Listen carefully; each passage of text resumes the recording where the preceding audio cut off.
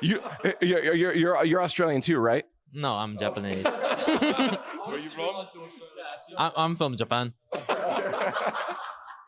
Well, so, on a serious though, I'm excited to see you guys here because you've played on here before, obviously on a different team though, yeah.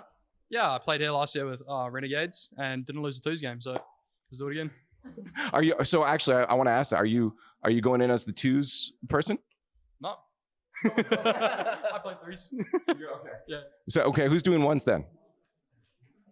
Vert? Yeah, I'm doing the ones. Yeah, can't wait. Okay. I'm pumped. Are you like it's gonna be like you've been practicing? A lot, yeah. I can't say anything. I can't disclose kind of thing, but I'm pumped. Is he good? Yeah, he's good. Okay. I asked the guy that's gonna be nice about him. I should ask you: is he good? He's been working on the craft, to tell you what, and yeah, just wait. Something's going to be spicy. That's all I can say. On a more serious note, though, like, how excited are you guys for this? Because this is sick. Right after Worlds, being able to come do another event, and like it's stacked this year. Like the amount of teams here are so good. Are you ready? Feel warmed up because of Worlds and that? Yeah. We couldn't make top 16 on the world, so we're definitely gonna make top 16 this event. Top 6. Because I remember at Worlds you said at least for next Worlds top 12. Yeah. I figured that might be your aim coming into this weekend, but top 6 is the aim into this. 16. 16. Okay. Yeah. No? Well, I like that. I like the idea of top. 24. Well, no, we're making top 1. Yeah. We make top 1. Top 1 right here, baby. Let's go. I like the idea of minimum top 6. I know I misheard him, but I think top 6 is a minimum. Yeah, definitely, it's a good goal. I mean, if we come out, we play our game. I think we do anything. So yeah, keen for it. That was the most generic coach answer I've ever heard in my life. Can we say it a little more like less generic? Yeah. I mean, I reckon on game day, anything can happen. If we come out, we can do it. Don't worry about it. Okay. Let's go generic coach answers. What was the question? How are you guys going to perform? Good. You have to give like 2 sentences at least. Very good. That's 2 words. Oh, 2 sentences? No, I think after Worlds, the way we performed, I mean, we're pretty confident and just go back into Gamers8 doing our thing. Okay, that was pretty good generic PR answer. How's your PR answer? If we play our game, we play 100%, and I think with all the practice we've been putting in, we're gonna make it happen. We're gonna make it happen for sure. So, but yeah, anything can happen. Okay. He definitely has the most practice with it. Generic PR answer for your team. How are you guys gonna do? We play as the best and make top 1. That's it. I like it. You know what? I think he wins this one. Okay. Okay. Well, I'm gonna let you guys get back to your very hard practice. Thank you, Team Elevate, and good luck. Thank you. So I found Oxygen sitting down and playing one of the greatest games of all time, Fortnite. You gonna get your hands on it? Might have to play soon. Get a prime back. I was pretty good in the game back in my day. Now not so good, but we'll see. I might get a couple of victory royales. All right. I'm like, hey, go for it. You got 30 minutes. Go. I want to ask though. Last night, people didn't get to see this, and I'm very disappointed. Your outfit for the football match last night was wonderful. Are we gonna get Oxygen changing their outfits, team outfits, to an outfit like that? Can we make that happen? If Rocky let me wear shorts on stage, I'll get a full kit with the socks, with the boots for the next LAN. So Rocket League, let me wear shorts. Have you tweeted the photo anywhere? I'm wondering if we can get that, because that would be wonderful. We get that on screen. I don't think I think Vert tweeted a picture of me and Rise wearing the full kits, but no. Oh, okay. You have a picture of the full kits? All right, if we can get the full kit, trust me, is absolutely wonderful. Would you wear that, Snasky? The full kit? Yeah. Nah. Yeah. You're the coach. You got to back them up. No, I'll go with the joggers and everything. I'll wear the full training kit. Okay. No, so I look more professional in the background. I'll let them play around with that. You know what we got to do is we got to get you like the medics to sit on the side with their big bags. We'll get you carrying a big bag. What would be in the big bag? Water, maybe some like I don't know, moisturizer. What would be in the bag? So that'd be hand warmers. Those are necessary. Ice packs, since Archie's prone to headaches apparently. our heating pads as well, because we got to swap it up, you know, like first ice packs and then heating pack. What else? That'd be like some players use something to dry their hands. I don't know what it is. A towel? No, not a towel. No, they use like the sticky stuff. Was it like the gamer glue? Yeah, it's chalk. Do you guys use you guys? He's lying. Stop lying. Chalk, bro. What? The rock climbing. It seems. Yeah, and powerlifting, and like we'll bring it into Rocket League. You'll never let go of your joystick again. You'll never slip. It'll be perfect. Your controller's gonna be nasty though. Oh yeah, that sounds like you need a new control every 2 seconds. I found the OG, the man himself, Chrome, just chilling out. You're just hanging out in the lobby. I'm just here, you know, ready to take over. It's my time to shine. Yeah, so that's the big thing right now for you is you get to play in this tournament, and like it's not like this is just some one-off tournament. This is all the best teams, and you get to. Are you excited? A little. I mean, my playing days are definitely past me, but I'm excited to get back on the sticks. I mean, been getting my reps in scrims and been looking all right, you know. Just hopefully not get last place, but you know, here we are. Yeah, well, I don't know. Yeah, there's a lot of good comments. I will say for your sake too, I hope not last place, because that'd be good. I saw someone, I think it was we should not name them, but the subreddit, I think someone asked, can you do a flip reset? Yeah, occasionally. I mean, I'm not going to go for one. It's pointless because my job on the team is to make it easier for my teammates. So I'm not going to like slow down to play like that. And I mean, if I have to, I'll take a 50, but my job's to open up space for the guys. So what's your game plan going? Like, if you guys worked out a game, well, I guess you're not going to tell me that, but like, are you just going to stay grounded, be annoying? A little bit of both. I mean, my job is to like force the play from the other team, so make it so my teammates have a free ball. Like Miss is, you know, historically a third man, and first killer is disgusting if he has space. So I'm going to do my best to just like make sure they're both shining in their positions. So you're going to do what I call the diamond challenge, just no brain challenge everything. I wouldn't say challenge everything, just know when I can and can't. Like, I'm not just going to throw myself at the ball with like no boost if I can't get to it. It's dumb. I'm just going to make sure if I can make a challenge, if I can't, I'll let the guys know they have to go in. Now, obviously, you want to see your players as a coach play the game, but there had to be, what was the initial emotion when you're like, okay, I got to play? Was there like did a spark reignite in you to be like, I get to be on stage again? No, not really, actually, because it's been 3 years, so it's like I'm kind of a coach now. I honestly felt like regret and sadness because these guys are coming here to play for a lot of money and want to win, and the fact that we can't get a third it kind of sucks. So at first, it, you know, wasn't the greatest, but you know, here we are. We just got to accept their fate and just have fun with it, I guess. I'm just the one thing I'm looking forward to is seeing Chrome scored. Oh, it's gonna happen. Yeah. It's not. It's gonna happen. Like, it's besides the point. Do you know who your first matchup is? We play Kansas City Pioneers. Okay. Confidence level? I mean, I'm very confident in Miss and first go to take the 1s and 2s. So, I mean, I know for a fact we could steal 3s game. 3s is probably the easiest mode for me to get involved in. And I'm not completely that bad. Like, I know how to play 3s at the highest level. I've been watching, I've been spectating it. It's just the only thing I'm lacking is mechanics, but I'm up to snuff, I think, in terms of speed. I think I've seen you putting in the work too. I saw your RL tracker go shooting up. Yeah, shout out to Marky. Me and him have been grinding 2s together, and it's been fun, yeah, because we were staying in Berlin for their boot camp, and me and him have just been going at it, terrorizing the ranked 2s in EU. What are you going to learn playing with Marky? I don't know. Just honestly, just remembering how to play the game again. It's been a while since I played the game. I took a massive break. Yeah. Are you having fun? Honestly, no. Yeah, I've actually been having fun because playing ranked 2s in EU is the sweatiest thing ever, and it's more my style because I'm a very aggressive player versus like NA or like even here when I play in Middle East servers, like everyone plays so passive and so safe, and I'm a very like in your face player. I've always been that way, so it's definitely been more my thing. So did you guys stayed out the whole time, obviously, right? Like you got boot camping in after Worlds? Yeah, after Worlds, we took a small flight to Berlin and we were there for a week. Nice. Again, I'm just as someone that used to watch and commentate your games, I'm very excited to see you back on the field. I'm hoping it goes well for you. And again, as I said, I'm looking forward to a Chrome goal. You don't need to hope, it will go well. Okay, thanks. I'll let you get back to it. Go practice. Okay.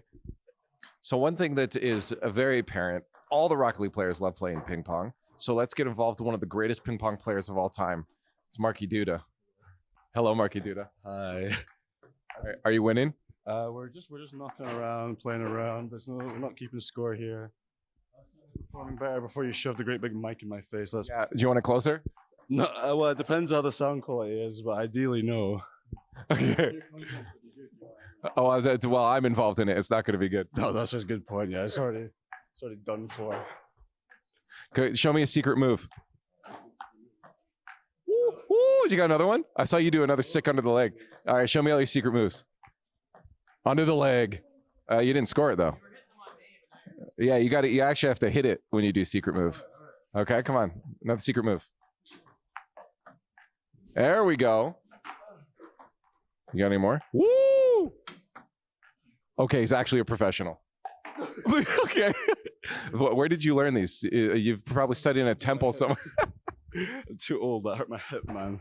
I learned these in my garage. Like, Oh, I thought it would be a secret temple. no.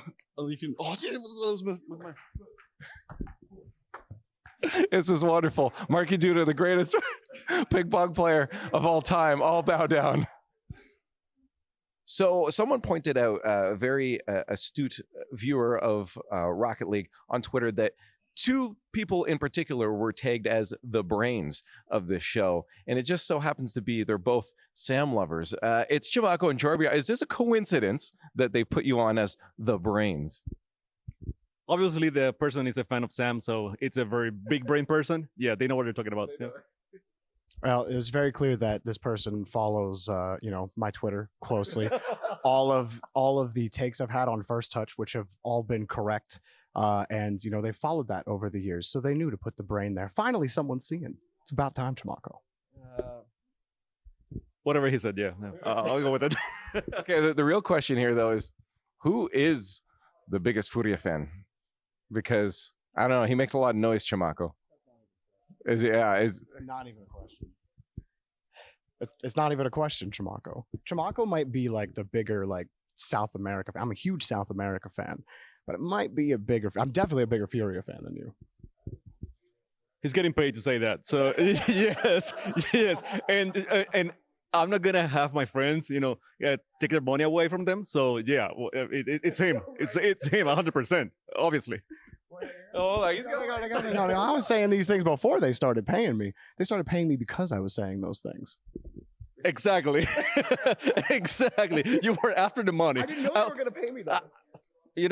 I was having the what is it called, the scarf and everything else. I had the flags before it was even a thing. I was bringing the flags to the event, but they decided to go with you because it's a business thing. So that's fine. That's fine. I don't have any problem with that. Okay, cool. You're the biggest Furia fan. It's because he's louder. That's the only reason. He just he just gets attention because it doesn't matter if he's right or not. He's just louder. I think no. To be fair, I think he always tries to be right. He doesn't go just for the attention, and that's it. Keyword is tries. Well, I mean, we all try. We can't. The brain next to their name? Who's got the brain next to their name? Come on now. You can't. We can't be right 100% of the time. I mean, we're not Johnny Boy, so I mean, we're gonna miss every now and then. I think Johnny Boy was wrong recently. Prove it. Oh, if I go to @tbates on Twitter, I'm sure I can find many instances where T Bates is telling me how Johnny Boy and when and where Johnny Boy was wrong, and we all know that Bates is never wrong. Yeah, Bates never wrong. Hashtag Bates never wrong.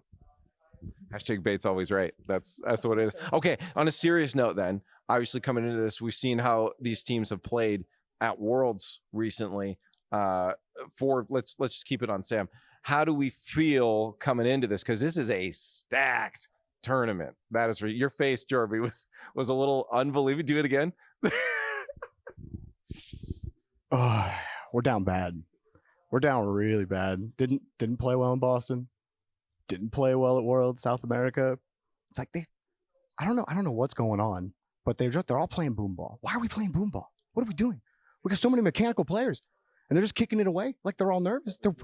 they're way better. They're way better than this, Chimako. You know that they're better than this. I know that they're better than this, but everyone's ready to write them off. I'm not there. Wait, you said we're doing bad, but then you're not ready to write them off. I kind of everyone has bad spells, and that's what I think. I mean, they had the opportunity to go into this events and get the experience from those. I think. I mean, if we're gonna say that they are on a down slope, then we shouldn't be counting V1. You know, as and we're giving them a chance as well. So I think Furia has a chance, especially with Janks in 1v1s. He's still at the top of the leaderboard in 1v1s.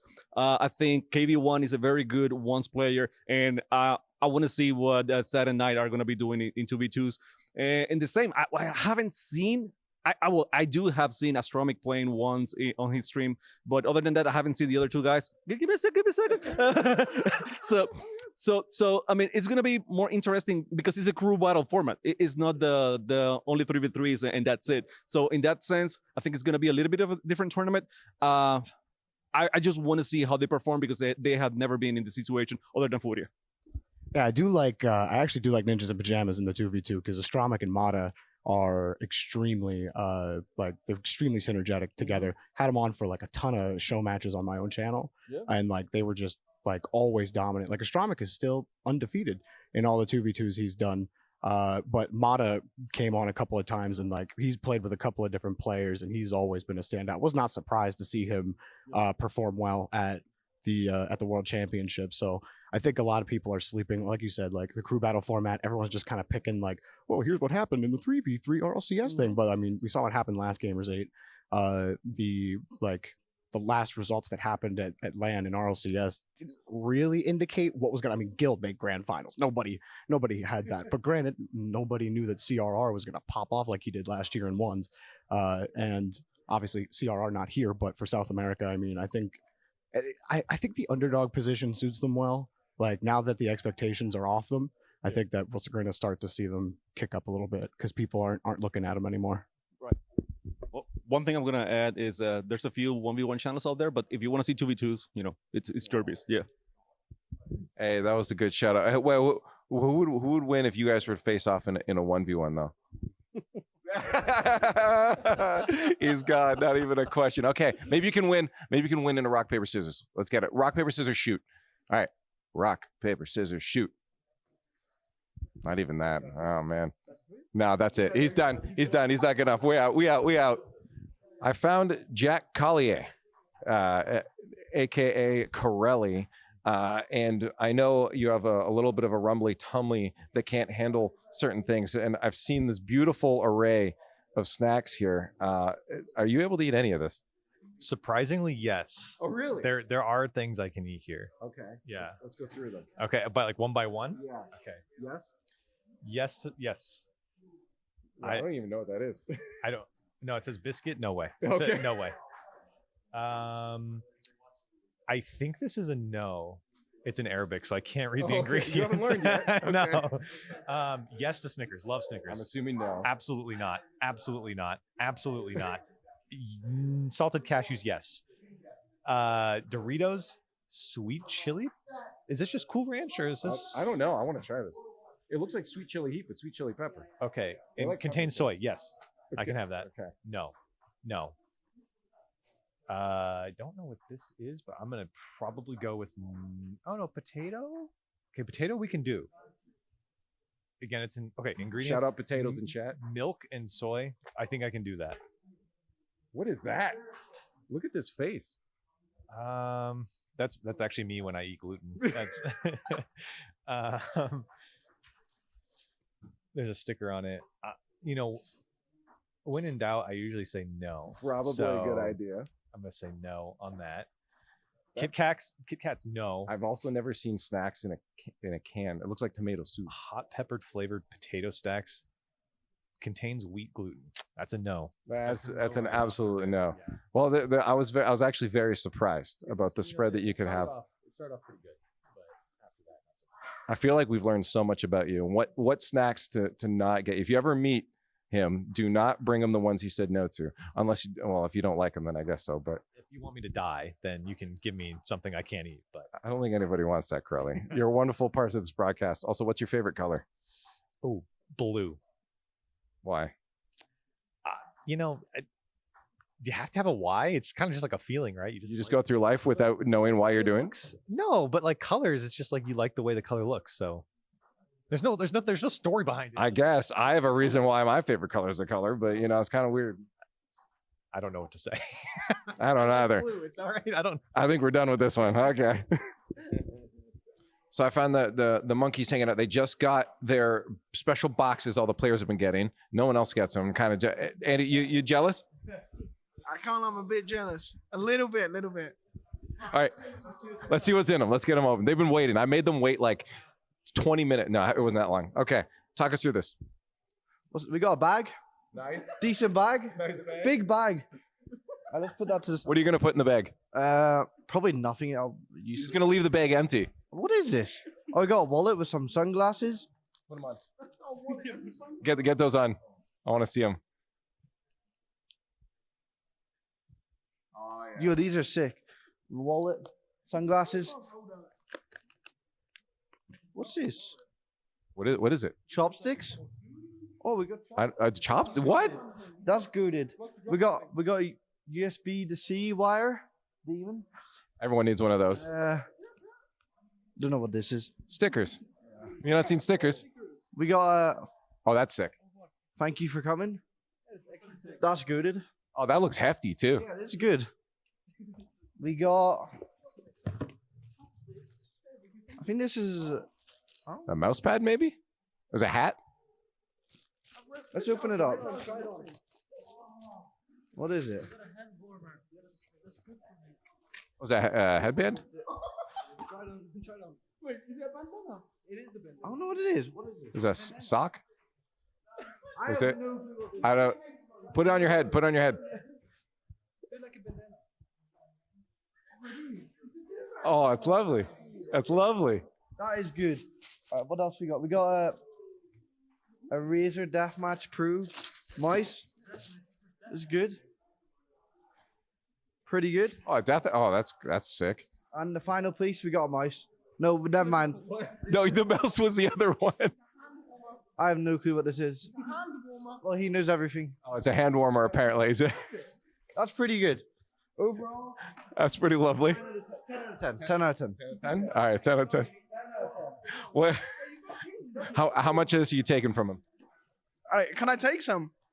I don't know. Go for it. It's up to him. Just don't get caught. I found a pin that says K-pop. We all love K-pop. Not me. No, I have to count this. You gotta put some stuff in the bag, bro. You put the do-rag. Put something in the bag. Can I have the do-rag? Give it in. Let me have the do-rag. I'm gonna take the do-rag. Absolutely sick. Yeah, they are with fingers. What is this? I got hand warmer. Get it open. You look like a pirate. I think the mice and the Gamers8.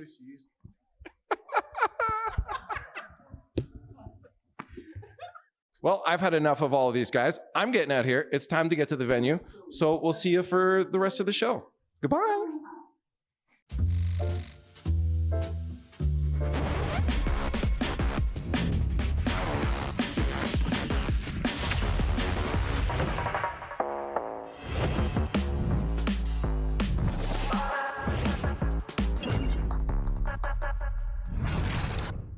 Progress is a race that has no end. After every finish line, another challenge awaits. How can we continue to push innovation in a sport at the forefront of technology? This is how.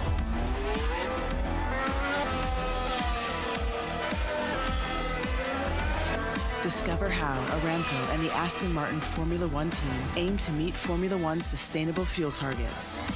Aramco, powered by How. There is a place where you can elevate what's hidden inside, where you can reframe yourself. Sonomi means the new you. The you can step into. Because when we know who we really are, we become unstoppable. Enter new dimensions of you. Sonomi.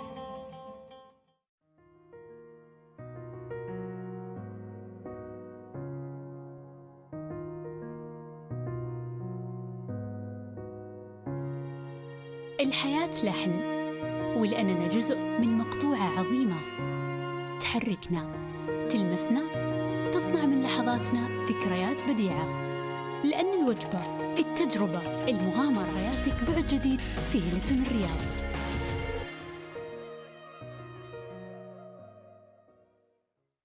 All new Honor 90.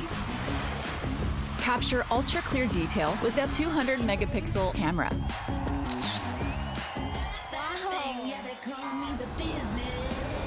Care for your eyes with risk-free dimming display.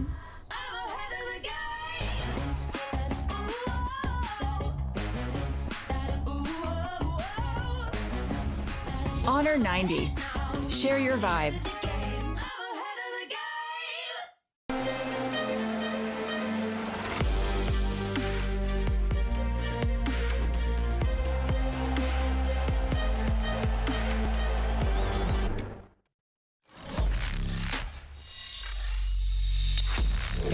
Open your eyes. When you look into my eyes, tell me what do you see? Tonight, I'm gonna show you the wonders of the mall. Hey, I got nothing to lose. I got nothing to lose. I need warriors. So is this what you wrote in? You wanna war? Show me what's up then. Now we ready to bust in. Take everything. Take everything. Leave 'em with nothing.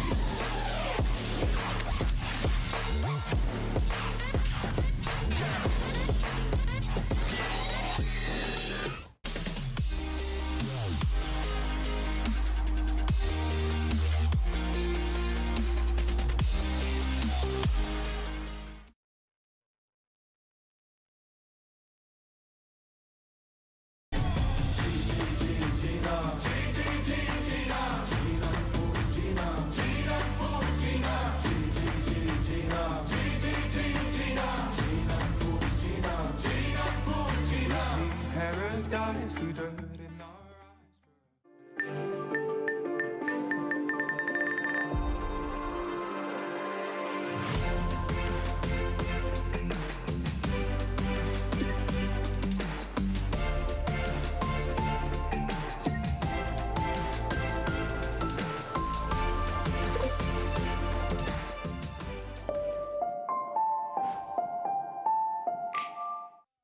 Ooh, I'm doing damage control on my heart and my soul.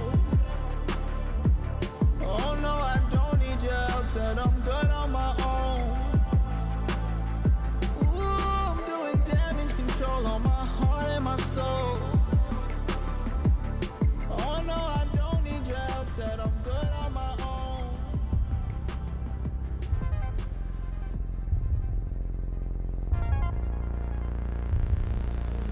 When the moon rises, the flame is ignited.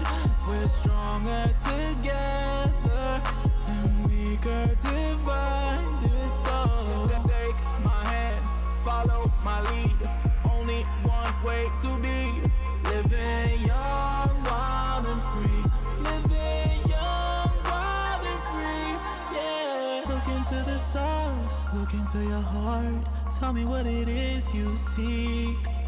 Jupiter and Mars fall into my arms. I got everything you need. Oh, don't wait too long. We don't have much time to spare. This could all be gone tomorrow. So all I need right now is your love. You're taking me higher, taking me higher. So when the moon rises and the flame is ignited, we're stronger together and weaker divided. Yeah. Take my hand, follow my lead.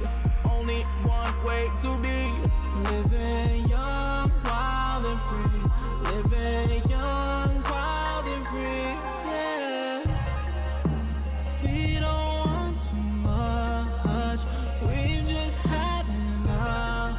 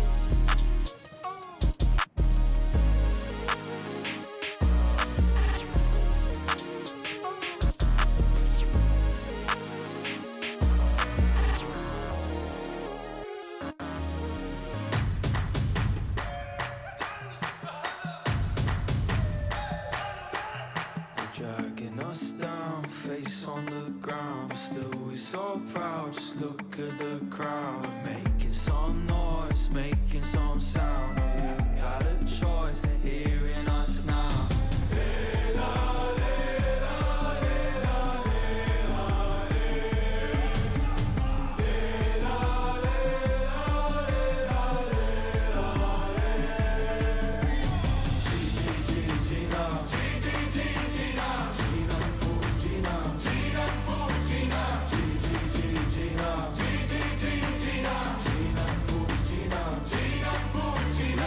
Paradise through dirt in our eyes for us. Oh, actually, I'll try, actually, I'll fight for us.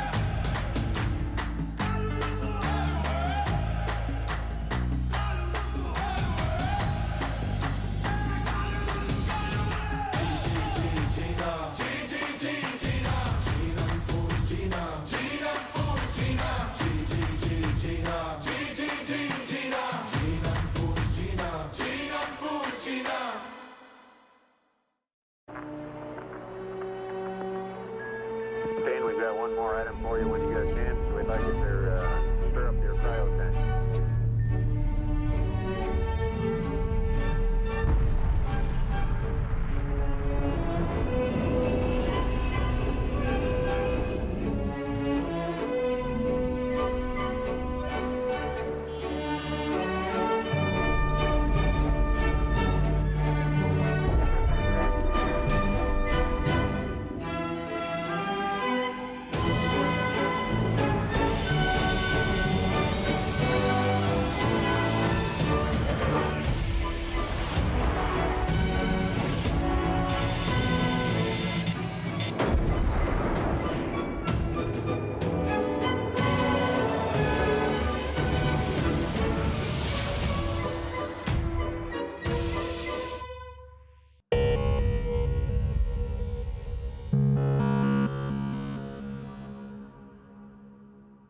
Once again, welcome to the Riyadh Boulevard for day 2 of Gamers8.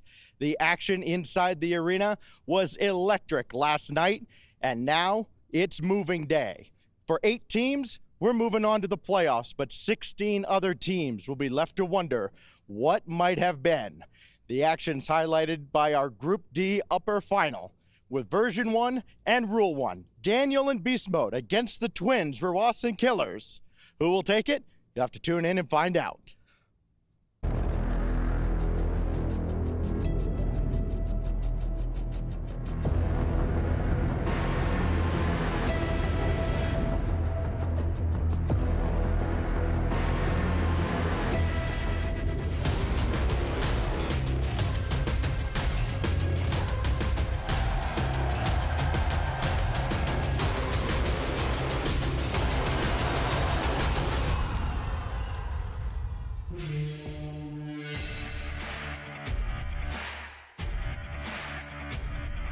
Well, Stacks has already done it, but I want to do it again. Welcome to day 2 of Gamers8 here in Riyadh. We're going to get you all prepped up and ready to go. I'm Leaf X, and the show is all about me.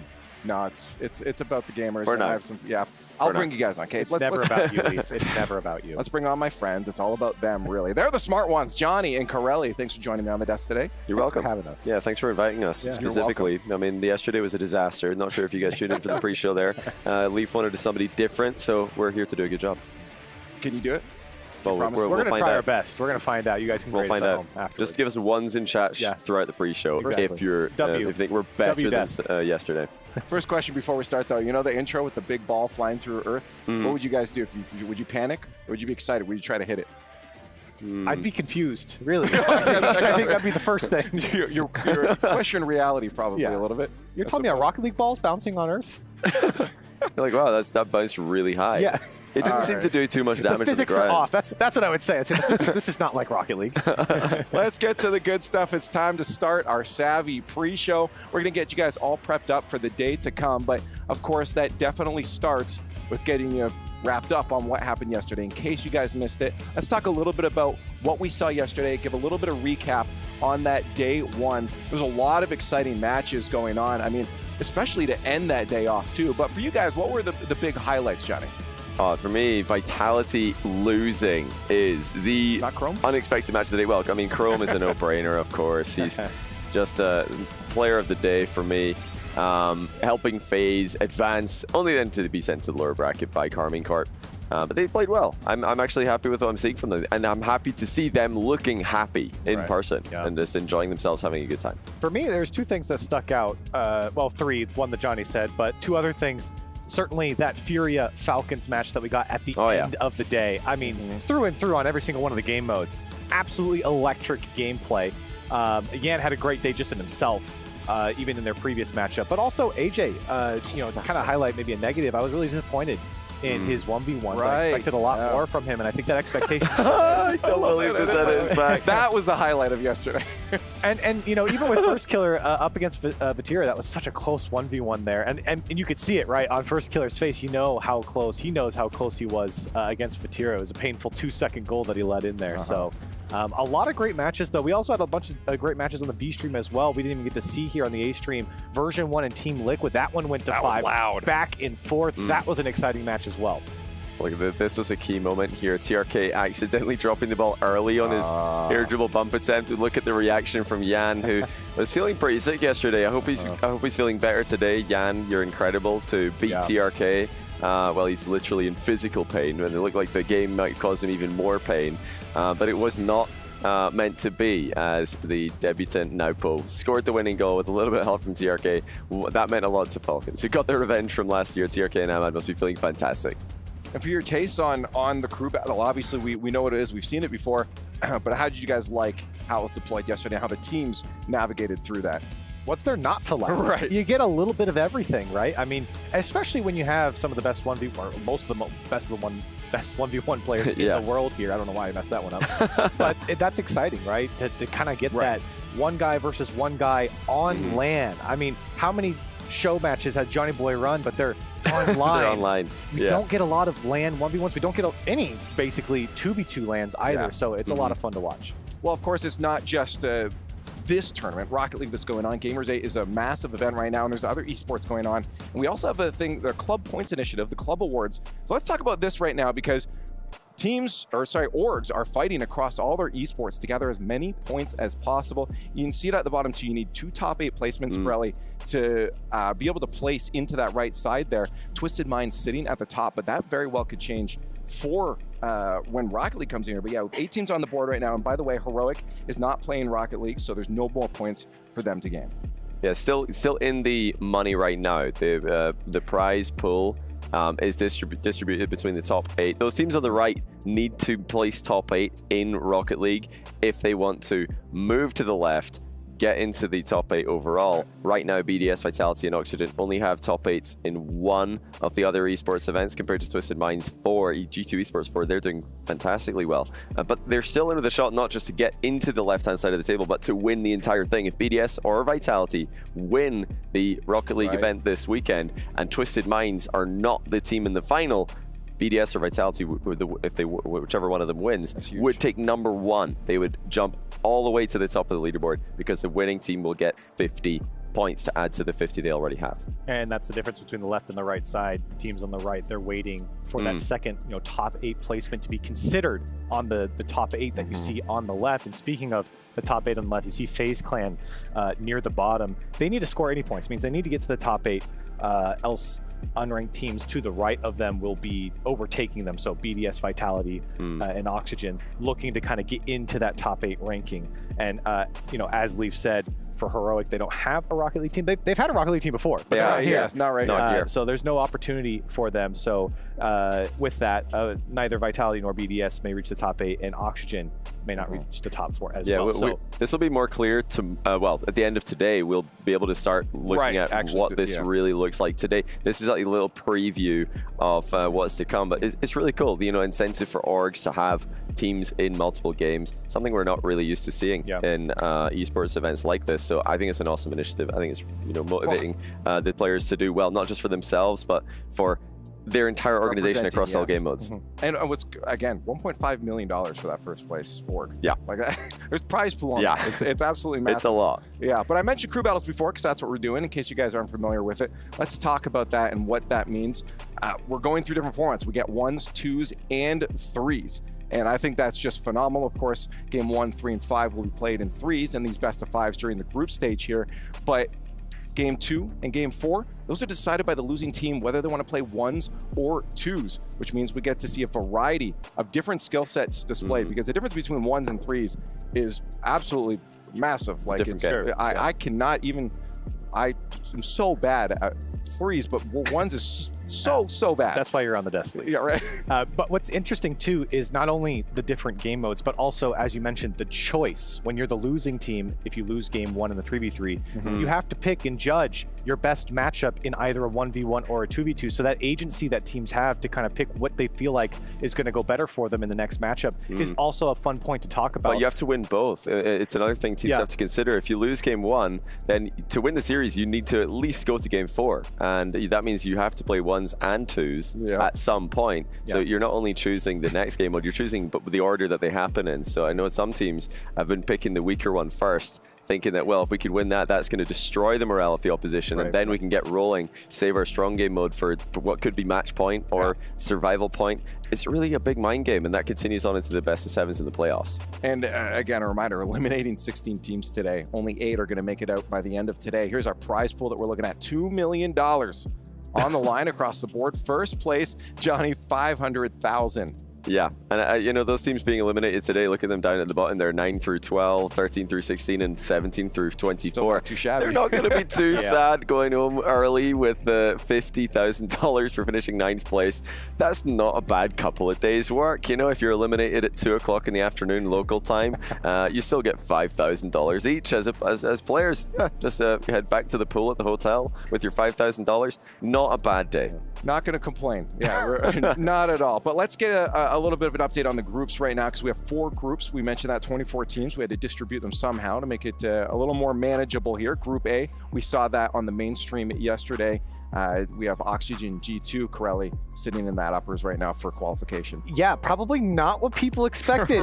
Probably not what they expected. Vitality dropping to Oxygen in a masterclass there from Joyous in the 1v1 against Zen as well. But Oxygen also getting it done in the other game modes, which is important to point out. On the bottom side there, the upper bracket, G2 and Optic. G2 really cruised through that series. Optic got through Gladiators, but Oxygen, G2 in the upper bracket. And I saw, I think it was Flitz tweeting. He goes, "Oh, I get the opportunity to play the best team in the world in the lower bracket of group stage.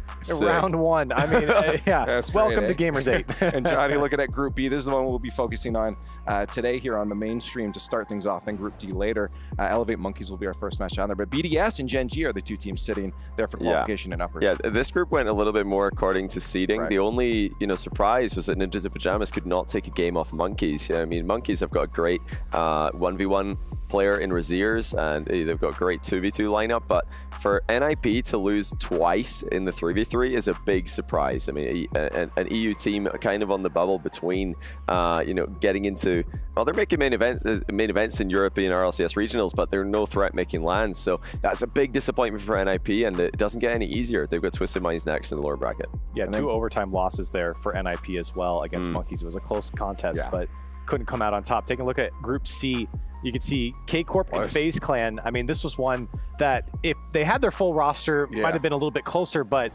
K-Corp taking care of FaZe Clan in a 3-0 with a very exciting first killer in Vatira 1v1. And then, of course, I think the match that we all enjoyed last night, the final match, which was Falcons and Furia. If you didn't see this match, stop what you're doing. go and watch Johnny, it back. did you watch it? Yeah, I got a decent view of that one. I had a great time. Front row seats. Great time watching that one. I mean, it's turning into a great rivalry, and we could see it again, even multiple times. So I'm looking forward to seeing more of those matchups throughout the weekend. And then looking at Group D, of course, version 1 and Rule 1 are sitting there in those uppers. Again, Rule 1 just stomping their way through it too, taking down Team Secret 3-0, Corelli. Yeah, I think a lot of people expected Rule 1 to do well just because of the composition of that roster. They have a similar vibe to, you know, the likes of Vitality. And then the other matchup there that we mentioned a little bit earlier that was on the B stream, that Liquid version 1 matchup. That was an exciting one. I had that one up on the monitor as we were casting the streams here. And that one had an overtime in a 2v2 and then a great 1v1. Between team Atto and Daniel as well. Atto taking down Daniel there 7-4. So that was also a great series to go back and watch. Fantastic stuff. And, you know, V1 really showing up huge, showing, I think winning 3v3 is probably the biggest thing for them because everybody already rates them as a 2s team, Daniel beast mode and Daniel in 1s, but 3v3 is where they fell short. 3v3 is where they need to perform, and so far they're doing so. Team Liquid with a bit of a disappointing result there, but they have been inconsistent. It's not a complete surprise to see Team Liquid losing to a North American team. They're the one European team who have a bad record against North American teams, so that's you know, not a massive shock to anyone, especially when it's in the backstage arena. Com popping off. There's, you know, news coming in that his screams have been heard across borders, left, right, north, south. Everyone's been hearing him. He popped off backstage. Well, let's take a look at the schedule just so you guys know what's coming your way here on the A stream. We'll take a look at B stream in just a second, but A stream, of course, I mentioned we're going to be starting off with that Elevate Monkeys. I'm excited about that one, to be honest. I just love watching Realize, and the fact that, you know, they got 2 wins. Realize seems super motivated. The team in general does as well, but getting their 2 wins at Worlds is fun. But yeah, down the board, look at all those games. That's a lot of games. That's a lot of games.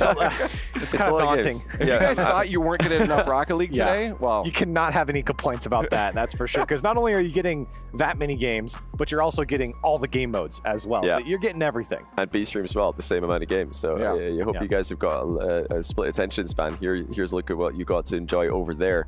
Just a nice, you know, starting slow there with Gaming Gladiators versus Vitality at 3 o'clock. Ground Zero, Optic Gaming. You know, no big deal for Ground Zero and Gaming Gladiators. It's good to start off in the lower bracket with the easier matchups. No, they must be must be pretty disappointed. I was actually watching Vitality Oxygen with Gaming Gladiators, Marky Duda and Maxiu. They were really hoping that Oxygen would lose. They did not, and now they're very disappointed. Charlie, I saw you pointing. Well, I was just I think it's so far. We had 20 matches today. Is that what it is? Yeah, between 2 streams. So I don't know. I mean, I don't know how we're going to do it, but I don't know how the viewers are going to do it too. I mean, there's so many great matches. Well, luckily the breaks are quick here, so I think that's the one thing that we're going to get. We're going to be rolling. Like you guys got to really time your breaks, time your breaks to grab water, snacks, whatever it is you got to do. Because we don't mess around here. We're going to be crunching out Rocket League content. Well, it's now time for our LG match to watch. We want to focus in on one of these matches. You saw it while we were glancing at the brackets earlier, but it's going to be version 1 versus Rule 1. There can be only one, Corelli. There can be only one. And I mean, this is honestly a lot of the upper bracket finals you could probably pick for the upper or for the match of the day. I mean, K-Corp Falcons, that would have been acceptable as well. BDS Genji, Oxygen G2. But this one, I think, especially including version 1's Daniel, but then how great Rule 1 is for this type of tournament. I feel like when these 2 teams are going to go up against each other, they might produce another series like we saw with Falcons and Furia. Yeah, and you know, it's going to be really interesting to see what kind of Rule 1 show up. I mean, they were great yesterday against Team Secret, handling it very easily, in fact. 5-2 and 2-0 being the 3v3 scores, and 13-4 being the 1v1 score. And you might be thinking, it must be a threes player who just got chucked into 1v1 harass. No, Team Secret chose 1v1. KV1 was playing. He's one of the best Brazilian 1v1 players ever, and he lost 13-4. Well, can I excite you guys for a second? I hope not. Can I make you really happy? Yes. Okay. I'd like that. Kickoff's getting close. Let's start talking about our first match here. Let's go. Of course, it's going to be Elevate versus Monkeys. I mentioned that just before. This is a fun one to start things off. I've been talking to the boys on Monkeys. They're just ecstatic to be here, to have fun. There's a fire lit under their butts right now. But the same thing goes for Elevate. I mean, Elevate coming off of those 2, the first win on land there for that region, and then getting 2 in a row. they are ready to go. So this is honestly probably still going to mean a lot for them. Sure, you got teams like FaZe coming in with Chrome. They're might be having a little more fun with the tournament, but for these guys, this is still a real big proving point for the roster. And Monkeys have had some success here already. You were just mentioning a couple segments ago, Monkeys taking down NIP in a 3-0 fashion, but even against Genji, Monkeys were able to take a 2v2 against apparently Jack and Chronic. That's not an easy feat there. Yeah. Although I think that if you've been paying attention to guys like Raziers and Smokes, that might not particularly surprise you as much. Those guys have been great in the 2v2, but Monkeys, they have kind of a sleeper roster here, and they surprised us a little bit in the qualifiers to get here. They push teams to the limit in their 3v3s, and of course with Raziers in the 1v1, certainly getting them chipping away at those games in these series. So Monkeys is a team that all one-goal games. All one-goal games. Monkeys, I think, are going to surprise people here, but Elevate, they got their work cut out for them, but it's a beatable team for Elevate, I feel like. It's within their range, yeah. Absolutely. And you see too, they brought the monkey. I've been told they might be bringing that on stage as well. So I'm excited to see if the mascot makes it there with them. But no, I've been hearing. I mean, obviously the Monkeys are gonna, hype up their own team. But man, are they hype on Smokes right now? Yes, well, Smokes is he's a 2v2 grinder. It's really how he made a name for himself in Europe, and now he's showing his stuff in 3v3 as well. They underperformed, in the most recent region split for RLCS. They were expected to perform a lot better than they did. Yeah, I love that we've got a 3D render of the monkey we actually there. got a 3D scan. Phenomenal of the monkey. stuff. That took a lot of time to get those 3D renders. But it's a great job production team investing the appropriate time. Oh my goodness! In 3D rendering the monkey, which is probably the most important piece of content they've made all weekend. They got a mascot here. I don't think anyone else has a mascot. That's true. Other teams dropping the ball. I got some pictures with the monkey by the well. Did you? Oh, I'm jealous. I got him like he kind of attacked me, but okay, maybe I'm not so jealous anymore. I'll watch it. I'll look at it from afar. Okay. No, well, that just shows the motivation and the fun this team is ready to come out. And I think in a tournament like this, that's about the vibes. It's about having just a good old time with Rocket League. I think teams like this are teams that could excel. But you're right. I think this is a roster that Elevate might be able to take down. Oh my goodness, I realized with this umbrella. He's the smartest man here. I didn't even think of that. That is how you avoid the heat. That's how you avoid the radiation that is absolutely pelting us from the sky. As a Scotsman, this is like a different planet for me, but yeah, Virtuoso at the front there, Cammy not bothered. They've got the shades on. Yeah, used to be so overcast, they can see where they're going. you? Yeah, I've not seen what the sun looks like for a long time. I don't think we've seen a cloud here yet. No. Let's be real. We're gamers. Yeah, it's not for any threat of rain. That is to avoid the sun. Good job there, Realize. Very smart. Yeah.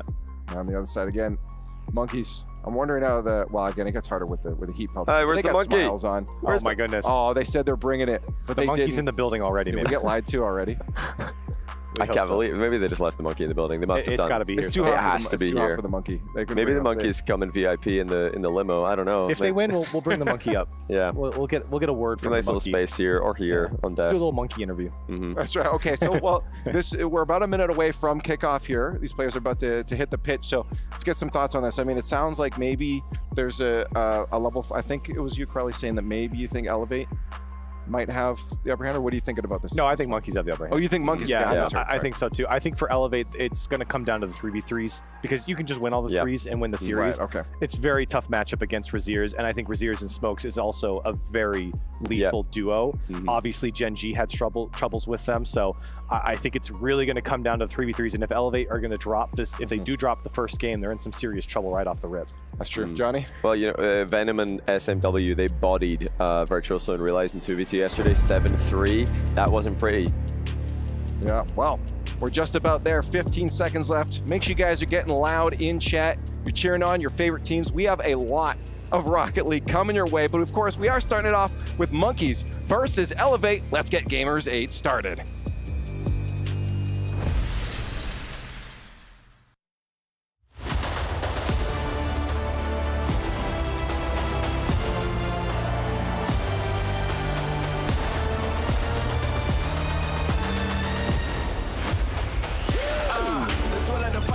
My night. With every win, we ascend a new heights. I'm sharpening my skills and I focus my mind. The pie nice in the heart of a line. A battle with pride is a matter of time. I become the most greatest. The victory's mine. We reach for the cup, and the tension is up. In the city of Riyadh, everybody's getting hot. It's not about luck. It's on the skills that we got it in national scores from all over the globe. Are you ready to show off and blow up the spot?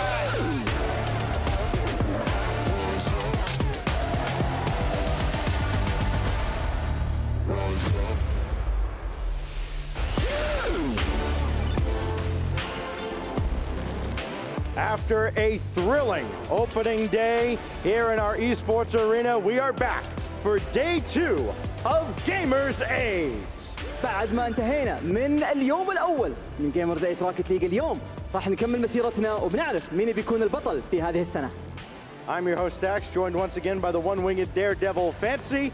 Yesterday we completed groups A and C through the first couple of rounds. They'll be completed, of course, on the B stream today, but here on the main stage, we've got groups B and D, and maybe the biggest matchup of the day comes in Group D later on, the upper final between Rule 1 and Version 1. See a 2v2 between Daniel in Beast Mode and the twins from Rule 1.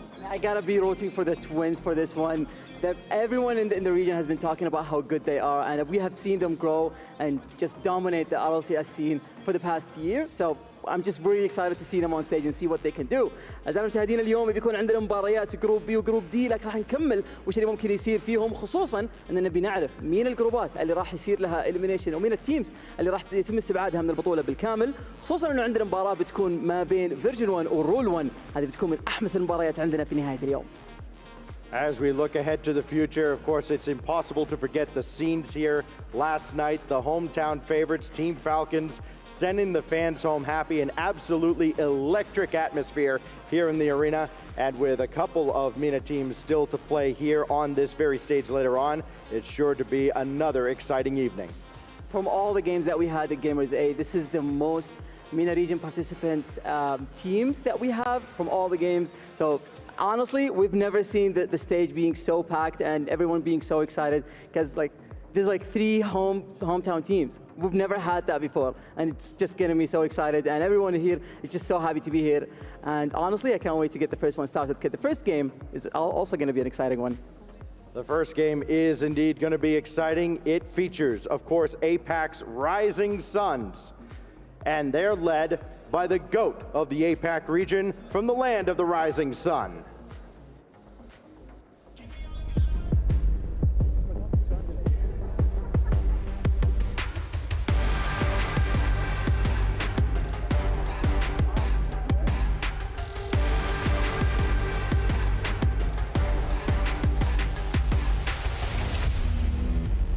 Please welcome Elevate!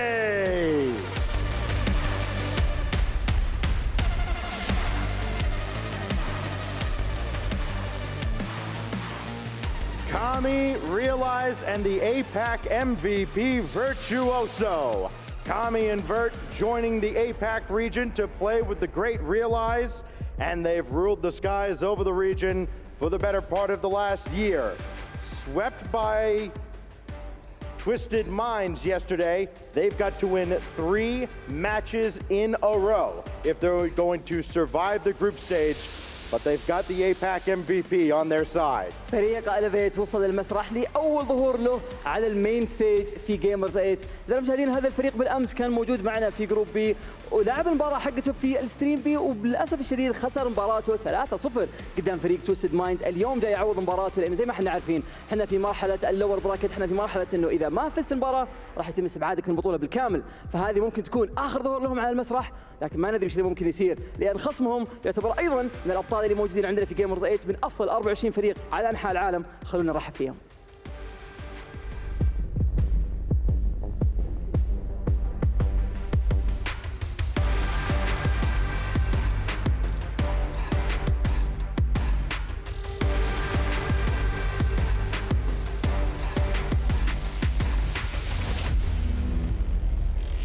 رحبوا معنا في المسرح مونكيز.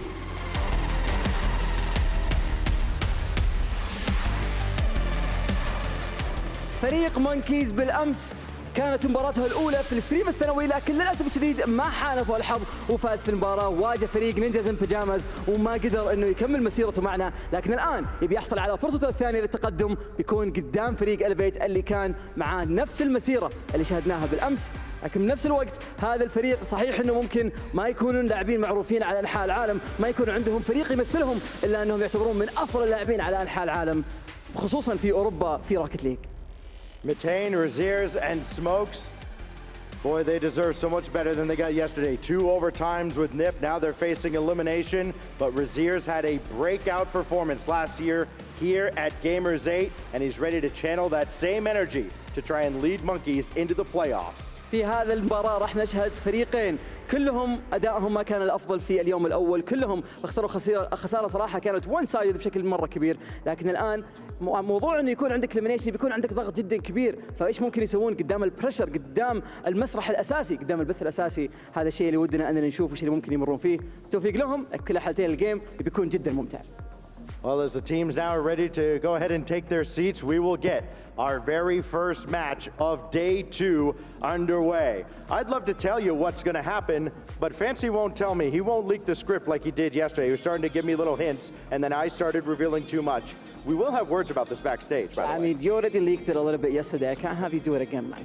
أعزائنا المشاهدين، خلينا نشوف شنو ممكن يصير في الجيم الأول. على طول راح ندخل إلى المباراة، نروح لما المعلقين بنتكلم أكثر وش ممكن يصير، بالذات في الكروبات الفورمات مع هذا الفريقين. في أشياء كثيرة ممكن تحصل، ما حد يدري وش ممكن يصير في الونز والتوز أيضا. فعلى طول مع المعلقين.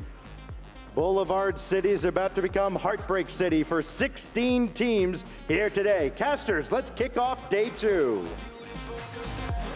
Let's kick it off indeed, Shamako. And, you know, that writer's room in the back for Stacks and Fancy, I can't imagine how heated it gets back there. Those two, you know, somebody needs to check on them, make sure they're all right. But, you know, Shamako, this one, Elevate. Their last life, realize, literally universally loved in the Rocket League community, coming up against Monkeys, an up-and-coming team here in the European region, unsigned but made it to Gamers8 thanks to the power of really Smokes, Raziers, and Matane. But that Smokes, Raziers 2v2 combo is especially nasty. It's especially good. Even in 3v3s, they do find each other a lot, and they're able to make a lot of damage. So this is one team that it's very hard to get prepared for, because you don't have that much data as for some other teams. So if you are in Elevate's choose, it's kind of tough, you know, because for some other teams you go back and you go find videos, replays, and you can get all the information that you need. For this team, for Monkeys, basically you only got the qualifier to get here to Gamers8. Raziers is one player that has been playing with other teams a lot of times, so even if you can get information from him, it's the different dynamic. It's not the same as he will play with Smokes and Meetin in this situation.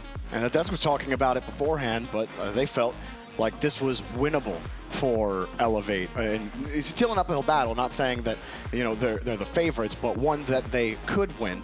And, you know, but Monkeys, I think they have a lot of power. You talk about Raziers and Smokes, they beat Appjack and Chronic yesterday in the 2v2. You know that's going to be difficult. Elevate in 3v3, they've got a lot of power there. If they're going to win this series, it's got to be in 3v3. They don't have a ones main on Elevate. 2v2, it seems like the cards are stacked against them. And especially when you have Raziers, the small modes are not going to benefit Elevate. Exactly. Raziers is the guy that thrives in those small modes. But we have seen Elevate do very well against ROCL's level competition. They finally won a few matches, the wildcards. Good matches, very good matches against teams like G1. I think they actually made a... yeah, they were able to get the win. So this is a team that has been on the rise. You know, they're elevating themselves every single time. So yes, yesterday they had a rough one against Twisted Minds. No shame in losing against Twisted Minds. That's a tough opponent. But they have improved. They keep improving. They keep learning from their mistakes. And you know, maybe they will be able to get a advantage on those 3v3 situations and game modes, and you know, maybe get the win. I don't know. You are looking at Virtuoso to kind of be the Reddles of the team, if you will. Maybe that's not fair. Virtuoso has been demoing people as long as Reddles has, but you know, clearing space for your team. Realize, I think, has looked excellent at times, and if they can create some space for Realize and Kami, then there's a real chance that they can take this team down. But you can't underestimate, haven't really said his name, Matane. Matane quietly consistent in just keeping the play alive in the midfield. He doesn't wow you in the front of the rotation, but he always keeps the rotation moving, quietly consistent in that way. And I'm excited to see more of Monkeys with Matane. But Smokes, the desk was also talking about him, and I've really enjoyed watching Smokes' come up, his 2v2 grind, getting up here and then actually making a LAN, and people are starting to notice him and be like, wow, this Smokes kid is really good. He's got another chance to showcase his skill here, as we're about to get ready. Game number 1, Elevate and Realize, trying to stay alive. Monkeys trying to hop over them into the lower bracket semifinal. The winner will face the winner of Ninjas in Pajamas versus Twisted Minds. That match will be coming up right after this one. But first, we got to get underway with our first match of the day. Elevate on the green, Monkeys in the orange. Now let's see how both teams fare here. Start the match. Nothing crazy right now. I mean, as usual. Okay, so something crazy. Something did crazy happen. No defense at all on the elevator end zone. Cammy trying to go for the clear. Very good read by Smokes. I mean, he was just on the wall waiting for that quote-unquote clear that Cammy was trying to get, and the pass was perfect. Monkeys up 1 with only 14 seconds. Running through the clock. Yeah, it did not take long. Like you said, easy to pick that one off, and another shot right in front of the defender. That time taken away. See what Elevate can do. You already see the first man going forward, looking for a head, looking for a chassis to take off the pitch. But another clear here for Monkeys. It was Realize, the one that was looking for the bombs. We mentioned that maybe Virtuoso was the one to look for the bombs, but it seems like he's getting everyone a little bit on the road of getting the bumps, which I enjoy. I think it's something very smart to do, especially with Cammy on the team. Cammy is a sharp shooter. I mean, he can shoot from every single corner in the field. So if you open up that net just enough, Cammy will be able to shoot through and get a goal. Another attempted clear. This time a good touch from Kami to break through the midfield. Ooh, Virtuoso wasn't expecting that high pop. He's forced back immediately, but he's got the read.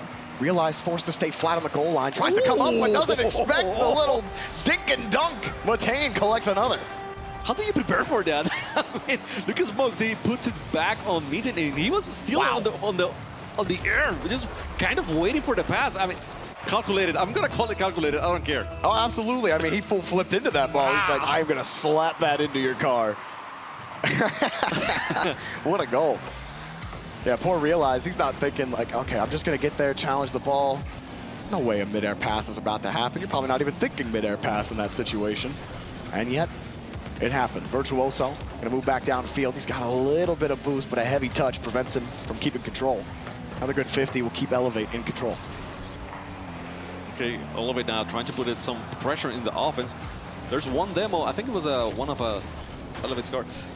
No, it was definitely Monkeys. Still, Monkeys now getting the clear with Zeers that doesn't control that ball. It's an open net, but not on target. It's gonna be Smokes now to go over Cammy. Cammy waiting patiently. He got the touch. Zeers reacts to that one. He's going for the pass now. No one there to get it. It should have been an easy clear, but I don't know what happened to Elevate. They decided to go with Virtuoso, and now Smokes was able to steal it. Yeah, don't know if Realize was called off on that last play. Kami in some trouble here. Got the first touch out. Demo opens up the back line. Raziers drops it off, and the double tap from Matane. He's got a hat trick. And we were not thinking about Matane as the powerhouse, the guy that was going to carry the offense, but so far, I mean, he's been involved. I mean, he got a hat trick, so he's been involved in every single goal from Monkeys. This is, I mean, I don't want to say unexpected, but at the same time, we were thinking that maybe Raziers and Smokes were going to be more involved in offense and Matane not as much. But I mean, that's a really good surprise for Monkeys. Now that was a nice pass from Raziers, and Smokes also setting up one as well. You do have some of those passes coming in, but you're right, it's not Raziers or Smokes scoring the goals. Matane just in traffic. He's just got to put the ball on target. Made that one work with a little double tap. And Elevate, not how you wanted to start. Realize, jumps back. Matane's making a bite, faking the first touch. And Smokes gets a free, he does not get a free touch. Raziers forced back to cover. The free touch almost became something very dangerously for Monkeys. Now they're trying to get the clear off the wall. It's going to be coming for Virtuoso. Virtuoso saw Mitane on the midfield, so he decided to wait for it. The passes are good for Elevate. They tried to make a shot, but too many defenders for Monkeys to defend that one. Yeah, you got to work a little bit harder to break through that Monkeys back line. And another solid 50 game from Raziers in the corner.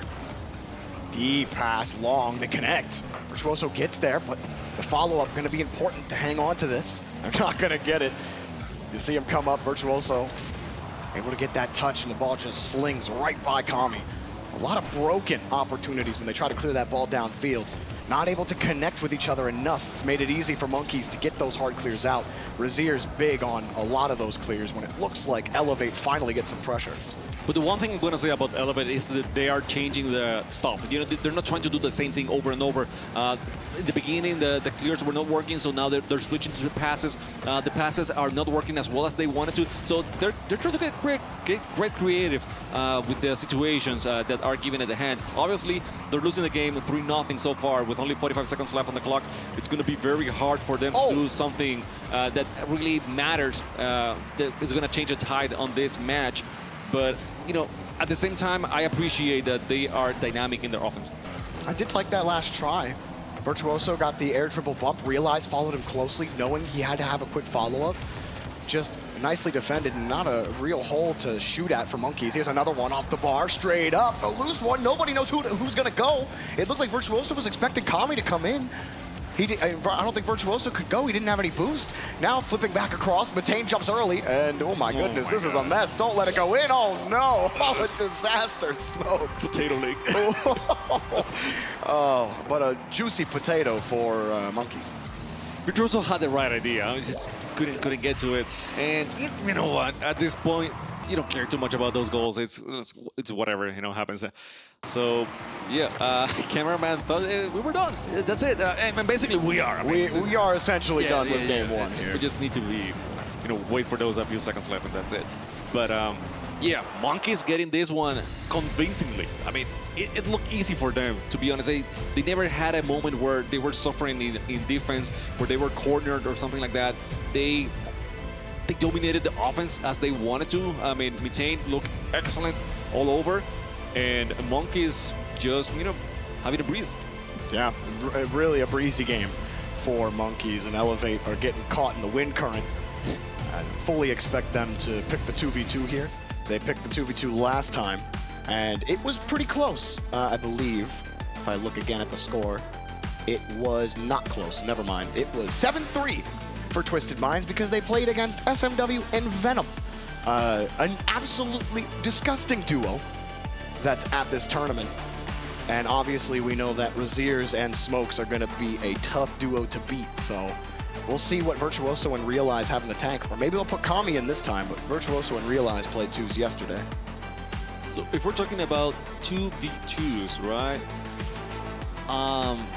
Smokes and the Raziers lost 3-2 against Alpha and Zen, you know, on the qualifiers here. So that's pretty good. That's pretty good. That's pretty good. And then they beat Oxygen. Right.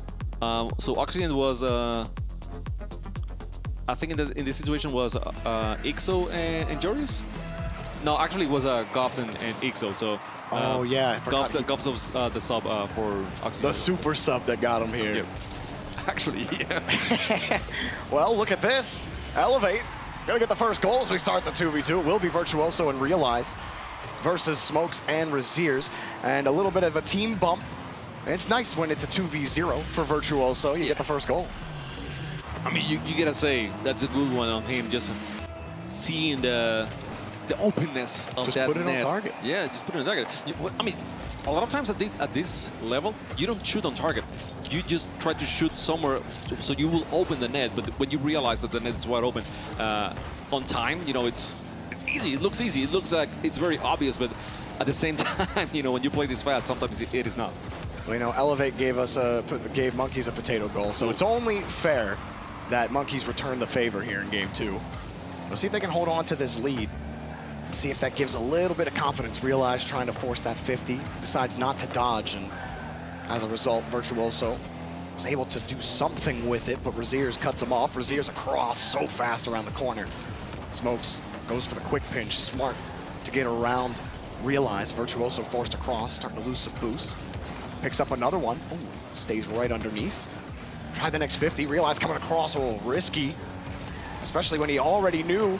Whoa, my gosh, what a save off the post. And he got it again, but Smokes is there. He got one. He's looking for the board. He's got two. He's got three. What a goal! What a goal indeed. I mean, just thinking about it, okay? So he had a straight shot against Virtuoso and decided, nope, I'm not gonna do that. He gets the reset and then puts it over Realize, I mean, just behind Realize was just getting into the net to defend and help out as much as he could, but it was not enough. And so Smokes taking both defenders on that play. Taking mechanics, you know, big brain, everything together in that play. Oh, Smokes getting bumped out of the way, but immediately closes the space down, and he's got a man downfield. It's Raziers on target! Again, a super play by Smokes. Very, very smart. He waited a little bit before it didn't show in the replay, but he decided not to go full force, take the ball in, and make the allow his teammate to go forward, and then makes the pass to Raziers, which was you know, in a place where it's so hard to defend. And now the Raziers has a 1v1 situation against Realize. What a my goodness, a zoomer from Raziers. Not only with the recognition on the last play, but also the beauty on that one. I love a little bit of flair on my goals. Shimako, how about you? I love it. I never put it like that, but yes, if I could, 100% all the time. I mean, so much power on that shot and so well placed on the net. It was, I mean, you can only feel that for Realize in that situation. A tough game right now for Elevate. As Raziers is locked in. Smoke started it off with a banger of a goal. Elevate not able to respond, only that team bump giving them the goal. And look, a high flying goal for Smokes. Oh my, he missed it off the post. Oh, the crossbar, everything not going Smokes' way there. Will remain 3-1. You cannot, you know, you have to be paying attention the whole time, because every single time that there's going to be a clear from Monkeys, there's going to be someone else up front. I mean, it sounds weird because it's only 2v2, so it's only two players on the field, but at the same time, they are trusting each other so much that the passes will come through, that they are forefront and waiting for that situation. So every long clear is going to become a possible redirect towards the net, and that's very scary if you're Elevate. No boost here for Elevate either. They've been getting starved all game. They've had to pull off so far, and that's just given Monkeys a ton of space to play with on the field. It's what every twos duo dreams of when they're queuing up ranked twos. You hope that you just dominate and you can do some sick mechanical plays, get some nice team passes in. It's exactly what Monkeys are doing right here. Elevate really struggling to get any kind of consistent possession. Virtuoso forced back on the wall. Not a lot of boost, but that one easy for him to handle. Now he's going to get demoed with no boost. The Razier's chasing him down. He's avoiding him. He got the boost. Realize fakes the challenge. Wow. Not a bad idea, but Razier's a massive pinch. How? I mean, the pinch was clutch in that situation. They were starving in boost. It was a good moment for Virtuoso because he had stolen the boost from that corner, and he just needed to make contact with the ball. But the pinch came in through, and it resets the whole play back over. I don't think Elevate have put on a shot since that first goal. Oh, Raziers, this is sick. If only he had more boost. Oh, he still gets the 50. Realize get something down to Virtuoso. Oh, not a bad idea. You see him bump the defender into the corner and then try to set that one across, but unfortunately, the second man for Monkeys comes right in. And there's another 50 for Elevate, not going their way. Smokes was just parked on the side and goes right underneath the defense. They're rolling through Elevate. Well, Smokes is just a mind game player, you know. He just baits you into thinking something. Virtuoso, you know, it's. Matane and Andy are playing rock, paper, scissors. Big chillin' during this game. Wait, I didn't see because I looked over again. Who won?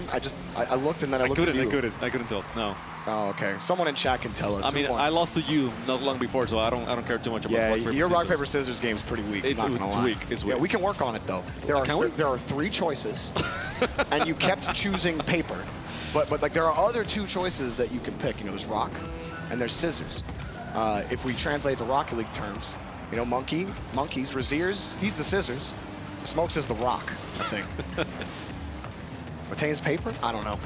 I don't think this analogy is not working for me, to be honest with you. It's not working for me. It's not working for Elevate as well. It's not. They have had a lot of good... Oh, no way. Oh, Razier's! Give him the space, and he will absolutely destroy you. A 1, a 2, a 3 into your net. That is absolutely gorgeous. By the way, Virtuoso had a full tank of boost, and he just couldn't tell what to do with it. It's just like that. It was too pretty. Yeah. He was stunned. I was a little stunned by that goal, not gonna lie. Oh, monkeys, all the momentum. There, wait, Shamako, elevate back to the 3v3s. That's not a good sign. It's the way they lost here. It's a 5-1. They didn't do much on the 3v3 on the first match as well. So this is not looking good for Elevate in any means. I was saying that they had some good ideas, but at the same time, Monkeys is able to shut them down every single time. It doesn't matter what you bring into the table. Monkeys is ready for that. Elevate. They had a couple of tries in that 3v3. I'm curious as we watch an absolute highlight reel from Razier's and Smokes, although the German really took over in the back half on the goal scores. Love that one from Smokes, but I just want to look at that double. No, why? We got to see the whole double reset. That's okay. We're definitely going to see that. Something tells me that's going to be play of the game when we go back to the desk. But maybe it's not over. Maybe Elevate have the reverse sweep in hand here, Chimako. They got it. They got it. They cut that too. We don't know the result. No, we're double do. Yeah, unfortunate. So, one thing here is that who are you picking now for MVP? Like if you're on the desk, because Mitane definitely had a better game 1, but now in game 2, I mean, both Smokes and Razier's, it was like a half and half effort. I mean, they were so good, both of them. I'm picking Razier's for the flash. Also, Razier's had 2 sick passes to Mitane in the first series. So, like, he had that one off the corner, and then he set him up on another one. Wait, what was the one where who set up Mitane on the where he just hit it into him on the midair pass? That was Smokes. Smokes, okay. That was Smokes. Yeah, Smokes did that one. So Smokes is the big brain guy, and Razier's is the very flashy one. Yeah. Well, I mean, Razier's has a brain too. I mean, no, I hear you. Bigger brain, you know. You know, we got to stop putting Rocket League players in boxes. You know, it's like you're either mechanical or you're smart. Which is like, if I call you mechanical, that means I'm calling you dumb, and that's not nice. That's not what we're saying, Jorby. Right. But mechanics make you smarter, don't they? Mechanics make you Mechanics smarter. give you the ability to be smarter, but they don't necessarily make you smarter. I don't know where we're going at it. You know what? This is a discussion. Elevator trying to score. There's a double tap for Virtuoso. Elevate on the board.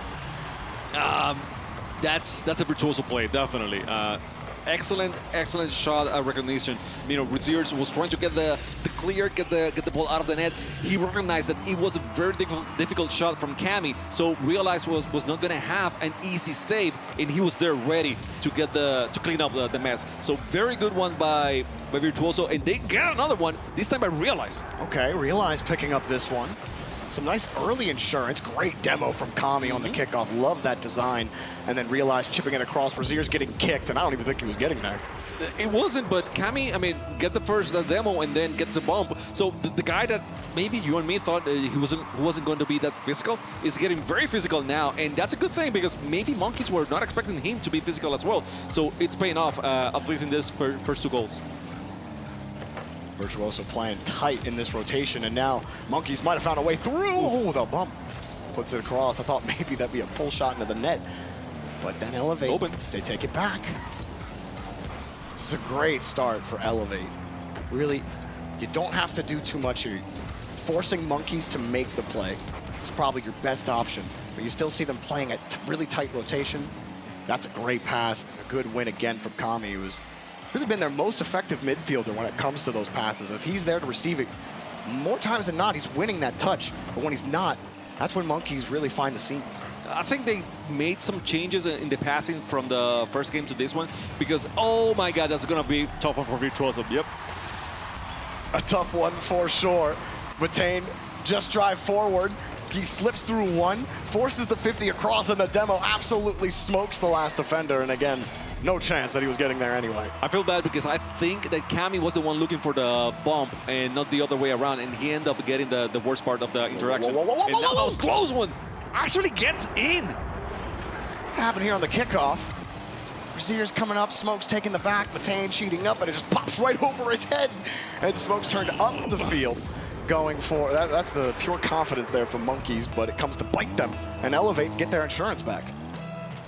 Elevate getting the best of the kickoffs here. Now another demo. There's a bump of Virtuoso, still have the shot. Oh my god, that was close. What a save by Smokes. The defender was coming in quick, but he had that right side of the net, tried to hit it just a little too close to center. Monkeys plenty of time to get another demo play like that. Elevate can be put on the back wheel, but it's Monkeys that are the ones forced to respond after some completely gaffed kickoffs. But Elevate will take it, as you've been taking your hits so far in the series. And up by 2, establishing some confidence.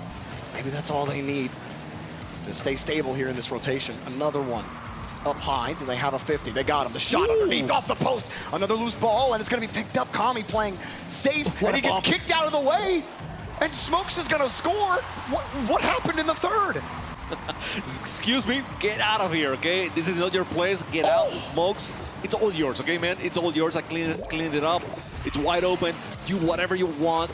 And now we have only one game difference game. 1 goal difference game. I'm sorry, guys. I'm sorry.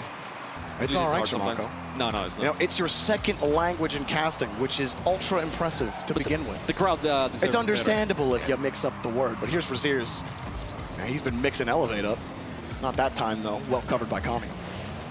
Virtuoso now trying to get the best of that 50, and he actually does.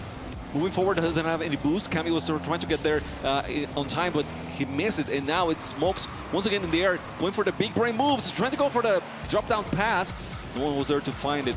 Matane on the back end, getting demoed. Shot, a weak shot by Elevate. Actually, I'm disappointed. I don't like those shots because it's basically giving the ball away.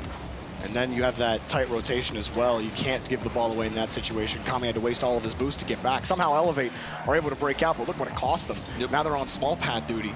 They are able to recover a little bit here, but surely they'd like a little bit more, and they're still getting harassed by Monkeys, slowing it down in front. A pop back up to Razier's. He got it over 1, and Smokes see there's no entry point, so he waits for the clear. Receives it, got a man on the wing.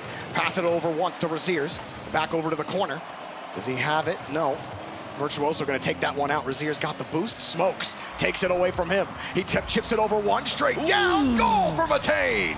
Little by little, Monkeys are getting more aggressive and putting more and more pressure on the green end zone, and Smokes just smoking real eyes on that play. 2 defenders went for the ball, and Matane is like, you're too slow, guys. You are just too slow. Nothing for you to do here. And now the game is tied with only 1 minute left on the clock. Elevate, all of that goodwill on the kickoff is gone. They got to create another opportunity. Razier's denied on the 50. Elevate pushing the demo. Goal for Virtuoso. Explosive entry. The demos again coming in handy for Elevate. That was a great way of getting Matane out of the way, and then Virtuoso beating the Smokes as well. So, I mean, credit where credit is due. Virtuoso doing the job as well. Elevate, who was only winning by, it's still winning by the demos and the kickoffs, is still hanging strong here on the final minute of the game. And again, it's Kami, the one getting physical, opening up the gaps. Here's another one, but this time he was on the shot. Couldn't find it. It was defended. Monkeys flying back on the board. They need to find one more. That one chipped across. Elevate, 35 seconds. They force game 4. They won't get swept. But a hard touch, and there's the rotation coming in clean for Elevate. Well, like Virtuoso was going for the... Watch it here. He was going for the bombs, but no one was there to get the second touch on the ball. So they need to communicate a little bit better for Elevate to make those plays work. Now Virtuoso, another chance. It's stopped Only 10 seconds here on the clock. The Monkey's trying to make something happen. Ten going for the double touch, maybe going for the pass. Razier's waiting for the moment to attack. He needs to catch this ball. He passes it to Smokes. Smokes still in the air. A chance to the pass for Razier. Oh my God, what a block. Nice try, but Elevate maintains the lead and gets a win on this match number 3. They're not quite done, but Shamako, the game just got a lot harder. Yeah. Because now you got to play against Razier's. And here's how the deck is stacked against Elevate right now. There's only 2 players on this team that have ever played 1v1 in constructed play. That's Realize and Virtuoso. But here's the problem. Virtuoso hasn't played 1v1 since 2021. It's been a couple years. Realize is the other player who has played in constructed 1v1s. But his last 1v1 was a Johnny Boy show match against Scrub Killer in 2017. Wait, you mean that Johnny Boy has been doing content that long? He's been doing it for longer than that. And it went 5 to Realize's credit, but that was 6 years ago. And Rocket League is a much different game now. And Razier's, everybody knows how good he is at ones. It is an understatement to say that the deck is stacked against Elevate. That's why winning the 3v3 games were so important, because there is no threat for them in 1v1. Could they have a Raise Bull like come up? Do they throw in Kami and all of a sudden Kami's a ones god that we never knew before? Like, remember that last year, Raise Bull, before he queued a 1v1 game at Gamers8, he had only played 8 1v1 games before. But it's gonna be Virtuoso, as he's been the most recent one to play. Let's see what he's got here against Razier's. To Raise Bull's point, I do see him play 1v1s a lot with other players, but it's mostly private matches. Just funsies. Funsies for some of them, not all of them. Okay, well, Virtuoso's gonna get the first goal, and that also is something, Shamako, about the best of 1v1s, is you can get the crazy results. And maybe Virtuoso is going to start something here, but it's a long game in 1v1. It's a long shot, and just to tell you a little bit about Razier's, no one wants to play 1v1 against him. He even played, I mean, the Monkeys played Genji yesterday. They won the first match. Am I wrong about this one? They did go 4. Okay, no, I'm crazy. No, don't pay attention to me. Anyway, not many people want to play 1v1s against Razier's at this tournament. So yeah, that's something that a lot of people have been avoiding, and for a good reason. I think Virtuoso, the main thing he's got to do is focus on counters. You know, Razier's has a really threatening aerial game, and you just got to try to find where those counters are. Try to bait him in, pick your challenges at the right time. And Razier's gets over him once. Virtuoso playing tight. He does avoid Razier's, but 40 in the tank. Razier's trying to feather, and he got it. That's the danger. Razier's shades how much boost that he has, and as soon as he sees Virtuoso turn, he immediately starts boosting. As soon as he jumps, that's the boost, that's the touch. Nice work from Razier's. Excellent by Razier's. And you mentioned that it's the aerial play. That's where he gets you. That's where he is the strongest. And Virtuoso, definitely, I mean, Virtuoso, if he can get you on the ground and if he can bump you and demo you, then he's going to have a good chance. And that's basically what he did on the first goal, right? A little bit of a bump, he was able to steal the ball and then get it. But wow, we're talking about aerial game, and that was a completely ground flick. Excellent placement, excellent timing for that flick, and then an easy open goal for Razier's. I do love me a good moon flick. Oh, that one didn't quite get to the lunar surface. It's a great goal from Razier's. How's Virtuoso approach this kickoff now? Oh, he just loses it. It just goes straight into the net. Does he? I think he flips. I think he flips to his right side, and Razier's is just square on the ball here. Oh, he tried the delay, and he side flips to the side, but it doesn't matter. Razier's was square on the ball, all of his momentum in the center, and he wins that easily. I feel like delaying that diagonal kickoff is a little bit tricky. It's tricky, but super effective. To me, it was just dodging the wrong way. He dodges forward into that. Get this one. He gets that goal, and he comes right back. But that's the tough part about kickoffs in general in ones, right? I mean, it is a whole thing, you know, kickoffs in ones. So maybe Virtuoso is trying to get creative with those, so that Razier's doesn't see what the next kickoff is going to be. And you see, in this one, he didn't delay anything. He decided not to go for the boost, which I think it was a smart play, given that Research was so close. And now Research just booming that ball on the net, and Virtuoso was ready for it. Virtuoso coming out, great angle for Virtuoso. He's gonna have to do a little bit more, and he's only got about 16. Now he has 1. Stays right on the ball, opts not to go for that boost. He tried to trip Razier's up, not a bad idea, and he eventually does get the boost. That was well played from Virtuoso defensively, but he still has to get the ball. That's dangerous, he's flipped! He's got the save, but he's got to do more work because Razier's is there in front of the box. Oh, what a fake! Oh, that was beautiful. In this one, Virtuoso had more boost, so he decided, okay, let me go up. I should win it in the air, right? Because I got more power than Razier's. But Razier's very smart, using the boost to his advantage. Actually, you know, reading Virtuoso's hand before time, and was able to put it underneath. I mean, it's just mastery, you know, who can fool who a little bit more often. Razier's certainly hoodwinked Virtuoso on that last play. Virtuoso leaves on the challenge. Wrap around. Oh, what a save! Oh my goodness. What was that save? That was crazy. Bounced off the inside of the post, squeezed it, but Virtuoso still gets the goal. He ain't done. Virtuoso is very patient. I mean, he has a lot of patience. He's waiting for the right moment to attack. He didn't get frustrated with that save at all. I mean, he said, okay, I mean, you got it. I still have more boost than you, and you know what? I'm stealing your boost as well, and I'm gonna be faster. Once you try to steal the ball from me, I'm gonna go straight to the net. So, I mean, patience and just showing experience here from Virtuoso. Oh, that's a tough one. Virtuoso is able to get it, but he only has 1 boost. Razier stole some more. Razier knows it too. 1 reset and a popper. Oh, wow. Oh, he gets a great save. 2 of them now. Does he save that one? He does! My God. Flips it off to the side, but he's got no boost, so Razier retains possession, takes that small pad away. He's only got 12. Saves his flip, but misses the ball. He almost had it. Not a bad idea, but he couldn't connect. Just the fact that he was able to save not 1, but 2 shots, 2 hard shots with nothing on the tank was, I mean, it's nothing short of amazing here for Virtuoso. But again, I mean, Razier just kept going at it, just kept digging a little bit, you know, a little bit more every single time until he was able to get that shot. And Virtuoso had the right idea, to get that clear. But, I mean, we're only humans. At some point, we're going to miss. Razier just gave that up. Virtuoso's got a break. I don't think he's going to get it there. Yeah, he tried to dunk it towards the box. But he was able to steal the boost. He's going to kick it really far away here. That gives Razier a chance to get some pads. Now he's going to harass him out of the way. Doesn't get much out of it. Virtuoso has to waste the rest of his boost. Just gets back to the 50. A couple times now he's had to catch up to the play where he had control, but then he just gave Razier a chance to get back into it. He had no boost. Virtuoso can't 100% know how much boost Razier has it. He's getting that one, but he's got to get the ball.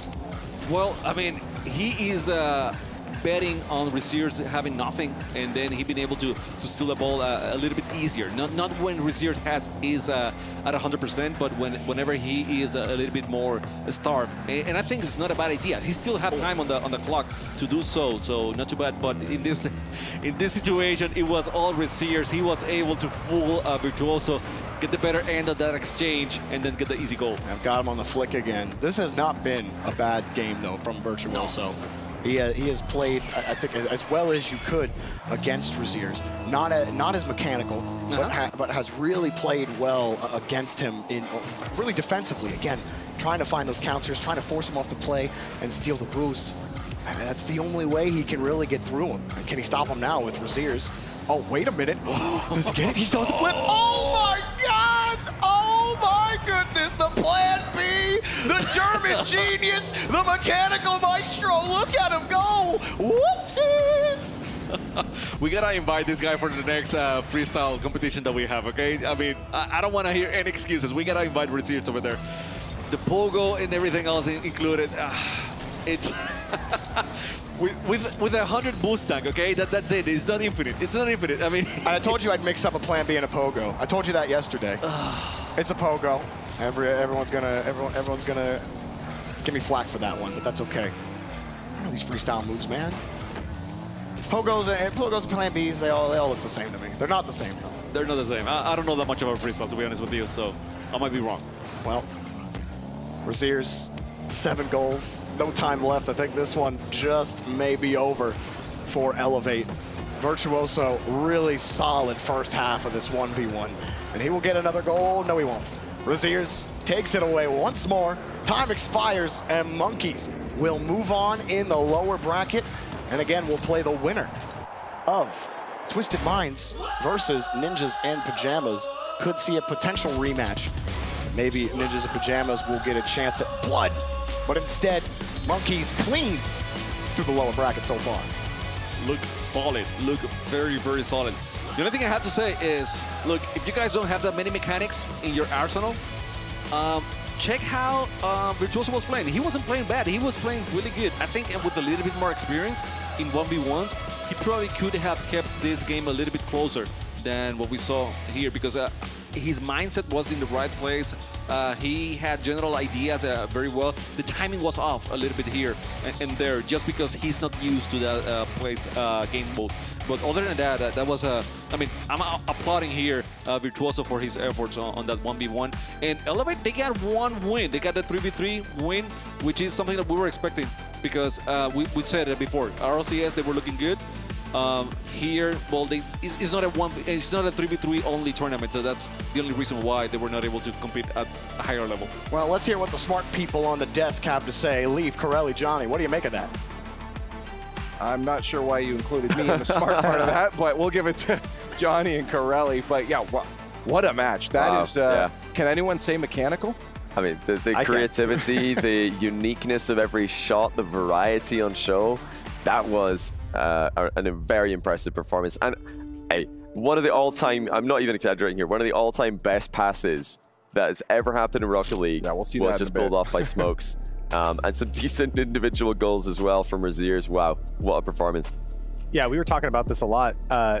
We could have probably had 3 or 4 top plays. We're like, oh, that's our one. Wait, oh, that could be it too. And what's funny is it happened across a few game modes as well. It wasn't just one. So we talked about Monkeys being a bit of a dark horse, maybe not getting some of the respect that they deserve, especially in a crew battles format. But my goodness, they come out guns a-blazing here against Elevate, and I think they've really shown that they're going to be competitive in this Group B. Right. I mean, shout out again at the end there to Vert. Vert had a couple good smart plays himself, but again, this was just a clinical showing from Monkeys. Overall, all 3 players stepped up in their own way during this matchup. Oh, look at this save. I mean, that was where it really became heartbreaking for Vert. He was within 2 goals, and then the save lands, and then Raziers hits him with the pogo. Pogo must outplay from point blank range. That is unbelievable. Raziers is on. He only lost by 1 goal to Chronic yesterday, and now he's destroyed Virtuoso. I think Raziers is going to be a great match for anyone in this tournament. I think that's the second pogo that at least we've seen on a stream. In competitive? Well, I just mean here in the last 2 days, but no, there's been plenty of pogos. That's the first one that I think we see connect, at least on honestly, on LAN though, like this, we're still very early days like with this mechanic. That was one of the better ones. That was a clean bounce. Got a great bounce. Clean, fast bounce. No way for Virtuoso to close the gap. Sometimes like a weaker bounce leaves an opening for the defender. Virtuoso was just helpless, pre-jumping, hoping that the shot hits him. Now the question is, going forward, are mechanics going to be enough for this squad, right? It has to be. Yeah. It has to be, because if you get yourself into 1v1s and 2v2s, which you're going to get at least one in the group stage, it has to be. And now you have to play the winner of NIP or Twisted Minds. Mechanics are on those teams as well, so you need to be at their level or higher to take them down. Okay, well, let's, again, we said it could have been any of them, but let's take a look at our STC play of the game. I mean, we had to nail it down on that passing play. There's no way. This is, you said it, Johnny, world class. This is an all-time Matane passing to Smokes, but Smokes hitting him mid-air with a back pass of that much power that the ball just flies into the net. Matane does not have a flip there. That power is all being generated by Smokes firing the ball at him while he's just floating midair. I mean, great job by Matane to be there, but that pass from Smokes is one of the best passes I've ever seen. Yeah, 2 things that stick out to me was Matane using his flip to kind of get back to the ball when the pass came across. That was very smart from him. And then just the back pass itself is unique, because a lot of times, we saw it yesterday with Furia, a lot of these mid-air passes that you're finding are actually, with momentum toward the net that you're attacking. So to actually play it backwards is pretty unique. Yeah, I don't know how that that kind of power to generate that kind of power. Like if you've got a friend that you can just hop into a private match with, try and do that. It is much easier to generate momentum if you're shooting the same way the pass was already going. To hit it back the way it was coming from is next level. Yeah, it's insane. You know what? I don't want to exclude Raziers because Raziers was popping off too, and I think Raziers had most of the runner-ups. I want to take a look at some of those too because again, during the 1v1, we had that double flip reset across the entire field. Right here, You know, I mean, they're winning 4-1, but it's just clean. It's just so clean from Raziers. I said to Johnny when he hit it, I was like, man, that's a great play. And Johnny's like, yeah, it's just a clean free play. Double he looks like he's in free play, doesn't he? And that's kind of the beauty of that shot. Almost all of the goals look like they were in free play. And that's nothing against Elevate. I mean, Elevate, again, gets in the way. But these guys just have so much control. Oh, my gosh. That's the moon flick. That's I mean, it's just a very well-rounded offensive repertoire, and that would have been the play of the day many other times. But I have to give it to Smoke's pass for uniqueness. But still, Raziers hitting a shot like that on land is next level. Right, and again, Raziers was popping off, but I do think, again, you mentioned Smokes there. We will be giving our Kitty MVP to Smokes because, again, all around, Smokes was involved in the plays. Mechanics for all three players, but Smokes was just watching him out there something else.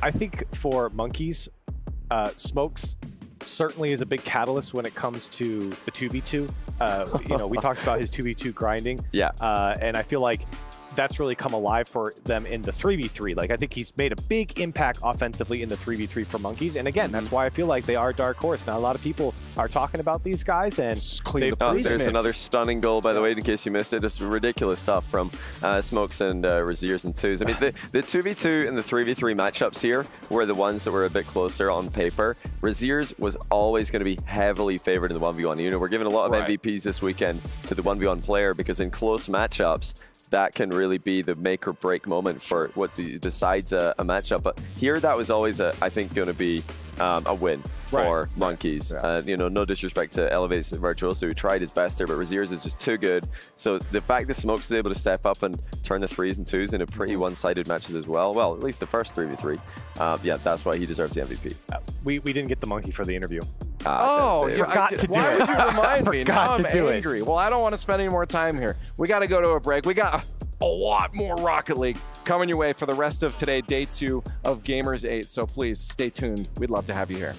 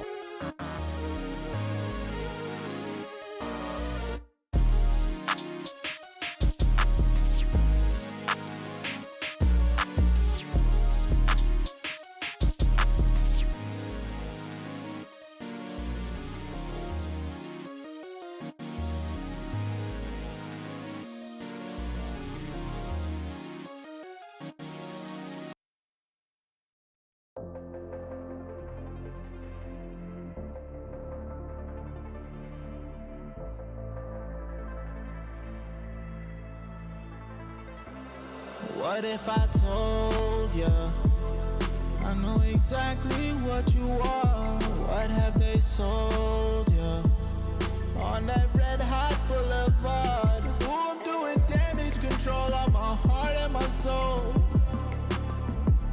and ain't no one telling me nothing. I've taken control.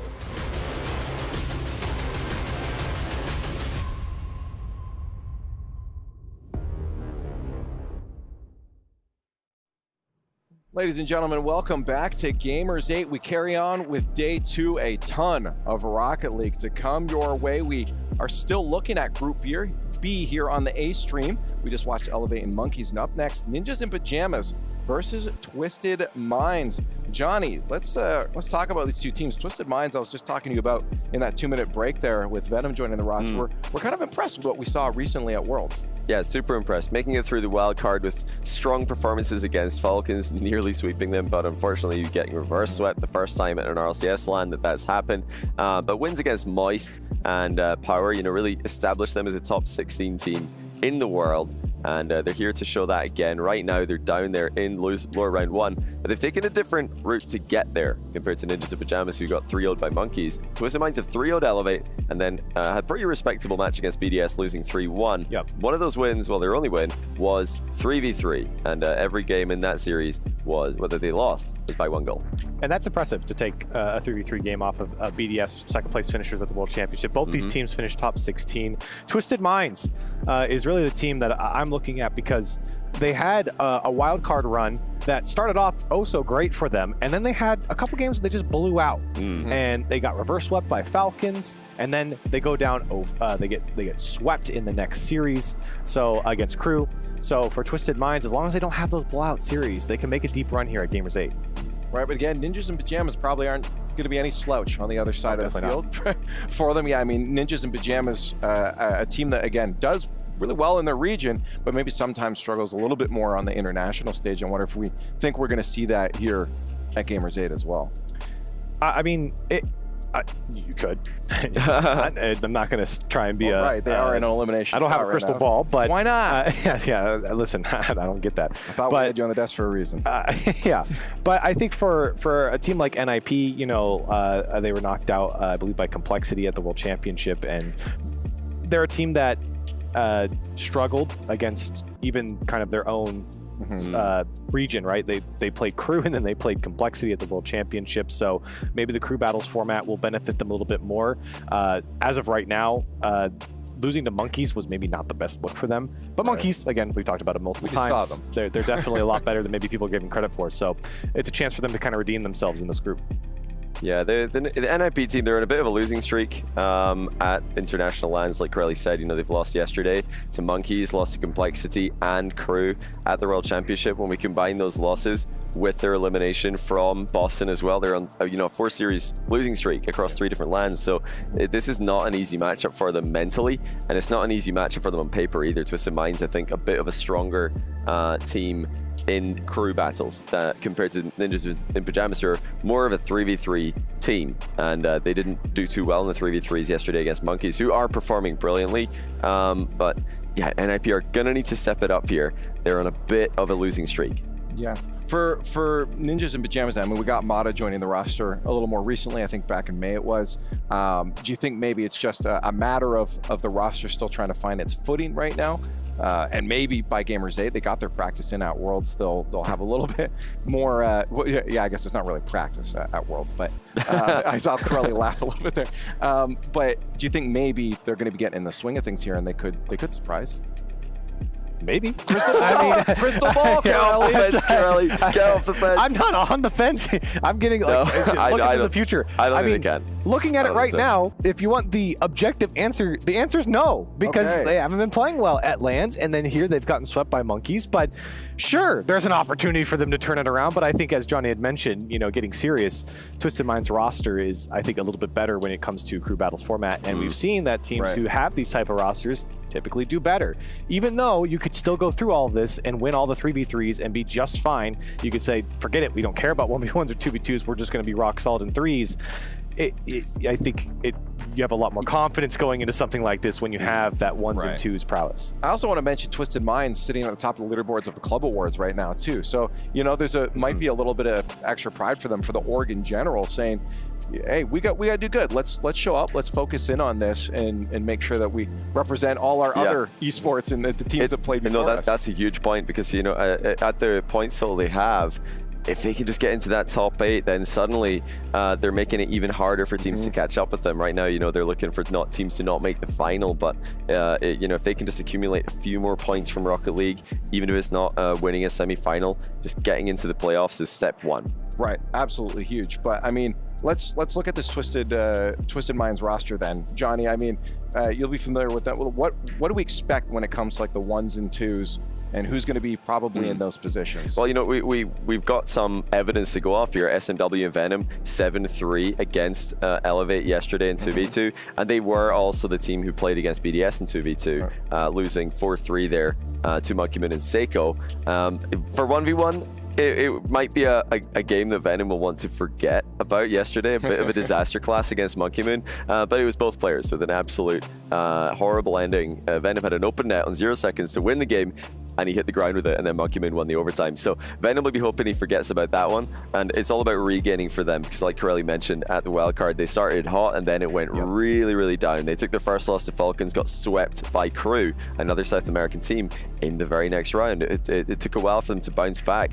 They don't have that time today. They need to bounce back now, or they'll be eliminated in round 1 lowers. And on the, excuse me, on the other side, NIP, we did see a 2v2 game from them yesterday. It was Astromic and Mata there. Haven't seen the 1v1. I think the assumption is going to be Astromic. I'm expecting Astromic, but they're all very even actually, so it could be just a situation of who's feeling better on the day. Right. But yeah, Astromic, I had a chance to interview him and ask him about 1v1. He said he scrimmed TRK in 1v1. Didn't go too good for him, but you know, TRK is a different level, so I'm not going to hold that against him. But if he's scrimming TRK in 1s, that would indicate he's their 1s player. If that's all I've got to go off. Yeah, that's fair. And we haven't seen that.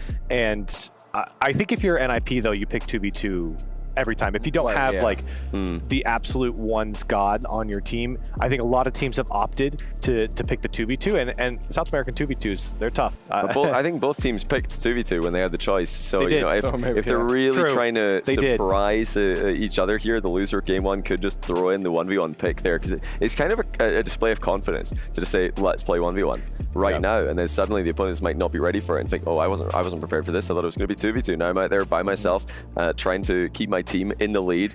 So I'll be excited to see if the losing team at game 1 has the confidence to make that kind of bold 1v1 pick. Well, we did have the players at one point sit down and talk about the Group B, so let's take a listen in. Player to watch out for in our group, I would say Razia's in our group. He's like made for this format, you know? Monkeyman, I think he's proven that he's been the best in the open era, and he's still at the top. I would say Monkeyman because, in my opinion, he's the best player in Twitter right now. Os jogadores para ficar de olho do nosso grupo, o Apparently Jack, da Genji, ele é muito bom no X1, ele é um jogador completo. Monkeyman. When I always play against him, I feel something else. It's probably Rise. He's just crazy. He's always been up there. A partida que eu mais quero jogar é contra a BDS. Queria jogar contra o Monkeyman para ver como ele joga. I would say BDS. Us versus BDS, you know, obviously we lost in the spring major to them, and I want to get the revenge. Whoever we play, really, I'm excited for. Might be the one against Genji. Yeah, I really want to beat them. I'd say we have the best 2v2 in our group, to be honest. I think that BDS obviously could be there, and I wouldn't, shoot that down. But no matter who we put out, I think it's going to be strong. Tem muitos times bons no 2v2, na nossa bracket, mas sendo sincero, estou bastante confiante pro nosso modo. Our best 2v2 in our group, it's probably Monkeyman and Psycho. I think our 2v2 is actually very good. Probably one of the best here. I'm the best 1v1 player, even Chronic right now, he's playing extremely well. So me or Chronic, I'd say, and I don't think that's a competition. I'd say it's me, but after losing to Chronic the other day in the tournament, I have to say Chronic. O melhor jogador de V1, na minha opinião, do nosso grupo é o Chronic, da Genji. Então ele é um ótimo V1 player e o melhor do nosso grupo. Jack's probably the best ones player in our group for sure. I say Monkeys are the dark horse. Reserves is extremely good at every game mode, and I think that helps in this format. And I'm sure they're a good threes team as well. Acho que o dark horse do nosso grupo é a gente. A gente tem muito a surpreender, como eu falei. Deixa eu mostrar porque a gente veio, mostrar que a gente está jogando muito bem. Either Monkeys or Twisted Minds would be the dark horse. It has to be us, to be honest. Yeah. Eu acho que os times que vão classificar vai ser a gente, porque também, independente de quem for, a line é forte, no modo é forte.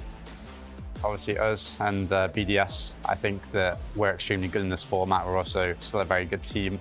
Team BDS and my team. Genji gonna do it. I just want Nate to make it. In my head, it'd be us and Genji or Monkeys. It has to be Genji and us. I really think we are here to like actually do some damage. I think we can actually do it. I like to see the confidence in all the teams there. All I'm saying is Genji. Did you hear Senzo's reason though? He wants NA to make it. He's tired of this EU dominance. He's thinking, come on, we're trying to, we're trying to fight Europe. We need some help here, NA. That's really cool. NA fan Senzo. I did that interview with Senzo, and he's hilarious. He's so funny. I asked him stuff like, what's his favorite car? He said like the Toyota Camry. And he wants that in the game. Yeah, I think it's funny hearing some teams talk about if they're the underdog, like who do you think is the underdog in their group? And some teams are saying themselves, and then some teams are saying outside of themselves. I feel like when you say yourself, you have a lot of confidence, right? I feel like that's what that says. Especially like realize, I think when the question was, who do you think is going to go through in the group? He said BDS and us. You know, I feel like that's a lot of confidence coming into this. You have to back yourself, even though it's a stacked it's group. respectful. And, you know, they're eliminated now, Elevate, but you have to be confident. You can't start off the group saying, yeah, I think we're going to get eliminated. Well, it's not the why mentality I've always actually appreciated Vatira's attitude of like, I'm the best, because if you don't believe you're the best, how can you be the best, right? I mean, you have to believe the possibility of you winning exists for you to win in the There's first a healthy place, bit of ego that is needed to be the best, and a lot of players have that. Vatira is certainly one of them. But yeah, I mean, going back to this matchup for NIP, even in that interview, you know, they're saying we think we're the dark horse. We have a roster that we think can do well here. They certainly do, but they find themselves now in the lower quarterfinals against a very tough Twisted Mind squad that I think most teams would want to avoid in the lower bracket. Well, on the confidence, with Ninjas and Pajamas, they talked about, in the interview, we saw talking about the 2v2 and saying, yeah, no, there's a lot of good 2v2 teams, but we believe we're one of the strongest. And back on that confidence level, I think that has to be marked down too, because that's something that can give someone an edge. Even if we are giving this to Twisted Minds as a potential winner of this series, I mean, confidence can go a long way, John. It depends what kind of Twisted Minds we get. Do we get a regained Twisted Minds? They've lost yesterday to BDS. Have they had a chance to completely reset and show up with their good form? Because we've seen their bad form. Their last matchup against South America was 4-0 loss to Crew. Ninjas and Pajamas also lost to Crew. Much closer series, 4-3 at the World Championship. But I think, you know, Twisted Minds on paper favorite. Based on yesterday, also the favorite, but they have been inconsistent. Their mentality not always there. That's what NIP will be hoping for today. Call me crazy, but if you're crazy, okay. If I'm on Twisted, thank you so much. If I'm on Twisted Minds as the coach, I feel like I'm saying, hey, that was a good series against BDS. On paper, it says 3-1. But when you go and you look back at it, you mentioned a couple times, they're 1-goal games. You have an overtime in the last game, especially a high-scoring overtime game. Oh, it should have gone to game 5, really. I mean, Monkey Moon backflipped in the 1v1. Venom missed an open net, and then Monkey Moon won it. So they're going to feel like they should have gone game 5 with BDS, so really. For the same reasons that we, talked about we talked about Twisted Minds kind of falling off the cliff for a little bit in that wild card where they just had that reverse sweep and then they got swept by Crew. I feel like the inverse could be true here is like, okay, we had a close series with the second best team in the world after this World Championship. We should be going down this lower bracket and crushing it. We should have that confidence after that BDS series. Yeah, I guess it's a Ninjas Pajamas team who, despite all their potential, did lose 3-0 to Monkeys. So yeah, they should be confident. Twisted Minds should be looking at this as a positive, that they were close to BDS in multiple games, in every game mode, and that Ninja Pajamas couldn't beat Monkeys, who are, down the ladder ranking in Europe. So that's what Twisted Minds should be thinking. Whether or not that is their mentality going into this, or whether they're still, woke up on the wrong side of the bed, sad about Venom's, devastated about his open net miss against Monkey Moon, we'll have to wait and see. This is what I wonder too, if we do see a 1v1 end up coming out here, does Venom get put back into this? Or that'll tell us the answer to my question, won't it? If he doesn't go out there, then I guess he's not feeling confident after his open net miss. Do you think it's smart for teams? Is there any strategic value to switching up what teams have already seen you do in your 2v2 and ones? Like, hey, I mean, Yeah, we saw it with Optic. We've already seen it with Optic. Mm. If you're watching the B stream, Reynolds was put in against Super Lucky instead of AJ. Right. And I mean, I don't want to speculate too deep, but you know, AJ didn't have the best start here at Gamers8 in the 1v1 department, so I would assume Reynolds being put in is just, you know, a factor in that, right? So, Yeah. I mean, teams, I think, yeah, like you can have the bad days or whatever, and if you have players that you feel confident, I don't want to say subbed in, but swapping in for that 1v1 role or even the 2v2 role, you got to do what you got to do to win. Yeah, big advantage. Right? Really big advantage, because Rocket League is a very much a day-to-day game. You can feel good on one day, Especially terrible on the once. other, especially in other game modes. So that's an advantage teams like Genji have with like multiple 1v1 players, and any, like Jack said, any combination of them will be confident in the twos. I think both teams, Ninja Pajamas and Twisted Minds, kind of have that, but none of their players are 1v1 specialists. They're all kind of 3s and 2s. Well, we are still trying to get these players fielded right now. We're just working on some things. We're going to go to a quick technical break. We have some content in that break for you guys to watch and enjoy.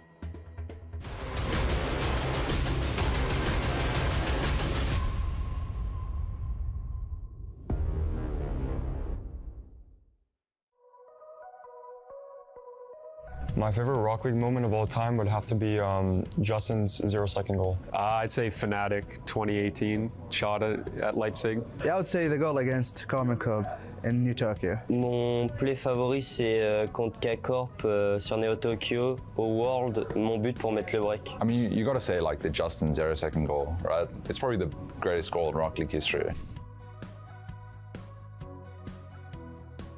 Vitality. They never lose in threes. That's it. It's just so hard to beat them. Cloud9, back then with Torment, Gimmick, and Squishy. I think it's still Violent Panda, K-Dop, and Turbo Pulsar. Je pense que le meilleur roster maintenant, c'est moi, Alpha et Radoza.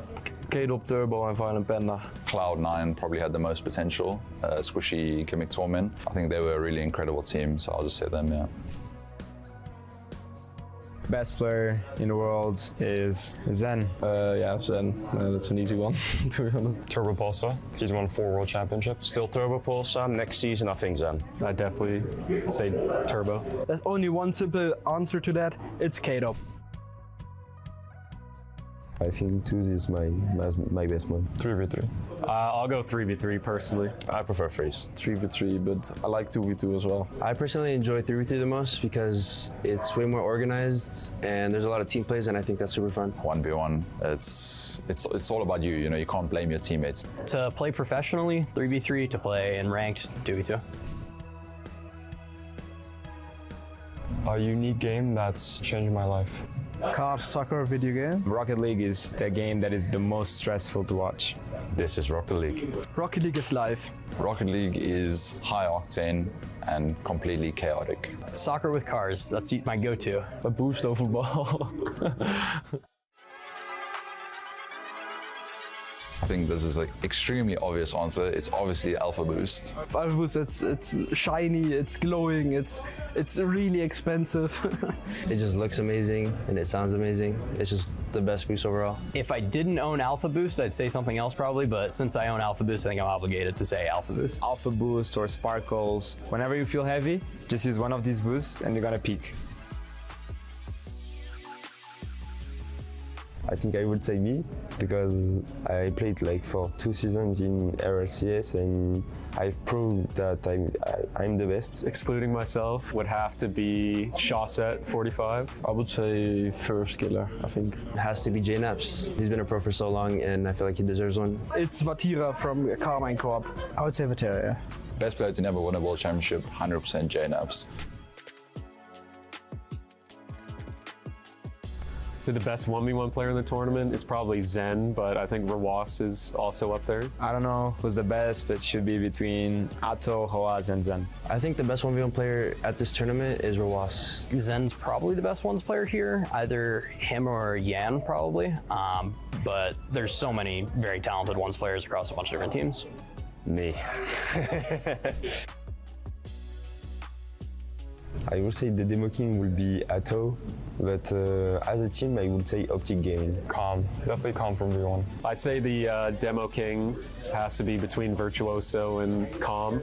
I'd say Calm just because I've played against him a lot more, but I know Virtuoso's a demon. Virtuoso, definitely. Okay, the Demo King is either Atto or Calm. I'm gonna say Atto. Calm from V1. A Virtuoso or Atto. I'd say it's either Com or Virtuoso. The best demoer at Gamers8 at the moment, definitely Com.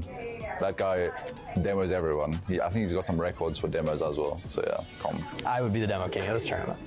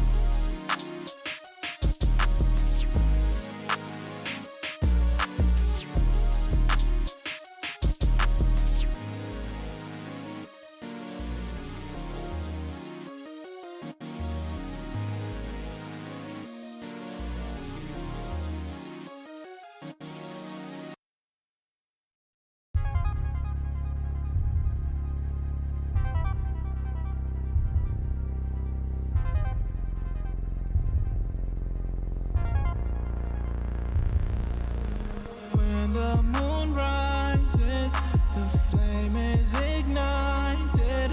We're stronger together and weaker divided. So take my hand, follow my lead. Only one way to be living young, wild and free. Living young, wild and free. Yeah. Look into the stars, look into your heart. Tell me what it is you seek. Jupiter and Mars fall into my arms. I got everything you need. Oh, don't wait too long. We don't have much time to spare. This could all be gone tomorrow. So all I need right now is your love. Taking me home, taking me home. So when the moon rises and the flame is ignited, we're stronger together and weaker divided. Yeah. Take my hand, follow my lead. We lost. Only one way to be 0 IQ. living.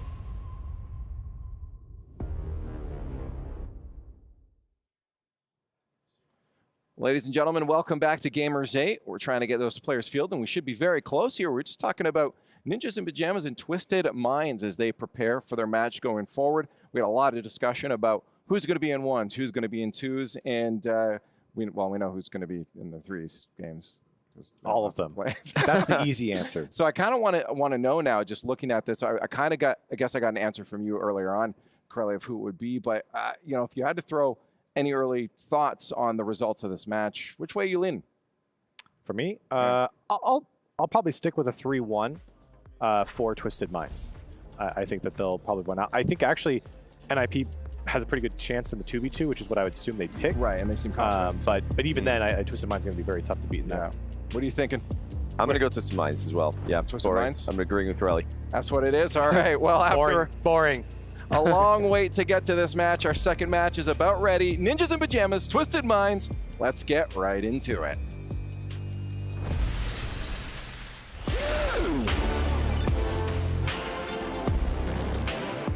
We continue to eliminate teams here in the lower bracket on day 2 as Gamers8 heats up. الآن أعزائي المشاهدين راح نبدأ في المباراة الثانية. الآن بنشوف لوزر براكت معناته الخاسر ما راح يقدر يكمل مسيرته في المباراة، معناته الضغط وصل إلى أقصى حده معنا في Gamers8. Unique to Gamers8, of course, is the club awards where the teams that have the best results across all the different esports here at Gamers8 will be recognized later on next week. So a lot of eyes are going to be on this next matchup in particular. المباراة القادمة أعزائي المشاهدين بيكون مميزة جدا، لأنه مو فقط فريق تويستد مايند في روكيت ليج لازم إنه يؤدي أداء كويس، هم أيضا حاليا المركز الأول في الكلوب أواردز، وإحنا عارفين أن الأسبوع القادم راح يتوج الفريق اللي يعتبر الأفضل في المولتي جيمز في أنحاء العالم. تويستد مايند الآن لازم يحافظ على مركزه واللاعبين على عاتقهم هذا العبء. Despite all the attention on France in the global Rocket League scene, Brazil has quietly become a Rocket League powerhouse throughout the world and on the global stage. We saw one of their teams recently. Now we're about to see our next all-Brazilian squad. زي ما احنا عارفين فريق NIP اكثر شيء يميزهم انهم هم من الريجن البرازيلي، ودائما احنا نتكلم على انه اذا نعرف عن شيء واحد فقط من انحاء العالم مين افضل لاعبين روكيت ليج، دائما نتكلم عن الريجن الفرنسي، لكن الريجن الثاني اللي دائما ينافسهم هو الريجن البرازيلي. وNIP يبدو لي انهم يورونا مباراه جدا ممتازه، لانه حتى مباراتهم الاولى اللي خسروها ونزلوا لوزر براكت ما كانت ون سايدد ابدا، كانت من اصعب المباريات اللي شاهدناها في الستريم بي. Our next team onto the stage was the #1 team from South America in the RLCS regular season. They won half or over half of their regional events. Now they're going to take the stage fighting for survival here in the lower bracket.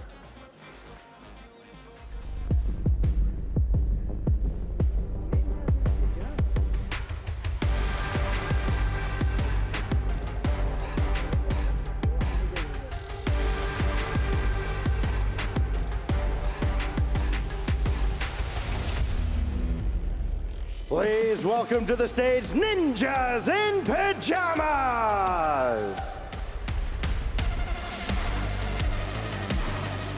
Astromic, Bems, and Mata, again the #1 team from SAM, winners of 5 out of the 9 regionals in the regular season.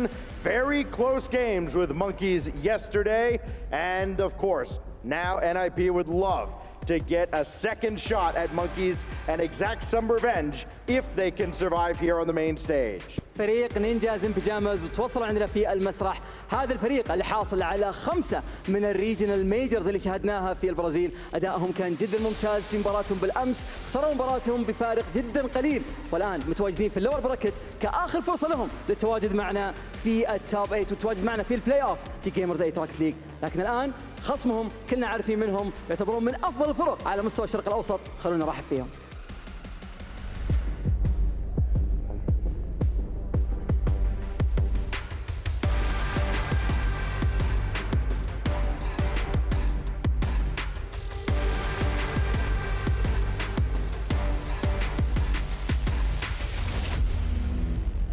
الحصان الأسود للشرق الأوسط تويستد مايند.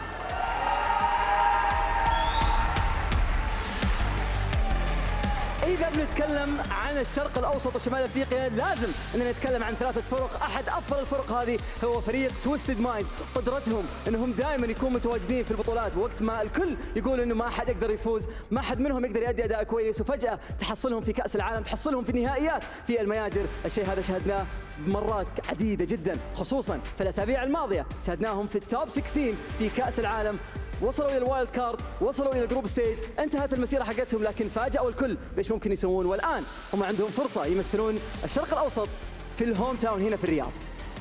Senzo, SMW, and Venom. Boy, what a heartbreaking defeat yesterday. Again, you talk about teams on this stage that are playing today that deserve better than what they got yesterday, but they still have a lethal weapon, as we saw at Worlds in Venom. He can be a difference maker when he's at his best. شاهدناهم يلعبون التوز والونز بالامس ضد فريق BDS وادائهم ابدا ما كان بسيط، خسروا مباراتهم فقط 4-3 مع فينوم، وايضا سينزو كان ادائهم مره متميز، لكن اكثر شيء ممكن نركز عليه هو ايش ممكن يسوون كثريز، خصوصا في المباراه الاولى. دائما نشوفهم من افضل الفرق اللي يأدون في اول المباريات، لكن في نهايه المباريات مع نفس الطويل ممكن يضعف مستواهم شوي. هل قدروا يصلحون المشكله هذه؟ هل قدروا انهم يرجعون الى المستوى المتوقع؟ الان راح نشهد الشيء هذا في المسرح. Well, it's time now for the players to go ahead and take their seats as we get ready for our next lower bracket matchup. These two teams fighting for survival, a long road through the lower bracket. Can they survive and advance? Let's send it off to our casters and find out. طريقهم جدا طويل تويستد مايندز وان اي بي للتواجد في التوب 8 في البلاي اوفز، انه خلاص ما عاد صار في الا اليوم فقط لازم يشقون طريقهم الى النهائيات. هل بيقدرون يسوونها؟ هل بيقدرون يكونون فعلا في المركز الاول في الكلوب اووردز؟ في ثقل جدا عالي على تويستد مايندز وان اي بي، هم جايين يوقفون حلمهم هنا عندنا في جيمرز 8. بالتوفيق لهم على طول مع المعلقين. Another South American versus Middle Eastern matchup awaits us, Chamaco. And I gotta say, the last few South American and MENA matches we've gotten have been fun, even though some of them might have been one-sided, like Crew versus Twisted Minds in the wild card, or Falcons versus Crew in the group stage. But this are both of these teams' last chances. You see Ninjas in Pajamas, they're getting together in the huddle. I'm excited for this one. We had some one-sided matchups in the past, but also yesterday. Don't forget, Falcons against Furia. That was the peak of South America and MENA. I'm counting Furia as South America still, okay? Absolutely, absolutely. So, yeah, yesterday was peak. That was such a good matchup, especially the once match.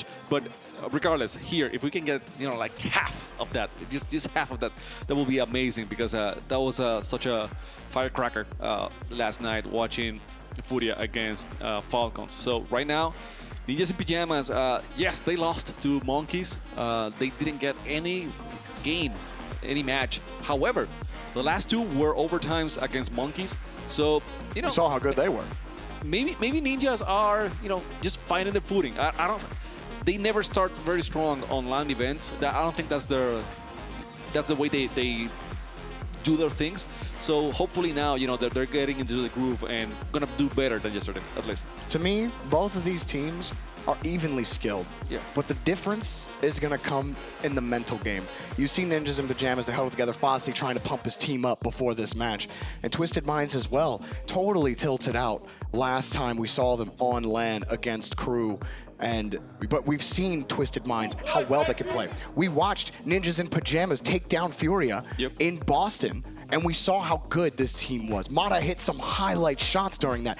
All of these players are absolutely capable of taking it to the next level, but the question is, can they will themselves to do that? And Twisted Minds, they won 3 in a row against Falcons, right? Yeah. They were about to get the whole series, and you're talking about the mental, right? That's a problem. They were not able to close it down, but they have the skills. They are such good players. We have seen how good Falcons are, and no one is saying, okay, so that was a poor performance by Falcons in the first 3 games. No, it was such a good performance by Twisted Minds. Afterwards, something happened. They were not able to close it. So yes, I'm with you. Both teams need to get their mental on top shape, and whoever does it faster in the series might have the lead and might be able to take the whole thing. And the Death talked about it, about the 1v1s, particularly talking about 1v1 with Astramic, who was scrimming against TRK. Apparently didn't go well for him, but not surprised. But then Venom, playing against Monkey Moon yesterday, had a chance to beat one of the best 1v1 players in the world, and he couldn't close it out. It comes down to closing it out for both of these teams. Ninjas in Pajamas yesterday, 2 overtimes, couldn't close it out. You've got 2 stellar 2v2 duos here in Astramic and Mata and SFW and Venom. Across the board, this is going to be an insane series, Chamaco. It should be. Should be. We know we're gonna have the 3v3s. Probably we're gonna have the 2v2s. I'm praying. I'm crossing my fingers that we have the 1v1s as well. I wanna see at least 4 games here in this series. It doesn't matter who wins. You all know we're biased here for South America, but we're gonna do our best. Okay, I don't want to see any comments afterwards saying, "You're being chamaco. They're too biased for South America." We're gonna. Well, I was the biggest fan of Twisted Minds leading up to the World Championship. There you go. I was afraid some people, some South American fans would be like, "Oh, Jorby's leaving us, plastic goat," but didn't happen. We're just fans of good Rocket League here. We love great Rocket League. We love watching new teams come up and beat forces. And for the Middle East and for South America, that's been their story, right? In Rocket League is coming up, playing with the big dogs in North America and Europe. But they've showcased some excellent Rocket League on their own. And here you go, case in point. What a save to start the game. Excellent save now, but Ninjas and Pajamas were not able to take the counter-attack and make it happen. Still, good one by Mota, not allowing the pass, regardless here, Senzo. Nothing on the attack, so it was easy for Ninjas in Pajama to get rid of that ball. Astro not controlling the ball well enough. It's going to be SMW faking the ball, allowing Senzo now to go up the wall. He's got the ceiling. He's got a trash. Oh, man, that was so close. That was so close. Another shot, too, but taken away already. Some laser shots fired at the net. A mechanical chance for Senzo. They're trying to get the bump. He avoids one. Bems gets some help. Doesn't have to save another shot. They get down. Mata able to win a 50, but the ball gets away from him. Ninjas and Pajamas still looking for a way in. Now you see the bombs here, the attempt, right? Ninjas, they're going to have to do justice to their names, get very sneaky, get the dexterity up high to avoid those demos, because I think that's going to be the part of the plan from Twisted Minds, and that's something that South America as a whole has been working on a lot. So I wouldn't be surprised if Ninjas in Pajamas also start getting physical as well. Twisted Minds, they've had pretty much all the opportunities so far, and Venom won't give up the ball, just drives through the 50. They're still losing him. SMW gets in front of it. What a come up he's had on land. He's had some really insane plays as well. Venom, that speed, you can't ever count him out when he's coming up in front of the ball. Coming across, the pass from Mata. Now Ninjas and Pajamas, do they get set up on offense? Bems, nothing really developing for him, and it's cleared out again by Twisted Minds. Yeah, Ninjas and Pajamas have been struggling in the offense. They have been defending a lot, and whenever they have a chance to attack, it's only one attack and that's it. Right now, the second one, finally, I mean, they needed the Caster Curse. That's it. That's what they needed. A little bit of help from me here to make that goal happen. I mean, that's the beauty of Rocket League, right? You can be under pressure for 4 minutes. As long as you keep the ball out of the net, all it takes is one counter, one air dribble 50, and it bounces hard off the back wall, or straight out into your teammate, and you put it top shelf. Easy goal for Ninjas and Pajamas. Basically happened to Furia yesterday against Falcons too. Yeah. I mean, the 50s in that series were incredible. Twisted Minds were getting a lion's share of them. Oh, the shot from Senzo. Just missed it. That one just missed. There's actually a green trail on it. He got a piece of it. Now Bems downfield. One to beat. Flick. Goal! They got the defense, the block in the beginning, you said, and then the beautiful clear up to Bems. I commanded Bems of not hitting the ball any harder before. You know, he kept control of the ball the whole time. It's on his car. He got all the options there, then decides to go for the flick. Beautifully placed. And now Nip with 2-0 lead here, just half through this game. And that's huge for Bems. They need Bems to be producing. Ooh. Oh, how about Venom producing a banger off the post? How many defenders were there? I think it was 2 defenders, and Venom doesn't care. It was like, okay, I mean, bring them all here. It was, well, Astro was close. He wasn't actually there to defend. So Bems couldn't do anything. I mean, he got the first one, and now he couldn't defend that one on his net. That was smart from Venom, though. He knew Bems. He had a little bit of momentum going towards the net, anticipating a shot towards center. Venom instead just goes a little bit behind him and gets right beyond his reach. That was a great recognition. High IQ touch from Venom. Still so much pressure from them. They're so fast coming out of the midfield. Win that 50, but SMW getting bumped is going to slow him down. Yeah, I was anticipating a high physical match, and so far, yeah, the demos and the bumps have been on point. And transfer to SMW to get a pass. Watch it, another pass against the crossbar, but this time it's cleared by Astro. Now, Ninjas and Pajamas have had some precarious defense, to say the least, but they've gotten it out. And that one for Twisted Minds. Now I'm going to play a little defense. The third man gets demoed. The net open! Bems puts another one in. The demos keep coming. Keep it coming. I mean, from both sides. That's how you open a net. That was a beautiful one. And now, once you know that the defender is out, you send someone in, rushing in before they are able to rotate and get another defender on the goal. So 3-1. I wasn't expecting a 3-1 lead, actually, to be honest with you, from Ninjas in Pyjamas, but I'm not complaining. However, I still feel like it is Twisted's Minds the one pushing, rushing forward with the offense. They certainly have the faster pressure, the faster approach on offense, but the counters have been lethal for Ninjas. Twisted Minds struggling to find the goals, though. That goal line defense has been difficult for them to handle. And then another touch up high. Bems can't go anywhere. He's got to hold on that back line. Oh, and the touch underneath. He tried to read it. He thought it would bounce. He did not get it. SMW doing work, but his team a little slow on the rotation. Not expecting him to win everything there. Venom had turned across. Senzo was playing it safe. Twisted Minds got to try again from their own side. Getting a little bit cornered here, but Senzo did what he needed to get the clear. It's going to be in Mota's hands now. Not much in the tank. Another attack here. That was a gift. That was a gift for SMW. He's gonna make it work now.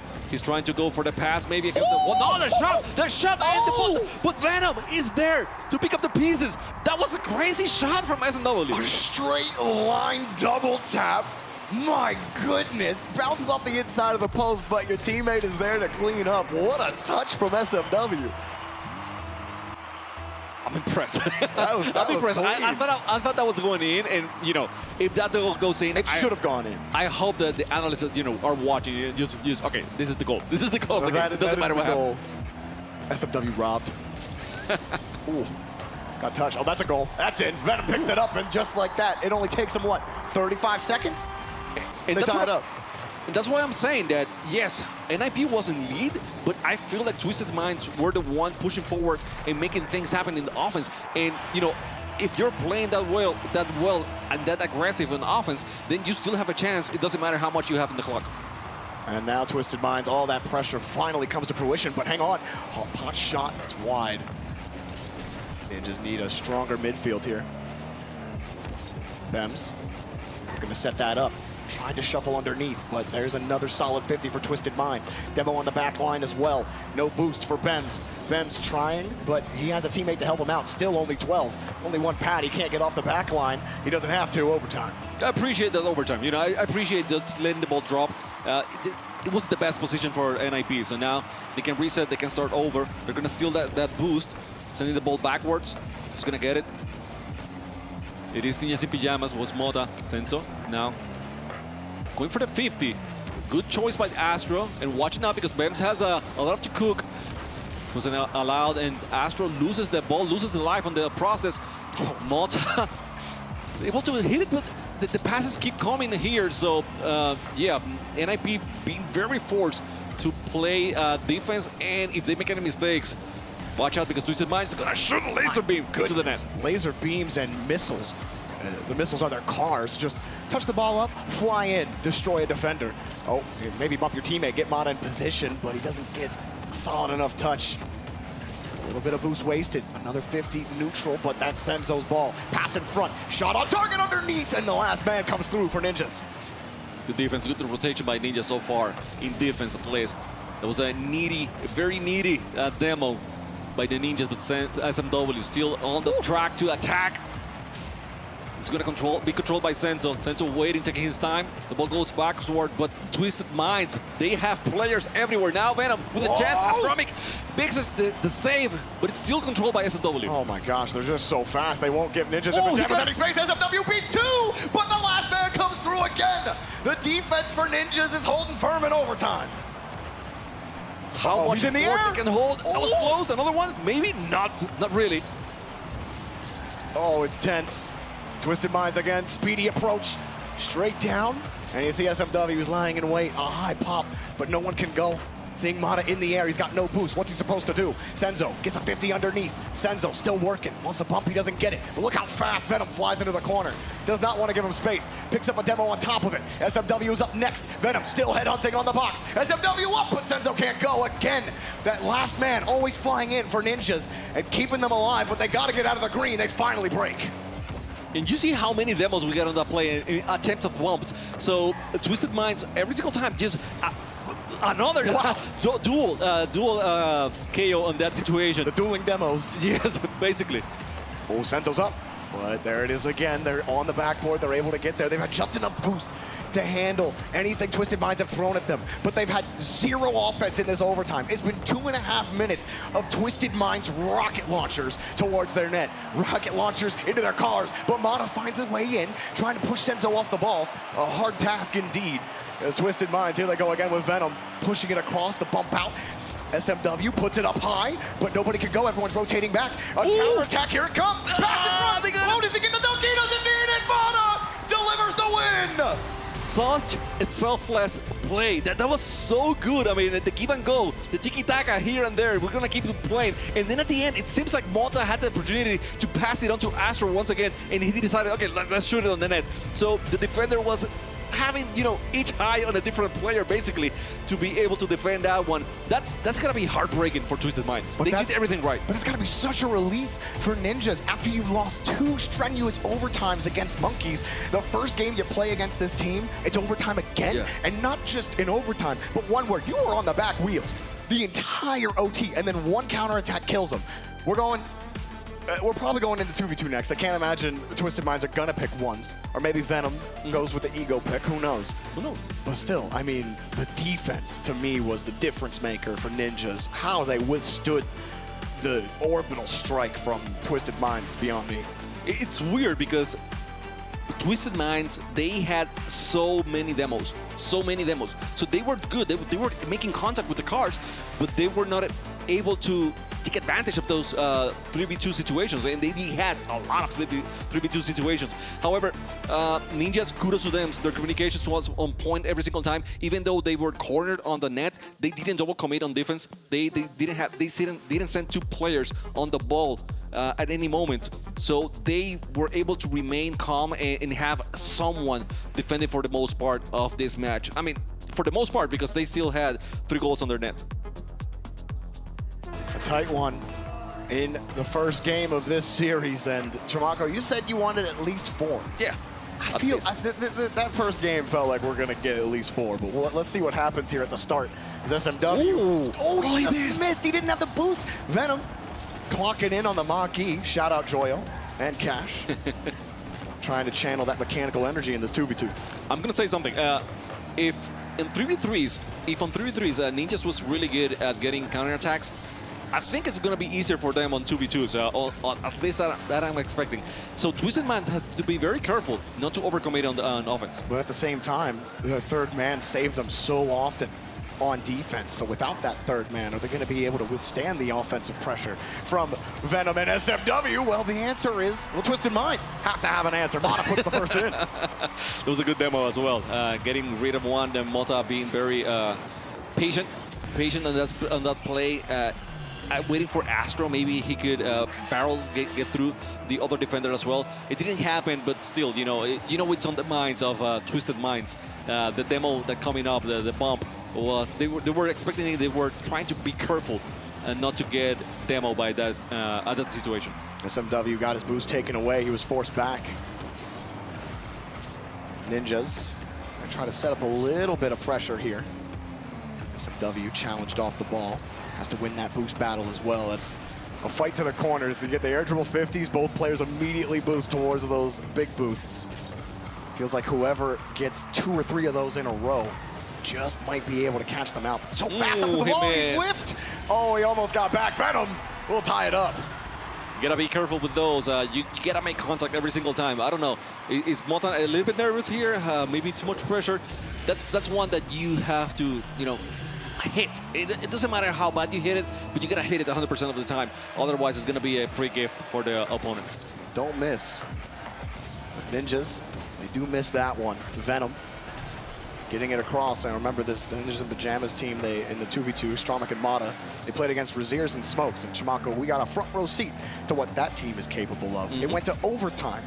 So that just shows you there is a lot of capability in Stromic and Mata. But SMW and Venom, the 2 of the most mechanical, speediest players in the tournament. And you can't deny their ability at all. But look at Mata go! He gets the reset and a second goal. Talk about mechanical, speedy players, right? And then Mata says, hold it here. I'm one of those 2, okay? So over the two defenders or across the two defenders with that reset from the ceiling as well from the wall. And now we have a 2-1 lead for Ninjas in Pajamas, who I think they have been on the lead the whole time, or you know, they have never been not on lead. They have not the deficit. They have not. Yes, they have not been at a deficit just Thank you. yet. That's why it's good to have an English speaker here next to me. Yeah, that's a weird English word. So. But it's a fun one. There's SMW taken away again. It's been the Mata show. Astramic just there to support. Let's see what SMW's got here. Flips it up to the ceiling, immediately challenged. You saw how fast he was up for that. He said, you want to play in the air, but I'm not going to let you. Oh, a headhunt one. Mata, the close angle, trying his own SMW, but can't connect. Only SMW so far, right? Only SMW is allowed to get those crazy angles here. Mata will have to make contact with that ball. He booms it, and he's tried to go before Venom, and he makes it. And now Astramic has an open net thanks to the bump. That was a great play. The just beating a Venom there was key. And then the bump here, you know, perfect from Mata. I don't, SMW, I'm trying to figure out what his thought process is here. Is he thinking that Mata is going to leave? Because Mata was driving right through it, and SMW can see Mata, and he still chooses to go rotate inside of the near post, where he puts himself in prime position to get bumped. Surely there was a better angle for him to approach on, but instead he just kicked out of the way, and SMW and Venom working, they'll keep this within one. Yeah, they had the perfect 2v1 situation at this moment. Astro trying the save, squishy save. Couldn't read it. He had too many options for Venom here. Perfectly placed, good approach. You know, whenever you have the 2v2, go for the pass, make the defender a second guess where the shot is going to be at, and then you know make sure that you connect as close as you can from the net. So good play here. Twisted Minds still in the game, and we saw them on the previous match. They were down 3-1 at some point, and they were able to tie the game and make it in overtime. So they're going to keep competing here. They might do it again, but they just got through the entire defense. And what's going on? Okay, how? How do you bump your teammate out of the way? That was a free goal, and you panicked. That was, I don't know what that was. No boost, and they panic. Oh, it's open. That's a tie game. It's completely open, yeah. That's what you get. I mean, you bump into each other, you can't recover, Mata gets deleted, and Twisted Minds will absolutely take it. Double demo. When there's no players on the field, good luck saving anything. A double KO, it's the best thing you can do here in 2v2s. Get rid of every single player on the field, and now we are back again, tied in the match. NIP tried a fake kickoff here. Didn't work. Twisted Minds just went through it and decided to keep control of the ball. Now Malta waiting to see what SMW is going to do. See Astramic from the wall. Another demo here. Astramic in the 1v1 situation. Venom very fast, and SMW is going to get fast enough in the net to avoid the goal. Good steal, but he did not win the boosts. SMW won it. Now Venom flicks past one. SMW pulling him out of the way, and it's goal for Venom. They take the lead late. They're bullying him out of the net. I love it because it's the fake. Okay, so Mata jumps, and SMW was expecting Mata to jump, and now, okay, what do you do? How are you gonna ninja me here? How are you gonna avoid me in this situation? You can't. There's no more options, okay? So I'm gonna bully you. You're gonna get out of the way. You're not gonna make the save. His acrobatic stat just wasn't high enough that time. They'll get a demo on the back line, but Mata, he's feeling the pressure in front. Astromic's trying to open up a hole for him. Mata coming across Astramic, another demo. That's a good 50. Mata's gotta lay this on net, and he does. That's a tie game. Great response. At times, I think I'm scratching my head here. Is that demo important? And then I see the results, and it's yes. The answer is always yes. Go for those demos if you can, and somehow it will lead to an opportunity. So very good 50 as well, and now we're back tied with only 33 seconds on the clock. This just might go to another overtime. I can see 2 more goals happening before we get there. Now Astramic, here he goes on the reset, blows through one. Oh, that touch, Mata was playing a little too tight. Now he's got to take it to the wall, buy Astramic some time. He does that. Now he's got a reset. He fakes that one. Does he get another one? Oh my God, Mata, that is just brilliant. Clip it. Ship it. Oh, and why don't you hit it, Mata? That is absolutely beautiful. That's gonna be the goal of the game so far. If Death doesn't pick that for play of the game, they don't. I don't know what you got. I don't know what you guys are doing over there.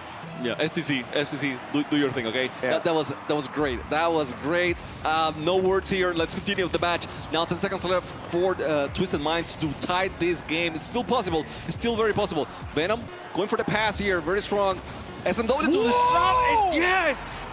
Astro fell asleep. He had to connect with he had to intercept that pass, and it seems like he didn't have any bullets in the tank to do it early enough. Oh, that's such a powerful shot. 108 kilometers per hour. And when you're playing so tightly, it's so tough to get to that. Look, Chamak, we got 2 goals before. Oh my gosh, I thought it was about to end right there. Yep. Second overtime. You said it. We still have 2 goals in here with this time, and I said they still could make it overtime. So yeah, I mean. We can't expect anything from these teams. Huh? Yeah, 10 goal game, that's fun. It is. I mean, when it's this close, yes. Whoa, across, but no follow-up can come. Amada, he's losing that 50. SMW doing work, now Venom. Ooh, up high in the air, he wants the double, but he can't find it. Watch it. Push back down, he's missed the ball, SMW. No, actually, it was a fake. It was yeah, a fake. He absolutely faked it. I just was scared for a moment, though. That was a juicy fake. Doesn't really result in much, but it does prevent a quick counter. It does. It allows your teammate to get boost and get ready for the next play. So maybe if your teammate doesn't have any boost, what's the point in attacking if you're not going to have anyone to back you up in the situation? So yeah, that was a good play. Oh, SMW just getting in the way, but it's not over. Astromic trying to get the reset, but Venom punches it out. Another one from Ana. He's got a full tank.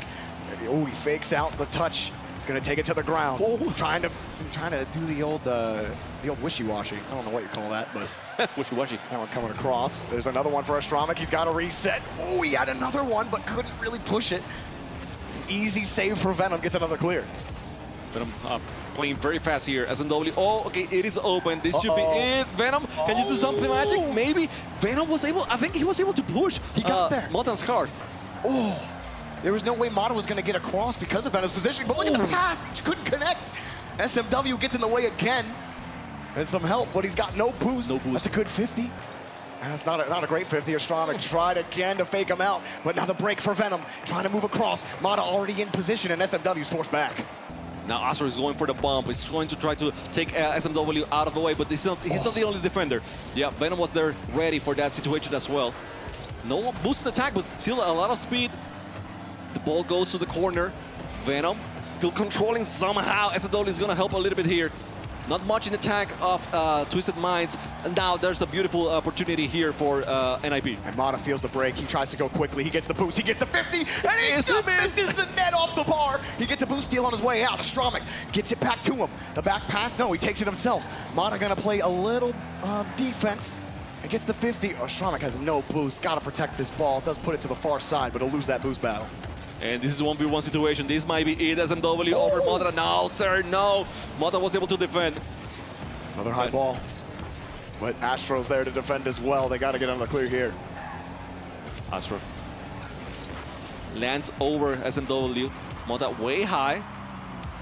He's waiting. He's watching the defenders. Venom was able to clear the ball, but Astro keep it still on the orange side. Oh, he's not able to get to that pass, though. Venom already downfield. Direct back to the side. Does he steal the boost out? He actually gets deleted. A pop-up for SMW to buy some time. Astromic going to collect his boost. Mata going to collect the ball. Coming across. Astromic actually left it. Now Mata, a lot of low 50s here. SMW getting deleted by Astromic. He's going for Venom, too. Venom avoids him. Tries to get it out, but Mata's there to dunk him again. Mata tracking, but can't get the goal. SMW stands in the way. Twisted Minds, I mean, their defense is so far. It's been great. Uh-oh. SMW. One down. SMW, Here he goes! It's a simple air dribble to win it for Twisted Minds. They will not be put on match point just yet. They catch Ninjas and Pajamas out. I gotta see that one again. Looked like there was slight, just a gap in the rotation. He wins the 50 in front, and then Astromic was just a little too far off, or not Astromic, Mata was a little too far off the ball, and SMW just hops it right over him. I can't remember what his boost total was in the moment. I was just watching SMW just get a free ball in the midfield. Yeah, Astro was just getting the demo on Venom, so there was no way he was gonna get that back in rotation to defend and help Mata. Weird game. So we have 10 goals in total in regulation. and then we go 3 minutes in overtime.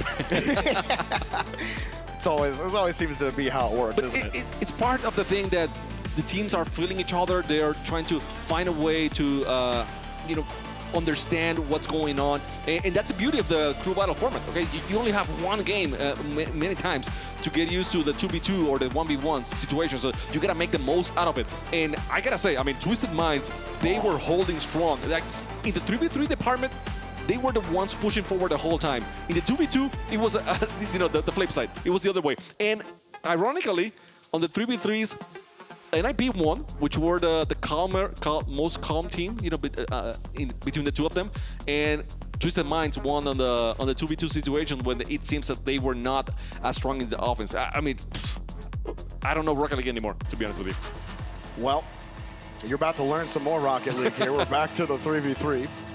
Previous games going to OT, and that last goal from SMW, Mata was protecting the higher touch, and SMW just air rolls into the final touch, gets it on the left side of him. Great touch from SMW to win that. And now it all comes down to the 3v3 again. In game one, Twisted Minds held all the pressure, but the counterattacks were lethal from Ninjas. Their defense seemed impenetrable at times. Twisted Minds were able to fight back, but I don't think they like fighting from a deficit all the time. Let's see if they can get a lead to start a game rather than having to fight back every time. You'll be the first one, but that's an open net. Oh, he missed Astro. He had the right idea and the right execution. That's one you might want back in this series. You don't get so many. That's it. I was about to say you don't get so many openings, but Astromic just took that on a cannon. I mean, that was an absolute bomb. 109 kilometers per hour. Well done. Apparently, he does get multiple chances, okay? He does. He's like, Some other players I'm don't. missing that one. Other players don't, but he does somehow. So Astromic starting with the right foot. Okay, that's open. Watch it, the Bems. Only one defender here. Venom on time. Oh, what happened, Venom? Oh, Bems just sat there. And Twisted Minds thought he was going to touch the ball. So he flipped into it, and he flipped off of it. And Bems looks like a genius, but I don't think he intended for it. I think he just hoped that it would hit it into him. And instead, he gets a free ball, but they can't get the clear. I'm going to say he's a genius, okay? I don't care. All right, that's fine. Now, that's your South American bias right there. Well, I am the South American caster, so... Yeah, fair enough. No. You know what? Casters, we need to make people look better than they are. So true. That's it. Bems, you're a genius. Yes, he's a genius. Find me over that, okay? Far pass cut off by Senzo. Twisted Minds. They did start out with that high-flying offense, trying to get those bumps. And Astromic, I think he recognizes what they're trying to do when you're trying to play that fast, when you're trying to put that much pressure on offense. You can catch them out with a couple of power shots and a couple outlet passes that worked as well. It's Ninjas actually locking Twisted Minds down in the corner. Good patience from Mata, waiting for that touch to come out. Now it wraps around. Really love Mata's approach to the game. It worked. I mean, the fake actually worked. It was I mean, it was a matter of Venom just being able to watch it from afar and being able to make adjustments to actually get the clear. Demo here, very powerful. Mata looking for another demo, but Venom, very strong on the wall, was able to not allow the ball to get any closer to the net. Nothing really to do there for SMW. Didn't have a lot of boost, just tried the pot shot. Venom trying to force him off the ball. It's a good physical play from Venom, but the follow-up's not forthcoming. Mata wins another 50. He's just been killing the Twisted Minds approach. When it looks like they win that first 50, SMW gets through, or Venom bumps first man, and then Mata just wins a low 50, and Twisted Minds gotta refuel back on their half. But they do get downfield again, trying to force it out. They got one, popped it up again, but there's just nothing left, and they get downfield again, Ninjas. So you could say that he's twisting their minds with the fakes? Yeah, you know, definitely. Twisted them up a little bit, for sure. Yeah, for sure. Ninjas in pajamas. They're still playing defense, though. That's fine. If they, you know, that's the thing about twisting is like it can work the other way really quick if you're not careful, and it might just all unwind in front of you. But it's fine. It's fine. I mean, in Ninjas in Pajamas, they showed that they can play defense and still win the first match. Here they have the lead. Yes, it's not a big lead, and you can't rest on only having one goal lead against Twisted Minds. We saw how fast they were able to score twice in the previous in game number 1. So yes, you gotta be very careful with that. But as long as you have a very strong defense, and you're not getting demo the whole time, well, I mean, they should be feeling pretty good about it. Twisted Minds are lacking the quality touches in front of the box. Senzo looked like he might have set one up there, but he doesn't get a bump. He doesn't get the flick over the first defender. And it's a hard battle in the midfield right now for Twisted Minds. Again, Ninjas are able to push downfield. They've wasted time, but only one goal is extremely dangerous because Senzo, again, knocked out of the play. Venom trying to push it across the demo, but it doesn't matter because guess who's in the way? Mata, and that's, or Astramic, excuse me, not Mata. So used to Mata win in the 50s, but Astramic with a quick approach. Take him straight down in the back in the orange. Bem's waiting here, waiting for the play. It's Astramic is gonna catch it. He sends this over Venom. Good catch by Senzo. Again, Astro trying to win the ring. He was actually gonna get it. It was a Twisted Mind that they were forced to actually make connect with the ball and get the save. There's an opportunity here, open net. They're gonna have the chance. Yes, sir. Just Senzo pushing through, but it was SMW who made sure that Mata didn't get there on time to get the save. He just goes straight for Mata, and Astramic got destroyed on the 50 by Senzo. It wasn't, the 50s weren't working. But again, with only a 1-goal lead, you just need one progression to go your way, one sequence to work. And it works for Twisted Minds. They get a good kickoff, they get a good 50. It's a decent shot, but not good enough.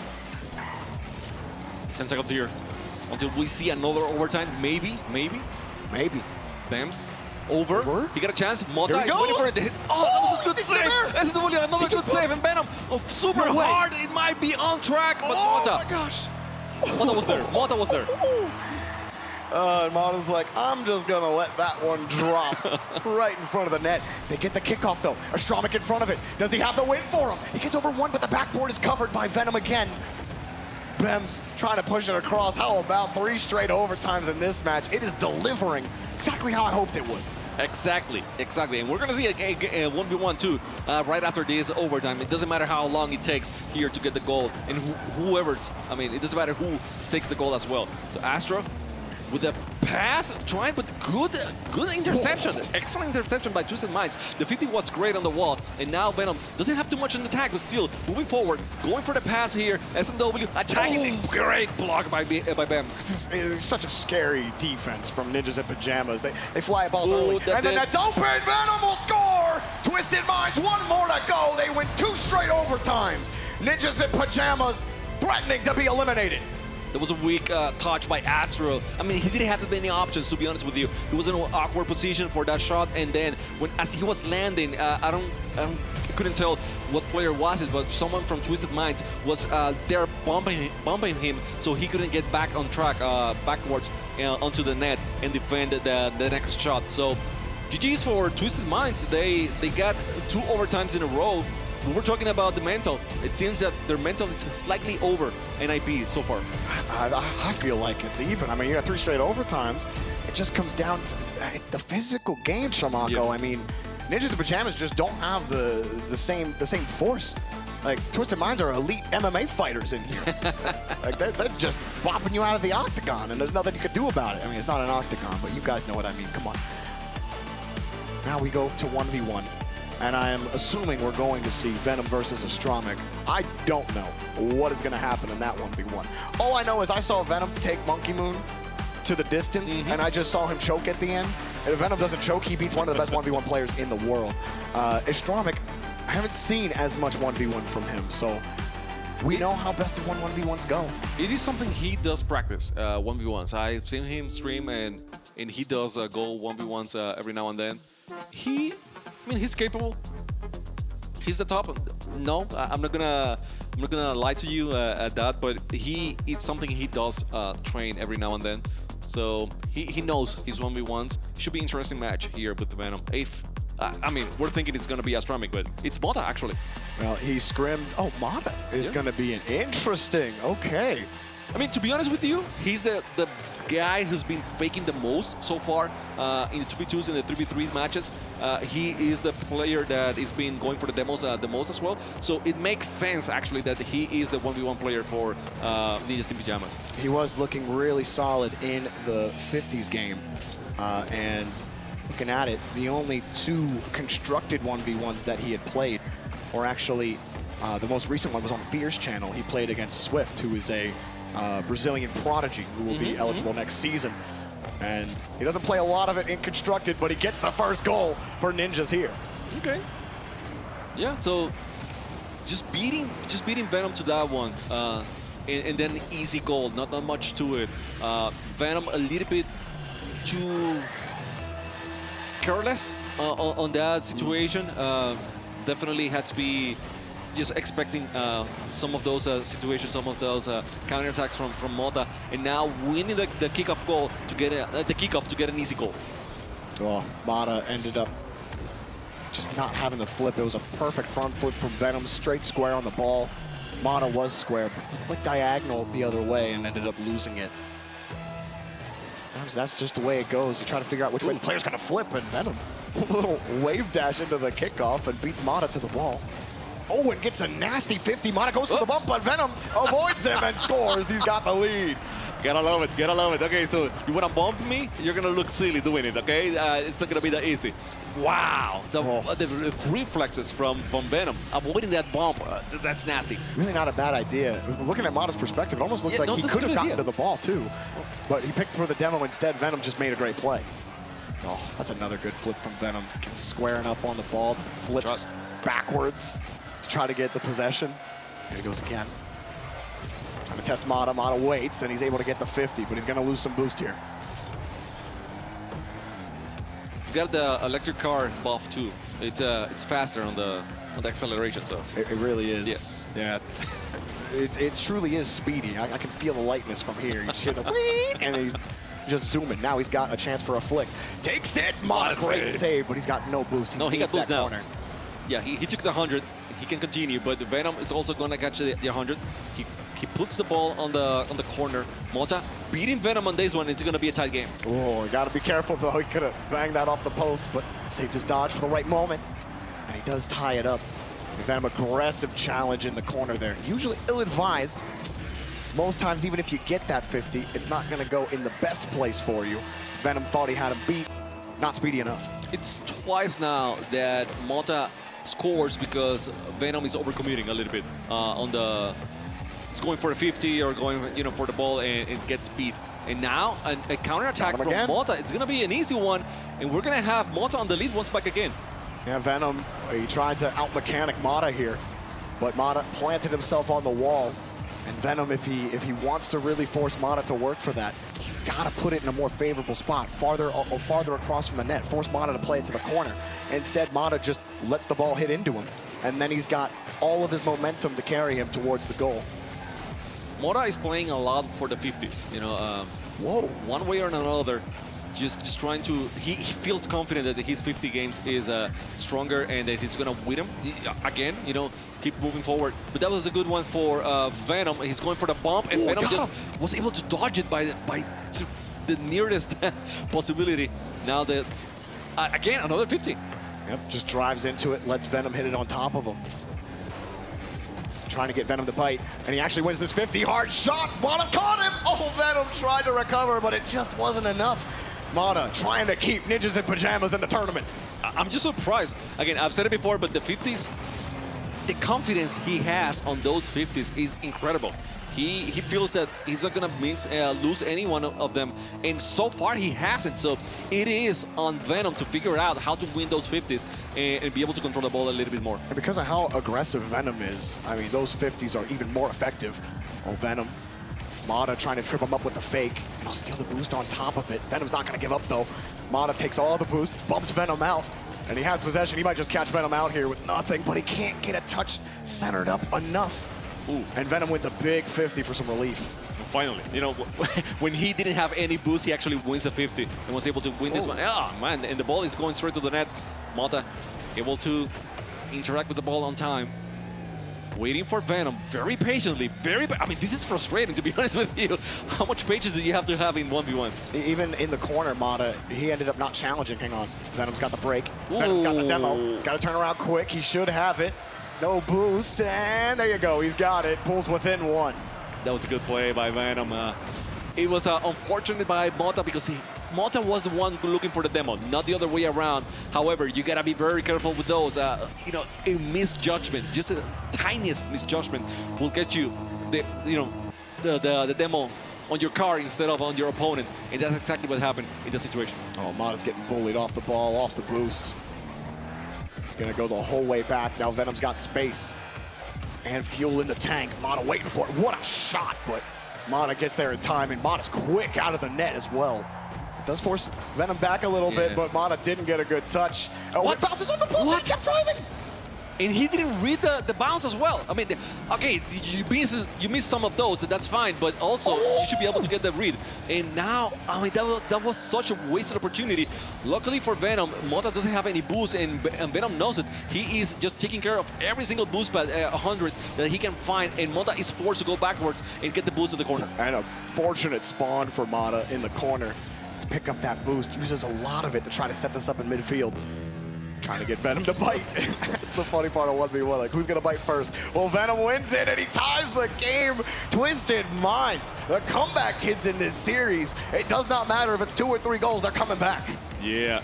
So Mota is at some points very patient, but at some other points, whenever Venom is not the one to bite, he gets desperate, and then he pushes forward a little bit too hasty and allow Venom to get those counterattacks that we have seen. So Mota, you gotta decide, okay? Are you gonna be patient or not? But you can't be both. And this is gonna be an easy one for Venom. Oh my God, no! It should have been an easy one for Venom. That was a pinto bean of a shot, and Venom, he's not getting any of it. Now Mota's got control. That's a big miss, and now he gets bumped. He's in trouble. He has 0 boost, and he can't do anything about it. Mota keeps them alive still. Such an awkward play, going for the bump, but still Venom was able to get a touch of the ball. Regardless, Mota decided this is, I mean, I gotta go all in, and that was the right decision at the moment, and he got the goal. Now this is an easy one. Please don't make me be wrong. Yes, sir, it was easy. It was easy. He won the kickoff handily, and now he has a 2-goal lead with only 29 seconds here. This next kickoff, Shamako, is crucial. It is.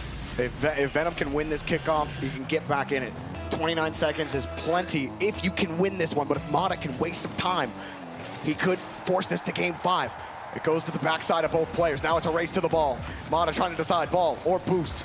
Well, he gets both. Now he's wasted more time on the clock. He just kicks it away. Venom caught out, but the ball's too high. He's going for the bump. Mota looking for him. He chips Venom out, but he can't delete him. Venom, one last heroic shot, and it's off the bar. He missed. It. That was it. He had to get that shot. There's nothing left. There's no time left. Mota holds firm. The last line of defense for Ninjas. We go to game 5. We were talking about Venom being able to go, up the distance against Monkey Moon. So, praising him so much, not knowing if Ninjas in Pyjamas had any once player. And then all of a sudden comes Mota here with the patience, with the fakes, with the demos, with the bumps, with everything, throwing everything he had against Venom. And at the end, I mean, it was such a close match up until the last 29 seconds. That wasn't like, your high-flying Joria's versus Zen type of action, right? But I still love this type of 1v1 where it's gritty, it's on the ground. Sometimes you go for an aerial play, it doesn't work out, but you recover in time to get back for the counter. Like the recoveries and getting back and getting those saves and getting those tight 50s, like that's exciting. And it's just in game 4 where you might be knocked out of the tournament and Mota he subs in, he's like, I got this 1v1. And it was so tight, Venom almost fought back again. But man, I love that game mode, man. And we always talk about the rookies, right? And if you see Mota, he's the rookiest of the rookies here. He's the guy that wasn't on the team up until the last split of RLCS. He wasn't playing with them. He wasn't training with them or anything like that. He wasn't on any other team that was a big team in South America. So you're getting him at this moment. He only have 2 lands of experience, 2 big lands, to be honest with you, Boston and then Worlds in Germany. But now being here and having all the weight of your team on that 1v1 and showing up and doing great, I mean, that's big for Mota. Now it all comes down to the main mode, the 3v3. They've traded it. Both 3v3s have gone to OT. Mota's been the hero. Bems was big in that first game. But SMW, Senzo and Venom, all three contributing in that second. They were getting shut down on a lot of their offensive tries. Until that overtime comes and they finally break through on a couple of 50s. Can Ninjas and Pajamas continue that challenge game? Are they gonna face that high-flying offense we know that Twisted Minds love to play? One thing about Ninjas is that they had only one goal in game number 3 in the second 3v3 match, and it was a clear. They had 2 open nets. They were able to get the second one. After that second open net, Twisted Minds decided to play it way differently. They stopped being so aggressive, having 3 players on the green side of the net, and that made their defense so much better. So since then, NIP hasn't been able to score on them. Clear out here for Twisted Minds. Senzo shot right into the defender. A little bit of height. He would have been threatening. SMW gets by the first attacker and neutralizes the second. The third man comes in and helps out Mata. Runs forward again, trying to get mechanical. Bems next up, Astramic coming right behind him. Can't really force the ball across though. SMW would not leave the ball. Something really good about the Twisted Minds, all 3 players, they really like to have control of the ball. And, you know, they boom the ball every now and then, but they also are very good at keeping it close and getting more options. That was a nasty shot, and 2 defenders from NIP were forced to go after the ball, and luckily they were able to connect. Neutral 50. Ninjas Pajamas just pump it downfield. Not much is going to develop there, and SMW gives you a chance at it, who was also switched to the Maki. And cleared out downfield. Mata's got to get the catch, and will take it across away from the Twisted Minds rotation. Let's see if the Maki can give them some extra. Everyone wants to be like Joyo, man. I understand. Okay. Have you seen Joyo play? I mean, sometimes, yeah. More and more, I think we're going to see those Makis. Trying to make it work for him. Venom pushing across, can't find a bump. Does force Ninjas and Pajamas to move around a little bit, but not a lot of shots right now from either team. Both kind of shut down. Like you said, Twisted Minds, they're not full on aggression, but they still have that high aerial play. There's just not the threat in front of the box. Like Venom gets the carry, sure, but where's the follow-up after that? 50 even there, goes away from the rotation. Everyone's got to reset. Venom with no boost forces Ninjas to be flat.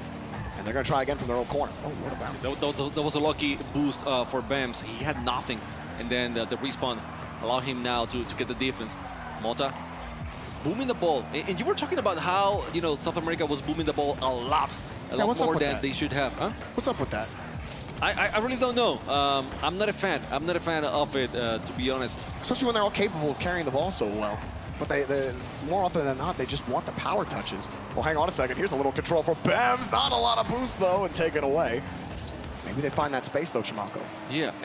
And the problem is, yes, I don't mind you booming the ball if there's someone else with you. You know, if it's going to be a pass. Yeah. If there's someone ahead of and you can give the ball to them so they can continue to play. But if you're going to boom it just for booming it and pray that your opponents are not going to have a good defense, are not going to have a good touch, then that's just wishful thinking at this point. You know, it's not going to happen. A lot of demos and a bump again! It's an aerial assault, and they're exploding the cars, sending the chassis to the scrapyard. Twisted Minds, a late goal. SMW getting that second demo was key. Astro just respawning. It's the moment where you respawn and you're praying that you're facing the right place, you know, on your controller and your joystick, but that wasn't the case. He couldn't get to the ball fast enough, and now 1 goal lead, maybe two, so close. So close, and that would have been the death knell for Ninjas. They got 40 seconds left, or they're out of the tournament. Coming across again, trying to push the 50s, but they're not winning them. It's a break, it's a 1v1. It's actually a 2v1 coming across. He wants the bump, missed it, goal! Excellent play. If you cannot make the goal, just leave it close enough so some of your teammates can finish the play. Exactly what happened here. Senzo with the pass and the finish by SMW. 30 seconds left. NIP in 3v3s haven't scored in almost 9 minutes. So this is bad for them to get to 2 goals here with only 30 seconds left. And it's popped downfield. They get a demo. They have the net. It's not quite over, Jamako. 19 seconds. A big kickoff coming up. Okay, so it took them, what, 10 seconds here to get the goal, or 11, or something like that. They still have a chance, yes, but... And you get that extra time if you keep the ball up. Well, okay. That's true. They need more demos. They do need more demos. Oh, he missed. He does get the demo, though. The break, cut off. 13 seconds. Ninjas, they get the 50, but they need support. He's there. He avoids the bump, SMW. And here they come, they win another 50. Ninjas, the last cry, the last breath, no time. Ball up high, off the corner. Do they have it? The shot, saved, and Twisted Minds move on. GG's Twisted Minds. They avoided every single demo. I told you they needed more demos. And NIP was trying to get those, to get everyone out of the net. However, Twisted Minds, very aware of their surroundings. They knew what NIP had to do, and they knew how to avoid it. Now, they're one step, I mean, a few steps closer to get into that top 8 and then earning some points for the overall organization's point system, right? They do stay alive in the club battle. The club battle, thank you. $100,000 prize. And nothing but respect to Ninjas in Pajamas. They played an incredible series. Mata did his best to force them back. You can see the frustration on their faces, knowing that maybe that second 3v3, maybe it goes a little differently in that overtime. Maybe you don't get deleted by SMW, but you know what they say, Chamako? Demos are OP. And Twisted Minds, they made it their MO to delete Ninjas in Pajamas from the tournament. Let's go back to the desk. I do like demos. I gotta admit, it's one of the only things I can do in Rocket League. Not cringe. Not at all. Wonderful. It's fun to say they're cringe, but it is. They're not. I do like how close this series was, though. We talked about it before. That's a good goal. All these players have the potential when you jump into those 1s and 2s. I like to see, again, Venom stepping in for those 1s. Johnny, I called you James about like 3 times. We talked about it, you know, for Venom, he devastated. And it seems like he was ready. No, honestly, Venom's 1v1s have been a bit of a disaster class so far. He was playing Crossbar Challenge today, but he still did so much work in the 3v3 wins and the 2v2 win. He was phenomenal. And, you know, I don't see SNW or Senzo doing anything in 1v1 either. So the fact that he's lost 2 1v1 games so far has, been unfortunate. He could definitely be playing better there with his shots and his accuracy, but hey, at least he's in there giving it a go. And it wasn't a blowout. Again, very close. Yeah, 3 overtimes in this series. And we talked about who would go in for 1v1s for NIP. It was Mata in game 4 going up against Venom. But also, just talking about Venom, a lot of the talk about Venom leading into the World Championship was obviously in his 3v3, how impactful he was, and I think you did see that. You know, you talked about maybe disappointment in 1v1, but you saw the impact that he had in the 3v3 for Twisted Minds, and we had mentioned a little bit, if NIP were going to win this series, it was going to come down to those 3v3s. Jorby said it right when he threw off. They had an opportunity for one to go the other way in that overtime, but it didn't happen. So close series from NIP. We had questions about Twisted Minds after losing to BDS. I felt like they should be confident going to NIP. I think NIP gave them a good run for their money, but in the end, our prediction came out on top. I can say, I mean, just looking at both teams, even losing team here, what are your thoughts on it? Obviously eliminated, but about the roster in general, how do you feel about Well, you know, the NIP, they weren't able to get the work done in 2v2. That was the key game, really. I mean, they were outplayed in 3v3 overall. You know, they were just that one game away. If they had won the 2v2, which was a really long overtime, then they would have had this. So it's on them. It was very close, very competitive. But yeah, Monkeys showing up huge in this group just took it to a level that NIP couldn't hang in. Well, I guess that's the question now for Twisted Minds going up against Monkeys after this. I mean, we've seen the mechanical play from Monkeys. Well, and that's the thing too, is when you talk about this series against NIP, Twisted Minds were able to steal away, you know, that 2v2s and 1v1s, or excuse me, the 2v2. But for going up against monkeys, that's going to be a bit of a tougher task when you have a guy like Raziers who's just playing. He plays well in every game. We even saw players talk about it in some of our content pieces. They're scared of Raziers because of how great he is. They've got to be losing the 1v. If Raziers loses that 1v1, I'll be shocked because Venom has really been struggling. Venom can play once to a higher level than he has so far, but Raziers has been a different kind of player. So that would be unbelievable to see. I mean, you know, if we count that as a win for Monkeys, yeah, it's tough to win 3 of the other 4. Well, let's keep it on these guys right now because it's time for our STC play of the game, and we're going to be handing this one over to Mata. I talked about him joining the roster recently, stepping up and making sure he's doing what he needs to do for this roster. Again, I think all 3 players have the potential for these top plays, but just dirty. Yeah, double mind game and the floor pinch as well. I mean, that's a lot going on there. Nicely done to outplay both the opponents by himself. The threat of having that ball fall down while you're behind it, you could see what happened to SMW.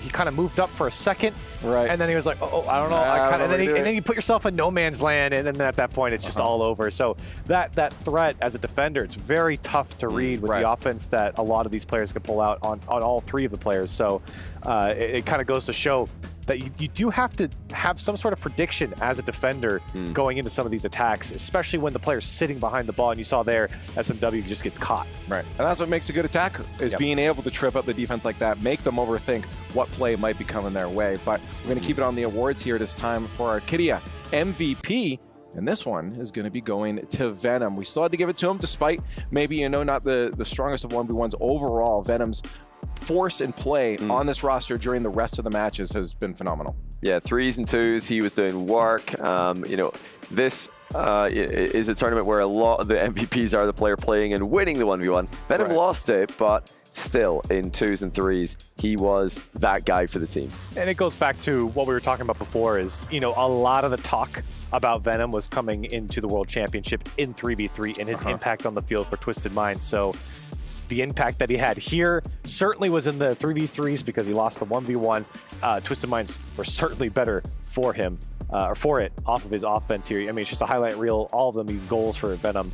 The impact cannot be understated here against NIP. One of his saves as well in the 2v2 game was just a world-class save. It looked like a guaranteed goal for NIP, which would have put them 2 ahead.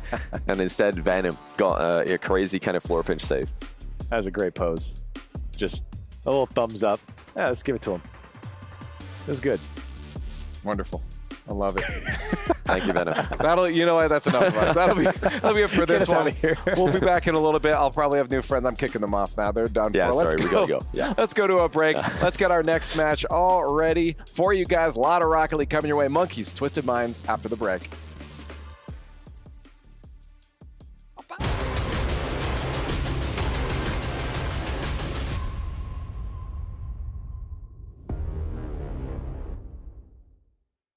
All new Honor 90.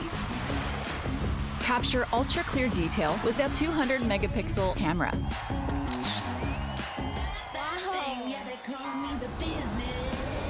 Care for your eyes with risk-free dimming display.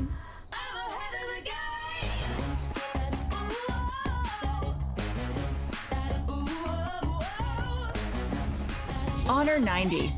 Share your vibe.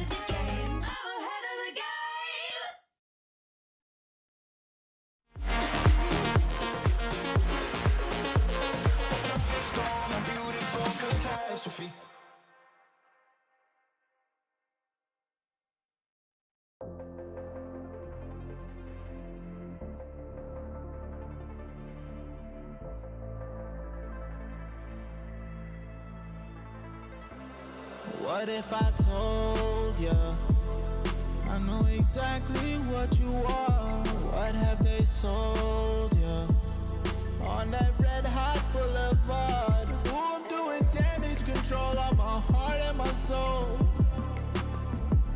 and ain't no one selling me nothing. I've taken control.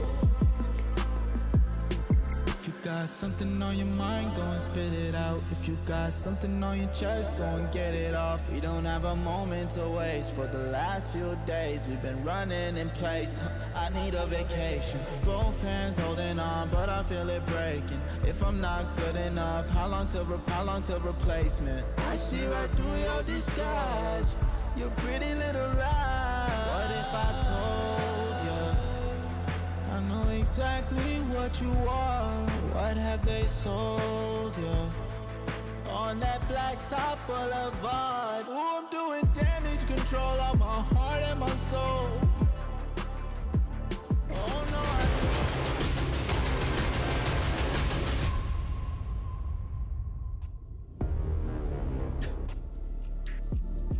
Ladies and gentlemen, welcome back to Gamers8. We are moving on through this bracket. Lots of Rocket League to get through. We just saw Ninjas in Pajamas and Twisted Minds face off, and now we'll get to see Twisted Minds go up against Monkeys.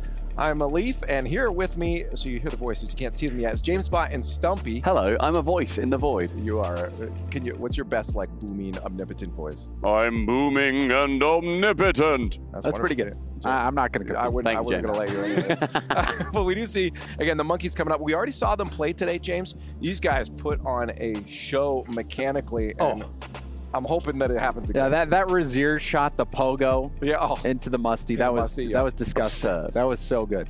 And I think, I mean, it just goes to show you how good this Monkeys team is. Right. They've always been kind of on the edge in Europe. They've had good results. We know these players. We've seen Matane for so long. You remember him breaking onto the scene at DreamHack when their defense was incredible. They had a deep run there. So, you know, this is a team where, you know, as players really looking to break it in a big event. And this is that big event, and they're having some success. We'll see how far they can go. Well, I mean, I think the fact that they're already feeling it today is going to be a good sign. I mean, we just, again, watched Twisted Minds. So going into this matchup, there is a little bit of warm-up for them. But I think Monkeys, they're just a confident team. If you talk to them around the hotel at all or any during media day, these guys are players here to have fun. Yeah. They all like each other. Like, they're all just... like, let's get on the field. They're having a great time. Yeah. Like, they're all just hanging out. They're making sure they make the most of these events because, as we said, they're not going to be a team that always makes those majors. They've not made a major at all. Like, they don't go to RLCS lands, but they have the ability to come through in tournaments like this and show what they can do. The fact that they 3-0'd NIP in their first round was a huge win. I didn't have them taking that. They've just got brilliant ability. Versus Elevate, a little bit more routine. Elevate did take a game off them, which NIP didn't manage to do. But now, yeah, Twisted Minds, little bit of a different beast, I feel, but definitely looking very strong, especially in those 1v1s. Yeah, well, I'm very curious how it's going to go because, again, we've seen Venom in the 1v1s. We've also seen Razier's in the 1v1s. Razier's is... Yeah. He's been around for such a long time that, like, you always think, okay, when you look at the power rankings, like 1v1s and stuff like that, how exactly is he doing? What's the quality of that guy? And I think he's a little bit more, can show up in certain competitions, but then you see moments like James, you said about that pogo into the musty. Right. The quality that he can really put forward against any opposition, that's his real scare factor. Right. Well, we do have, speaking of the Monkeys, an interview with them, so let's take a look. Why not? Good morning here from Gamers8. I'm here with the Monkeys. We've got Riziers and Smokes, and you guys just came off a 3-1 win against Elevate. Walk me through it. What are the feelings right now? Obviously, we always trying our best in the matches, and yeah, I wouldn't say it was an expected win, but of course, we obviously knew that that will be one of the easier matchups. Oh, okay, so one of the easier matchups was Elevate. Did you have the same vibes? Because you definitely were extremely confident in your 2's game. And I was very confident. I feel a lot better in the stage and in the B stream and practice room. All right, so lots of confidence for the Monkeys. They're feeling great. Just want to wish you both a lot of luck in the rest of your day. And, well, we've got more Rocket League coming up for you guys very soon. I mean, you even just see it in their attitude. I feel like Smoke sometimes just wandering around, though. He's just like, where are we going now? But Razier's, you saw the smile. He's like, yeah, we knew that would be easy. They went in and they showed it with it. I wonder if they're going to be thinking any differently, though, with this matchup. Yeah, and I think maybe you can correct me if I'm wrong, but he said he felt more comfortable on the B stream. Is that what he said? I think that's what he said. Well, yeah, different setups, right? He's not in front of a crowd there. Yeah, well, that's about to go out the window. Yeah. So we'll see how comfortable he is out there on the main stage. Yeah, well, I mean, as long as I got the little monkey mascot beside them, I think they're fine. I was disappointed that we didn't see it on the before. I think I missed it, but yeah. I hope they bring it with them. It's going to be their good mascot. Yeah. And I was going to say as well about Raziers. He spoke about how he performs, and although Smokes is saying, like, okay, I like the beast stream a little bit more, a little bit less pressure. Raziers was here last year, bear in mind, and he had that run with Heat. Right. Heat, a team that got through to the top 8 that looked incredible. The only team they ended up losing to, unfortunately for them, was then Falcons, who, you know, this competition is basically made you know, for. there's another incredibly strong MENA team that's standing in their way, Twisted Minds. We were talking to some of the local casters before, and they were saying Twisted Mind they're coming in here so hungry. They were disappointed with how Worlds went, and this is their opportunity to really make amends for what they considered a poor performance at the World Championship. So I think, if anything, that main stage crowd buff is going to be in favor of Twisted Minds. I feel like also anybody who didn't watch the World Championships, firstly, you silly Billy, what are you doing? Make sure you go back, just watch all the VODs, why not? It wasn't that long, it was only 2 weeks. But then what happened with Twisted Minds, they got reverse swept in a best of 7 for the first time ever on LAN at an RLCS by Falcons. It was not a nice time for them. People thinking, oh my word, they're 3-0 up. This is the new age of MENA.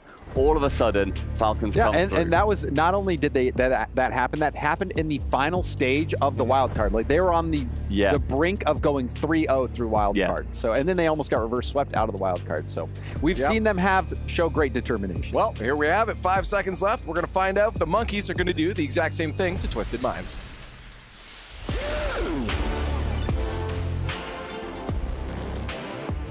We've knocked out 2 teams here in Group B as our second day of Gamers8 continues on. And now we're about to welcome 2 of our winners back to the main stage. في المباراة الثالثة أعزائي المشاهدين راح نشهد فريقين توهم طلعوا من فوزة كانت جدا قوية صراحة. مونكيز وتويستد مايندز كانت مباراتهم نيل بايترز، لكن الآن راح نشهد فريقين برضو يستمرون في مسيرتهم في اللور براكت. نحطوا بالكم أيضا أنه فريقين أيضا تم استبعادهم من البطولة بالكامل، فهل يا ترى من اللي بيتم استبعادهم من الفريقين اللي فازوا؟ الآن راح نعرف. Coming up next on the stage, one of 2 unsigned teams still trying to make a run here in the lower bracket. Here for Gamers8, the price tag's only going to go up if they keep on winning.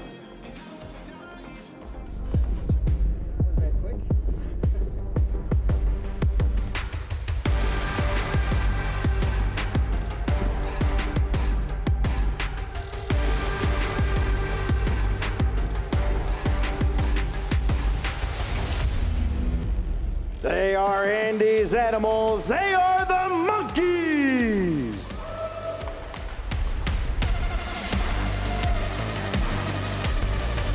Collectively, nearly 20 goals in their last match. Raziers and Smokes taking care of business. And as we head into Rocket League's offseason, all 3 of these players not just playing for the prize money here at Gamers8, not just playing to try and lift this trophy behind us, but also trying to play for a big contract in the upcoming season. زي ما انتم عارفين مونكيز تواجدوا معنا في المسرح بعد مباراتهم الأولى اللي فتحنا فيها البث المباشر اليوم. هذا الفريق ما عندهم منظمة يمثلونها، وفعلا 3 لاعبين فقط استطاعوا انهم لوحدهم يتأهلون الى جيمرز8، استطاعوا لوحدهم انهم يوصلون الى المرحلة هذه من البطولة، والان عندهم فرصة انهم يستمرون معنا الى التوب 8 بعد فوز 3 مباريات. مشوارهم طويل لكن ابدا مو بصعب بعد ما شفنا ادائهم 3-0 السريعة جدا اللي شاهدناها في جيمهم اليوم. لكن خصمهم تو طالع من فوزه، خصمهم يعتبر هو الحصان الاسود في الشرق الاوسط. خلونا نرحب فيهم.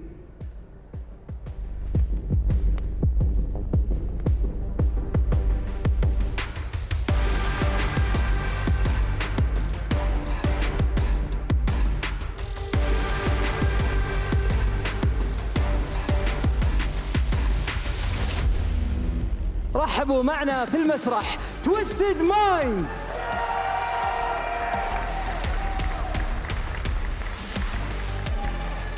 لقب الحصان الأسود حصلوا عليه بعد أدائهم العظيم اللي شاهدناه في كأس العالم من الوايلد كارد إلى الجروب ستيج، وأيضا استطاعوا أنهم يستمرون في أدائهم إلى اللحظة هذه بعد فوز كان جدا جدا قريب ضد فريق نينجاز ان بيجاماز. لكن قدرتهم انهم يستمرون في مسيرتهم ابدا ما هي صعبه. هذا هو الشيء اللي خلاهم يحصلون على اللقب، وهذا هو الشيء اللي هم كلهم جايين يحققونه معنا في Gamers8. Winners of an epic 5-gamer just a moment ago on this very stage. SMW showing up big time in the clutch, as did Venom. and the home field advantage has been great for Mina so far on the main stage, 2-0. Looking to make it 3-0 as the teams now will take their seats and get ready for our next match. Fancy, I've got to ask you, this team behind me here, Monkeys, their coach is Andy the Mandy. Yes. So let's say Monkeys make it into the top 8. Would you consider rebranding to Fancy the Mancy? You know what? I'm actually going to bet against that. So if Twisted Minds win this match, then that's not going to happen. But if Monkeys win, then I'm going to change it right away. Well. Fancy the Mancy coming to a stage near you very, very soon. I mean, I'm always going to have to vote for the home team, right? So. Of course. A lot of people going for the home team here as well. Can Twisted Minds make it 3-0 for Mina on the main stage? We're about to find out. Casters, let's kick it off. زي ما احنا عارفين فريق تويستد مايندز هو احد 3 الفرق الممثله للشرق الاوسط شمال افريقيا معنا في جيمرز 8. عندهم فرصه الان انهم يتوجهون الى البلاي اوفز، لكن ايضا مشوارهم طويل زي فريق مونكيز، فبالتوفيق لهم ان شاء الله على طول مع المعلقين. Twisted Minds back onto the field for back-to-back games, and they gotta go against what a lot of players are calling the dark horses here in this tournament. Monkeys, who have looked hot in this lower bracket. And I agree, the dark horses of the group, the clear favorites, I think, to win this match after their impressive showing earlier on in this group. Monkeys, a real test for Twisted Minds in the crew battles format. Twisted Minds are going to be feeling pretty hot after that 5-game victory against NIP, though. Just moments ago, I mean, this is pretty intense stuff for Venom in particular, who's set to play every single game. And not only just what this game means for Twisted Minds, but also for the org, you know, leading in the club battle going into this. Sitting in the lower bracket, you've already lost one of your lives. You've got to make it all the way through the lower bracket to get to that playoffs for Twisted Minds. So a lot riding on this, and this is not going to be an easy matchup. I would say this is a very even matchup if I had to pick it. I feel like very even in the Monkeys matchup. There you go. I mean, the mascot of Monkeys is unbeatable. He's getting more screen time than the players at this point. We need to get a render of a brain for the Twisted Minds logo as well. So if anyone's got a brain in Riyadh, then let us know. We can get a nice render of it. Quite a lot of brains on this stage. Razier's looking very good in the 1v1 with the flashy plays as well. Yeah. I mean, just looking unstoppable. That's why I think Monkeys are the heavy favorites here. They just have the 1v1 in the bag. If Razier's can keep his current level. So you don't think it's close? You think Monkeys are heavy favorites? I think they are. Well, I think they're favorites. Maybe not heavy favorites, but yeah, favorites. I do think Razier's is the big difference maker here, as you were alluding to. Just because of, even take away just his threes game, which is great, 1s and 2s, you put Twisted Minds in a tough spot on either mode that they choose. So we'll have to see after this game 1. It's 3v3 as always to start things off. Monkeys and Twisted Minds here to stay alive in this Group B, a lower bracket semifinal. An EU versus Mina matchup. Smokes, who's been phenomenal offensively for Monkeys, but Tane can't put it away. Yeah, this is a must-win for Twisted Minds. 1v1, heavily Monkeys favored. 2v2, I think, slightly Monkeys favored as well, with Smokes and Razier's looking unstoppable. But can Twisted Minds win all the 3v3 games? They took 2 out of 3 against Ninjas in Pajamas. They've been extremely consistent. That's a good chance early on. Oh, it's no! An own goal, Oh my goodness! Own goal. Not much you can do about it. Razier's falls on the ball. Venom gets the credit, but he got bumped into the air and then fell on top of his teammate's clear. I mean, he only had 11 boosts there. It wasn't enough for him to boost out of the way. An absurd own goal, probably one of the most absurd own goals I've ever seen. And out of his control as well. I mean, what do you do? It's, I guess, a misplay with the clear, but I don't even know if there was much going wrong there. That's so unfortunate for Monkeys. What a goal by Venom. He's the MVP once again. That's one you got to just laugh off and keep going. You're just into a minute here in game 1. Look like something I would do. I feel like I've done that. Oh, I've certainly done that. Yeah, one in chat if that's you. Yeah. You really do be like us. Shout out to all my Grand Champ 2s. But maybe I would have done that with boost. Like I would have intentionally hit that. Yeah, I would have definitely. I would have tried to help and then boosted into the ball. Right. Goal. Yeah, that's true. Very, very true. So Twisted Minds will take the start as they've been leading a lot of the offense here so far. It's another one, ricochets off of Matane. A couple chances there for Senzo. Twisted Minds trying to clamp down, trying to double up their lead. SMW to the back wall looking for more, but Raziers with the quality clear and help from his teammate will bail him out. As Twisted Minds try and regroup, but it smokes on a massive clear to the back wall, and Twisted Minds comfortable in this position. Yeah, that's a great early goal there for Twisted Minds, regardless of how it happened, to just have the lead and now put the pressure back on their opponents. Oh, another good passing play works out where Monkeys, though, it was a bit of a chaotic pinball move there in the center of the box. It hit off Venom, hit Matane, hit Smokes again, and good reflex, honestly, by Matane and Smokes to get that to go into the back of the net. No one in Twisted Minds ready to save it. This first game certainly so important for Twisted Minds to win. Monkeys will definitely pick their best game mode out of the 1s and 2s, but they're comfortable in both. So for Twisted Minds, winning the 3v3s are oh so important in this matchup. Senzo, he's denied by Raziers. That's a quality pinch for Twisted Minds to move downfield.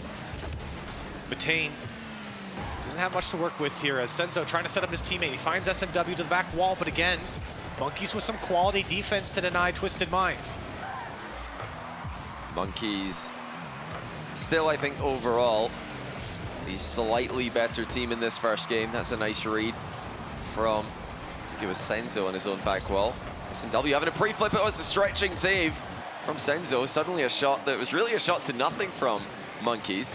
Had Twisted Minds scrambling. Not the first time that they've been slightly out of position as the shot arrives. You can start to see the momentum shift. Monkeys finding more and more space in the final third. Is he going to pick it up? Oh my gosh! Is he going to put it away? To get the dunk? No, it's a save off the post. Senzo to put it home. Twisted Minds, what am I watching?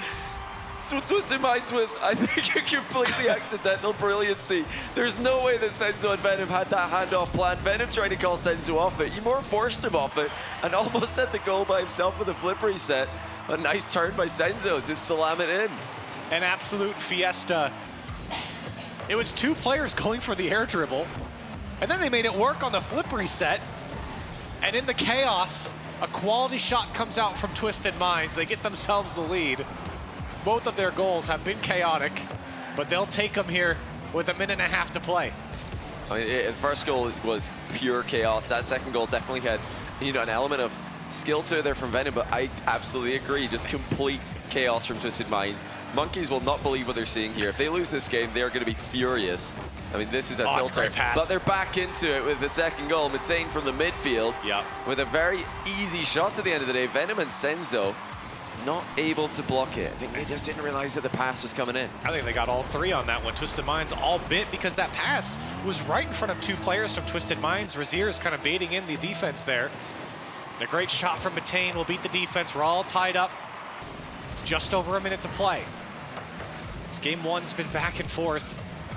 And despite the chaos that we've seen, we sit knotted. Matane trying to fight for it on the sideline. He won't come out with it. Here's SMW to the ceiling. Another touch. He beats the defender, but can't get the follow-up. Yeah, speed of Twisted Minds definitely causing problems here. It's allowing them to be the team to thrive in the chaos with the clean beats occurring every once in a while. But Monkeys have a bit more of an organized structure to how they play. They look like they're on the same page. Twisted Minds, I mean, they might all be on separate pages, but every page individually doing work. Such a quick team, such a deadly team, and they're given space to play with. Certainly, they've turned some rough attacks into gold. You look at their last goal, I mean, two going for the same ball, but they're able to get the flip reset, and then the chaos ensues on the Monkeys' end. Final 10 seconds. Twisted Minds looking for the push, but it might be Monkeys. Venom, it's right back to Matane. Matane, he's got Smokes in the midfield. Smokes can't go as a quality clear comes out, but it might not be over. That's a great demo. As Monkeys trying to just knock this one down, they will. Twisted Minds couldn't get a touch. Twisted Minds in a must-win 3v3 game have to go do it in OT. It's Monkeys first up with the pressure in the back corner. Again, just a quick pre-flip gets SMW out of trouble. They might not be out of the water just yet. Another 50-50 required, and once again, Monkeys just trying to find a way through. They've done it. Smokes it's is into there. the middle. It's saved off the goal line, though, by Twisted Minds. Great defense there from Twisted Minds, but they got to keep it going. Raziers, this one now comes out to Matane. Some space to work with. The defense posturing. Twisted Minds feeling the pressure. Raziers flip reset, and it's an easy touch from SNW to at least deny the initial shot. Smokes trying to push this one down. Matane's gonna go. He puts it high. Raziers goes all the way back. So some space for Twisted Minds now. Full boost. Senzo to be the hero in game one. The shot is turned away by the defense, and maybe SNW found a little space there, but had no boost. Yeah, SNW trying to get a bit more power on that one. Nowhere near enough to surprise Monkeys. It's SNW now with a massive wall clear. Hits the ceiling though. That cuts off the distance short. Allows Smokes to come in for the play. Demo's landing now. It's Monkeys put the pressure on once again. Twisted Minds cannot afford more double commits. Communication is key. Reminder, this game so important in a tight match like this one, especially with the weapons that Monkeys have in the 1v1, and including that 2v2. Twisted Minds need to win this game one, but as do Monkeys. Smokes him taking himself, flip reset. Matane causing chaos in the backfield. Raziers trying to get a piece of the defense, but again, Twisted Minds survived the push, and now onto offense they go. Senzo can't get through the corner, and Monkeys back into the driver's seat for the moment. The Monkeys know what Twisted Minds are doing here. They're just going for pure brute force, a bit more of a finesse attack. Oh my word, Smokes has dunked him. Senzo did not get goal side. He's trying to force the ball underneath Smokes with a low 50-50.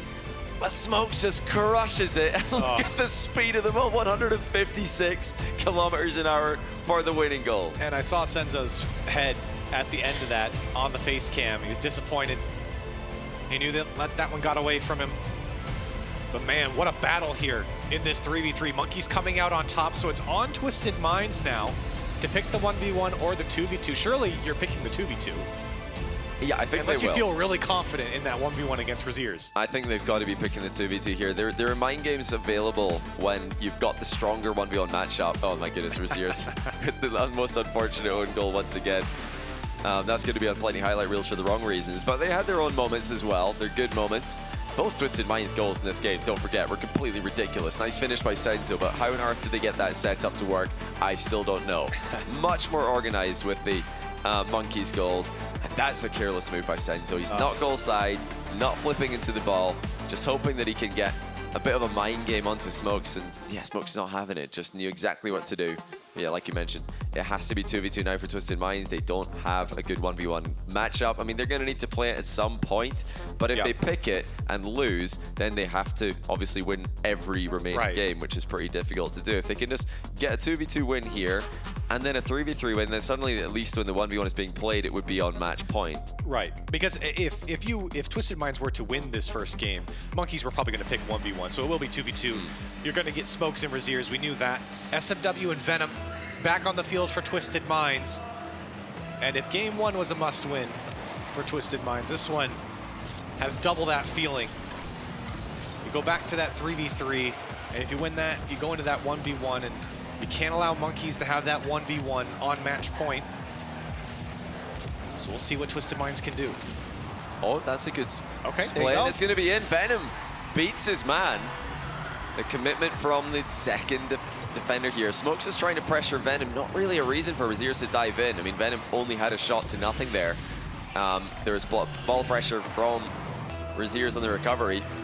Smokes in the recovery, I should say. But yeah, a bit of a mistake there. Thought you had an opening. You've always got to respect the speed of Twisted Minds players. Yep. You know you're going to get that speed and that aggression. Another demo comes out. Space and boost for Venom. He's got one to beat, and he's not going to get through Raziers. Great read as Monkeys trying to get control. It is interesting the pace differences between 3v3 and 2v2. 2v2, in a lot of points throughout the game, will slow down players trying to take their space because there's more space to work with. And you're seeing that even here as Twisted Minds tried to play this one in their corner to keep possession. Unfortunately, Raziers was quick enough to get back.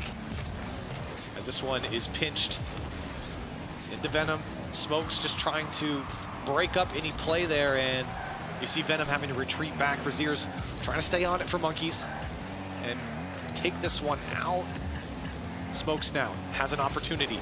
To the sky he goes. He's past SMW. This one on target. Is it going in? Wow. It is. It just trickles into the back post. Oh, I don't think Twisted Minds thought Smokes had an opportunity to shoot here, but he's pitched it off the ceiling just quickly enough to sneak it past Venom. Perfect placement by Smokes, who continues to impress with his 2v2 ability. Monkeys getting a 2v2 win against Genji earlier in the tournament, Elevate earlier today, and Ninjas in Pajamas as well. They are really good in this game. So a response from Monkeys comes out. Took him a second, but the space has been there. SMW to the sky as Smokes will deny, and he's trying to land on it. He will find the touch. It's tough here for Raziers. And Twisted Minds are all back, and he's out of boost. Nobody coming up the touch. That must have been called. As Venom gets the clear, SMW's got boost again, tried to cut past Smokes, but he's having none of it. Off the ceiling, looking for help, and Raziers knows he can't go. The speed from Twisted Minds to push back downfield. Twisted Minds just taking their time for now. This is good possession play from Venom. It's not really going to bother Monkeys too much. Oh, it might now, though. That's a heavy commitment. And just good enough on the block by Raziers. Nicely deflected into the back corner, allowing Smokes time to recover. He's not got a lot of boost to play with, but still a chance to center the ball, denied for now. Raziers is backing him up, though. This is great team play by Monkeys in offense. They've got to look out for the Twisted Minds counterattacks, though. I think a couple times now. They have overextended with one player, left the other in a 1v2. That's not something you want to be up against in any 2v2, but especially against a team like Twisted Minds who will commit. They will demo if necessary. That touch a moment ago from Venom to the Monkeys back wall. He was really trying to get a piece of Raziers to pass to his teammate in SMW. Didn't pan out, but smart play. Haven't seen a lot of physical play come out from either side. Certainly a powerful thing you can do in 2v2 with eliminating one of those players. There's only one left after that. You don't get that extra health that you do in 3. You do get in 3s. The Smokes just under 2 minutes now. A tie ball game. Smokes battling for possession. Venom almost coughed it up, but jockeying over Raziers to try and get this one away. SMW wants to go to this guy, but Smokes has a perfectly read again. Monkeys very proactive defensively to deny any attempt from Twisted Minds. This one trickling in front of the net, off the post and in, and Monkeys into the lead. And again, Monkeys have the patience. They've got the organization. And that was a great sacrificial play there by Smokes to leave the net wide open. Raziers does not miss from this range, just takes the necessary time to slot the ball from close range.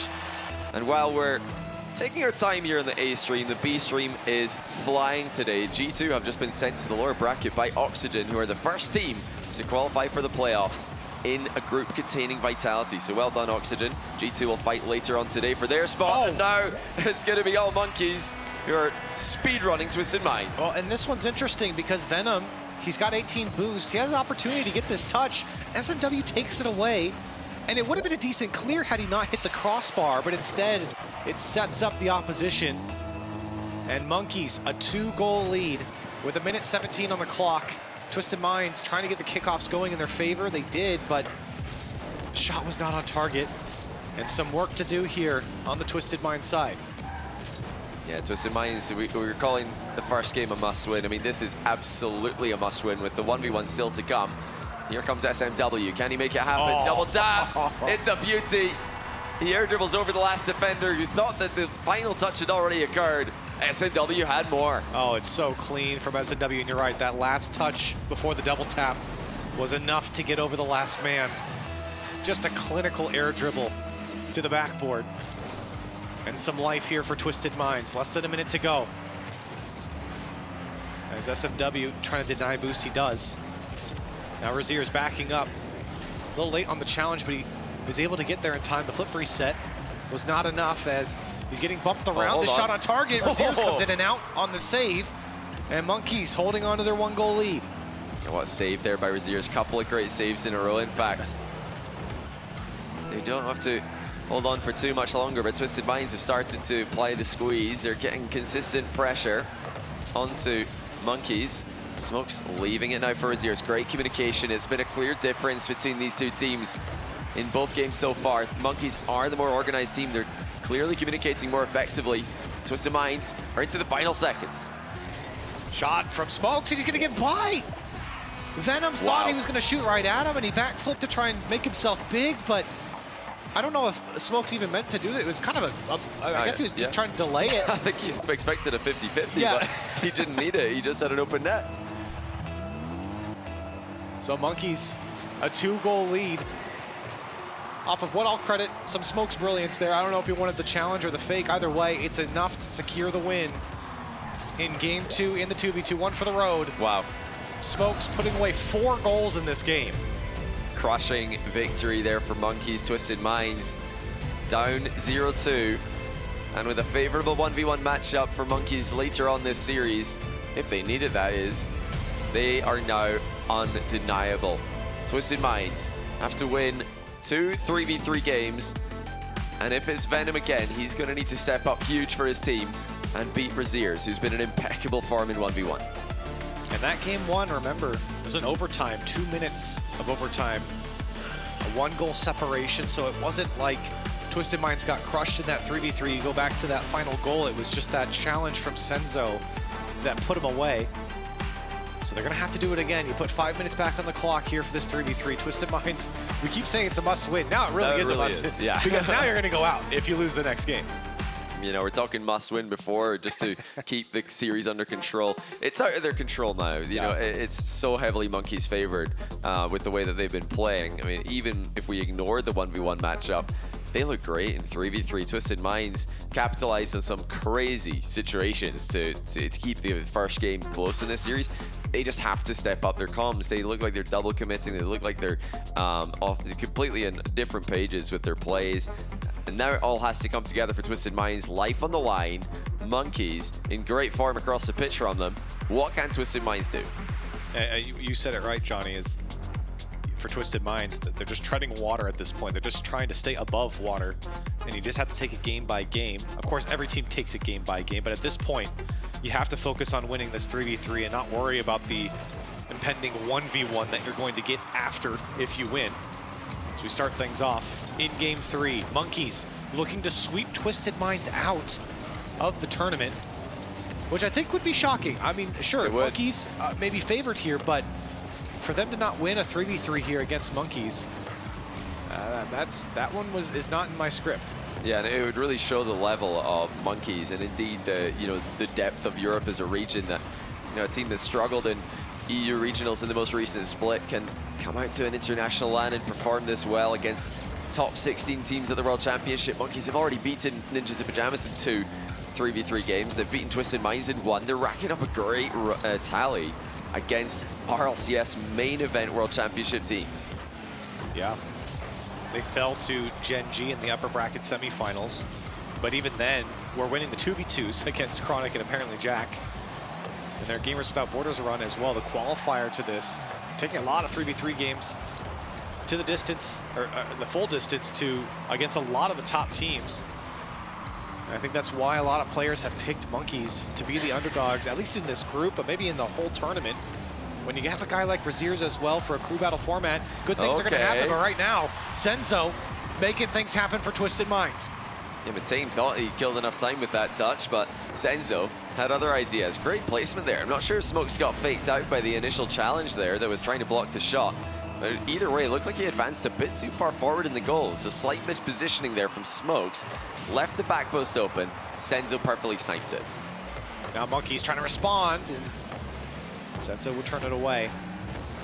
Twisted Minds scoring a lot of these first goals, but unable to hang on. Space in front of Smokes here as now Twisted Minds eats it up. This one comes out to Senzo, takes his first touch, 2 in front of the net, and he's turned away off the pinch. Everyone racing back for Twisted Minds. This is a pass to Matane, as he can't get there in time. You're really looking towards Twisted Minds to build this lead if they're going to extend this series. I don't feel like one's going to be enough to beat Monkeys with the way they've been playing. You've got to execute on the opportunities in front of you. Matane certainly saw an opportunity there, but had no boost. Yeah, I do really feel like Twisted Minds just stay in offense as much as they can. Just try to keep battering Monkeys try and get as many goals as possible because their defense has looked a bit rough. Their midfield has looked a bit disorganized. And yeah, Twisted Minds have always been, in this, at least in this iteration of the roster, an attacking team. So it's good to see that they're still trying to pressure their opponents. They're not getting all clogged up in defense here. So far, much cleaner performance than game one, which was, like we said, full of chaos, start to finish. Yeah, you're not getting any of those crazy own goals or pitching plays that we got in game one. It's certainly a difference now, and you can see the level start to equalize here in game three. And Twisted Minds, they're nurturing their 1-goal lead at the moment. They've denied Monkeys on a couple occasions. Full boost here from Matane. Dangerous situation for Senzo. Matane's got help under him. Shots off the crossbar from Raziers. Now Venom, can he respond? Smokes racing back. Senzo trying to get the bump, and he'll push him out of the way for Venom to score. Yeah, lovely placement by Venom here. Senzo immediately realized that the chase was on. Smokes wanted the in-and-out save, but before he could get there, the shot crossed the line low. And that's further away, of course, shooting low against an in-and-out saving defender, making the ball harder, further away from them. And I think Senzo would have had a block on the defender if they did lunge in from a low angle. So nice play again. Twisted Minds starting to wake up in this series. So now a 2-goal lead for Twisted Minds. Less than 2 minutes on the clock. And despite some opportunities for Monkeys, they have not been able to break through. A clean sheet so far in game 3 for Twisted Minds. And they're looking to hold on to it. This Monkeys just playing balls into space, it feels like, in a lot of occasions. Now this one coming out to Venom. He's got players under him. Takes the shot instead. It's going in all the way. Raziers doesn't have the read. Yeah, Raziers thought the shot was going quickly across the net. Lovely change of pace by Venom. Slotting it behind the pre-jump, and SMW with a goal secure there, padding the stats. Twisted Minds with a very impressive game 3 here. You know, shame that they couldn't put together this level of synergy in either of the games before it. And this is why we were saying game 1 was so important, because everyone knows that Raziers is going to be favored in every 1v1 against Twisted Minds, no matter who they field. Yeah. But now you don't have that buffer. Now, if Twisted Minds end up winning this game, they've got to win the 1v1. Yeah, they have to win it, and you know that's where we're headed if Twisted Minds can hold on to this 3-goal lead. I mean, Venom has kept his 2 1v1 losses close so far this tournament. 1 to Monkey Moon, 1 earlier on to Mota as well from NIP. I think, you know, he's got the ability, is maybe just within his range to give Raziers a good game. It really just, it depends what kind of Raziers shows up. I think if Raziers peaks, then it's over for Twisted Minds, despite their best efforts here in game 3. Flip reset for Matane. I think Raziers also pre-jumped that one as well. Monkeys looking possibly going to the next game here. Down by 3, less than 20 seconds left. Pass over to Smoke, shot on target, and Senzo is there to secure any comeback that Monkeys were trying to build. As this one will trickle down, and with 3 seconds left, Twisted Minds, they get on the board, but Johnny, we know this is going to be a very long road ahead of them, and a very steep first step, I think, going into this 1v1. Yeah, it looked like Senzo at the end there, trying to keep them in the 3v3 just a little bit longer. Keeping the ball in the air, but 1v1 is going to happen, Senzo, whether you want it or not. Will it be Venom for the 3rd time? He's 0 wins and 2 losses so far in 1v1. 2 losses against solid opponents, but Raziers is, I think, the toughest player he's going to have played so far. And he's on match point for Monkeys. And let's just, hypothetically, Johnny, if it's not Venom, who would it be for Twisted Minds? Do you put in Senzo? Do you put in SMW? SMW. SMW? Yeah, Senzo does not play 1v1, he hates 1v1. Yeah, it's got to be SMW if it's not Venom, but I think truthfully it will be Venom still. He is the best 1v1 player on the team, and they should be telling him right now, you know, the other 1v1 games, they don't matter. This is the only one that matters. You can do this, you know, get in there, make it difficult for Raziers, and if he can up his accuracy in offense, if he can avoid unnecessary mistakes, then he can definitely keep it close enough to put the pressure on Raziers. And, you know, this is a Raziers favored 1v1. He should be winning it. And that, you know, could just apply the necessary pressure on him on match point to make it a little bit closer. Virtuoso managed to keep it 3. Oh my goodness, it is SMW though. Well, Venom's had enough. He's like, nah, this game mode is rubbish. I don't want any more of it. SMW, you try. So SMW is going to try and take on Raziers. This is mission impossible. Can Twisted Minds make it happen? This was not the expectation for Raziers, but, well, he's going to start off the same way I think he would against anyone.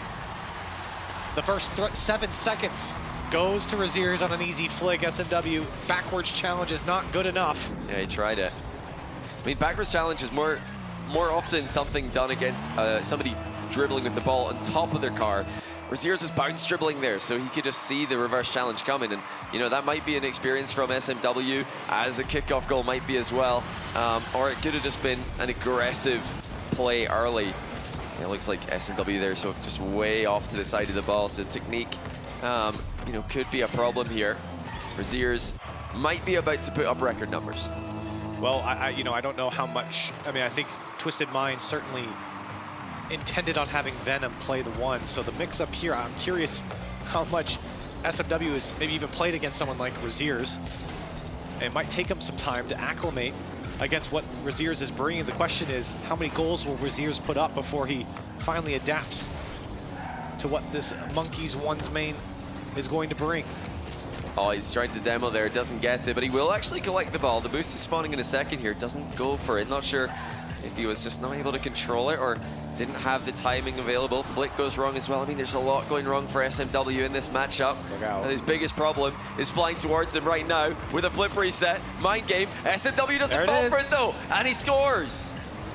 That's great work from SMW, and that's a tough one to read. You got Raziers right behind the ball. There's threats of multiple touches, but from SMW's perspective, really, Raziers just falls in front of him, and you have to take the quality challenge, and you follow through using your boost to catch back up to it. And this is what he's got to do. And he throws the little cheeky fake kickoff. I love that. So smart from SMW. If you're going to lose on the technical back and forth, the mechanical aspect of kickoffs, turn it into a pure mind game. It didn't actually result in a good possession for him, but now he's managed to get another challenge off Raziers. It's wide open, and he puts in a tie game. He is, my man is locked in, by the way. I looked at his face cam during this. He didn't even react. He's just leaning closer and closer to his screen. And these are the ones that you have to execute on when Raziers costs it up. You have to put it away. I'm curious what the kickoff will look like. And, you know, I expect Raziers to keep a lot closer control of the ball. Another successful fake kickoff for SMW. He's done it twice in a row now. Once again, he can't really transition it into a successful air dribble. No demo either. But yeah, I do expect to see Raziers playing a lot more honest. He's tried a couple of mind games. They haven't worked. Oh, what a recovery by SMW. Just when it looked like Raziers was going to get a 3-2 lead. Very scary there from SMW. Now Raziers trying to threaten again, but Raziers, he's just going to take it away. SMW pulling out every trick he possibly can. Another ball is coughed up by Raziers, and unfortunately SMW, I think, a little too aggressive on his touches. Needs to hold on to possession when Raziers gives it to him. You know, this is definitely an interesting situation for Raziers. He's tried to fake out SMW a couple of times. It hasn't worked either time. And now he's kind of forced just to play a very straightforward game, and SMW won't mind that at all. He's, you know, just got to try and keep his boost total intact. He's got 23 right now, which is a disadvantage, but when you're facing the ball, that disadvantage isn't as big of a deal. Air roll shot will test Raziers, who almost own goals with a double tap. He's fallen off the crossbar. SMW's follow-up shot goes wide. And it curled down off the post as well. Now Raziers with boost to work with, goes to the air, gets the bump, and brings it in all the way. Turns that one around after the pressure from SMW. And that is so smart from Raziers. If you can't mind game him, just hit him out of the way. This is a big test now for SMW. Do you have air dribble bump defense? The best ones players in the world do, but right now, Raziers is 1 for 1. It's been 2 fakes in a row for SMW. And now more of a standard kickoff. Raziers with possession and boost. That one's right over SMW. Should be a tap in, and it is. Yeah, Raziers just doing what he has to do, just playing more straight up. Early flick there. He knew that an early challenge might be coming from SMW. That's how SMW scored both of his goals, in fact, just going for the ball. Ignoring Raziers, playing the ball. Well, Raziers is saying, if you're going to play the ball, I'm going to move the ball. And now you're playing nothing. Another straight on kickoff. This time, SMW getting a piece of Raziers. He steals away the boost. So control from SMW has a flip reset there, but Raziers is not fooled. Demo maybe? No, you just play possession. That's very interesting from SMW. He's still playing this one out safely. He's really looking for Raziers to bite, but he's not having any of it. First touch, in control. Gets by Raziers, can he cut it back? He's got 5 boosts and not enough. Trying to get back around to it. Going back and forth across the net, and Raziers can't keep up with it. SMW, my goodness. Putting in the work in the box. Such a good first touch off the wall. To be able to catch up to the ball again and then shoot behind Raziers. Phenomenal control by SMW. He's keeping it competitive. It's in the final 2 minutes now. Monkeys on match point. Raziers, the heavy favorite. But can SMW keep him in this match? Again, SMW predicting where Raziers wanted to go with that. Raziers kind of pulled off. He's got no boost. That corner taken away from SMW. SMW trying to push around Raziers, but he ended up getting bumped. He's got that boost twice now off this kickoff. Yeah, that wins in possession as well, and Raziers still has almost no boost. SMW trying for the aerial play, reset, saved by Raziers. And another corner boost taken, but the other one spawns for a third time. This time Raziers will pick it up himself. SMW shot on target is direct. And an easy save for Raziers trying to gain possession. He'll back up SMW. Here comes Raziers, another flick to beat him. And it's 5-3 Raziers. And a bit of a mistake by SMW there. He played a shot to the far post, and when those shots get saved, usually you steal the boost, but the boost wasn't there to be stolen. Raziers had taken it too recently, and that just allowed Raziers to free possession against a boost-armed opponent. Once again, the early flick outplays the early challenge. And think about how many times Raziers had his corner boost stolen. It was 2. That's the count, and then his back right corner playing without boost, trying to just pick up pads while SMW is coming at you with air dribbles. Great defensive work from Raziers with low boost. SMW running out of time now. He's played a risk-averse style for the most part, an aggressive one. But Raziers has had him countered for the second half of this game. SMW looking to rapidly attack through the center of the field, but he's going to need to go off the wall. Once again, his first touch doesn't give him too many options, but the low 50 is a good one, and he's too strong. Oh, I cannot believe that low 50 worked out for him. He gets this boost. And you see Raziers, he's got full boost here, and he's just trying to take the challenge across the box, but SMW stays perfectly behind it, and he's in business here with 34 seconds left. I mean, that's a great 50-50. He didn't have a lot of options there, but SMW was too strong. And what's he got planned with the kickoff this time? Wave dash recovery kickoff from SMW. Fakes the shot and grabs the boost. He's got a small advantage here, but that shot is not going to do it for him. But Raziers does land in his net. SMW has another play. I feel like SMW had the opportunity to at least bring that one down and dribble it. Didn't have to take the shot immediately. But maybe redemption here. Needs another touch as Raziers turns it away. Another boost stolen by SMW as Raziers picking up pads. Raziers still in the lead here in the final 10 seconds. SMW with a quick this is cut. awkward. Tough play for Raziers, and it's quality to turn it away. SMW has to keep this up. And Raziers looking to drop it down. He will. And Raziers hangs on. I guess the SMW swap. You thought it was Venom, but Raziers will take him down in the end. Monkeys on top here against Twisted Minds. Great stuff there from SMW, though, keeping it competitive, keeping it close, forcing multiple saves from Raziers in the closing minute. But it was the recoveries from Raziers that were just too quick at the end there. SMW could not get another attack started because Raziers was all over him. And I think maybe just a bit of an experience that's to be expected from a player not known for 1v1. I think, you know, given this situation, that was a great game from SMW. He can be very proud of how he played, but Raziers showed levels. When the mind games weren't working, he played for the early flicks. SMW didn't have an extra switch up to go to, and Raziers, you know, showing that he's not a one-dimensional player. We already knew that, but it's another example of his brilliance in the 1v1 game mode. Still, well, we'll see how the rest of this group turns out. Johnny, that's it for us. Let's send it back to the Nest and see what they have to say. Oh, there it is. Monkeys doing what they did last time as well against Elevate, but this time to Twisted Minds. A switch up there with SMW being thrown in, but Raziers did not care at all. He said, what up? We're taking this, James. Hey, you know, and I'm with Johnny as well. I thought SMW played really well defensively. He was defending those mind games, really tough defensive situations, and SMW was a contender in that game, but Raziers, I think, was that next level. All over the pitch, any game mode. Raziers is such a weapon. We saw so many good shots. Even that one didn't go in, but it led to a rebound. Raziers is a key part of the weapon for the Monkeys.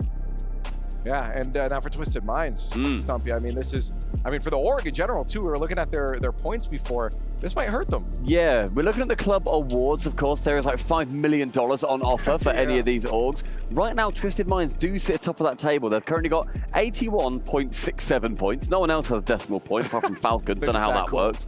Yeah, but we're basically looking to see how now Vitality, Liquid, and G2 do. You've obviously all got Falcons in there as well, but they're not going to be able to catch, even if they win. The Twisted Minds, even though they're first in that, they are now out of the competition. They cannot earn any more points from Rocket League. They did not make top 8. How are the other teams going to try and catch up to secure that $1.5 million first place bag? Well, they're going to do it by winning, hopefully. That's the plan. And we'll find out, because again, those teams that are in contention are very strong teams. We saw it with BDS and Vitality sitting already with 50 points from previous games played through the past weeks in different esports. So absolutely huge for them. They're looking, they're going to be happy about that. Lost from Twisted Minds, of course they aren't, but Monkeys ecstatic probably about this victory. And that brings us right into our STC play of the game. You saw it in the replays. We're going to have to give this one to Smokes. There were so many good plays from the team, but I just love a good pinch, and this is slotted beautifully down into the bottom corner. You can't reach that. There's no better placement. The bounce is actually perfect as well, because he gets it around the ceiling defender, and then he just can't quite make his way back. It bounces it up out of his way. I feel like any pixel like a little bit further out, and that's a little bit of a Psyonix play, and it bounces just out of the net. Yeah, if I'm playing in that game, I'm doing calculated. Quick chat. Sure, you meant to put that perfect. Yeah, all right, mate. Right corner. Well, we're going to have to jump on to our Kidia MVP. We talked about him a lot. You got to give this one to Raziers. A monster on the field, whether it was in 1v1s, such a reliable pivot point for him in those ones, but also in 3s as well. He's taken on so much pressure. Any of these ones players that go in and say, I can do it for the boys. I can make sure that I am the big man who can secure these games. That save is ridiculous. Make sure that that 3s game doesn't go too awry. And then finally, of course, he was against SMW, an easier opponent than I think he would have faced previously, but SMW made it incredibly close. Raziers still, though, had that clutch factor. Such a multi-dimensional player. We saw the mind games not working. SMW was defending brilliantly. Raziers switched it up to the early flicks. We saw him even get that quick air dribble bump. Raziers deserves this MVP. He was the impact player out there on the pitch. Yeah, phenomenal play from Raziers, the team all around. Again, I think they're going to continue to go to the distance. They're feeling good after a couple of those victories there. And I love watching them. I just love some fun mechanical Rocket League. You can't say no to any of that. But we do have more Rocket League to come your way, and there's a good, juicy one on the other side of this break. So let's get to it. Coming up next, Team BDS versus Genji.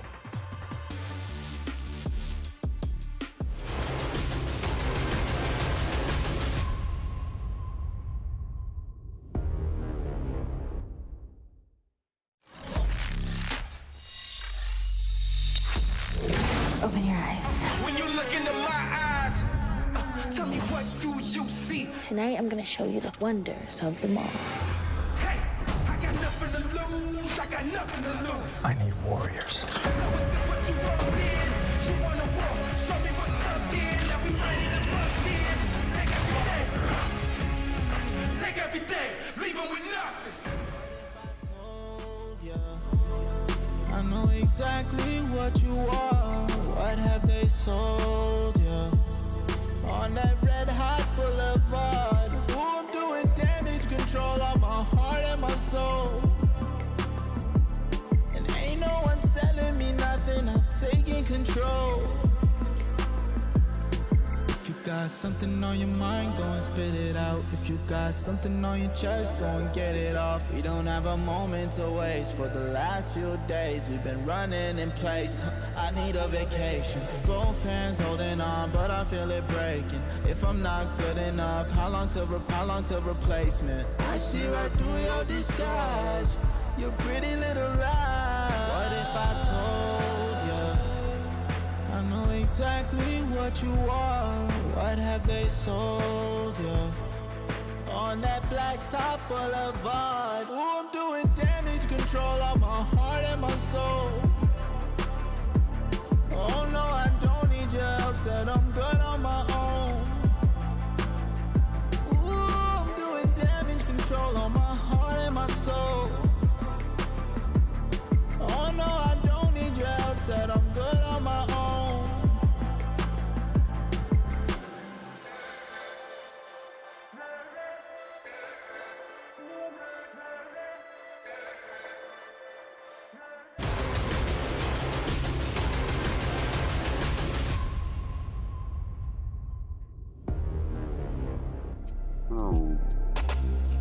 Welcome back to Gamers8, where we continue on with the sickest Rocket League you ever seen. We just come off a Monkeys victory off Twisted Minds, and now we're moving into a match that a lot of people are looking forward to. It was Team BDS versus Genji. You see them walking up to the stadium right now, getting prepared, focus on a lot of these players' faces, because they know this is a big one. Qualification on the line. I have Stumpy and James with me still. Stumpy, big match ahead. Huge match ahead. This is going to be one of the titans from North America in Genji, and then the second best team, or third, depending if you're a Carmen Cup fan or not, best team in the world. They got it to the World Championship Grand Final. They are the only other team to deliver a loss to Vitality, aside from now Oxygen, out of seemingly nowhere, by the way. Only European teams, that's for sure. Only European, exactly. But when you talk about BDS, they have had an incredible year. Oh, they certainly have. BDS, I think, is the favorite in this matchup for good reason. They brought in Rise, and Rise revived this team. If you remember, BDS was diseased at the beginning of the year.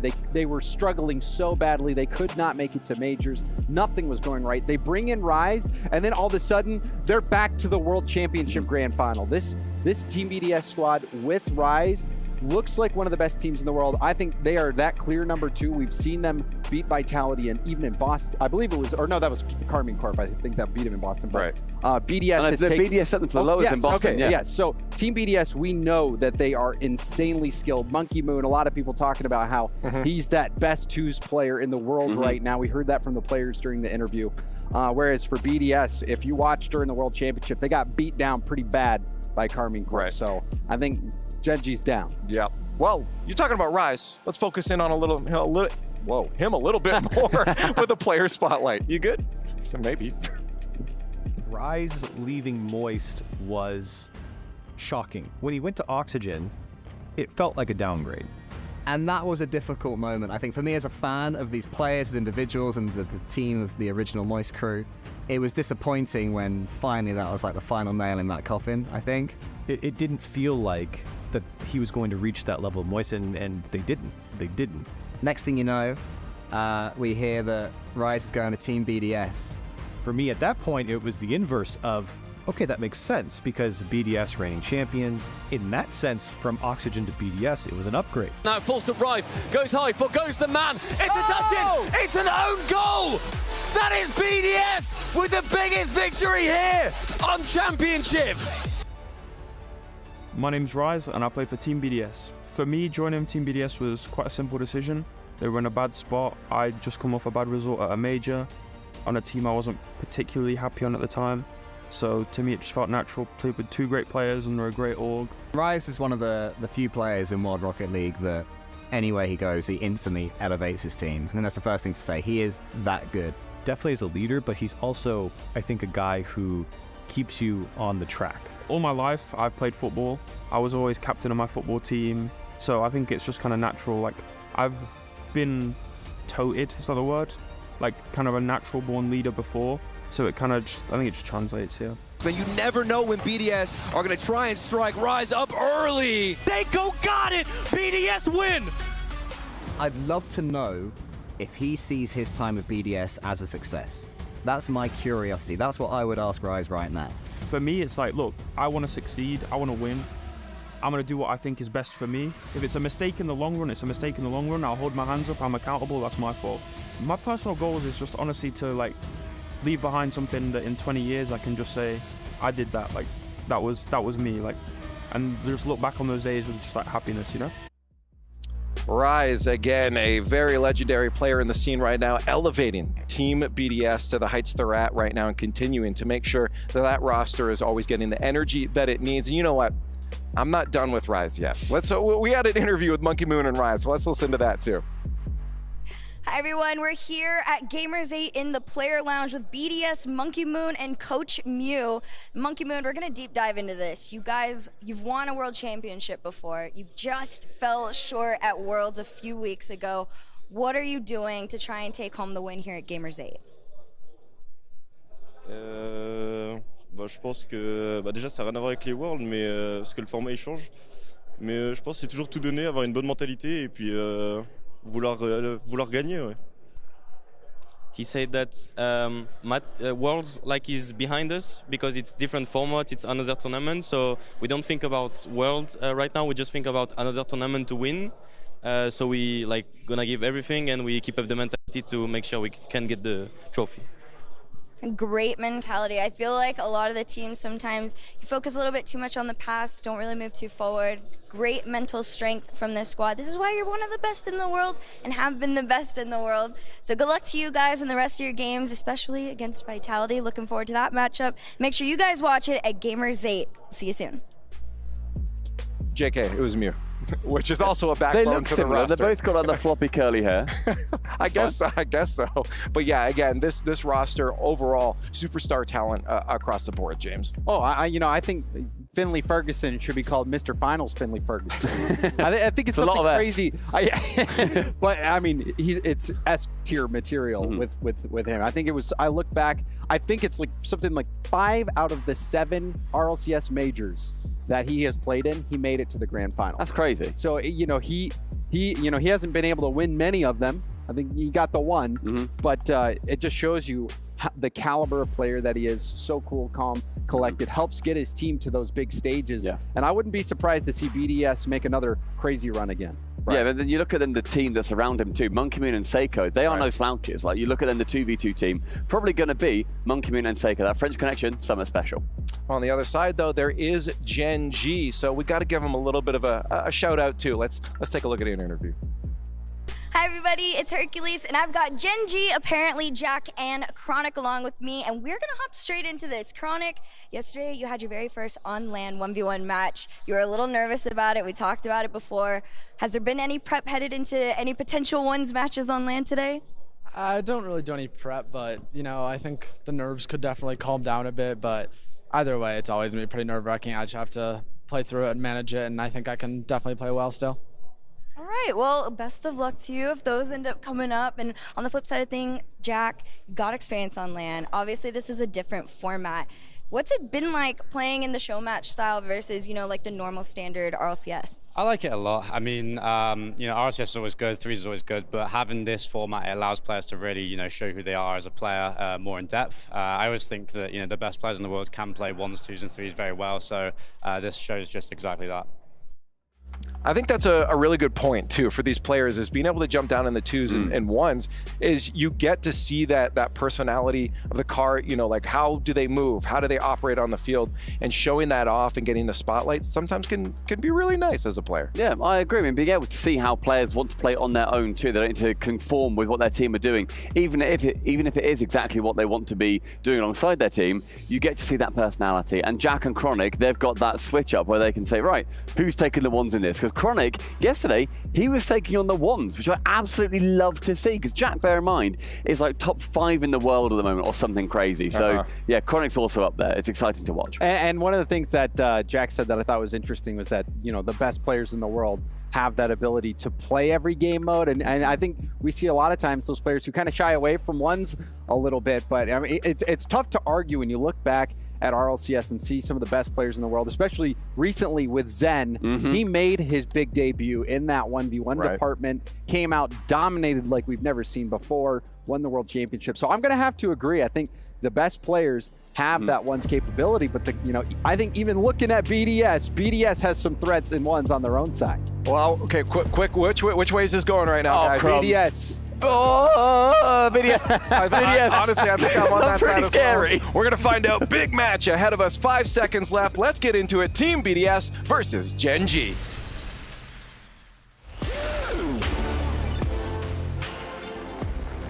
With monkeys waiting in the lower bracket finals, it is finally time to put a team into our top 8 playoffs as we turn our attention to the upper bracket in Group B. زي ما انتم عارفين الآن عرفنا مين بيكون الفريقين اللي بيكون عندهم الفرصة للتوجه إلى النهائيات ويتأهلون يكونوا معنا من أفضل 8 فرق في جيمرز 8 من أصل 24. زي ما احنا عارفين المباراة الماضية أيضا توستد مايندز ودع معنا جيمرز 8 وانتهت مسيرتهم. فالكلوب أووردز الآن تبي تعتمد على نتائج الفرق الثانية ما راح تعتمد على نتيجتهم أبدا. It's time to welcome our first team to the stage, a major champion, a world champion, 2 more land finals to their credit. They don't just hope to win, they expect to.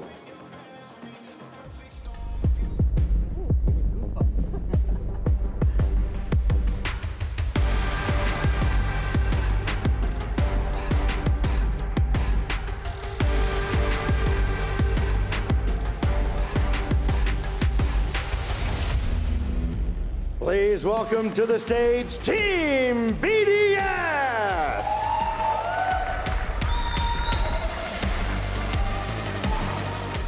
Monkey Moon, Rise, and Seiko, one of the most dominant teams in Rocket League, not just over the last 3 years, but in Rocket League history, with one constant.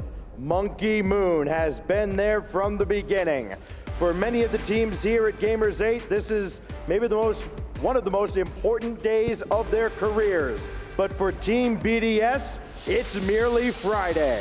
تيم BDS وصل عندنا في المسرح. هذا الفريق الحاصل على المركز الثاني في الRLCS World Championship قبل أسابيع قليلة فقط. كل ال3 لاعبين يتميزون إنه ما هو هذا أول لا لهم ولا ثاني ولا ثالث ولا رابع، من أكثر الفرق اللي متميزين جدا في عالم RLCS من بدايته إلى اللحظة هذه. وأهم شيء لازم تركز عليه، مونكي مون هو اللاعب الوحيد المستمر من بداية المنظمة تواجدهم في راكت ليج إلى اللحظة هذه. فايش ممكن يسوون ضد الفريق الخصم اللي يعتبر أيضا من الأفضل في العالم ومشاركين أيضا في كأس العالم؟ خلونا نشوف ايش ممكن يصير، بس أول شيء نرحب فيهم.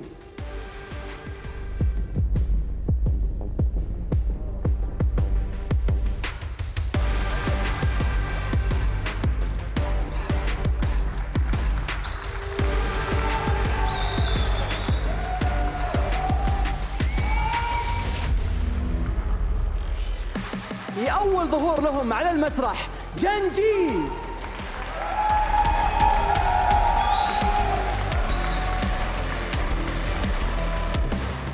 هذا الفريق المستمر في تحقيق النتائج في جميع البطولات على مستوى العالم. يكفي أنهم فقط في أسابيع قليلة استطاعوا أنهم يوصلون إلى التوب 8 في الRLCS، واستطاعوا أيضا أنهم ينافسون BDS وكثير من الفرق العالمية في هذا المسرح. لكن أيضا فرصتهم الآن للتأهل إلى النهائيات بتكون أسهل بكثير في حالة فازوا المباراة هذه، لأن قدامهم فقط فريق BDS هو العائق الوحيد للتأهل للتوب 8 في Gamers 8. Apparently Jack, Chronic, and Nolly Genji rolled the dice and spiked nat 20s as they got one of the most dominant forces in all of North America. They got all they could ask for from Monkeys, but now the test with BDS to get into the top 8. As the players take their seats, we get ready for our next matchup in Group B. Fancy, we're going to send somebody into the playoffs. Do you have any predictions? Oh, I should say Fancy the Mancy. Do you have any predictions here? Yeah, I changed it, by the way, thanks to you. Anyway, so it's Team BDS, I would say. Honestly, they've been looking really dominant, especially in RLCS. The fact that they have reached the grand final and getting to second place, that alone should be a big achievement, so I gotta vote for them. But what about you? I tend to agree. I've learned a long time ago, don't bet against Team BDS. We hope you enjoy this one at home. The casters are ready. We hope you're ready as well. Let's kick off our upper bracket final. نهائي الجروب سي. أعزائنا المشاهدين الآن راح يبدأ هذا الجروب اللي يعتبر من أقوى الجروبات اللي معنا في Gamers 8. الآن واحد منهم راح يتوجه للنهائيات ويتأهل للتوب 8، واحد منهم بيكون عندهم مباريات أكثر للاستمرار في البطولة. توفيق لهم على طول مع المعلقين. It's Group B's upper bracket final. Team BDS and Genji Mobile One Racing to qualify to that final bracket, Johnny. And we could spent a lot of time, I think, breaking down the 2v2, the 1v1, but the interesting part about these crew battles is at the end of the day, that 3v3 can really carry you through. In BDS, they showed us at Worlds last time, they've crushed Genji in that department. Yeah, that's where Genji are really going to be wanting to get their revenge in, as 3v3 is the main game mode for all of the big RLCS teams here.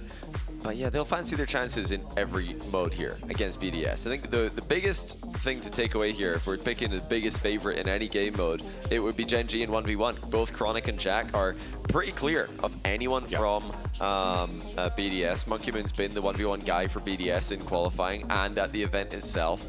So I think it should be considered a massive advantage for Genji in that one game. Will BDS be able to win 3 of the other 4? I think they would think so. They've had a very good record against Genji in 3s, and 2v2, well, that's where Monkey Moon really shines with his teammate Seiko. Yeah, you know, you have 2 players on Genji who are ranked top 5 in 1v1s right now, apparently Jack and Chronic, but you can only send one of them out there, first of all, and second of all, you only get one 1v1 mode. So for Genji, while the expectation is that they would probably do well in that department, 3s and 2s are a lot closer or even well in favor of BDS, especially when it comes to that 3v3. So we will see what Genji can do in these 3v3s to kind of even the score. Yeah, Genji lost their 1 2v2 game that they have played to Raziers and Smokes. That's seemingly not their strongest match. Apparently Jack and Chronic, they're dropping that one. It was a very competitive match there, 4-3 for Monkeys, Raziers and Smokes. But yeah, 3v3 and 2v2 definitely BDS favored. We're playing 3v3 right now. Can they do again what they did at the World Championship? It was a slaughter by BDS the last time we saw it. But there's been a few weeks. See what Genji has in store for us. The promising North American squad early on in RLCS, the Fall Major champions, as they did in Rotterdam, trying to show up to another LAN and take it. It really does fall on, a lot of the talk will fall on apparently Jack and his performances, as you know, he feels like actually he's been underrated coming into a lot of these. But in this crew battles format, he can certainly solidify himself as one to look out for, as he already is. In 3v3s, you'd love to see him step up, really everyone from Genji to step up and really stick it to BDS. You know, it's a really big deal if Genji can win one 3v3 game early here, either this one or game 3, then that puts so much pressure on BDS because the 1v1 is surely Genji favored. That's a good save from Chronic on the close range shot. It has been mostly BDS who are attacking in this matchup as they did at the World Championship. That's a big miss from Chronic now, giving Seiko the free reign of the aerial play. Tries to double reset, lands it, and it's wide open and missed by Monkey Moon. Well, not wide enough, Johnny. Monkey Moon, he certainly had players in front of him as well. That near post was covered in the end. Yeah. But he had an opportunity to pick a spot. That was definitely not the right spot. 2 minutes in, chances for BDS. Rise, double tap, trying to push it down, but Chronic was there. The shot will go through for Monkey Moon, and BDS on the board first. Well, there you go, Monkey Moon. Accurate shooting here, Rise uncontested. Chronic botches the clear. Nolly asked to do some last-ditch defending. He gets dusted to the ball by one of the fastest players to those low aerial plays. So BDS striking first in this 3v3. Genji can't let this one get away. You have to stay in it. Nolly. Now apparently Jack has options in the box. Couple touches and it doesn't come out to anyone in orange. Chronic just trying to slow down the transition from BDS. Rise has been playing point man a couple times for BDS, not found. Here's apparently Jack trying to go under Seiko. Chronic to follow up. Seiko's blocking everything. The ball's still in front of him. He's getting pushed off now as he gets help from Monkey Moon. Rise. Put it to the backboard as BDS dangerous on the counter, but here comes Genji. Nolly, one in front as Monkey Moon turns it away. Yeah, Monkey Moon and Nolly, a lot of history between the two players. They played rival series together all those years ago with a Swedish player called Zensaz, and since then they've mostly been opponents at the opposite side of the pitch. Seiko is playing a great game here. Very instructive play by Seiko. Every time he's the first player to challenge the ball, he goes for the ball. He does not get faked, just gets behind it, makes himself as big as he can. Genji are really struggling to get any clear-cut chances. They had a brief spurt there where they had a few shots on target. Oh, look out. And now it's Monkey Moon the other way. Jack saves and recovers well. Nice follow-up from Nolly also. Yeah, great strike there from Monkey Moon. The defense wasn't necessarily set for wow. that, and nobody was ready for Seiko to curl around the backboard. And somehow this one snuck in for him. The near post there from Chronic was covered, but it came off his car and into the net. Yeah, that's a bit careless from Chronic. I don't think he realized how quickly Seiko was going to get into a striking position there on the opposite side of the ball. He probably, thought Seiko was trying to force that one into the middle because he was defending the center ball more than the goal there. Seiko just clearly dunked on him. Now Seiko's looking for a third. Chronic will not let him through that time. Genji once again completely dominated. I want to be used best. We're spending a lot of time on the Genji defensive third. BDS proving the 3v3 dominance here over Genji. Just over a minute left. Seiko quickly up to this one. He still gets the touch. Rise, can he find the angle? Chronic somehow makes the save. He's come up big for Genji to not let this score get too out of hand. And now an opportunity, Jack trying to pass to himself. It won't happen. Nolly looking for options.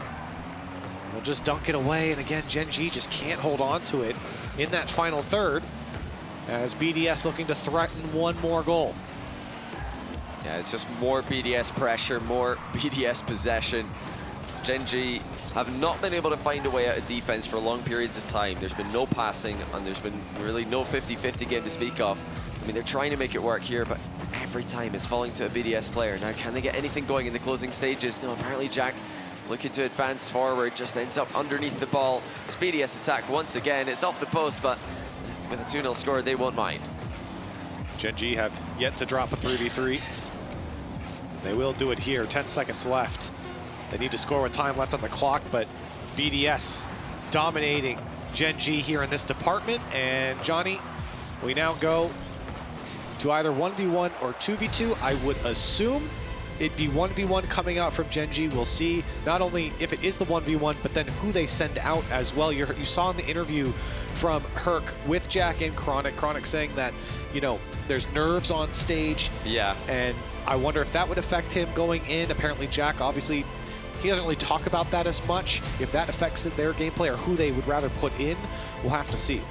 This really comes down to how highly Genji rate their 2v2. If they think they have a better chance to win in 2v2 than 3s, then it doesn't really matter what order they pick the game mode in, because they're assuming they're going to need to win both of them. However, if they think BDS are just stronger significantly in 2s and that 3v3 is their best shot, then they have to pick 1s here, because they would need to win that and then win both 3s if they think 2s is going to be tough to win.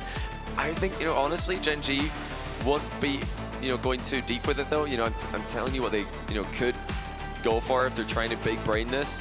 But realistically, like you said, they should just be picking 1v1. And it's their best matchup, their best game mode against BDS. If they do pick 2s, it's a mind game. It's a plan for a long series. And it's a plan to save 1v1 to get a free win leading into match point and maybe have BDS tilted on match point in game 5. So, will they do that? No, they won't. No. They will just straight away pick 1v1. It's Chronic against Monkey Moon. Both players have a win to their name from yesterday. And the theory here for Genji is just to get the win in the game mode they're most confident in. Or they should be, at least. They've sent out Chronic against Monkey Moon. And Monkey Moon, not the first time we've seen him. He was able to take down Venom, but it was a very close match in overtime. 7-6 was the score. Oh, look at this. And now Monkey Moon getting physical and will put away the first goal. Yeah, great bump there from Monkey Moon. Chronic landing. And there really wasn't much that he could do to dodge this one. He'd already decided his fate by jumping in an awkward position. Monkey Moon gets the opening goal. Now, Monkey Moon is, these days, much further down the 1v1 rankings than Chronic. Chronic, with his recent performances, has really been impressing everybody. And, I mean, if you want evidence of that, just look at who's playing this game. He's playing instead of apparently Jack. Even his own team recognized his brilliance recently. Monkey Moon's pedigree is there. He came from a 1v1 background. He came from the 1v1 world. And he is using every ounce of experience to put goals past Chronic right now. Yeah, regardless, Monkey Moon is certainly no slouch. Just individual skill, regardless of 1v1. It's certainly there for Monkey Moon. You see it, especially in 2s. but you've seen it in threes plenty of times, of course, as a world champion. And right now, a fantastic start, but you're only 45 seconds in, and that one almost was a third. Chronic trying to find some possession here. Oh my goodness. It's Monkey Moon. Good recognition there to go all the way back to his corner and pick up the boost. Chronic not really threatening so far. Giving up a lot of possession. This one going back up to Monkey Moon. Space, time, Chronic has to make the save. Monkey Moon drops it down and it gets under him. The reset threat to the top shelf was significant, and Chronic bit hard on this mind game. Re-jump into cover high, and Monkey Moon just slides it underneath him. Chronic got a piece of it, but nowhere near enough. The pace carried the ball across the line. Well, what a start for Monkey Moon. It's Chronic struggling in the first minute here as Monkey Moon will get this kickoff control. Quick back wall touch, Chronic having to react, and again, Monkey Moon. Quality challenge there to keep him in the final third. Chronic, it feels like Chronic's really stretching out for a lot of these challenges, flying past Monkey Moon and just having to use a lot of boost to recover. Well, it's an interesting matchup here. Monkey Moon's playing very grounded, as you would expect. Chronic coming in, trying to turn it into an aerial game. Got him. Lands Wow. the bump, leaning back to get it, and he does get his first goal. And that was an impressive bump there from Chronic. He knew he was going to go past Monkey Moon. Monkey Moon trying to wait for Chronic to go by, but Chronic bending backwards to make sure Monkey Moon hits him instead of the ball. Interesting to note, every time we get a look at Genji on the stage, no words really being spoken. They might be speaking when the camera's not on them, but Jack and Illusion both remaining silent for now, letting Chronic work, and Chronic is starting to do just that. And he's locked in there. No reaction on the goal as well from Chronic, but now you're seeing him warm up, getting comfortable. We talked about the nerves, we mentioned it before, and it seems like those are starting to be shaken off. So he's come back to 2-0 run here from Chronic, and it's on Monkey Moon now to kind of turn the tides here. The bump is there. Oh, good job. Monkey Moon saving enough boost. Look how much boost he's got, actually. Enough to retreat back, and is forcing Chronic to make a play with 18. He's got to be so careful. Good speed in the recovery.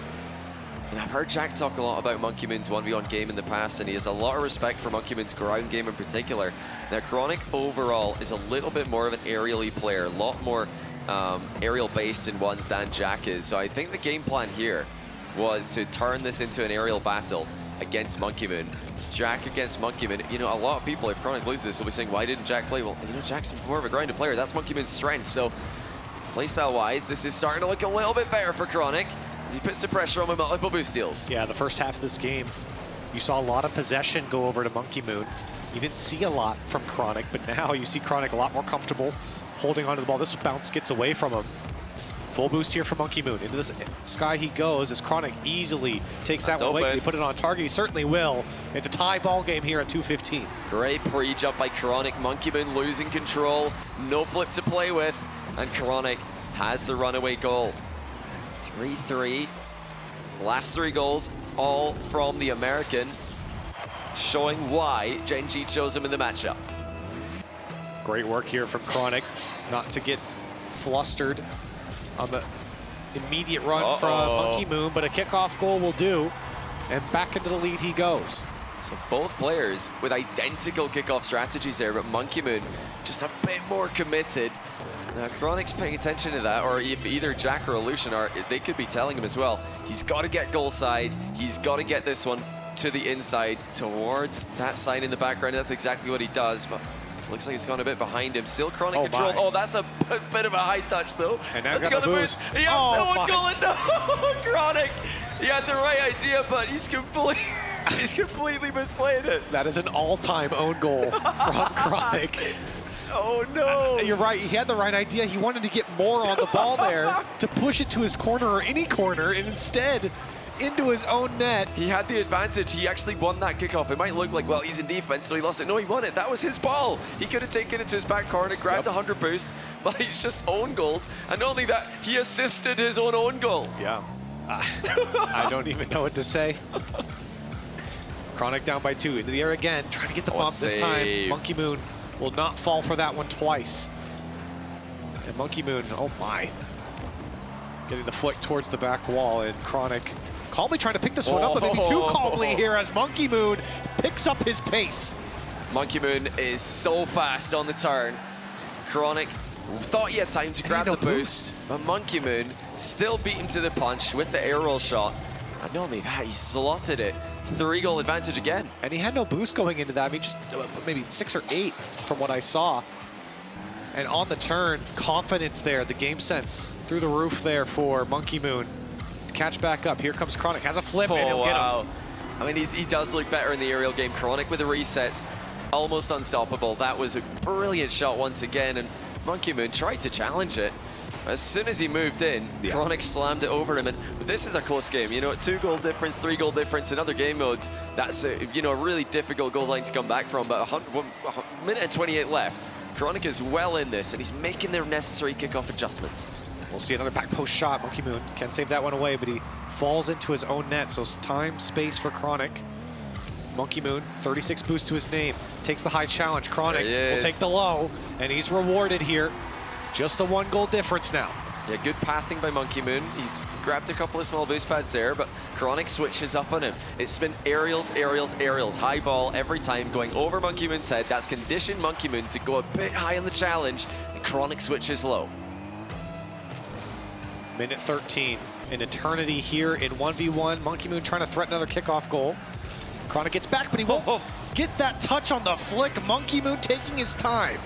What a commitment by Monkey Moon. He just got the ball on top of his car here as Chronic flipped away. And with absolutely no time wasted, he flicks it behind Chronic. Still plenty time left for the American. Still plenty time for Genji. But he needs possession, and he needs it right now. Monkey's half flipped. That's going to give Chronic the ball, but it's a boost advantage to Monkey Moon. 50-50 goes into the post. They're both in the net. And Monkey, with some boost, is able to get back to the ball. Chronic knew he was in a tough spot. Now Monkey, look at this. Just going to take it up the wall, let it go. Wants to get the full boost, trying to run out the clock. And now he takes a quality challenge. Can he put this one on target? It's free if he can. Chronic gets back in time. Save. Huge save from Chronic. But he still has to turn this one into a goal. And Monkey is happy to take this into the corner and run out the clock. Look at this. Across his own box. Chronic can't do much about it. Monkey still in pursuit here. This one's going towards the net. It's just wide. But look at the time trickling down here for Chronic. He's got to score here. This is world class from Monkey Moon, not just in the mechanical game, not just in the positional game, but the strategical aspect as well. He pulls out the half flip kickoff. It's just been time wasting since then. He knows that that is a kickoff that yields less time on the clock for your opponent. Big dunk though from Chronic. It's impossible angle shot. He can't put it in, and that might be game. It's still trying to the last seconds, but Monkey Moon could breathe a sigh of relief. He has done it with the upset win for BDS. And Chronic, despite his best efforts, just did not have it in him to beat the great Monkey Moon. The number 5 in the world, Chronic, falling to Monkey Moon here. And you can kind of see some frustration. I don't know if you saw the Chronic cam there. He kind of threw his hands back behind his head after the end of that game. A frustrating one, I'm sure, especially with that ending. Yeah. The time wasting there from Monkey Moon was clinical. I mean, what Monkey Moon did, the final kickoff of the game, he just half flipped. He just left the ball. He said, you can have it. Yeah. I'm going to go get my boost. You take the ball, and let's see if you can outplay me. Let's see if you notice me doing this. Chronic did not spot it. If he spotted it, he could have dribbled the ball to his back corner and had 100 boost to attack with. Instead, he was forced to attack with 30 or 20, whatever he had left. And that's really difficult at this level. It's tough to get the ball past 100 boost Monkey Moon when you don't have momentum and you don't have boost to your name. Chronic couldn't do it. He hit the post with a flick, and then Monkey Moon wasted the remaining time. So that's so smart by Monkey Moon. I love to see him thinking about what he's doing in the closing seconds and really just limiting Chronic's options. So, we go back to 3v3. Genji have to do what they have not done yet in this matchup, here or at the World Championship, and that is beat BDS. They need to do something that really does not come around very often. And I don't want to get too far ahead of ourselves, but even then, if Genji were to win this, they go back to a game mode that they're not as confident in, I guess, at least against BDS. But of course, we'd have to see Genji win this 3v3 first. Yeah. And BDS have to feel so confident after that Monkey Moon win in 1v1. That was the ringer for Genji. That was the one they were supposed to win. They don't come out on top, so the pressure's on Genji here. As BDS for the rest of this series will feel control as Monkey Moon's shot was well wide again. Was that Monkey Moon again? Yeah. Did he just boom the post from 2 yards? What on earth was that? It just came out of nowhere. It looked a bit open. We'll have to take another look at it. We'll have to see if it was in fact, more of an awkward angle than it looked, but yeah, that looked familiar. So we'll see.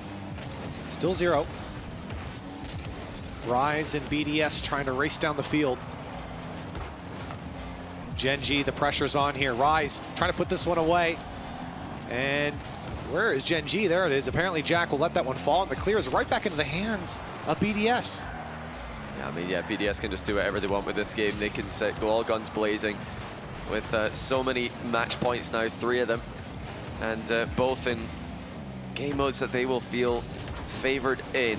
I mean, Monkey Moon's just done them such a service. Give them the MVP if they win this. It's a no-brainer, because winning a 1v1 against Chronic has just turned this into such a great match for BDS. Oh, but nice save. Monkey Moon shaking his head. They're thinking, how on earth has that not gone in?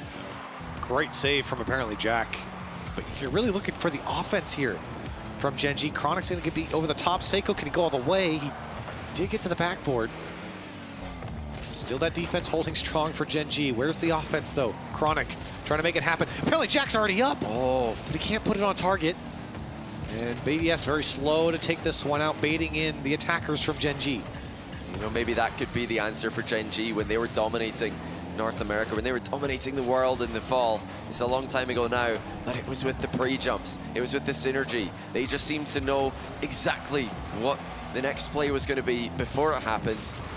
Where's that synergy now as they start to struggle against the best teams in the world in Rocket League's main game mode?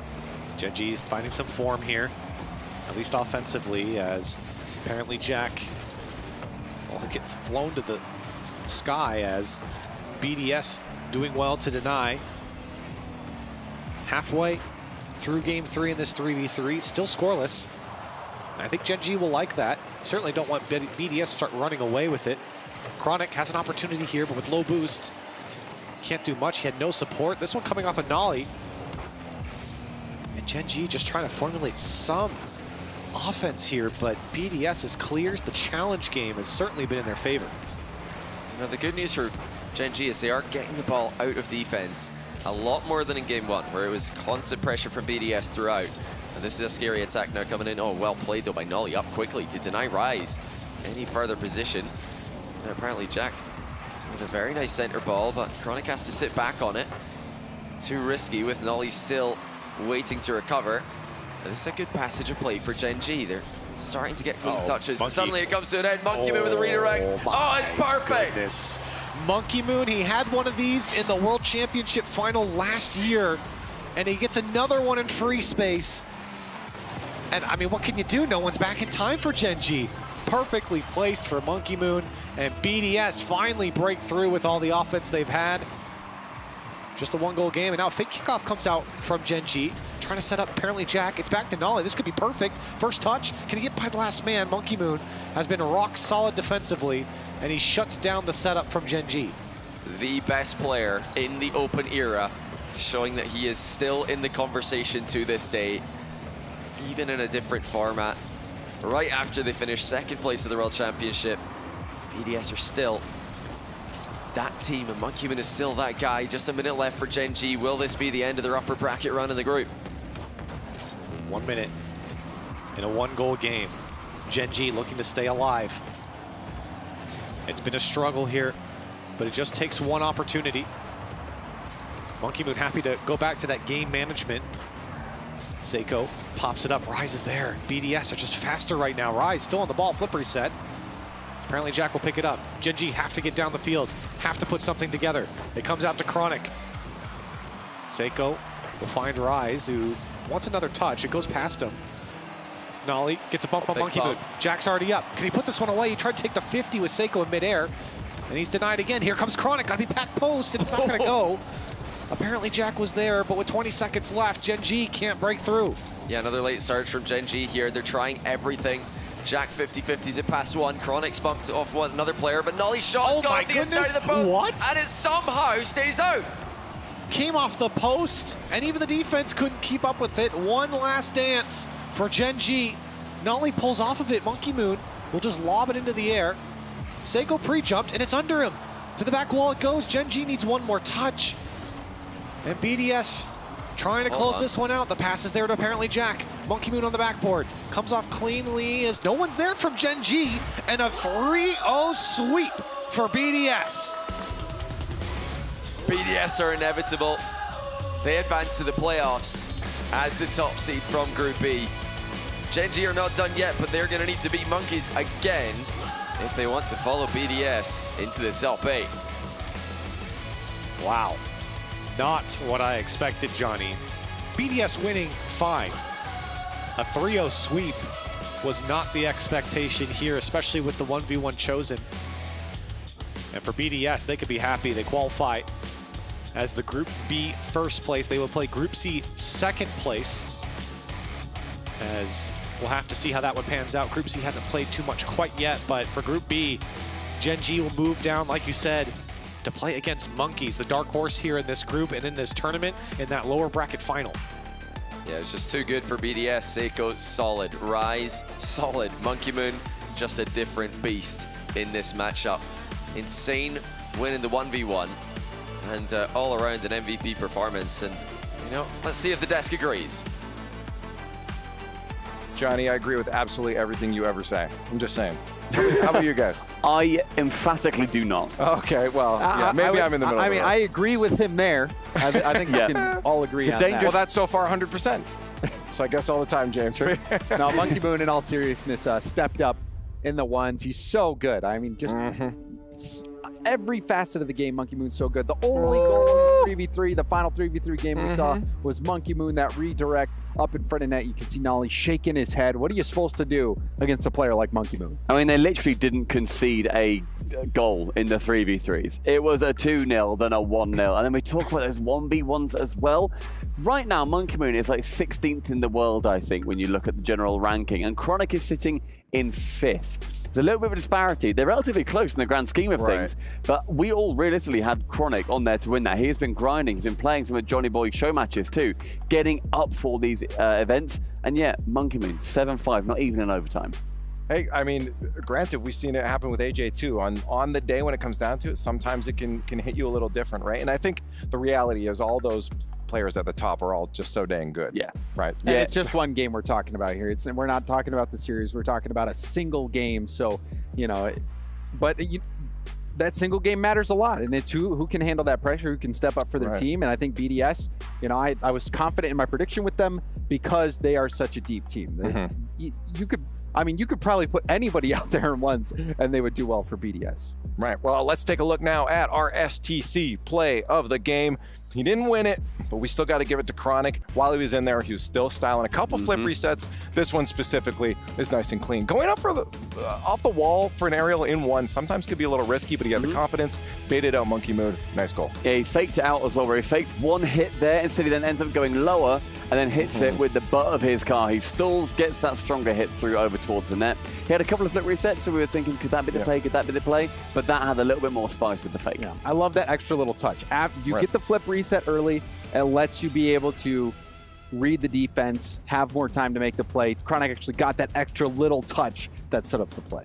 Right. Well, let's move on to the Kidia MVP then. It's going to come from the winning team, of course, from Team BDS. We got to give it to Monkey Moon again. This guy's a monster on the field.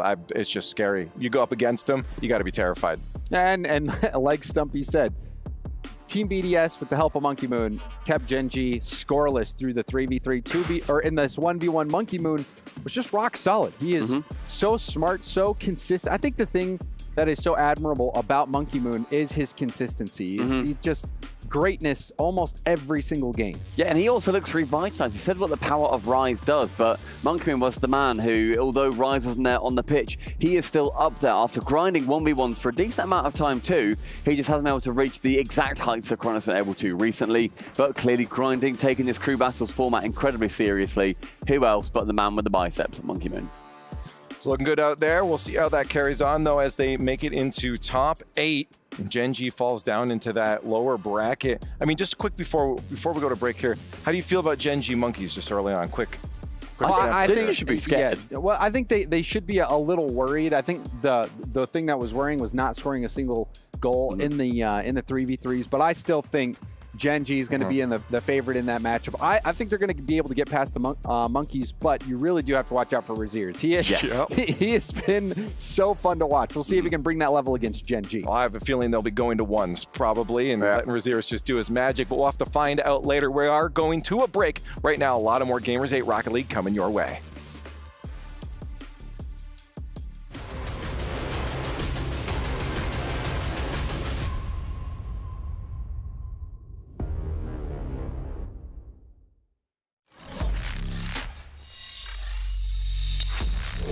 Open your eyes. When you look into my eyes, tell me what do you see? Tonight, I'm gonna show you the wonders of the mall.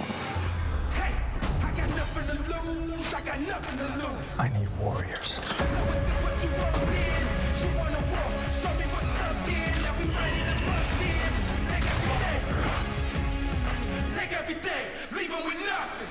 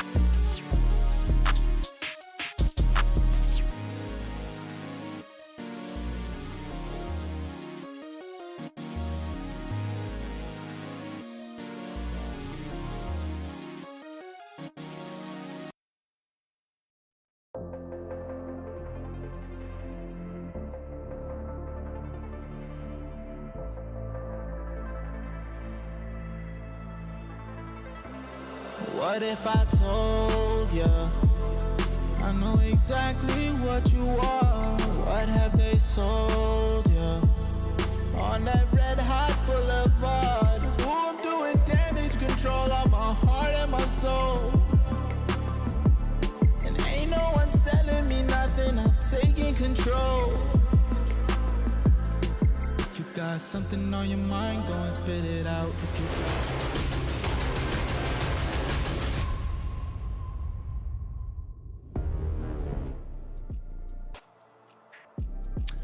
Welcome back to Gamers8, where we continue on the magical wonder that is Rocket League. I love Rocket League, and I am now joined with Cole and Chamaco on the desk. You hear their voices. Let's hear it. Give it to them. Sorry, I spoiled it by saying... Yeah, you're actually off the desk now. No, I'm actually here. I love being on this desk. It's a beautiful desk. Whoa, you sound excited. Yeah, that's the first time. I think this is the first time that you and I have shared a desk together, Chamaco, and it's wonderful. Respect. How is it so far? Table for eating? Yes. Yeah, they've been good times there. How's the energy over there feeling then? Woo.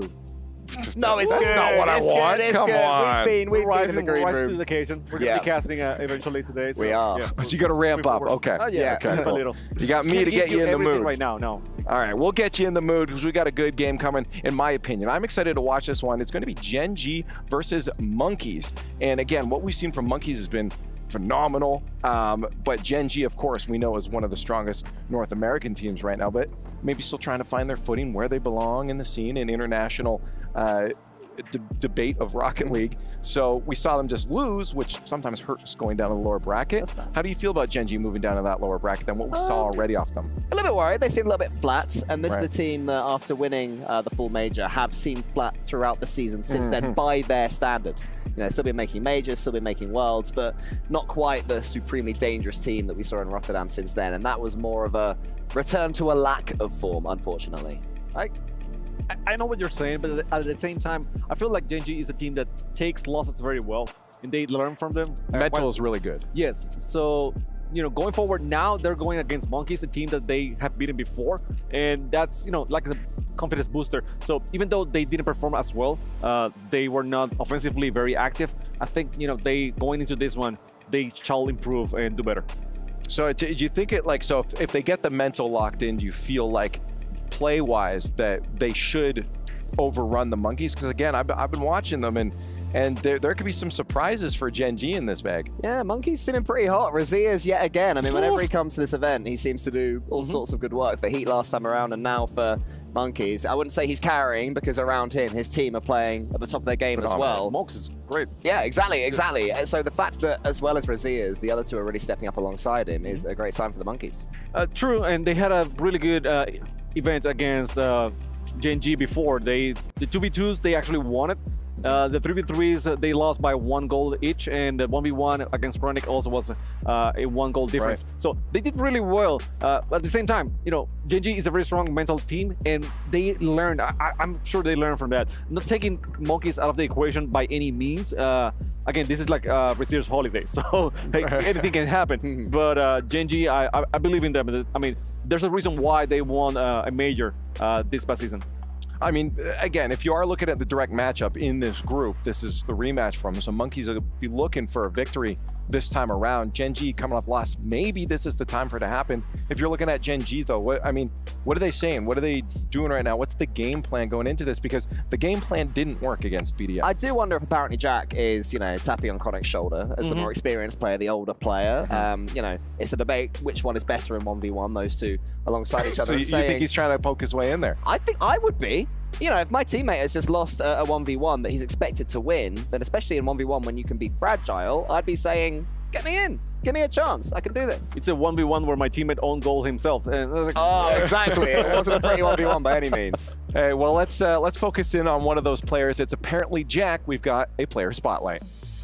Apparently Jack is one of the most considered pro players and probably most thoughtful young men I think I've ever met. He seems wise beyond his years. He's somebody that, however long his career lasts, he'll never take it for granted or not bother grinding the game. He'll always be pushing. Yeah, I've been playing Rocket League competitively for a while, and obviously had a lot of tough moments in my career. I think the toughest will probably have been not making the Spring Major in the 21-22 season with Dignitas. That was extremely tough, just having a pretty decent season overall and just missing out on that last kind of hurdle. I'd say the other one is just being criticized to, for me not being able to play well on LAN for that whole season. I had to overcome that confidence and that mental block in myself, but obviously when I did, it's all the sweeter. How did Jack end up in NA? I actually did a documentary about just that. It's an incredible story involving he and Nolly moving to North America to pick up a bubble player that hadn't really achieved very much, but they spotted something, and Jack in particular spotted something in this kid Chronic that he knew they could be great, and apparently Jack being apparently Jack, he was correct. They took that risk and won the first major and have placed decently since then as well.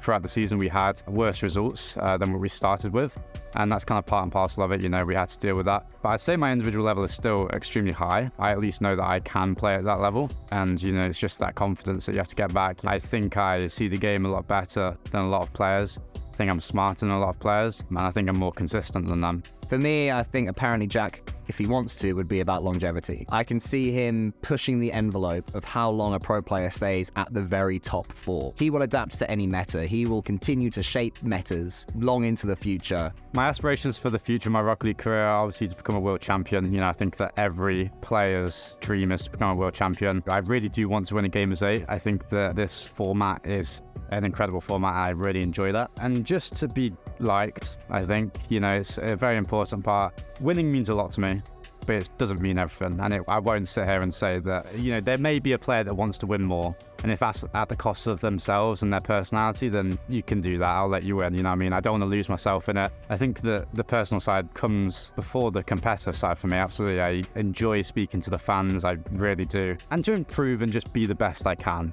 It may not be the best in the world, but it may be the best I can. And that's what I want. It's such an interesting perspective to hear from a player like that, because obviously when we ask a team, Shimako, like, oh, you guys win, you're going to be the best. Like, yes, but it's so important to have knowledge of where you stand in life and what you want as a human being. And it seems like Jack knows that. Jack knows, this is what I want, here's my balance, and he seems to be finding that. It's one very smart player, and it's one that advocates for player rights. Like, should we be having such young players, at such a young age, competing at these stakes and everything else, So he's a person that actually, thinks through things for later in life, and I appreciate that from him. Right. And I think that maturity, Cole, comes through in the team. Ultimately, again, Jamalka talked about the mental of them too. And I think a lot of it stems around that player right there. I remember last year at Worlds, it was when Dignitas was starting to struggle. You know, it was clear they were going to go their separate ways. He was still in there at 8 a.m. every morning, you know, grinding and training. He's just someone who will always be pushing. Even if he says it's as important to be liked, he's a born winner. And, you know, that hopefully will take Genji through. Well, how about the monkeys on the other side of the field right now? We get a lot of love over to Genji and a lot of spotlight to them, but I mean, we got to talk about monkeys. I'm loving what I'm seeing right now. As I said, if you talk to them around the hotel, around the arena, as they're just wandering around, lovely folk. They're just so happy to be here. They love playing, and it shows on the field mechanically too. It's just so creative and fun to watch. Yeah, I mean, the passes that they're making, we're seeing some individual plays from them at the moment. Sometimes good, sometimes bad. They got in each other's way a couple of times in defense as well, but they really seem to be forging a play style that Gamers8 suits completely. I think to me, Monkeys is one of the teams that makes you like this type of tournaments even more, right? Crew battles, right. Because they qualified here when no one was giving them a real chance. They did it last year. And I mean, we get to hang out with that guy. That's true. So they made it here, and not only making it here, but also making a statement, like making an impact. They are going against the best in the world, and they're not going down without a fight. They're taking wins, and when they go down, it doesn't look bad. So this is a very entertaining team that it just makes you love crew battles even more. As the countdown starts, I gotta know, guys, who's taking it? Can the monkeys really do this? I'm gonna go, I think the fact that 1v1 was lost against Monkey Moon is gonna shake them. Against Monkeys. Yeah. He said it before the break, actually, he told me, but I'm gonna go with Genji. Okay, well, we're gonna find out. Actually, with GG1 MR. Let's find out. 2 seconds, 1 second, let's get to the match.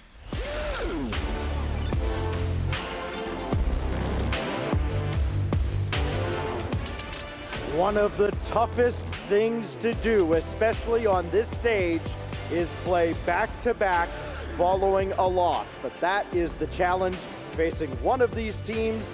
The other got a win earlier on this stage. They've got all the momentum. من أصعب الأشياء اللي يواجهونها لاعبي روكيت ليج معنا في المسرح هنا إنهم توهم طالعين من خسارة وبيضطر إنه يلعب مباراة ثانية على طول. شفنا قبل شوي فريق جنجي يخسر قدام BDS، والآن راح نشوفهم يواجهون نفس المباراة اللي لعبوها في الأبر براكت، راح تنعاد مرة ثانية هنا على المسرح. Well, let's bring back one of our teams who played earlier on today. They've got their work cut out for them, though, trying to avenge a loss yesterday. Can they do it?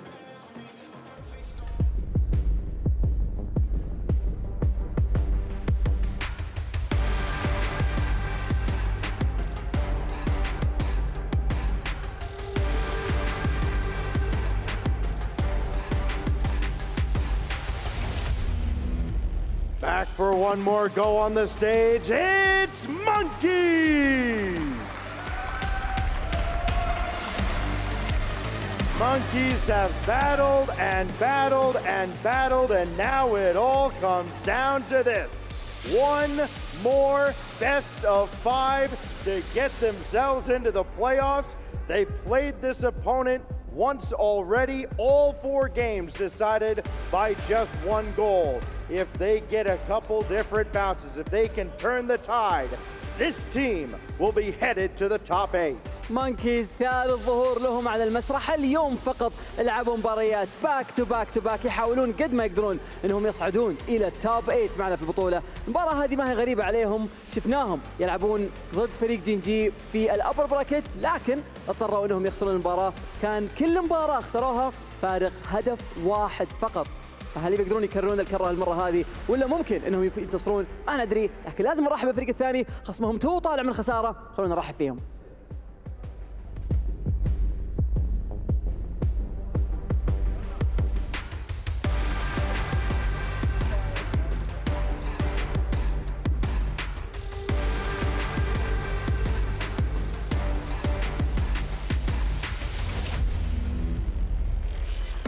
عادوا للمسرح بعد الخسارة جنجي.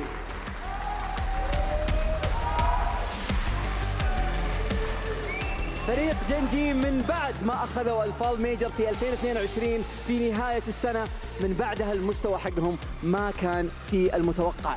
حاليا هم يناضلون ويحاربون قد ما يقدرون عشان يوصلون لما التوب 8 معنا في جيمرز 8، لكن لا ننسى ان المباراه هذه ما هي غريبه عليهم. فازوا زي ما قلنا في كل مره، جابوا هدف واحد فقط في كل الاربع مباريات، وفي كل الاربع مباريات قدروا انهم ينتصرون فقط في هذا الهدف. فالان بيكون عندهم فرصه يكررون الكره قدام مونكيز، لكن مونكيز بعد فوزاتهم المتتاليه الوضع مره مختلف. The Rotterdam major champions now have their backs against the wall, but they've got top-tier leadership in the form of apparently Jack, and they've got the mental fortitude. If anybody in this tournament can pull this off, it is indeed Genji. The players will take their seats now as we get set for our final match in Group B. 3 teams have already punched their ticket today into the top 8. Which team now, Monkeys or Genji, will join Oxygen, Vitality, and BDS in the top 8? Our casters are standing by and we're about to find out. 3 فرق اوريدي وصلوا عندنا الى توب 8 زي ما سمعتوا، فريق بي دي اس، فريق فيتاليتي، وايضا اوكسجين الان هم ينتظرون في النهائيات غدا ان شاء الله. لكن مين يا ترى بيكون الفريق الرابع اللي يلحقهم؟ اللور براكت هذا بتكون نهايه الجروب، فخلونا نشوف وش اللي ممكن يقدمونه. فريق مونكيز مستعدين للانتقام، فريق جنجي ايضا مستعدين انهم يعوضون عن خسارتهم قدام فريق بي دي اس. على طول مع المعلقين.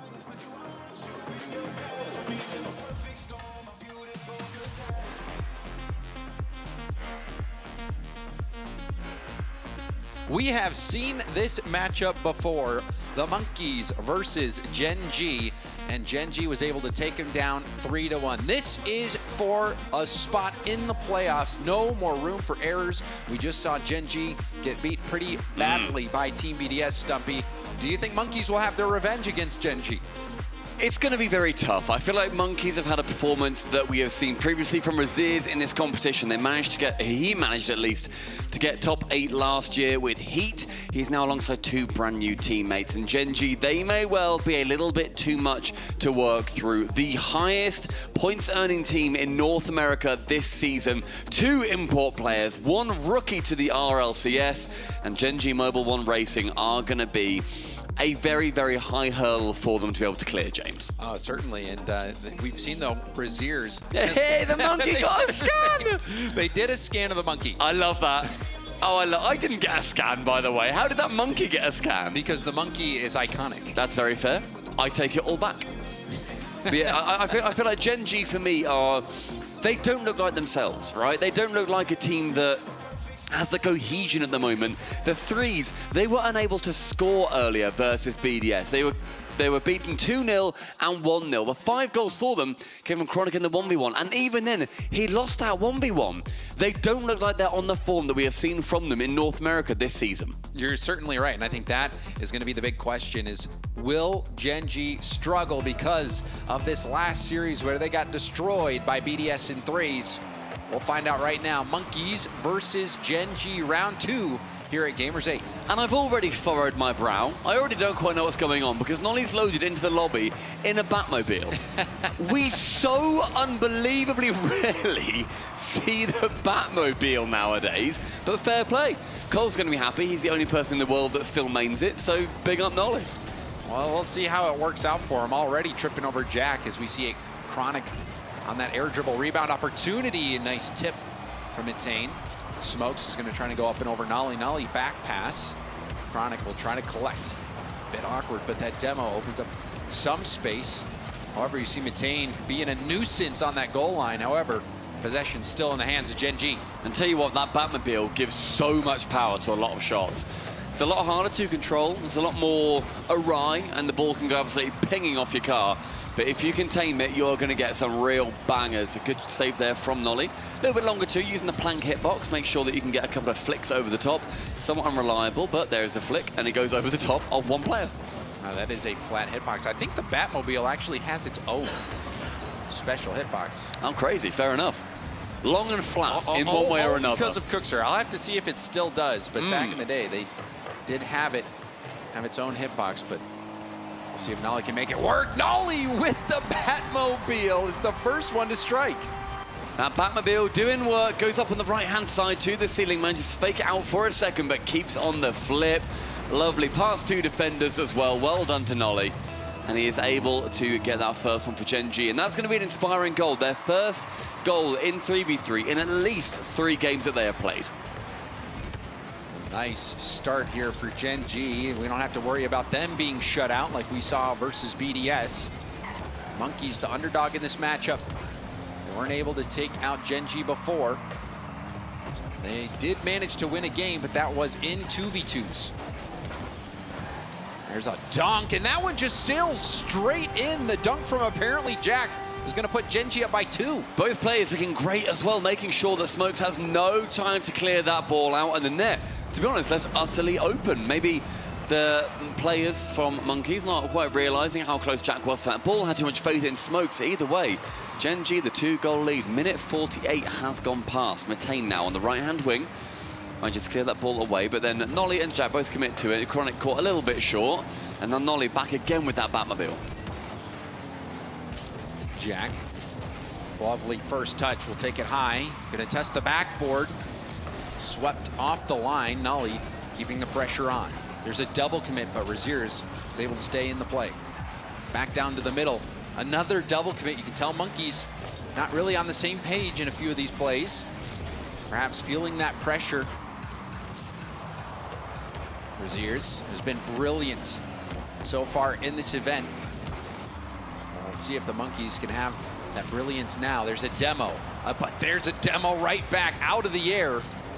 Metain will pop it over 1, but no boost to continue the challenge. 2 minutes 18 remaining, and a shot from Chronic makes it 1 apiece as well. That right-hand side has been deadly for Genji so far. Great pass from Nolly, lays it off to Chronic, who waits, gets a little bit of a cherry pick in the corner. 2 minutes 17, 3 goals up. Monkeys still scoreless. And, you know, I hate to say it, some people, but so far this has looked pretty easy for Genji. Yeah, Genji making sure that they are, I think, approaching this game a little bit differently. Changing that car, we've mentioned Nolly in that Batmobile a good few times now, but changing your car is one of the easiest ways to mentally reset yourself. The fact that we're also seeing, you know, that Batmobile coming out from Nolly. Me and James have been frantically Googling, making sure that we are able to see which car it is, and it does use that plank hitbox. I still don't know, because they did revert it. They did revert it. So but it says it. It says it on the wiki. Yeah, well, that's, I hate to break it to you, but that can be wrong sometimes. Don't do that to me. My university degree is useless if that's right. Well, we'll have to see. It's like one of those things where the Merc hitbox went away, and then they ended up bringing it back. True. So I have no idea where it's at now. But one thing that is for certain is that Genji are in full control. They have been dominating the pitch. We saw a few double commits out of Monkeys. They're just not able to develop much of an attack, whereas Genji has been cruising to this victory. You see another demo out at the midfield, and there's another bump defensively. We're seeing a lot of aggression, and now a flip right by the ball. Oh, Stumpy, this one has me reeling. Apparently Jack gets 1 along, had 0 boost on this play as well. And Smokes is like, actually, you know what? Don't fancy it. Don't fancy that at all. And we see on the right-hand side, Aleutian standing behind his boys, 4-0. Fantastic recovery for them, because they did have disappointing 3v3s versus BDS. So Genji, a fantastic bounce back for them. And you have to then think, what are Monkeys going to queue into against Genji? Because normally you go, oh, Raziers, you know, you have him on side, and Smokes, what a lovely goal, manages to work it around. Just one player coming up to challenge him. He won't be playing the 1v1 if they do it, but in this 3v3, getting 1 reset over Nolly onto the double tap. That's a gorgeous goal. It is, but time is running out. A 4-goal deficit. That's been reduced by 1. The Monkeys, they have a long road ahead of them. And that kickoff won't help them. Possession in the hands of Nolly on the Batmobile. He scored first. Will he score last? That opportunity going away. Apparently Jack trying to get this back to Chronic. We've seen a few back passes to Chronic. That one was a little scary. Chronic deals with well, though, and to the ceiling There's he goes. demo. Apparently Jack with a demo. Oh, Chronic follows it round. The cohesion for Genji, the word that described them so early on in this series, is back. And Jack talked about how he believes he's one of the smartest players in the game, and that is one of those plays where immediate recognition, reading the play, really pays off. Knew that if he got that demo, Chronic was going to find a way to get that ball towards net. Yeah, as soon as you get that demo, opens it up. No player can come in and challenge him. And a block from Chronic. You so rarely see those saves when you're coming across the net go particularly well, especially when the player is bearing down completely on the defender.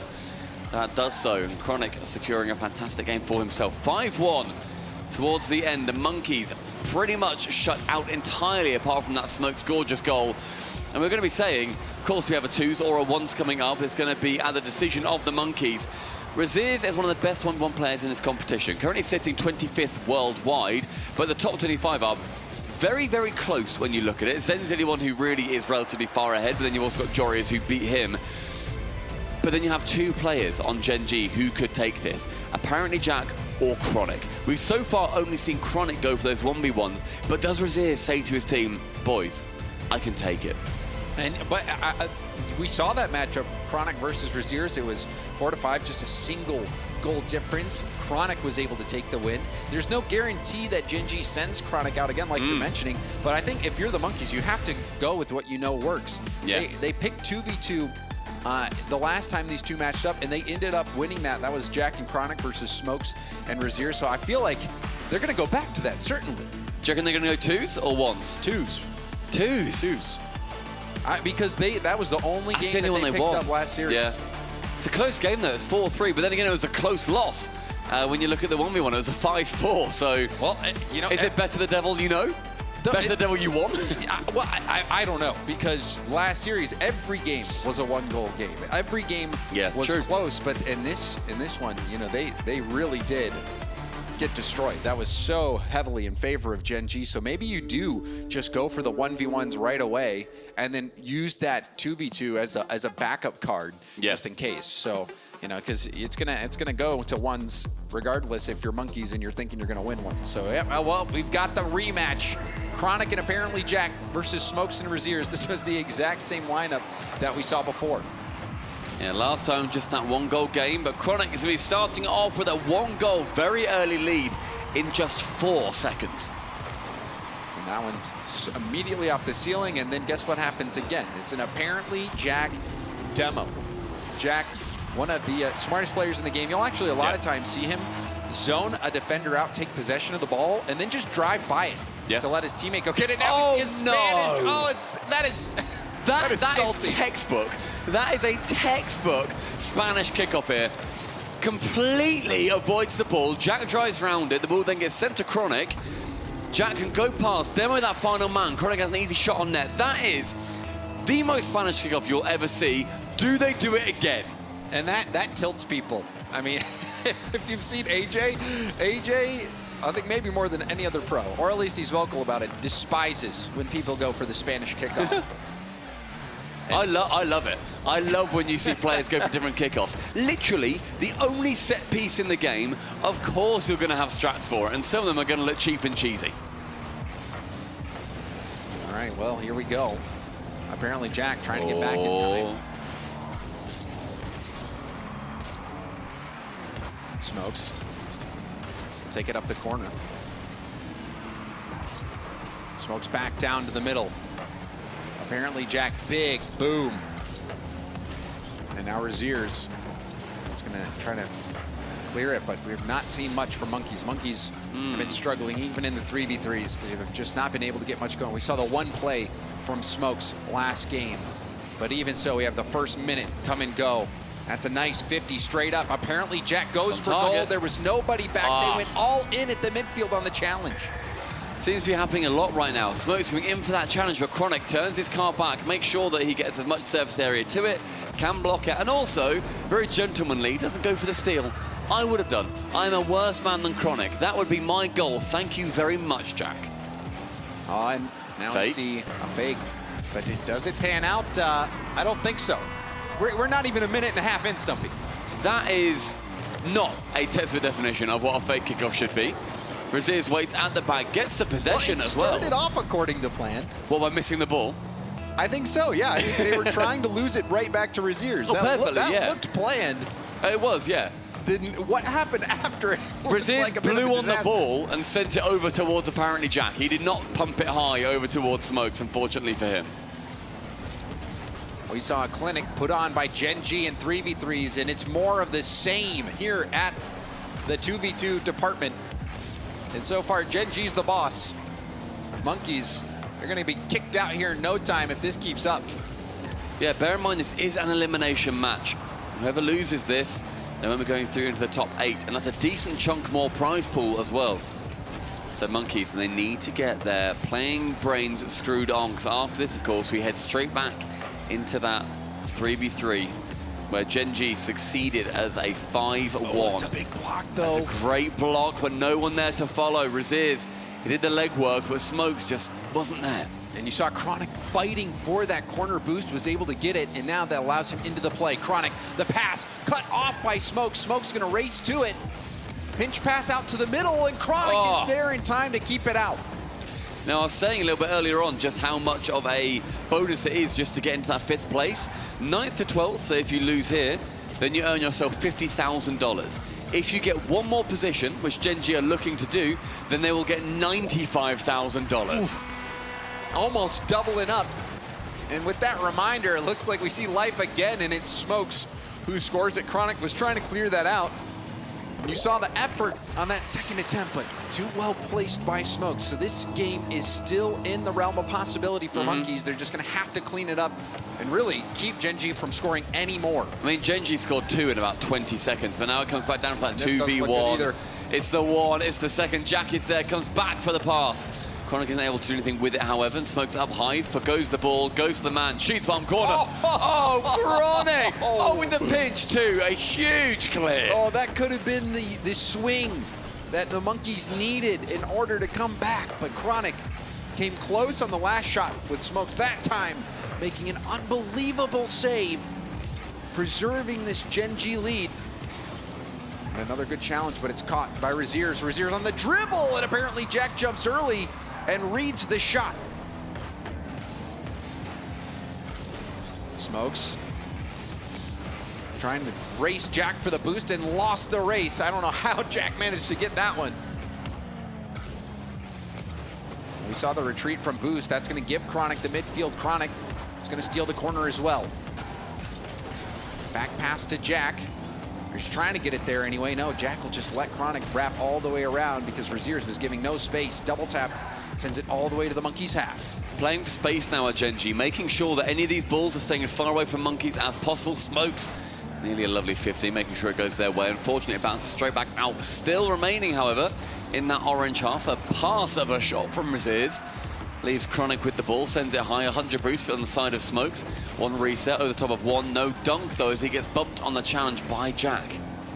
And it really does feel like the Monkeys' journey is slowly coming to an end. Genji, they're stepping up.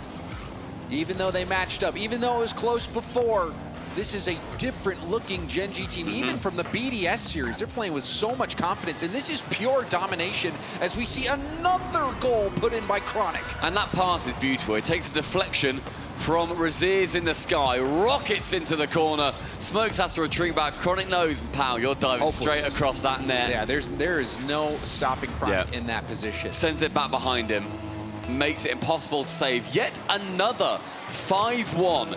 Currently, Genji leading 10-2 in goals. And I think that loss to BDS just made Genji angry. We see what that does to teams. When BDS, they managed to beat Vitality at the World Championships, sent them down to the lowers, or rather in Boston rather, sent them down to the lowers, and then it was, right, you know what, we're Vitality, we are now going to come out and we're going to smash. Genji were on the receiving end of that. They got 4-0'd. They know what it's like. The lower bracket is a place where teams either sink or they swim, and Genji have somehow found a speedboat to fly through to the top 8 in. And you can see that added level of pressure, certainly forging diamonds for Genji as they get another incredibly overpowering win over this Monkeys team who is really struggling to find any success. I think we've seen Smokes, the only player to score over there so far. Yeah. And, you know, they've been decent goals, but they need more. They need Raziers. Where's that Raziers magic? And look, the first 2 goals for Genji as well. 2 kickoff goals. Johnny is either ecstatic with Genji that they've done that, or fuming at Monkeys for not seeing what's coming in. And also, I'd tell you what, no, Johnny will be fuming with that fake kickoff, because that is just, I'm going to use the word pathetic, but it was. That save is unbelievable. That could be save of the day from Chronic. Oh, yeah. And those goal line saves where you're coming off the back wall, you just assume that even if you get a piece of it, the 50's going to come through and push that ball on the goal line, but somehow Chronic was able to stop it. Chronic, he is a bright mind when it comes to defense. And now Genji, they focus their attention on one more 3v3 game if things go according to plan. And so far, it seems like that has been the case, Stumpy. Yeah, Genji so far have managed to beat Monkeys in 3v3 in the 3 that they have played them in. It has been so far a 2-1, a 2-1, and a 5-1. So the fact that we are able to see Monkeys not quite able to live up to the task of Genji, it may not be confidence inspiring for them, but on the side of the North Americans, mate, they are flying. With that as he kickoff heads straight back to Nolly. Nolly, hand off to Jack on the wall. Jack is trying to block Raziers. Raziers will boom it out. Low boost though. Nolly pokes it by one. Jack leaves it off the backboard. Panic on the back line for Monkeys. But Matane will break out. Now shot opportunity. Defended off the back wall by Nolly. Nolly got past it. Was trying to stay behind the ball, but lost possession. Now Smokes. Smokes, the only player to score so far for the Monkeys. Well, he's not able to do much there. He had a shot for himself, but the defense again staying pretty strong. But the pressure so far for Monkeys is looking a lot better than we've seen from them historically in this series. Pass though towards the center, leaves it open for Nolly. Chronic can rotate on it. Well, both of them miss. What is happening, Stumpy? If that was going wide, I would have laughed so hard at Nolly the next time I would have seen him. Because look at this, they both completely missed. Chronic must just be scared, like, don't miss this, don't miss this, don't miss this. I think we saw Smokes drive past the ball before. We saw Raziers make a pass, you know, on the fake kickoff, passed it right to Chronic and Genji before, and then again we saw Raziers try to make a pass. The pass was intercepted easily and the net was so open. This does not look like the Monkeys that we've seen before, Stumpy. They are struggling, but now we see some life. Raziers able to sink one, finally showing some life. Sinking one, and it is his first one as well in this series. Apparently Jack with a big miss. Raziers can shoot nice and tidily on the open net. Monkeys, the most equal game they have had, apart from when a game starts at 0-0. Nolly, kick off, right back to Chronic. Chronic has one roll back towards net. Nothing dangerous for Matane. Chronic with a demo. Nolly will lay off and let Matane try to take possession, but Chronic veers in for the demo from behind. However, ball in the middle of the field. This is a dangerous spot. Smokes with the flip reset, going for the ground pinch. Oh! Smokes! He gives them the smoke. Smokes is around, and you know there's gonna be fire. Bottom corner snipe, the ground pinch found. Monkeys, a 2-1 lead, and the threes are something that they can start to be proud of. And Smokes really has been the standout player for Monkeys so far in this series. Will they be able to start crawling their way back? That is what they need to do, really. Big individual play in a critical moment. Matane, double tap off his own back wall. Chronic trying to make some magic. That play is shut down by Smokes. However, the rebound is juicy for Nolly. Big old cluster on that goal line for Monkeys. Chronic manages confused too, sends Matane in for the in and out. Smokes is there too, leaves it completely undefended, and Nolly can come in, punt it home with that Batmobile. Drawn up level again. 2 minutes gone, 2 goals apiece. Right back to Nolly. Matane has to concede the corner boost. Out of boost himself. It'll make getting back in rotation tough, but does get demo. That actually will help Matane get a little bit of boost and be back on defense. Smokes intercepts the ball. And good shot. After that demo, you could tell that Genji wasn't able to get back in a comfortable position. Jack sends it completely across the box too. But he wants more power on that. Wanted to look for that back right corner, then clear out from there with the boost. Instead though, drops it down to a very well-placed Smokes. 3 for Monkeys. Pushing themselves forward, scoring more in this game than they have in the entire series so far. And you know, a lot of that has been thanks to Smokes. Smokes continuing to have a great series. But that was a rare example of when a demo from apparently Jack ends up hurting Genji more than helping. Genji now trailing. Smokes has been lights out. Passes over to Mitane, who's looking for the center ball, but it was way too far away from a teammate. There's a shot, those Smokes! He's on fire! You see 2 from Genji commit to that as well. Nolly sends it high. Yes, it's awkward, but Chronic and Jack, lads, if you're going to go, you've got to commit. They both start, then they both fake away from the ball, thinking the other one's going to continue going for it. Bad communication leads Genji with a 2-goal deficit. Genji was looking unstoppable in the beginning of this series. What was it, 2 5-1s in a row? 2 5-1s in a row. And then 3v3s, 5-1. That's crazy. That is pretty crazy. And now we see Monkeys turn the tables around. Smokes, does he have more left in it?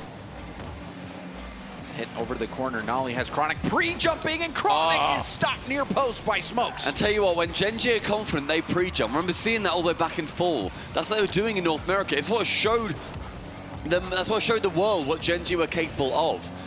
They know where each other's going to be. They know when to go up and how to almost psychically read it. It's that confidence. That's definitely going to be a factor. But 4-2 down, you have confidence all you want. But you need 2 more goals, boys. And that time is slowly ticking away. Going. Jack will pop it up for Chronic. Chronic, read by Mitane. Mitane reading that play nicely. Nolly with a challenge. Chronic going for a corner pass. Jack's up. Double tap, flip, reset. Rebound is good. The mind on apparently Jack works different. That is disgusting, and I'm going to be sick.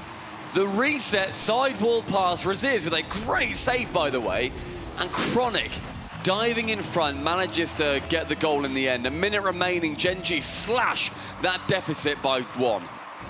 Unbelievable from apparently Jack. That was going for it all. It needed something great to pierce through the Monkeys defense. Yeah. And it was. Now apparently Jack over to Chronic. You can tell Smokes was reading that pre-jump passing play. Yeah. And cut off that angle quickly. Yeah, Smoke's already there. Ooh, that Smokes demo. Again. Smoke's removing Nolly from the equation entirely. That pass otherwise was pixel perfect. Chronic clearing it away, but does not get past Raziz. Raziz has missed about 5 times, and apparently Jack missing that pre-jump pass in the end. But yeah, Raziz, he's looked shaky. He has, but somehow Monkeys have the lead. That shot, apparently Jack not able to get around it. Apparently Jack also shaking his head when he missed. Yeah, he wanted that ball. He wanted that shot. Only 10 seconds left. Monkeys are on the brink of winning. This ball leaks through. Apparently Jack has some boost, but doesn't get the touch he was looking for. Double tap, no good rebound, and Nolly's blocked. If that ball bounces, maybe he would have been able to put that in, but Monkeys hold on in the final seconds, and they get a game victory. And Nolly shoots it at the middle of the net as well. The only place the defender is. He could have gone left, could have gone right, could have even gone above where the defender was. But a cracking block gives Monkeys that game. You see Andy the Mandy talking to Raziz, saying, mate, come on, get yourself in. This is your time. And looking back on this game, this was the Smoke show. It started off horribly for Monkeys. There was that play. Everybody was scratching their heads.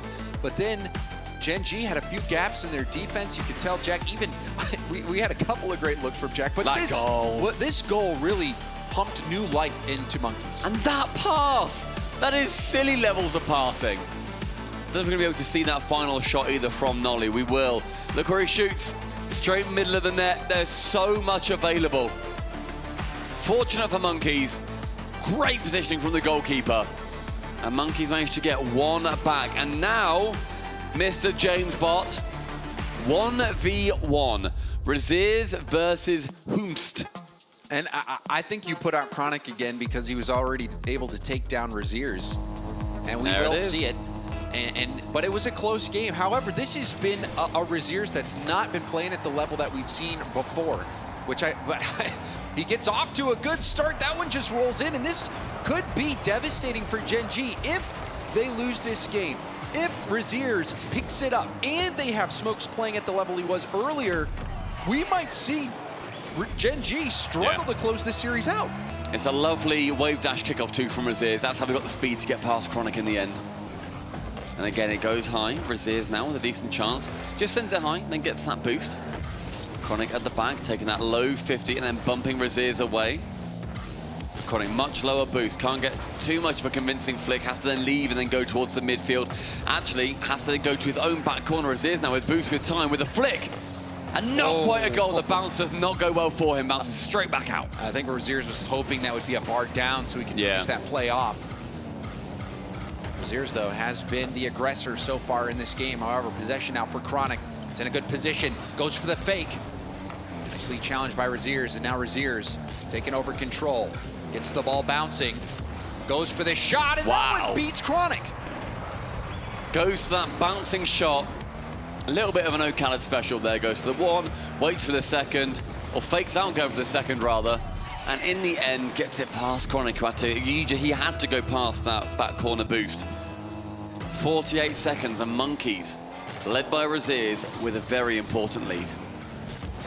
And things are starting to get a little bit better. Chronic able to battle off the kickoff to at least get one. Actually goes the wave dash kick of himself there as well. 2 goals coming from that either side. I remember seeing apparently Jack video maybe a year and a half, 2 years ago, where he was saying about a wave dash kickoff and said, you basically won't ever concede if you go for one, at least at the time you wouldn't have done, purely because you have the recovery. You can then go and get boost, you can get back. Your opponent can't be faster than you if you get a good wave dash kickoff. Oh, and we saw it again from Chronic. Oh my! And this was all because of that wave dash kickoff. He gets the ball, gets possession, gets the flip reset. You could see Raziers was all out boosting, and Chronic could see him the whole way. Top corner found. Chronic with the reset. I like seeing how Jack's posing there too. Just arms behind the chair. He's stretching out, making sure he'll be ready if he's called back in again for those 3v3s. Oh, and you can see Chronic pulling that shot early, trying to boost starve Raziers. Raziers picking up some small pads, but Chronic has held him to just 2. Now 3. Boost advantage still here. Raziers trying to get something. This will be an awkward position to defend. Air dribble ball. That's brutal. To perfection. That is, we've said this a couple of times where it's the textbook definition. You look at air dribble pump, you pop it up, he basically goes in a straight line. He knows where Raziers is, he knows where he wants to be, and he knows where his car should be to smash his dreams. Chronic bringing back 3 on the trot. And making Raziers jump to defend the shot and goes for the delayed shot. Raziers has been getting destroyed on these kickoffs. Chronic, after a slow start, has really been able to have the kickoff game in his favor. And Raziers on that chance, he should have really gone back to the net. Knows that Chronic's probably going to be taking the shot. Instead, he trends towards going for that 50. The wrong decision made. Chronic taking full advantage. Get on target when your opponent starts to leave. But Raziers now pumping it back towards his own net. And then tries to chase Chronic on the backboard. A chain dash brings him much closer to that ball. But doesn't give you any boost. Chronic into a dribble. Go for a hook shot, and that is blocked. And now you can see Chronic getting hung up on the post, racing back. And now Raziers going for a bump, but Chronic is able to not only get the first touch, but the second. Was thinking about the corner, but recognized small pads is all he can afford. Opts not go for it in the end, but Raziers opts for that. Beautiful shot. Chronic maybe should have gone for that back corner, maybe didn't have time. Either way, Raziers was going to be there. Saves onto his reset from the ceiling. Chronic not even a nose to it. 3-4. Raziers earning back a goal. Yeah, Raziers doing a great job of being able to get that ball up high, under control, so quickly that Chronic could not think about that corner boost. But now another big win. Oh, Chronic. What? It looked like had he been able to settle, it might have been a scoreable ball. Maybe he's a little bit worried that he was going to send it too high, it would go back to the other side, but that to me, unless I missed something massive, it looked like a sign of nerves. Yeah, it looked like he might not have had vision and recognized how much time that he had. Maybe thought Raziers was close, I might go for the easy demo, but he had more than enough time there to go for the shot. Chronic appears to have let one slip away. It still has a 1-goal lead on the dribble. Raziers, the early flick. But Chronic recognizing that flick and able to get the stop. Chronic trying to get some space. Raziers gets him to boom it out. And now has possession. Raziers back down to the ground. And now taking it to the air. Chronic jumps early. Flip reset perhaps from Raziers. Wave dash going for the shot. That's dangerous. Well defended again by Chronic. Very dangerous. It bounces back. Now Razier's on 0 boost. Chance Chronic just go high with it. Does so. Still 0 boost. Razier's now picks up a pad. He's got 12. High shots from Chronic are going to make it very aggressive. Brilliant play from him too. Chronic ends on 0, but those high shots burn away the limited boost that Razier's found himself with. Oh, that extra small pad that Chronic was able to get, that was enough. You saw him debating, thinking about going for something else, but in the end he says, no, I have the position. This small pad that's going to give me just enough to be able to score on a rebound. Sure, Razier's might be able to block one, but no way he'll be able to follow it up. It gives Chronic that lovely insurance goal, and they'll be very, very happy about. Monkeys need to try and bring one back. Razier's needs to bring one back. Both players with 100 boost. Anything from this corner could have them at either team. Razier's now midfield, 50 flick. High above the net, no touch from Chronic in fact, and Razier's, he lets it go. Now Chronic, mate, you've got a little bit of time. The net was pretty technically open, but he just bangs it wide, and again bangs it wide. Both sides going for shots, but sending them too hard and not on target. And it looked like Razier's initially was going to be punished for the aggressive dive, but then Chronic makes the same exact mistake and allows Razier's to get that goal. Perhaps both players feeling the pressure. Definitely feels like they're making errors that they may not make at home in ranked, in a much smaller show match. But this is to bear in mind for Chronic. What did you say it was for? $45,000 For $45,000, you get minimum, Chronic, for winning this individual game. And Chronic starting to get some insurance. Big goal. You could see a dive in the corner. Chronic stays boosting, goes for the ball, and that extra tap was all that was needed. And that's really what these players, I'm sure, are trying to get out of their heads. It's just how big this individual game is. For Razier's, he's trying to earn his team a right to play that Game 5 3v3. For Genji and Chronic, he is trying to make sure that his team win it here. Get the dub, get the extra $45,000, almost double your money for the effort that you put in so far. And with this final 30 seconds ticking down, it's going to be Razier's that needs to chase, and Chronic with full possession, going corner to corner, picking up hundreds as he goes. That's a good challenge. But that 50 is beautiful, and the shot is lackluster. That was a hospital ball. Did not have nearly enough pace, and Chronic is able to melt time off the clock. Still doable, however, for Razier's, but it's got to come right now. Razier's with the good idea to make sure that he pushes with that ball, but not enough on it. Chronic has made sure that the 1v1s go Genji's way, secures his team another $45,000. Genji, welcome to the playoffs.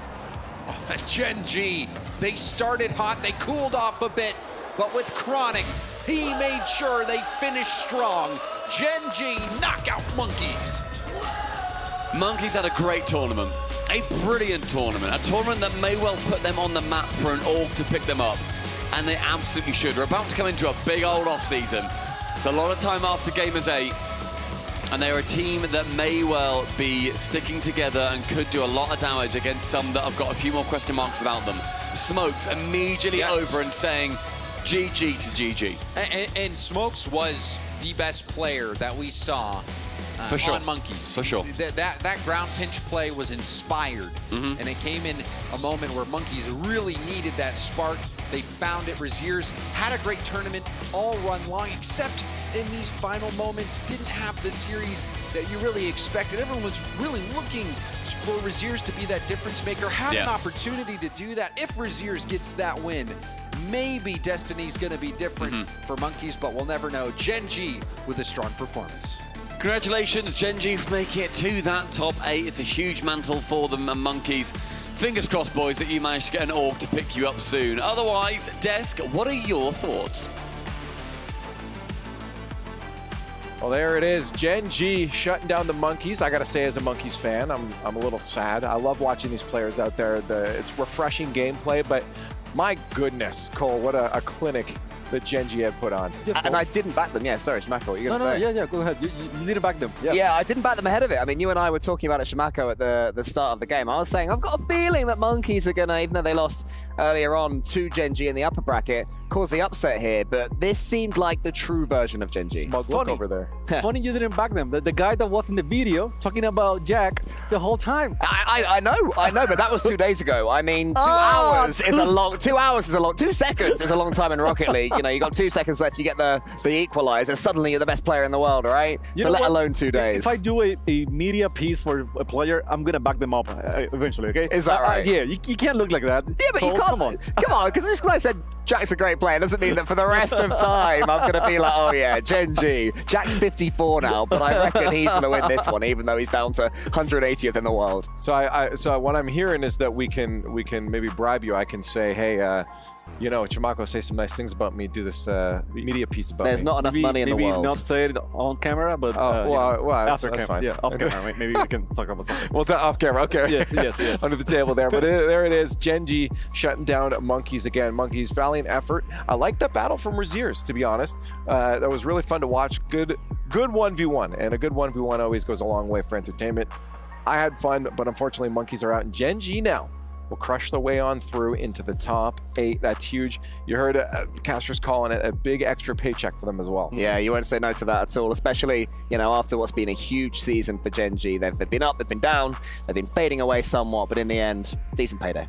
Yeah. Now, I guess for Genji, do you feel like, Chimako, they're on the right path? Because obviously there was a devastating loss coming from the upper bracket against BDS. They just looked like they were not clicking. But here, a little bit better. It looked like there was a little more space on the field, or was that just because of the opponents they were facing?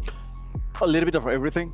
I do think that they played better, although they actually lost the 3v3 against Monkeys, which they hadn't done before. Right. So, I mean, still, but this is the thing with Genji. Genji has never been a team that, you know, 3-0s or 4-0s, you know, they're not there sweeping everyone. They just know how to win. Yeah, and that's the thing. You know, mentality, again, we were talking about that before starting the match, how strong it's their mentality.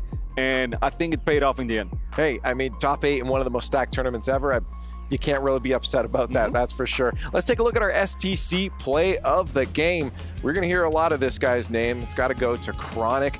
First off, I mean, just a beautiful goal line save from him. We haven't had a save in the STC plays yet. I think it's good to highlight just how insane the read was on this. He was up and at it right away. It's the pre-flip into the corner, then the composure as well from apparently Jack to not just drive into the ball, score the own goal, and undo all that hard work. Would have been tempting. We all would have done it there, but apparently Jack ain't as foolish as we are. A pre-flip save from Chronic. I think a beauty.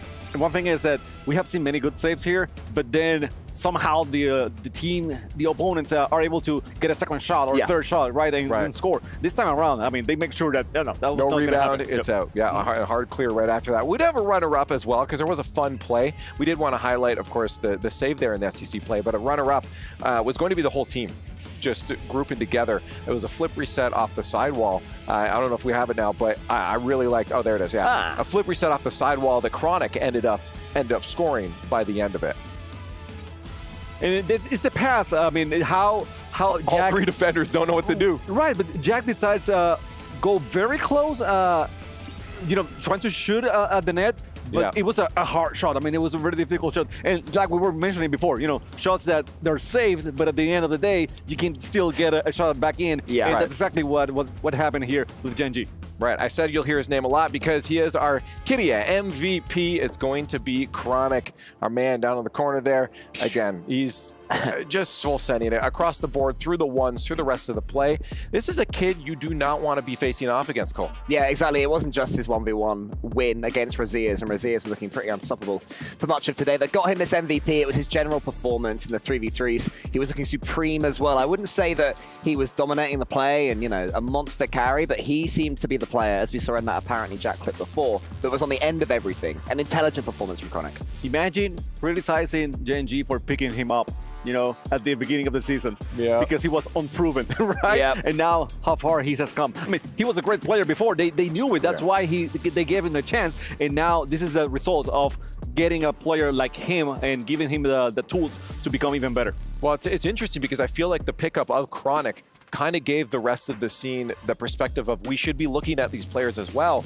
But then from Jack's mouth himself, he's saying, no, there was only one. That was the only guy we got. Yeah, exactly. Slightly harsh for anyone who doesn't know, where Jack was saying there just aren't the players in the North American bubble scene. I'm sure there are many players that are screaming at their screens when he said that, saying, it's not true. I'm ready. I'm looking to come forward. But North America, they need something. Hopefully it lights the fire under a lot of these players' butts and gets them to these positions, right? But we'll have to find out if it has. We do have more Rocket League coming your way. We're going to head on over to Group D. After the break, it's Saw versus Team Secret.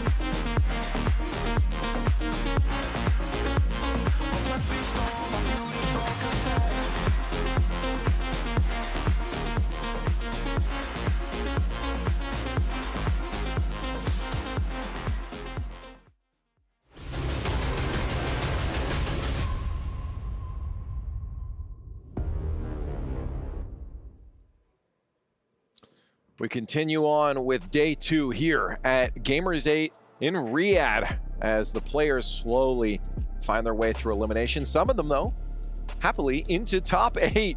And we are moving on to Group D here on the mainstream as we watch a couple of the teams walk up. It's Saw and Team Secret. It's going to be finding their way into the stadium right now. Welcome back, Cole and Chamako. Thanks for hanging out with me on the desk. Let's talk about these teams. Team Secret and Saw. I mean, Saw, obviously, we haven't seen a lot of recently, especially coming off Worlds here.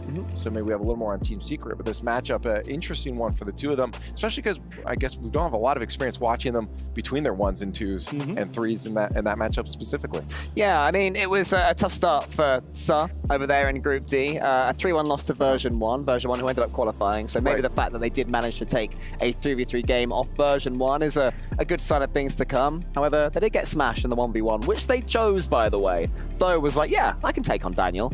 Tho was wrong. Well, the thing is, everyone keeps talking about how good is V1 in 2v2, so they decided to go with the 1v1. However, on the 2v2s, they actually went to overtime in that game. So Saw maybe not that strong in 1v1s, but they have proven that on 3v3s and 2v2s, they can do some damage. Who was that on the 2s for them? It was Mike Boy and Tho, and they lost in overtime to lose the series. So it was a close one. I guess Daniel in beast mode. Exactly, I mean, there's no shame. Yeah, that's a good point to bring up here. So, I mean, yeah, if you're Team Secret, you might be watching out for that. I mean, looking at Team Secret's roster, though, I mean, looking at the 2s they might throw in, how do you feel about that matchup? Well, I think it's going to be fun. It could be very even. So the 2v2 situation could be really good for Saw in this moment. So Secret better make sure that they win those 3v3s. In the 1v1, they might feel very strong with KV1. but that TV2 can do some damage. Hey, well, speaking of Team Secret, interview, Hercules, let's go. Hi guys, it's Hercules here in the player lounge with Bruno and Knight from Team Secret. You guys got your match coming up here very shortly, so I do want to ask, is there anything up your sleeve, anything you're hiding as you prepare for your match against Sa? Ela perguntou se a gente tem alguma coisa preparada, como que a gente vai conseguir ganhar da Sa. Eu acredito que a gente não tem nada preparado, eu acho que a gente só vai seguir nosso plano de jogo e jogar confiante, e é basicamente isso. Eu acho que a gente é melhor que o time deles e eu espero ganhar. We have nothing really planned, we just want to play our game the way we want. We are confident in it and we will try our best to win against them, but just playing our style. All right, so playing your style, remaining to yourselves, and speaking on that a little bit, Bruno, I know it's a little bit different playing in your own region versus playing on the international stage. What has that kind of been like? I think we like it because like the pressure is for everyone and we deal well against pressure. We really like playing on stage, mainly on stage. Like Stream B is okay, but like on stage is awesome. And I think we like the pressure, and yeah, that's international matches are like that, so yeah. All right, so thriving under pressure and staying confident and grounded. Well, good luck in your series against Sa, and thank you for hanging out with us. We got more Rocket League after this. Hey, well, I mean, if they like pressure, this is a lot of pressure. This is elimination on the line, right? So if this is what they go for, they should thrive here. Yeah, well, Team Secret have been in pressure before. You know, they made top 4 at the opening major of the season. Slowed down a lot since then, it has to be said, but I think that's got to be the blueprint for what they're going to take into another huge international LAN. There's going to be another pressure facing Sa because you don't want to lose. You don't want to get eliminated by Sa from a tournament like this. Wow, what are you saying about Sa? Huh? Yeah, what you they are not the favorites. Oh, okay. Yeah. So controversial, Tobacco. I mean, Good lord, this guy, eh? No, I mean, it's true. It's like a phase of losing to Limitless. Yeah. Yeah. Spoilers. What? Oh, yeah, spoiler? Okay, well, if we, you know what, let's get a bit of an update from B-Stream. I think we got a quick recap here. Hi everyone, it's Hercules, and we've got a B-Stream update for you guys. If you missed it, yesterday in day 1, Vitality's winning streak was officially destroyed for the first time by Oxygen Esports in 3-2 fashion in the series. And since then, it seems like Vitality's taken it extremely personally, 3-0ing the likes of Optic Gaming, Gaming Gladiators, and G2 Esports to secure a spot in the playoffs where they will face off potentially against the likes of their newfound Gamers8 kryptonite, Oxygen. Okay, Vitality winning is not surprising me. Yep. You watching some B-Stream over here? I am. Hey, don't tell the people what I'm up to. I'm currently watching Limitless be 2-1 up in games against FaZe Clan. FaZe, though, are 2-0 up. First killer and miss, a little bit too strong in the 2s against Today 4 and Snowy. Wow. So that one looking like it's going to game 5. So ignore us for the next 5 minutes, or so don't do that, stay here. But second monitor, you know, maybe a sort of AR sort of projection in your room, or a squad stream as well. Yeah. Keep an eye on that match too. Yeah, how do you guys not have AR projection in the room? I know, keep up, guys. You know the drones that they sort of make shapes? Oh, yeah, yeah. Get that going. Order a bunch of those? Yeah. Quick, you got like 5 minutes. Yeah, I don't know about that. But I guess looking at this match, we talked about Team Secret should be the favorites coming into this one. So I want to see, let's lock it down. Team Secret's taking this one, I'm assuming, in both of your minds. Yeah, any disagreement there? Yeah, no, it's going that way. Yeah, yeah, it should. I think that Team Secret, they had a tough one against Rule 1, and the 1v1 in particular, it was 13-4, 13-5, I think, Roas took. But, you know, as we've seen from Genji earlier on, you can go into the next series and be completely refreshed and play your best again. True. So that was a rough one for KV1. I think Jorby was saying that KV1 usually takes a little bit longer to get warm up in the ones department, but... Surely not Jorby Copium. I'm just saying what he was saying. Oh, you're projecting his. Yeah, right. Yeah. If you want to believe it, that's fine. If you don't, that's up to you. Okay. So yeah, should be Team Secret. They have more experience in this type of scenarios. They have proven that they can beat really tough teams, and so I mean, still unproven at this point. Right. Yeah. Well, I mean, again, we've seen these players hit the field before. Again, maybe they can pull a win out in the 2s, but obviously you still have to look at the 3s and the 1s that are going to come your way. So strength-wise, do you feel like that sneaky win will come out for Sa in the 1s and 2s and maybe one of the 3s, or do you think they'll take 2 of the 3s maybe and one of those 1s or 2s? You wanna go first? Take this one. What do you I see Saul winning a 2v2. I can see that. And that's it. 3v3 maybe. Yeah, maybe. Okay. It could go to game 5. I wouldn't be surprised because the thing is that probably Team Secret is not studying Saw too much. You know, they're focusing themselves on other teams, and this likewise with Saw. Maybe they're not. Their sole focus is not Team Secret.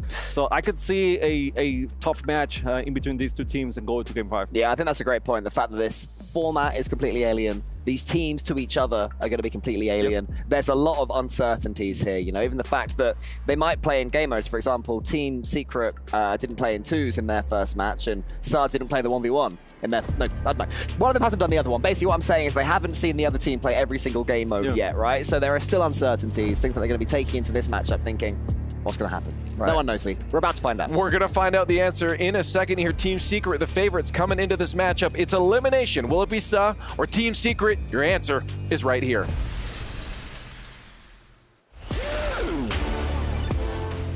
Half of our action is out of the way here on day 2 of Gamers8 here in the esports arena. And now we turn our attention to Group D with exciting, very potential matchups on the horizon, including, of course, the 2v2 showdown. Daniel and Beast Mode with version 1, the twins Ross and Killers with Rule 1. That in our Group D upper final later on this evening. 4 فرق اوريدي تأهلوا معنا إلى التوب 8 في جيمرز 8 والآن احنا جالسين نشهد آخر جروب معنا في الجروب ستيج. مين اللي منهم بيكون متأهل؟ مين اللي منهم بيوصل معنا للتوب 8؟ هذا الشيء اللي راح نشهده الآن. Well, let's meet our first team on the stage here for our Group D lower bracket. They qualified by knocking out Team BDS and G1 during Gamers Without Borders. Can they do it again here in the lower bracket to make a huge run and get into the playoffs?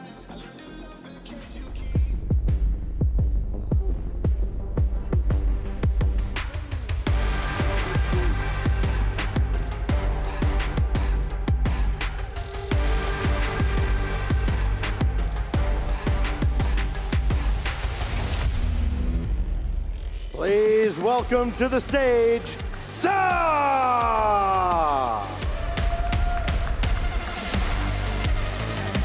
Hibbs, Mike Boy, and Tho. They're here because they ran into version 1 in the first round. But the Dutch duo of Mike Boy and Tho have as much synergy as most any team here. They'll need to be greater than the sum of their parts to survive and advance. But they've proved to be very capable. It's not like they got blown out of the water by version 1. They stuck with them every step of the way.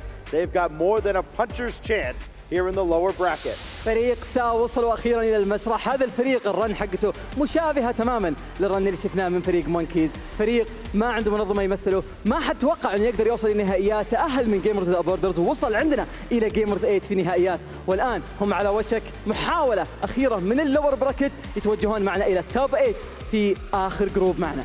لكن خصمهم بيعتبر من أفضل الخصوم اللي معنا في الجروب. خلونا نرحب فيهم.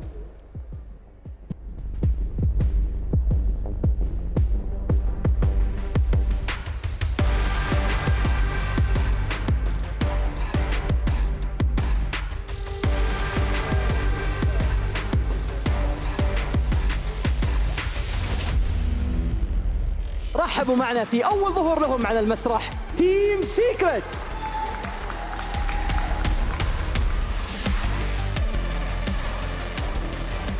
تيم سيكرت الفريق الأوروبي الذي أيضا لاعبينه من جنوب أمريكا تواجدوا معنا في المسرح في أول مرة. شاهدناهم في جروب دي، أدائهم كان جدا متميز في أول مباراة تأهلوا فيها، بعدها واجهوا رول 1 وخسروا بنتيجة 3-1، والآن هم في اللور براكت محاولة أخيرة للصعود إلى التوب 8. الفريق اللي قدامهم فريق سا، فريق دائما الكل ما قدر يتوقع ايش ممكن ينتج منهم، والآن بيكون عندهم الفرصة لإثبات أنفسهم في هذه المرحلة. KV1, Knight, and Sad, top 4 in Rotterdam. They're here because they ran into the buzzsaw that was Ruas and Rule 1. Now, they'll try and make a lower bracket one with a possible rematch and vengeance on the horizon. The teams are ready. They're going to take their seats now as we get set for our first matchup here in Group D. As the players go to their stations, Fancy, any predictions here between Team Secret and just my favorite name in the whole tournament, Sa? I mean, Sa, honestly, the best thing about them is they're pretty unpredictable. Every time we've seen them in any tournament, in any stage, they're really hard to predict. So I could be rooting for them, but at the same time, Team Secret played against Rule 1 and they lost to one of the home teams. So I can't really tell. Well, South America has not fared well on the main stage so far here at Gamers8. Will that continue? Let's see what the casters have to say. خلونا نشوف المعلقين ايش ممكن يقولون عن هذه المباراة، خصوصا انه سا زي ما احنا قلنا من الفرق الغير متوقع ادائهم ابدا. تيم سيكرت بالمقابل من جنوب امريكا اول ظهور لهم على المسرح واثبات لوجودهم معنا في جيمرز 8. خلونا على طول نروح مع المعلقين نتكلم اكثر. Team Secret versus here in Group D, the lower bracket quarterfinals. Who's going to have the honor of playing the winner of Liquid versus Koi and the loser of version 1 versus Rule 1. I'm Stumpy, joined by the big man James Bott himself, and this may well be a bigger battle than what we are seeing on the B stream somehow. Oh, no, I don't know about that. Limitless putting up a fight over against FaZe, but this is another lower bracket knockout match. Sa and Team Secret. I think Team Secret, without a doubt, have to be the favorite here. We've seen them have deep runs in major LAN events before, and Sa, you know, this is a team where, you know, they mentioned it a little bit. There's that nationality, the Dutch duo over there with Tho and Mike Boy. We'll see if they can bring that level of synergy here to a Team Secret team that is no slouch. They just, like Stack said, ran into the buzzsaw of Rule 1, but I think Team Secret, without a doubt, have to be the team you expect to go through here. Yeah, they've got to be the favorites realistically. They had a fantastic start to the year over in Worlds. They, of course, did probably not as well as they would personally want to go, but sir, they weren't there. They are one of the teams that they are always bubbling somewhere around the depths of Europe, but currently unable some weren't to. There? I'm shocked. With a name like that, they were somewhere there. Unfortunately for them, of course, they don't usually make, well, they never make these majors. Mike Boy and Tho have been together for, I think, about 19 years, which is good for them. But they are always a name that follows the other. They also sit about 2 centimeters from their monitors. No doubt inspired by Monkey Moon. Or at least, you know, that's just part of the out-of-game meta. It must be. This is crazy. I always like the Ferrer sit. You know how Ferrer used to sit? No. He used to sit, I'm going to show you, you guys can't see us, but he used to sit like this. Oh, the gamer stand. Yeah, it was like the proper, like the meme, yeah, right, with the gamer like the leaning forward. On your legs. Elbows on thighs, controller down, eyes forward. But Sir versus Secret is going to be seeing who goes through to that lower bracket semi-final. It's going to be a tough one. Secret, theoretically, the team that's just going to be coming out on top, but Sir can absolutely give them a run for their money. It'll be quite interesting to see if Sir drops the first game. You know what they would pick. KV1, also quite well known in the 1v1 department. There's a miss by Hibbs. KV1. See, sad. Not able to get that shot on target. Mike Boy testing the other side now. Shooting opportunity, but Knight a little slow to get up. Ended up just going for a 50. Another opportunity shaping up. KV1 going for the backboard. And that one's swept off the backboard by Mike Boy. About 30 seconds gone so far, and decent chances coming in for Sir. They're probably going to go try relative aggression, but what can you do against a team that's going to be as quick as Secret is? Sad goes up high to the backboard. Who's waiting there for him? It's going to be Tho. Gets that control, gets it cleared away, but then a nice touch on from Mike Boy. Now Hibbs challenging versus 2. One of those two is KV1, and KV1 now finds himself in the graveyard. Knight in that back corner challenges again versus Tho. Good defense coming out from Sir whenever they've been pushed. Yeah, but you also saw the recovery after the demo. Team Secret trying to pick up the pace, trying to play as fast as they can. That shot predictable, but we did see 2 go. KV1 also running on fumes. Sad leaves that for Knight. Tho was already up in the air, predicted where Knight was going. We see boost troubles here for Team Secret. Knight does pick up 100, and now we'll chase after the ball. Perhaps we'll be able to get a pinch. Gets the demo instead.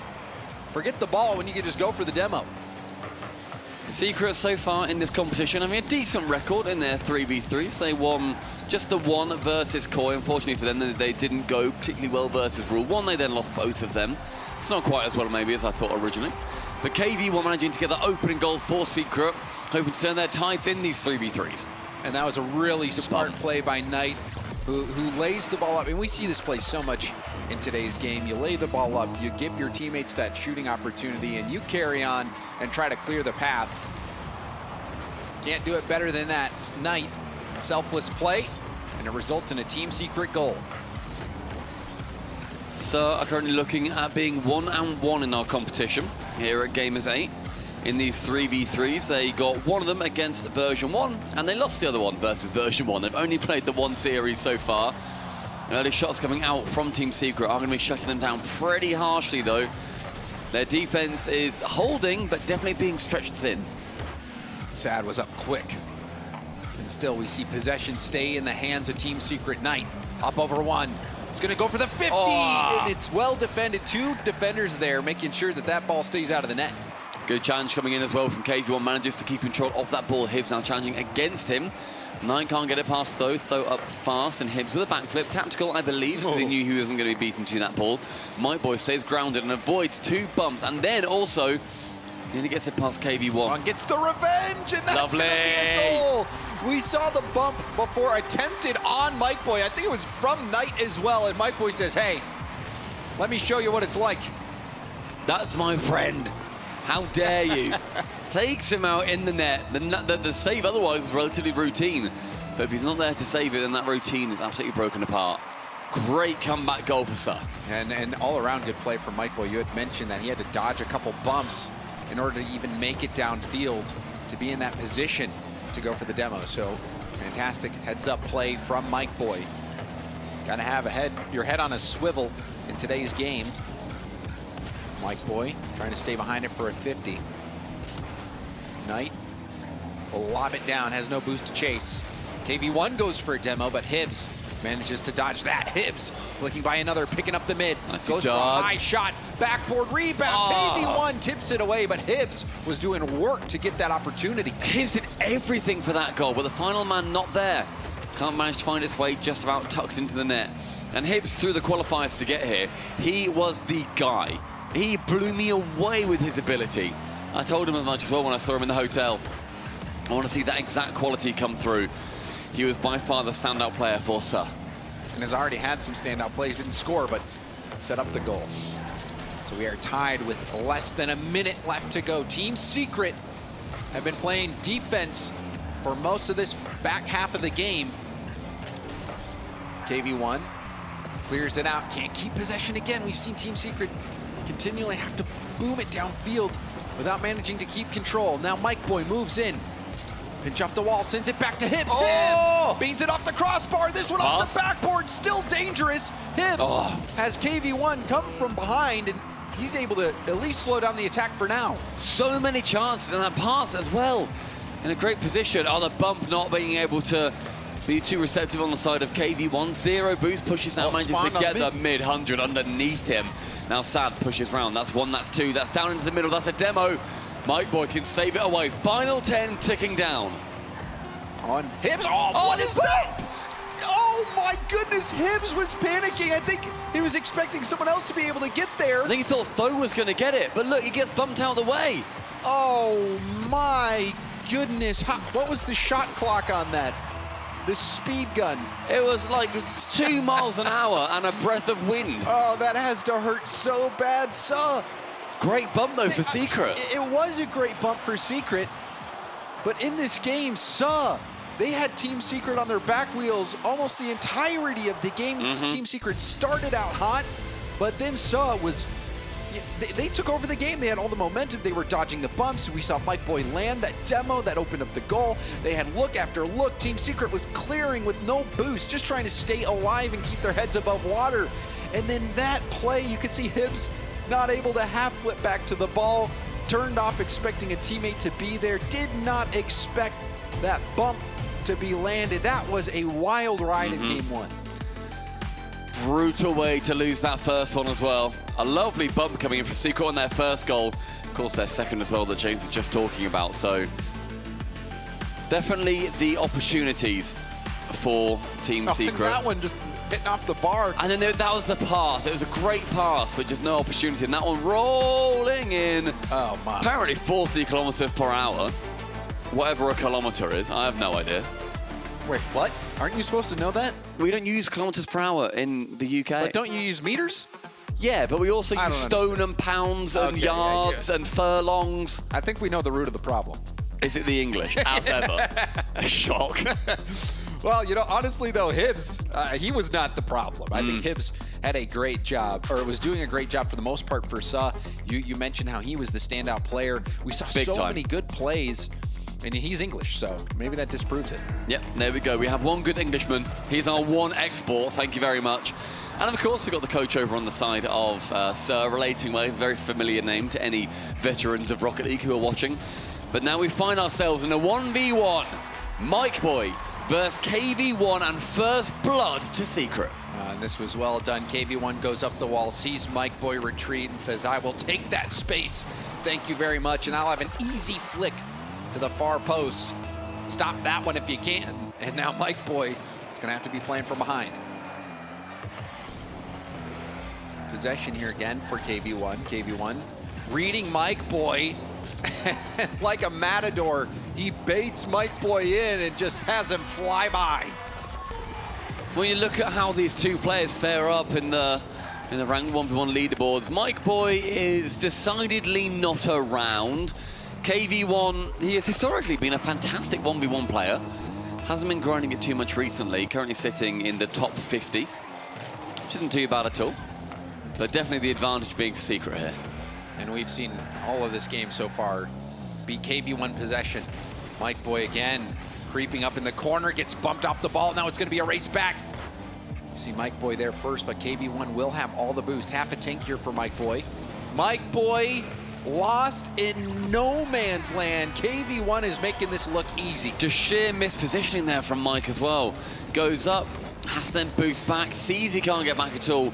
And that back corner boost spawning at the perfect time for KV1. That allows him to boost. And Mike Boy thought he had the advantage, maybe wasn't tracking that back corner boost. Whereas KV1 managed to just about sneak it in the end. KV1 now to this left-hand wall with 100 boost. Let's Mike Boy get his 100 boost, hits it on his hood, flicks it high, gets lost in the net, and manages to just about recover in time to save it away.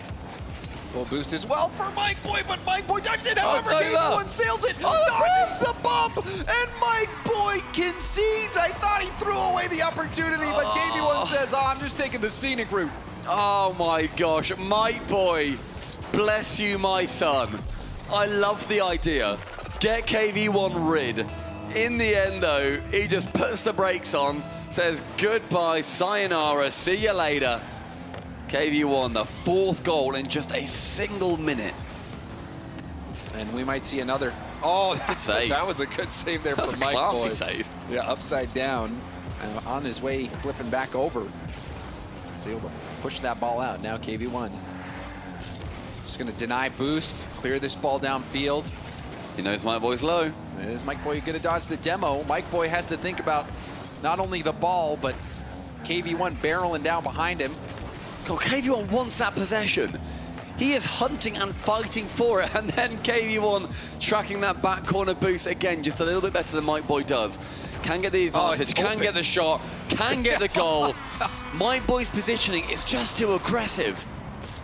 Mike Boy, he's being outclassed right now by KV1. KV1 recovering so well on the wall, immediately getting back into position to take the shot. You could just tell that Mike Boy was not ready. He did not think that KV1 was going to be able to get back in control and belt a shot on target that fast. Mike Boy is lost out there right now, and KV1, he's the one with the map. I'm intrigued as to why they've picked Mike Boy too. I don't know why Tho isn't playing their 1v1, whether Mike Boy's thinking, I'm confident, I'm happy to go for this, it's fine, but Tho is their 1v1 player. Normally, yeah. I mean, I still remember watching Tho snipe Scrubkilla on stream all the time back in the day. Well, he was also playing the 1v1s in our qualifying event in Games Without Borders. It was Tho. So you do wonder what is going on there for Suh. This was an unexpected choice. Then look at the power on that flick. It's still not in. It does go out. Oh, but KV1, though, appears to be playing with his food. KV1 just taking a little bit more time with it. It's confident just to be like, mate, we can hang out in the green half all you want. I'm more than happy just to vibe up here. Doesn't matter. My boy needs to work out as soon as possible what he can do to take him down. With 100 boost, though, KV1's up at the back. Takes it down. That is such a scary position for Mike Boy. Just forces him to change everything that he wants to do. The 50 now going the way of Mike Boy. KV1's laughing about it right now. They're talking. Yeah, it's sad just in conversation with KV1. KV1 gets possession so easily. And now he goes for the flick. Look at the ball control on this play, Stumpy. Bro. KV1, you said him playing with his food. He has torn his food apart and has made a full diorama out of it. 6-0. Oh, that was so... He gets around the ball and he wave dashes to the right to keep possession on that ball. Why are they talking? They're having a conversation. It's like he's waiting at the bus stop, just like, all right, man, what are you doing? Oh, I'm just 1v1ing right now for about 45 grand. What about you? Like, what are you on about? What are you on about, KV1? Stop it! He's got him in a headlock. Stop it! I don't think there's any stopping KV1 at this point. The dog's already out. The pack of dogs is hunting James. And it is not a secret that Sir are being utterly outclassed in this one. Mike Boy, bless your little cotton socks, pal. This is not the one for you, is it? Well, it just goes to show you the class of KV1. KV1, we've seen him competing with the world's best in ones. And right now, Mike Boy has not been able to keep his head above water. KV1 has been lights out. The possession, the control, the depth. You saw him going for air bumps, the flicks, fakes. KV1 can do it all. Yeah, right bump now, him. Mike Boy can't do much. Go on, bump him. See how he likes that. Be a bit rude. Hit him. Makes no contact on that play, but might back you to get a hit on the car, if not the ball. Final 45 ticks down, an utter formality since the first 30 seconds elapsed. And Team Secret going to be going 2-0 up in the series. No, there's still a chance. James Bott. I'm just kidding. I like you as a friend. Right now, I don't respect you as a colleague. I mean, you're jumping to conclusions. I meant in the series. You know? In which case, then I take it all back. This was such a dominating game from KV1. And Suh really have to go back to the drawing board. And if there is a glimmer of hope for Suh, I think it's the fact that they did look better, in my opinion, in 3v3s. They had most of the did, yeah. They had most of the pressure. And thank goodness for them, 1v1s is now out of the way. Whew. Yep, get that gone. That's all they're thinking. That's what Mike Boy was doing. He was making sure that Tho doesn't get too uncomfortable. He's like, oh, mate, don't worry. I'll take it for you. Keeping his battery. He stands outside with KV1, walks back in, bloodied and bruised, like, don't worry, mate, I took that one on the shin for you. We're good. 3v3 is back on the menu. KV1 is confident. Suh need to play for their lives in Gamers8 23. And it looked like the life was sucked out of Mike Boy in this game. It started out with the strong flick from KV1 and also a few smiles, which turned into, I think, a little bit more laughter as KV1 got more comfortable. This play right there. That's grim, isn't it? Flipping back to the right to get underneath the ball, controlling it, and being able to get that flick, and then the bump play, the cherry on top. And KV1 was unstoppable in that 1v1 now. As you said, Stumpy, Suh fighting for their lives. They're down to one more game that they can lose. If they lose it, their run ends here, and Team Secret will be moving on. I feel like not often do we see a player held to 0 in a 1v1 as well. It's such a goal-heavy game mode. I don't want to keep having a go, my boy. I mean, that was still goal-heavy. It would. It was it's not in the way that So was hoping. So very true. You know, they have a chance though to bounce back. They looked good in the 3v3s. You know, now we're gonna see if they can get one. They have to get this one here, and then it opens up the door for 2v2s. I think maybe you give the players a little more space over on Sa. This is not out of the realm of possibility, but this is the time for them. They got to do it now or never. I mean, realistically, when you see just how the 2v2 team is on Sa, that is a winnable team. My Boy and Tho are brilliant players. That was now classing by KV1, who was playing, by the way, to a very high standard. That was not Mike just throwing it away. Ones is a specialist's game. It really is. And KV1 is an expert. There's a chance now in this second 3v3. Can Sa wrestle one back and keep themselves alive? KV1, a clear out. Race with Tho. Right, back to Knight. Knight saw land a couple demos before, now going for a 50, and it's an goal! Disaster for Sa! Oh, that's devastation. Knight goes high brilliantly, can't get the reset there, but taps it enough. And then Mike Boy finally gets a goal. That is brutal. Sorry, James looked me in the eyes and I knew that that was maybe too harsh. Oh, man. Mike Boy still trying to recover from that beatdown that KV1 put on him. And it is not the best start, and that kind of goal can really take the wind out of your sails. Sad. Going up to the ceiling, back down. Ground pinch is going to be cleared out. KV1, opportunity to possess. Hits it right at Tho. Knight booming it up the gut. Hibbs has the half flip back. Sad trying to pounce, but Hibbs gets around him. Hibbs going for goal and forces KV1 to stretch for that save. My Boy now going for a bump on that back line. It makes it and keeps it scary. My Boy now a chance to shoot. It's going to be a bit of a wobbler. It's on target, and Mike Boy levels up the game. 90 seconds gone, and an equalizer from the pinch pass by Sa. And Mike Boy won't stand for the slander. The perfect shot, post and in. Mike Boy scoring both of the goals so far, and we're tied. It's 90 seconds so far, looking much better. 3v3, certainly the closest game mode. KV on that double, not going to be going their way. Hibbs and throw, cross streams, can't quite get anything from that, however. Back corner sees KV1 zero boost. He's had that a couple of times, zero boost. Hasn't formed too many issues so far, but I saw it in the first game as well. Hibbs is joined in the sky by one of his other players. Reset over the top, Tho to shoot, Tho to score. Sa, the 3v3s may well be their savior. And Hibbs, lovely play there, trying to mask his intentions, goes for the flip reset pass, and it's the perfect setup for Tho. And Sa right back into this game, right back into this series if they can convert. Hibbs definitely bringing over that quality that we saw from him in our qualifier. Standout player for me on Sa, as I mentioned earlier. And Mike Boy up high to challenge versus KV1. So KV1 shies away. Knight's there. Hibbs shoots. Only finds the defender. And now it's a chance for Team Secret to get this big counter-attack down the right-hand wing. Possession still in favor of Secret. The second touch can't come in. Mike Boy to defend. On that pinch, goes towards the front of the net, but Tho is in perfect position to handle it. Sad back up in the middle. Tho jumps from a backwards position. Back to the ball. Goes for a 50 now. Looking for another one. Just trying to stay behind the ball, has to retreat now.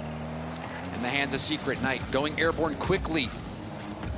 KV1 towards net. You can see Sad wanted to get the, or Knight rather wanted to get the bump or the demo on the player in net, but recognized just a bit too late. And Sa has been able to do a good job dodging most of the demo and bump attempts so far in this series. Sa are doing a brilliant job of holding on to this game as well. His pass it back over towards Mike Boy. A confidence goal would do massive here. But Sad clears away Mike Boy's brilliant opportunity. It looked like Mike Boy hit the clip. Might have even been the play of the series.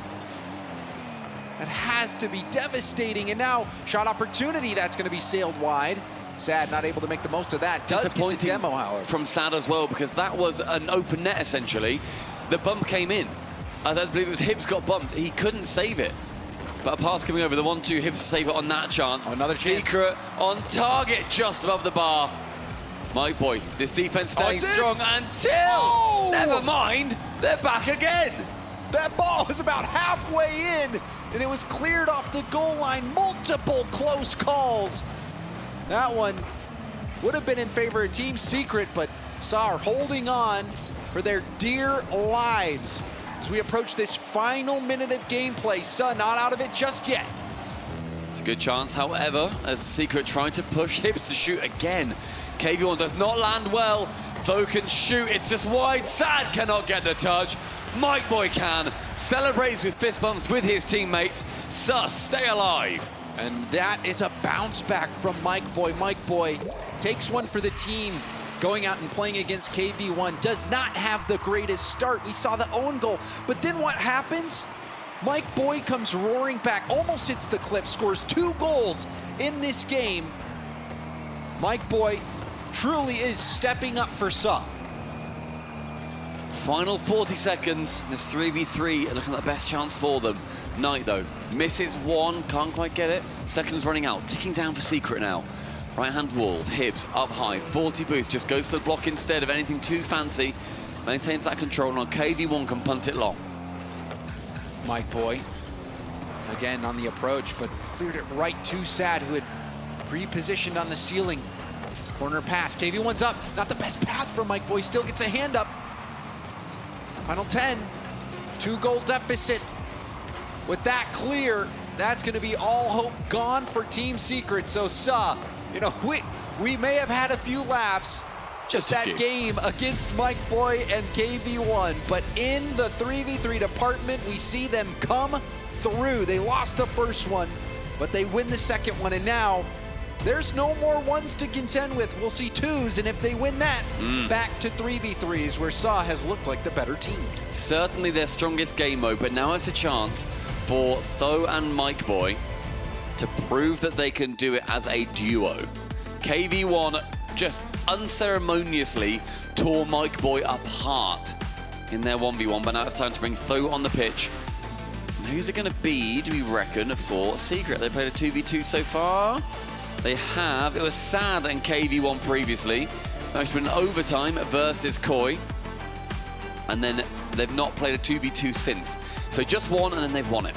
Yeah, and then on the other side, we saw Mike Boy and Tho play against version 1. So we'll see if that is the same roster, or if they give Mike Boy a break. Mike Boy has been having to work pretty hard. He's had a big day, bless him. So I would not be surprised to see Tho and Hibs out there. I'd also say that you mentioned they played versus version 1. They took Daniel and Beast Mode to overtime. Dan and Beast Mode, they ended up winning it. It was 20 seconds later, but taking one of the best duos in Rocket League to overtime. That's going to be a big, big statement. It's going to be Knight and KV1, not Sad and KV1, just a little bit different. And Mike Boy needs to make sure that his tires are not trembling at the sight of KV1. I think after that last 3v3 game, Mike Boy just says, you know, hey, I just need a little bit of backup. You know, ones is not my specialty, but the team play is. Chance for SAR to get a win here, and truly even with what we've seen so far, Stumpy in that first game, even though Team Secret was able to win it, there was a lot of possession for SAR. We see Knight with the flip. Reset not able to connect after getting the flip. But you would be in real trouble if you're Team Secret and you drop this game. All of a sudden, after looking like the best team quite clearly, losing that second 3-1. Last chance for Team Secret to push off on the counter, but nobody goes for that ball. Mike Boy now against old enemy, KV1 in the sky. Takes it low, Knight has to get a touch, and he does so. Tho has to retreat. Good clear. That gives some space now to Team Secret. They can resituate. Mike Boy with the flick, hoping for a rebound. Boost denied by Tho. Now Knight gets rid of it a bit early. Now a pass attempt, KV1 intercepts. Mike Boy, light touch. He's gonna try to get that boost, Steele does so now. Tho moves in, pinch goes across the field now, KV1.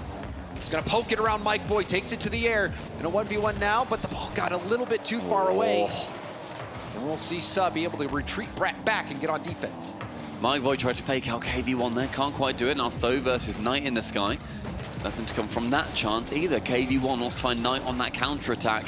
Looks like there's lots of failed counter-attacks at the moment. Both teams trying to find their teammates, but neither being successful in that endeavor. Minute 50 has elapsed. Tho now up high in his own corner, but with little boost, he has to leave it. MikeBoy, high to the backboard, KV1, trying to possess.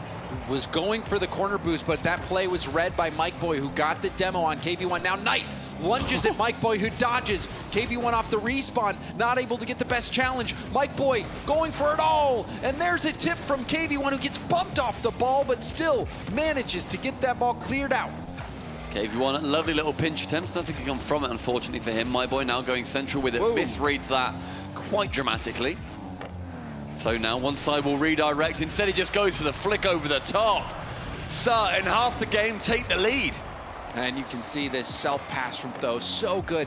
KV1, if he's not going to be able to get that read, really needs to bump or demo Tho on that ball. You give him an isolation play. That's a perfect shot. Slipping underneath the crossbar. Wonderfully done by Tho.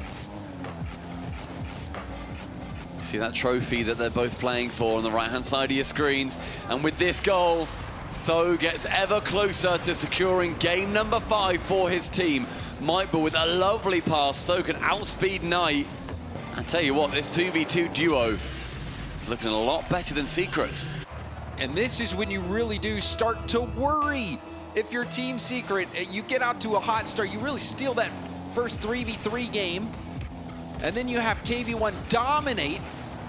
But since that point, it has been all downhill for Team Secret. Suh has slowly been getting their momentum going. And it looks like that momentum continues to build here. We only have less than half the game left. 2 minutes left to play. Team Secret scoreless.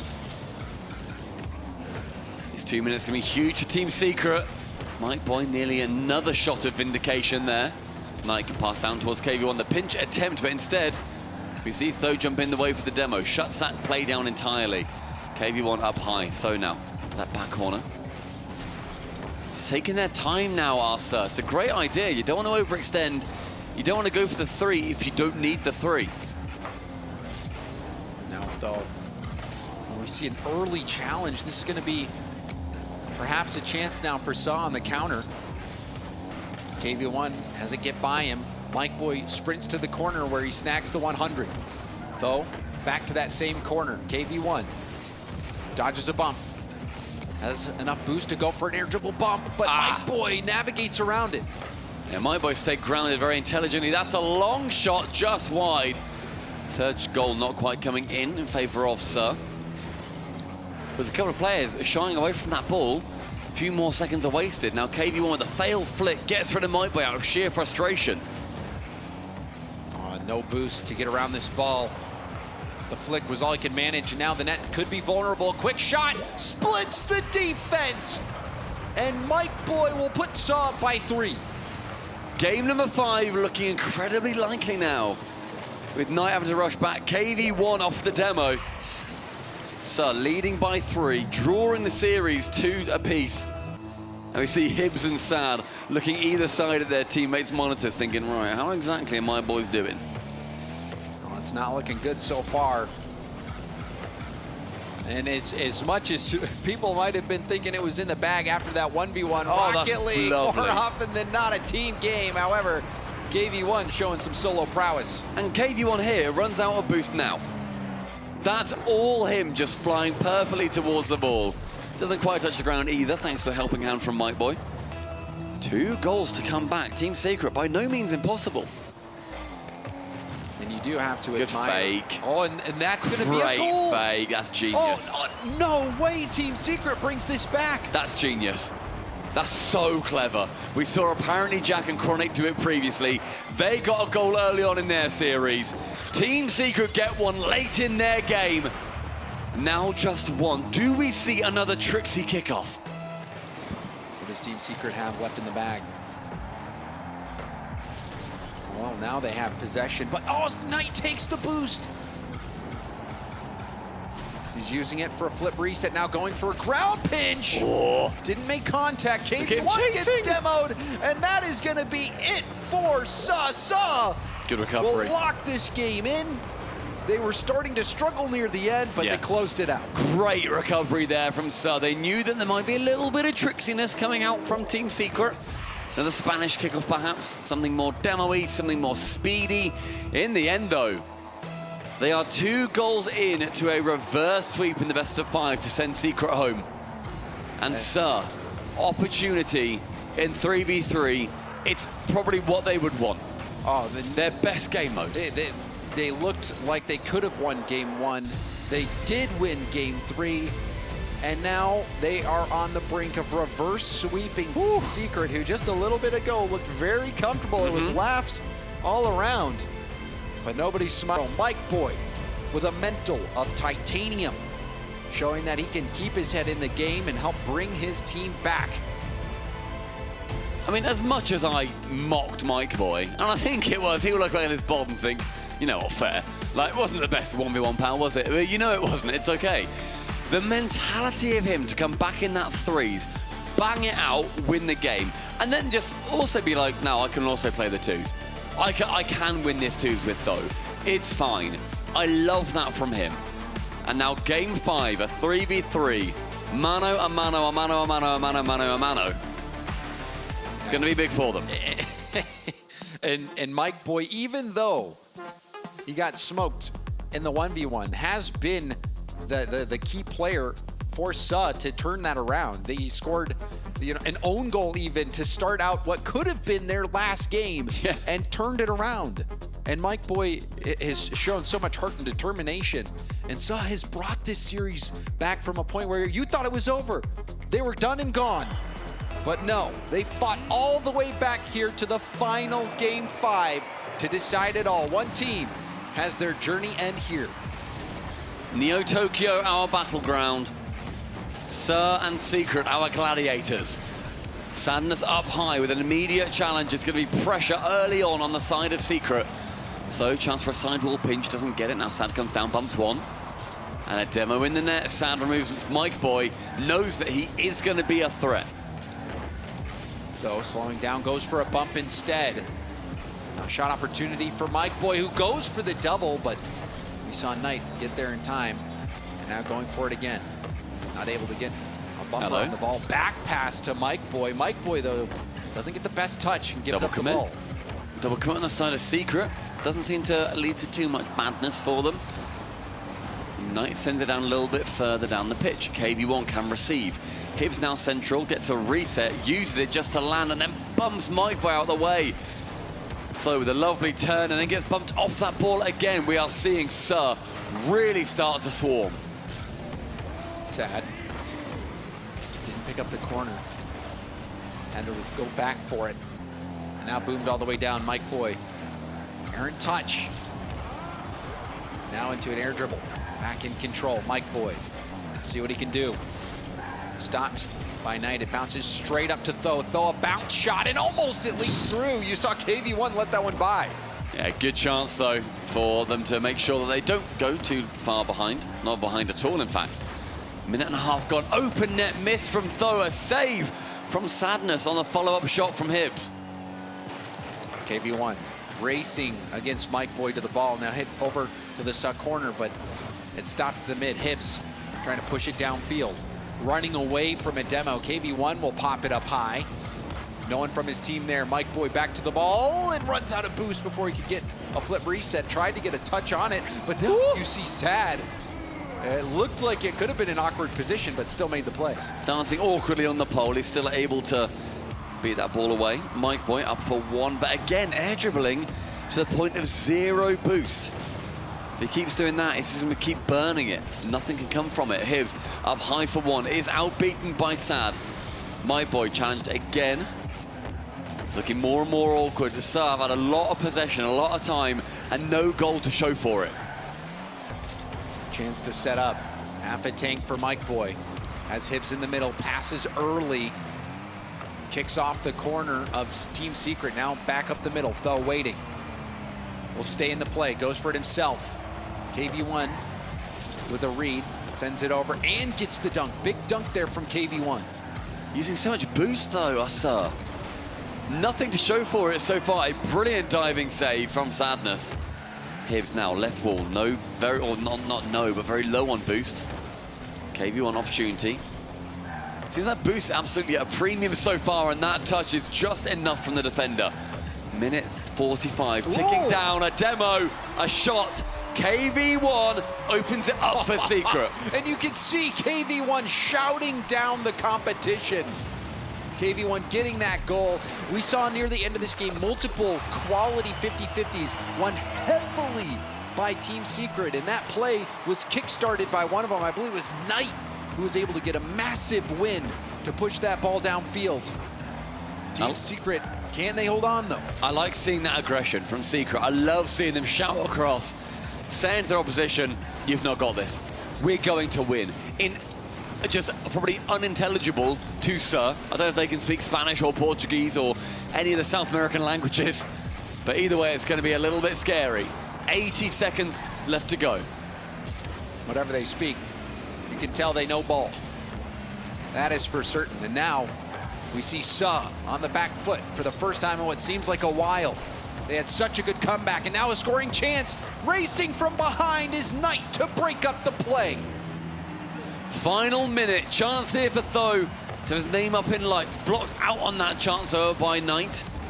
Hibbs into the corner, picks up the corner boost as well as right at the mid boost. 100, but all wasted. No goal to show for it, and a pinch long sends Mike Boy running. KV1 will take this one. Half a tank. Pokes it over Mike Boy. Hit off the ceiling, and now another goal for Team Secret. That shout from Knight as well. The passion is there in droves for them, screaming in Portuguese, making sure their opposition can hear it. Everybody in our arena can hear it. Team Secret on the verge of getting reverse swept, may well have shut it down with these two. Final 30 seconds. They were hoping to reverse sweep, but it looks like it wasn't meant to be. A pinch will send this all the way downfield, and another goal set up because of it. Tho has to stay grounded. He's not got enough. He can't get there. He has zero. He has to wait. There's no other choice. KV1 is aware of that. He has the boost. He has the ambition. He has the third goal for Team Secret. And they are going to be moving on in Group D to that lower bracket semi-final. And this game, the 50s and the pinches are what made the difference for Team Secret. We saw two of the goals set up. One was a wall pinch, the other a team pinch. And Team Secret did not let Sa get into their heads. They fight through and they fend off the reverse sweep. Team Secret sends Sa home. Brilliant performance by Secret as well. The mental fortitude, to be honest, shown by both teams, I'm very impressed by. Mike Boy coming back from that devastating loss in the 1v1. Team Secret knowing that they are on the verge of being reverse swept out of the competition and then winning that final 3v3, 3-0. Congratulations to them both, but Team Secret much more so. They move on, they're going to be facing the winner of Koi versus Liquid. And you expect Liquid to move through there. There's no guarantees. Maybe Koi can have an upset. We already saw Team Liquid get upset once. But Team Secret, on the other hand, I think has an opportunity to take down either one of those teams. Team Secret, we've seen them have deep runs before. But in this series versus Sa, it was a little bit shaky at times, but they get the job done. And to talk about the job they did, we've got the desk. That's right, we're so smart over here. Let's start talking about these guys are Cole and Shomako. I mean, again, kind of the way we wouldn't expect it. It went longer, I think, maybe. Well, no, Shomako, you said it could go game 5. Yeah. Okay, you're the genius, you talk. I mean, I said it all before this, so if you were paying attention, there's nothing else to say. No, I'm not talking to you, I'm talking to the chat. No, but basically, yeah, we were expecting KV1 to be dominant in the 1v1 situation. Right. He won 7-0. Yeah. Just sweep right there. And then the 2v2, it was very good for Saw. They had a win on 3v3s. Sadly for Saw, on the last match, on the game number 5, it was a complete blowout by Secret. Yeah, a little bit disappointing, really. The fact that after all that fight back, Team Secret, you know, them winning isn't disappointing, but winning 3-0 and doing it comfortably as well. It's a bit like, Saw, you know, you made us think you were going to bring something back. And to be fair, you did. Just didn't quite have that fight in the end when all 6 of them were on the pitch. The Team Secret, though, I mean, looking at the play that they had in the rest of their bracket right now, how are we feeling about maybe their chances of success throughout the rest of this bracket? There's still some more tough teams in this group here, Chimako. Is even down in that lower bracket. I mean, Liquid's just kind of looking from the sidelines there. Right. My hot take was that Koi will move on playoffs. So maybe I'm not looking too much at Liquid. You said Koi would move on? Yeah. An hour ago, I would have called you out, Chimako, but after you have, you know, simultaneously made godlike predictions, who am I to disagree with you? Well, you could disagree, and I wouldn't question it. Exactly.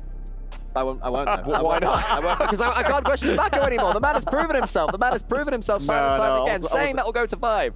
He knew. Remember, I'm a Sam caster, so I know Secret a little bit more than But you're not North American, though. I mean, Koi and Liquid, you know, those who I have no idea. So I'll be honest with you. Let's take our pieces off. Let's go. That's why we're gonna have me and Cole casting that instead of being analyst. Biased old Chimako. Yes. Goodness me. That is absolutely right. Well, I guess at this point it's time to give out some awards. Let's start talking about our STC play of the game. We're going to throw this one over tonight. Chimako, again, we were looking for a play. We were looking for something, and then right after I said, we don't have one yet, this got pulled out. Right, the first game was a little bit slow, but then at night started with this. I mean, over every single person. Look at this pop. Boom! Over one, then a little bit of a tiny touch here to move it around. Oh, I love the slow-mo. Make it... Then, you know, it was an own goal. An enforced own goal. And actually, technically, it wasn't an own goal because it was already going in. I rest my case. Look, but it's Knight falling down. Thank you. I rest it. It's not a good case anymore. You slammed your hand. It's a good case. I did. I gavelled it. It's Knight falling down. He covers the possible ways to get the clear, get the block, and then forces the own goal kind of thing. Yeah, well, I mean, it's a panic touch from the defender, right? And the fact you get around one like that, that's sometimes all you need to do is play. Even if it did get touched to the side, you got 2 more teammates to follow it up. So all around, solid play. And on that note, our Kitty MVP is going to have to also go tonight. I think all around solid play. Cole, I mean, all the players we saw on the roster doing real well. KV1 again stepping up too, but Knight, I think, Sean in this one. Yeah, I mean, you can see from the highlight package he was getting involved as well. Not necessarily scoring the goals, but forcing them. And in this case, look, was it already going in? Oh, actually, I think it was wide. I take it back. I retract my case. It was going wide. It was an own goal. I was wrong and foolish. But that one definitely belonged to Knight. KV1 ain't stealing that bad boy. And then finally, in game 5, you get 4 all the way. Knight was the one who finished things off. Who else but the man right there? I mean, that's the thing. Again, it doesn't have to be all about goals. Sometimes it's what's the player doing around the pitch to make sure that the team is succeeding. We see it with so many other teams, calling them the enablers, you know, just making sure, get the playmaker, get the play out to your teammates and let them succeed in the rest of the play. So, Knight, good job. Congratulations on the MVP. And again, for Team Secret, I guess, well, okay, he already knows everything. But for you, looking at Koi and Liquid that will be coming up behind them, what do you feel for Team Secret in this? Were it not for that guy, I would say that Team Liquid will be big favorites. Right. Oh, yeah, you're a little biased too on that one, aren't you? I'm not a little biased. No, He's a lot biased. So I've been casting Team Liquid's streams throughout the season, right? But Leaf, what I'll have you know is that I have called them out more than anybody. I have seen them frustrate. I have seen them absolutely be dominated. So I've seen Liquid play some poor series. Love needs criticism. By the way, I mean, Liquid top 4 at Worlds. So I mean, they can be biased all. Biased? All of us? We can't be biased for them, But they didn't get 4-0'd, I believe, in the semi-finals, though. So, we're not talking about that. Okay, that's fine. It was against BDS, though. Exactly. Okay, well, we'll see how they fare because we do have Koi and Team Liquid still down in that lower bracket. We're going to go to a break as we continue on with Group D. Thank you guys so much for watching and joining us. More Rocket League, Koi and Liquid next.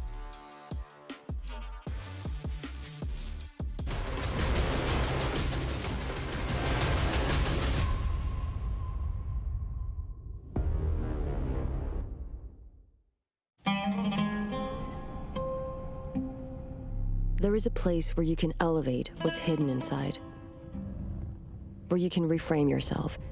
Sonomi means the new you. the you can step into. Because when we know who we really are, we become unstoppable. Enter new dimensions of you. Tsunomi.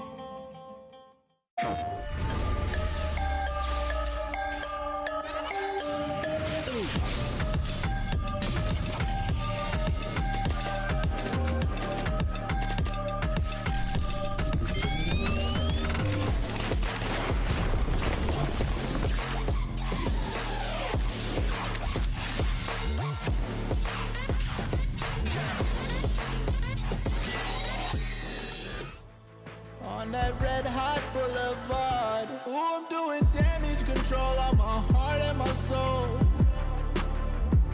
Oh no, I don't need your help, said I'm good on my own. Ooh, I'm doing damage control on my heart and my soul. Oh no, I don't need your help, said I'm good on my own.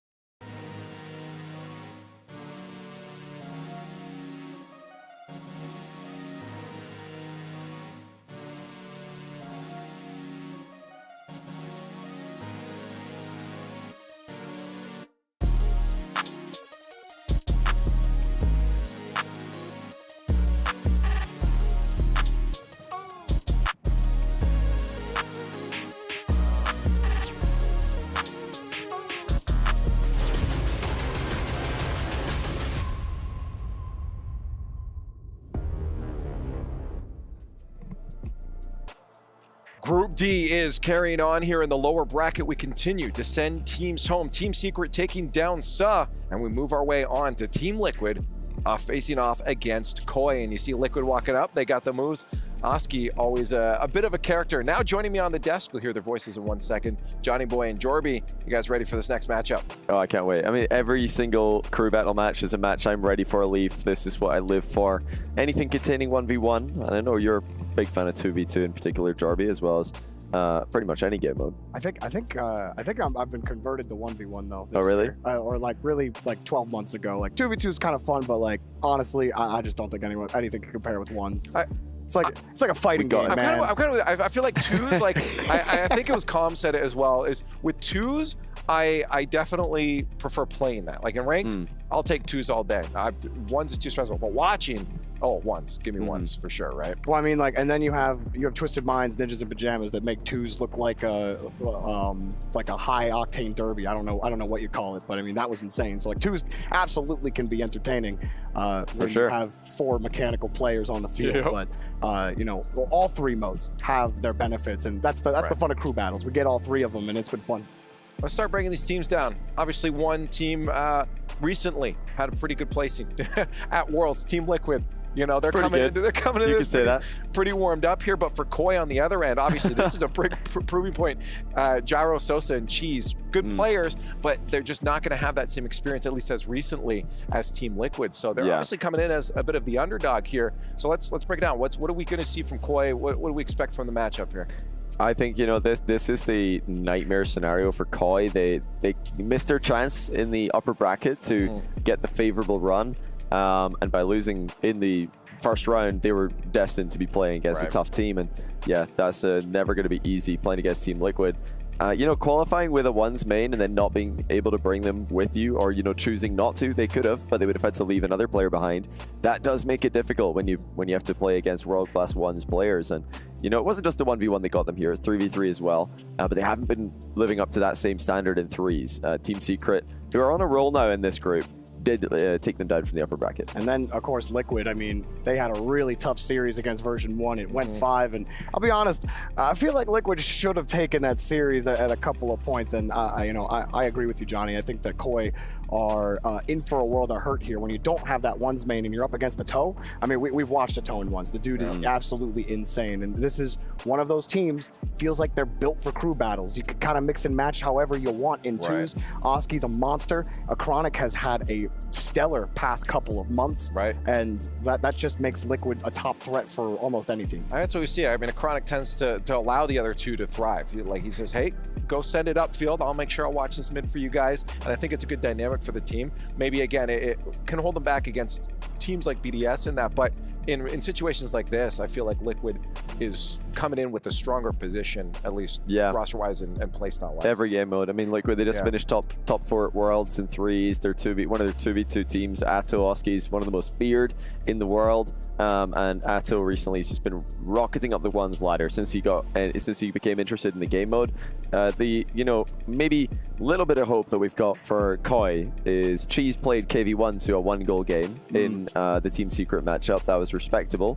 KV1 didn't look too good against Riyadh, but he looked phenomenal today in his first 1v1 game. So Cheese could be a player that Atto has some problems with, but let's not, sugarcoat it. Atto's the favorite by a mile. And there is a chance here in the 3v3 for Koi. The small modes, they're definitely outmatched, right? But when it comes to 3v3, if they can end up winning those, look, if Limitless can win 2 out of the 3v3s against FaZe, anything can happen here. And these are 3 quality players. They put it together, they peak at the right time, they could take down Liquid. And I mean, I'm sorry to say this for Liquid fans, but they've been known to put out some stinker results before. Not saying it's going to happen, but it has happened in the past. Granted, Liquid's not playing with their coach right now. But. I mean, that's fair, but we've watched Chrome, and Chrome has not played badly. No, for stepping in. The 30-year-old man has been doing well. I still love that. Is he really 30? That's the he is 30-year-old club. Let's go. The first 30-year-old, the over 30 player to play in an S-tier event. Wow. He set a record by playing here this That's week. Amazing. Yeah. Well done, Chrome. Giving hope for all of us. No, there's no hope for any of us anymore. It's all hopeless downhill. Dreams are dead. But not for these two teams, but it is elimination. After this, dreams are dead. You lose this and you're done. A best of 5 standing in the way of victory and a chance to play against Team Secret. So for Koi, Team Liquid, everything's on the line. I think Liquid maybe a little bit more on the line, given the fact of their placement out at RLCS Worlds recently. But for Koi, I mean, you mentioned a player like Cheese. This is one of those players that people were looking at a while ago saying this is the next up-and-comer. This is a chance to show that, hey, North America is having, that burst of energy and work ethic recently. And Cheese is one of those players that, you'd like to see follow Absolutely, yeah. It's the next players up in NA. This is the talk these days. Where are the next generation players that are going to be needed to combat EU's increasingly dominant talent pool? Just a quick note on our pensioner who's been playing on the B stream. Chrome is eliminated. FaZe just lost to Fury. They did get a threes game though. They got a threes game. So Chrome's individual record is actually pretty good. First killer just couldn't come through in the 1v1 there against Yan, but still phenomenal stuff from FaZe to see them produce such competitive matches in a group of death over there. Over here, another group of death. I mean, we feel like we've got all groups of death at Gamers8 this year. Yeah. Well, let's hear from the players. We got to the players talking about Group D, so let's see what they had to say. I think the player to watch in our group is going to be Daniel. He's going to be playing our 1s and 2s. It's probably not much of a secret. So he's going to be in every single one of our games, and I think he's going to absolutely shine this event. In 2s and in 1s, Roaz is really consistent, so I think he's a big threat. Probably Atao, he's really good. Well, probably Oski, because he's like really flashy and you can't really expect what he does. Olha, é o Roaz da Rowan. Eu acho que ele é muito completo em todos os modos e vai dar realmente trabalho pra gente. I think the team I want to play the most would be Rule 1. We want to play Vitality. We really do. We want to stop them from winning everything, so that is our goal here. The only matchup in my mind is Team Secret. I'm super focused on that, and whatever comes next, comes next. Yeah, the version 1 game I'm looking most forward to because, this is my first international LAN, so. I think in our group we have the best 2v2. Liquid has a solid 2s team. I think any combination of those 3 could be a solid 2s team. I'd probably say version 1 with Daniel in beast mode and rule 1 with RW9 and clears. I feel like Atao and Oski are really good, so that's Team Liquid in 2s. but also Robots and Killers. On our group would be Colliers and Hoas, but my teammates are gonna probably prove me wrong, and I hope so.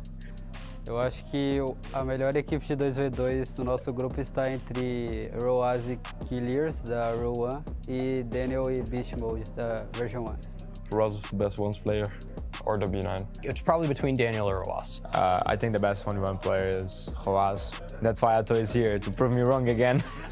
O melhor jogador de 1v1 do nosso grupo é o Roas, da Row 1. I would say the dark horse would be Team Secret, because they have KV1. I think we are the dark horse in our group, or Team Secret. I'd say us. I think people are really underestimating us, and I think we're gonna prove people wrong.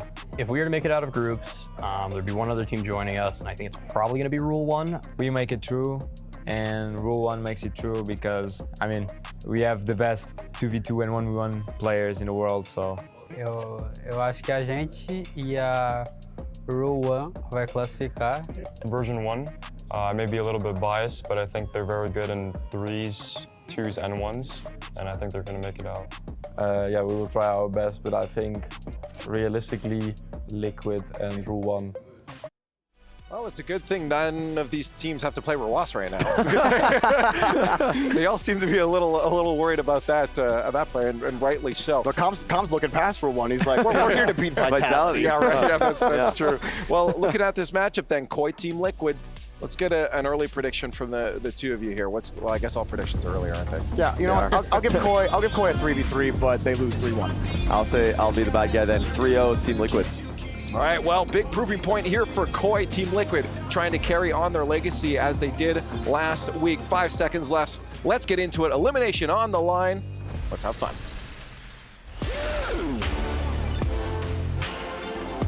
We're well into the second half now. In day 2, it's elimination day here at Gamers8, and we're getting ever closer now with the arena starting to fill up fancy towards our main events in Group D. Rule 1 and Virgin 1 is going to be the best match we have tonight, but we've got a lot of matches to go through before that. أعزائنا المشاهدين الآن راح نشهد ايش ممكن يصير في هذه المباراة، لأنه خلاص قربنا أننا نعرف مين التوب 4 تيمز اللي بيتأهلون من جروب دي. عرفنا مين الأربعة الأوائل، لكن مين آخر 4 معنا؟ راح نشهد المباراة الآن، نبي نعرف مين بيتقدم في البراكت.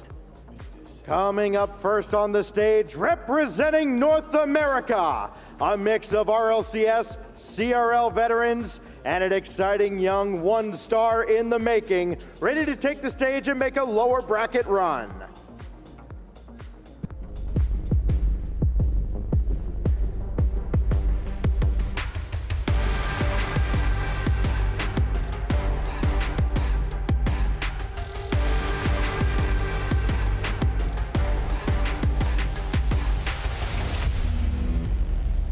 Please welcome to the stage, Koi!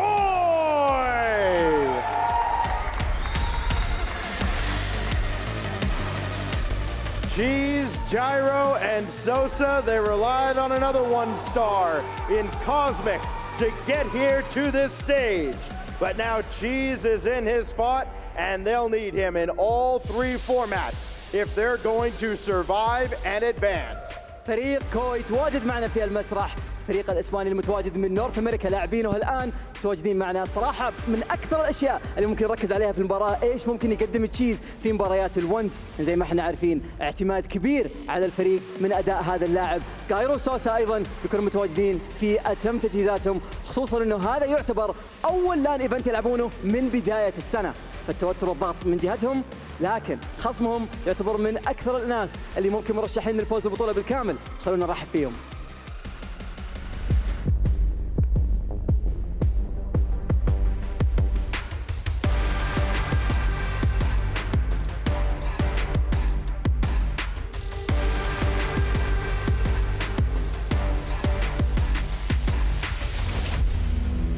رحبوا معنا في المسرح تيم ليكويد.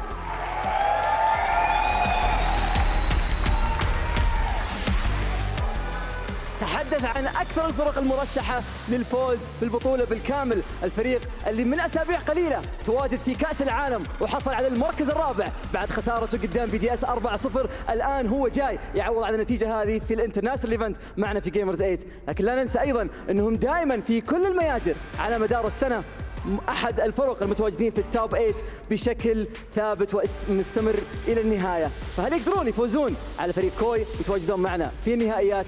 هذا الشيء اللي نبي نعرفه. Chronic, Atto, and Oski, they've emerged as one of the most exciting teams in the world, and their mechanical brilliance serves them well in a unique format such as this. The players are ready now. They will take their seats, and we are just about set for our last first round match in the lower bracket of Group D. Of course, some players have already been knocked out. We've been eliminating teams throughout the day. Many of those players are available now for a meet and greet right next to the arena, so be sure throughout the rest of the evening, in between matches, to go over and meet some of your favorite players that have been knocked out here in the group stage at Gamers8. It's actually very exciting. I'm going to have them sign my cast. Every single player that gets eliminated, I'm going to have them sign it. It's going to be fun. أعزائي المشاهدين وكل الموجودين معنا في الفينيو، اللي ما يدري جميع الفرق اللي تم استبعادها من البطولة الآن متواجدين خارج المسرح للميت اند جريت. أي واحد يبغى يقابل أي من اللاعبين، ياخذ صور معهم، يوقع له أي شيء يبغاه، يقدر إنه يتوجه إلى خارج المسرح الآن وياخذ معهم الصورة والتوقيع. لكن أيضا يكون عندنا فرصة إنه أي فريق غدا إن شاء الله وبعد الغد ممكن إنهم يصير لهم إليمينيشن، راح يكون متواجدين أيضا، فخلوكم متواجدين اليوم وبكرة لهذا الحدث. يعطيكم العافية. الآن راح نشوف وش اللي ممكن يصير ما بين كوي وتيم ليكويد. نروح مع المعلقين. The lights are just a little bit brighter here on the main stage. Who will crumble under the pressure and who will emerge as diamonds? Casters, take it away. Well, two teams hoping to avoid signing Fancy's cast for just that little bit longer. And next to me in this cast, I've got the wonderful Shamako. Shamako, how are you doing? I'm good, thanks. Excited for the first time. I'm gonna be casting with you. Yeah. It's an honor. And for the first time, I'm gonna be casting Koi, another org that is owned by Hispanics. So I know there's a lot of folks that speak Spanish in the chat that are excited to see Koi. So para ustedes mucha suerte a ver si Koi puede hacer este gran reto que tiene al frente con Team Liquid. I get chills when I hear you cast like that, Shamako. Some incredible Rocket League historical moments have been adorned by you speaking in your native tongue. But Team Liquid, they're going to try to spoil the hopes of Team Koi. And it has to be said they are the favorites here, both their real selves and their hologrammatic equivalents that we're staring at right now. Atto in particular has been really grinding the 1v1s and turned himself into a top 10 1v1er recently. 1v1, it's been, I mean, it's only one game that we have here in the best of 5 at most, right? But still, it makes a difference. It does make a lot of difference. So those teams that have been able to have that person that succeeds in the 1v1 that makes a difference have been able to you know, go further. We saw it with Furia now, just being able to take on FK, which was big on B-Stream, but we have seen it also with teams like Falcons, right? Having done many options. We were talking about how far Reseers was able to get until, you know, not too long ago, but still, you know, making it far because he was so good in 1v1s. Also, that relates, that transfers a little bit to 2v2s. So those 1v1 players really having a good time here on this crew battle format. Yeah, you're completely correct. As soon as a player takes a 1v1 win, it's not only a chunk of the best of 5 that you have to get, the 3 games that you have to get to qualify, but it's also the mentality shift that it makes. Like, you're then going up against the guy in 3v3 that you just beat one-on-one, and you start to think, you know, I can take you down. And that's what Koi have to believe. They have to believe that though they are the underdogs here, they can take down Team Liquid. Nobody backed them to even qualify. Yet here they are, taking down one of the top teams in Europe. It's going to be Koi versus Team Liquid. And we have heard that Atto is excellent. And I don't doubt it. I mean, I know. I mean, I'm a fan of Atto. He's great. But he has never gone against Cheese in the 1v1, so that's gonna be interesting. And talking about Cheese, he just started this match with a crazy angle, not against 1, but 2 defenders. So, I mean, if he's able to do that against 2 defenders, what will he be able to do in a once match? Can anyone claim to be the GOAT until they've taken down Cheese? That is my question, Shamako. And we're gonna find out later on. I hope we live to see the 1v1 in this one, as always, but the 2v2 is equally as thrilling, but we'll get to those because for now, it is a 3v3. This is the base mode of competitive Rocket League. Team Liquid, semi-finalists at World Championships. You know, disappointed in that. This is a trio that want to make it to the very, very top. They find themselves behind, but not for long. A Chronic is going to equalize pretty much straight away. Seems like Koi got a little bit overconfident after Sosa was able to get the dunk and move the ball forward. So Cheese and Gyro, they both decided to go for the ball, leaving the net wide open, and Chronic was just having a little bit of a present and just put it in, easy as it sounds. So one apiece right now. Tough shot from Sosa. Sosa just trying to put everything on net so far. Yeah, I mean, you cannot afford to give freebies to Team Liquid. They have the creativity to pull you apart, pick apart at your bones after defeating you time and time again. This could be another example. Atto to the backboard. Oski can't quite get there, and so far what we're seeing from Koi is decent pace. Able to deal with Team Liquid in a shootout situation, but not when Achronic's getting pitches like that when Atto's going for it as well. A little bit of showmanship there from Achronic, a man who has been relegated to a third man in recent times for Team Liquid. But Koi surviving, at least for now. Again, that one's to the ceiling. They have to get rid of the ball. It's not going to happen. Atto scores it. Gotta say, that was a Cheese versus Atto matchup, and Atto won that handily. That was an excellent play. Just winning, being so quick and winning the 50, and just leaving it right there in front of the net to get the goal. By the way, chat is saying, where is Achronic's K? And that's true. Where is it? He changed the spelling. We will see. We will see where Achronic's K is. Who knows? I'm sure the mystery of where it's gone will be found. But he's hoping to take down the KOI right now, especially if he can get this double tap. It's almost in there. Gyro with more last-ditch defending. Now it's Atto's go. It's seeming like it's going to be a bit of a Team Liquid shootout in the 3v3, which is something that Koi would have expected. They won't be too surprised that this will be a defensive standpoint for them. Remember, of course, that Team Liquid lost in Game 5 earlier on to version 1 to find themselves here at the bottom of the lower bracket, up against Koi, who so far are defending relatively well. That was a tough loss for Team Liquid. It was so close up until the last match. I think they were tied until the last 10 seconds or something like that. So yeah, definitely one that they are carrying close to their heart, and they don't want to repeat at any point. And maybe that's why we see them to be so aggressive so far in this first game. That was a close shot by Gyro, but you know, close doesn't make it, and now they keep going at it. I mean, Gyro tried, Sosa tried, and then finally Cheese was able to get the goal.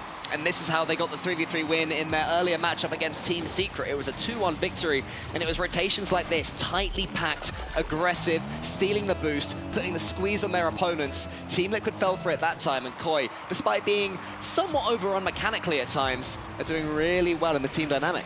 I thought they were winning because they had the Vitality goal explosion. I thought that does help.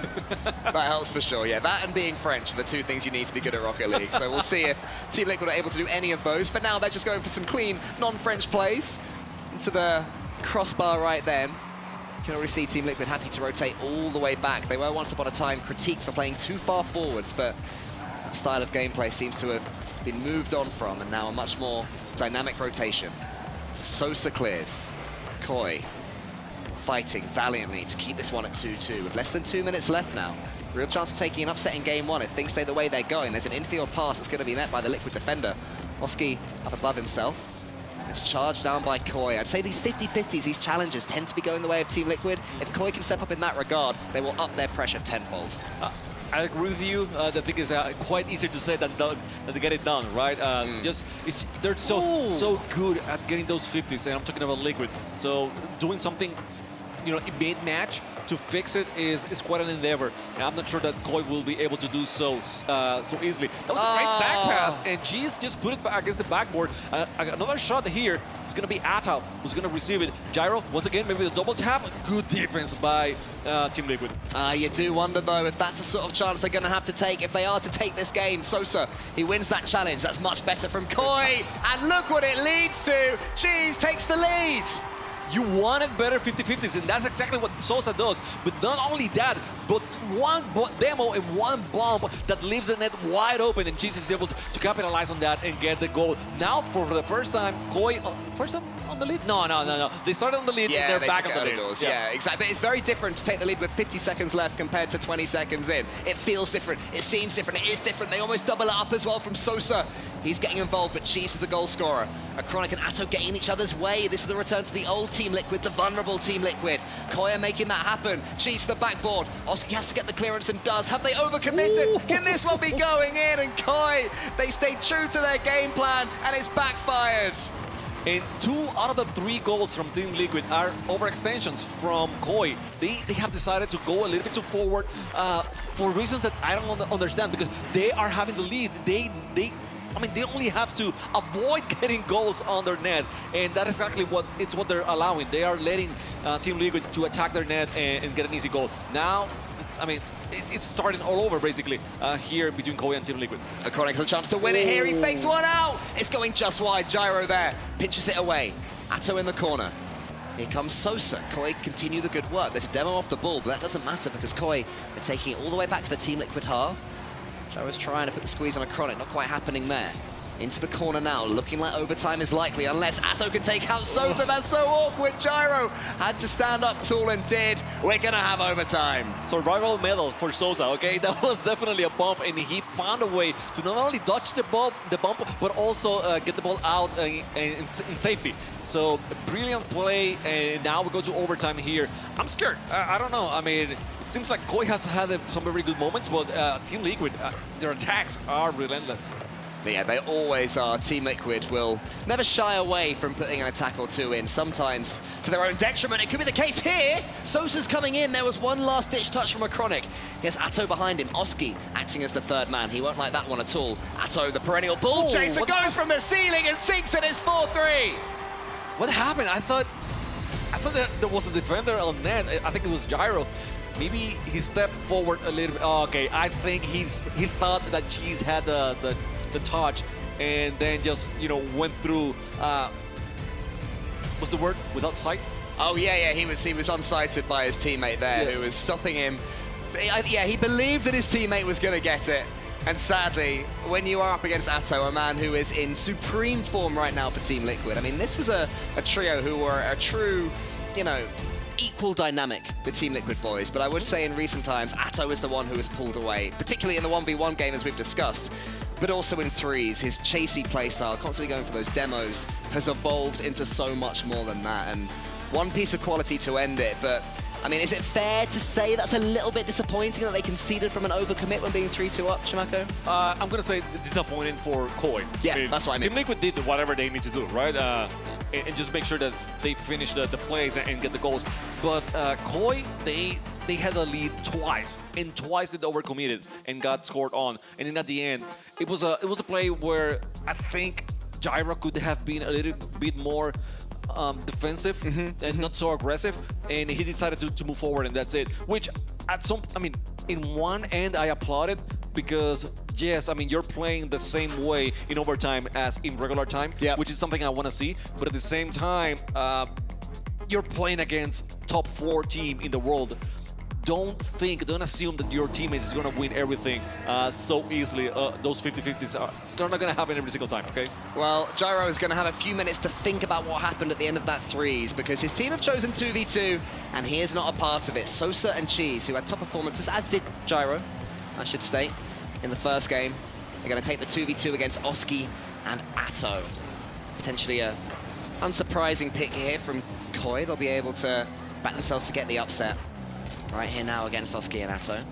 They pushed Team Secret far in 2v2. It was an overtime loss against Sad and KV1, so no slouches here either. But it is Team Liquid that start off well. Sosa just had a magnificent save. He's been great with those reflexes and just the positioning that is elbow that he's having. That's an opportunity here for Koi, and there isn't. But Sosa's there. Okay, Sosa's there to clean it up. Jeez, look at his face. It's like, oh my God, why did I do that?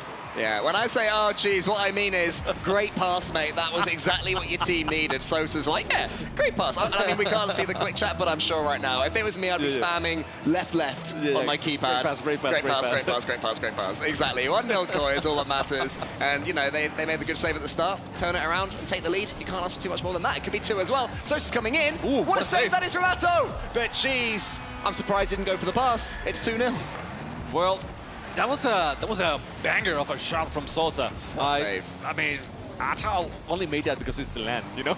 Because otherwise that would have been in. But G's been there and able to collect it and clean it up. That was great as well. They have a 2-goal lead. I mean, there's still 4 minutes left, okay? So this is not over by any means. But good start by Koi. Yeah, exactly what you need after a disappointing end to a good game in game number 1. Don't overcommit now. Yeah, right, exactly. That'd be classic caster curse, but Cheese ain't gonna let that happen. But just send it to the Team Liquid backboard, get them to come forwards again. But this is where Atto can be dangerous. So much he can do with this position. Instead, it's just the challenge at the end of it. It's a shot there, which Cheese would be equal to, and Sosa can pull away.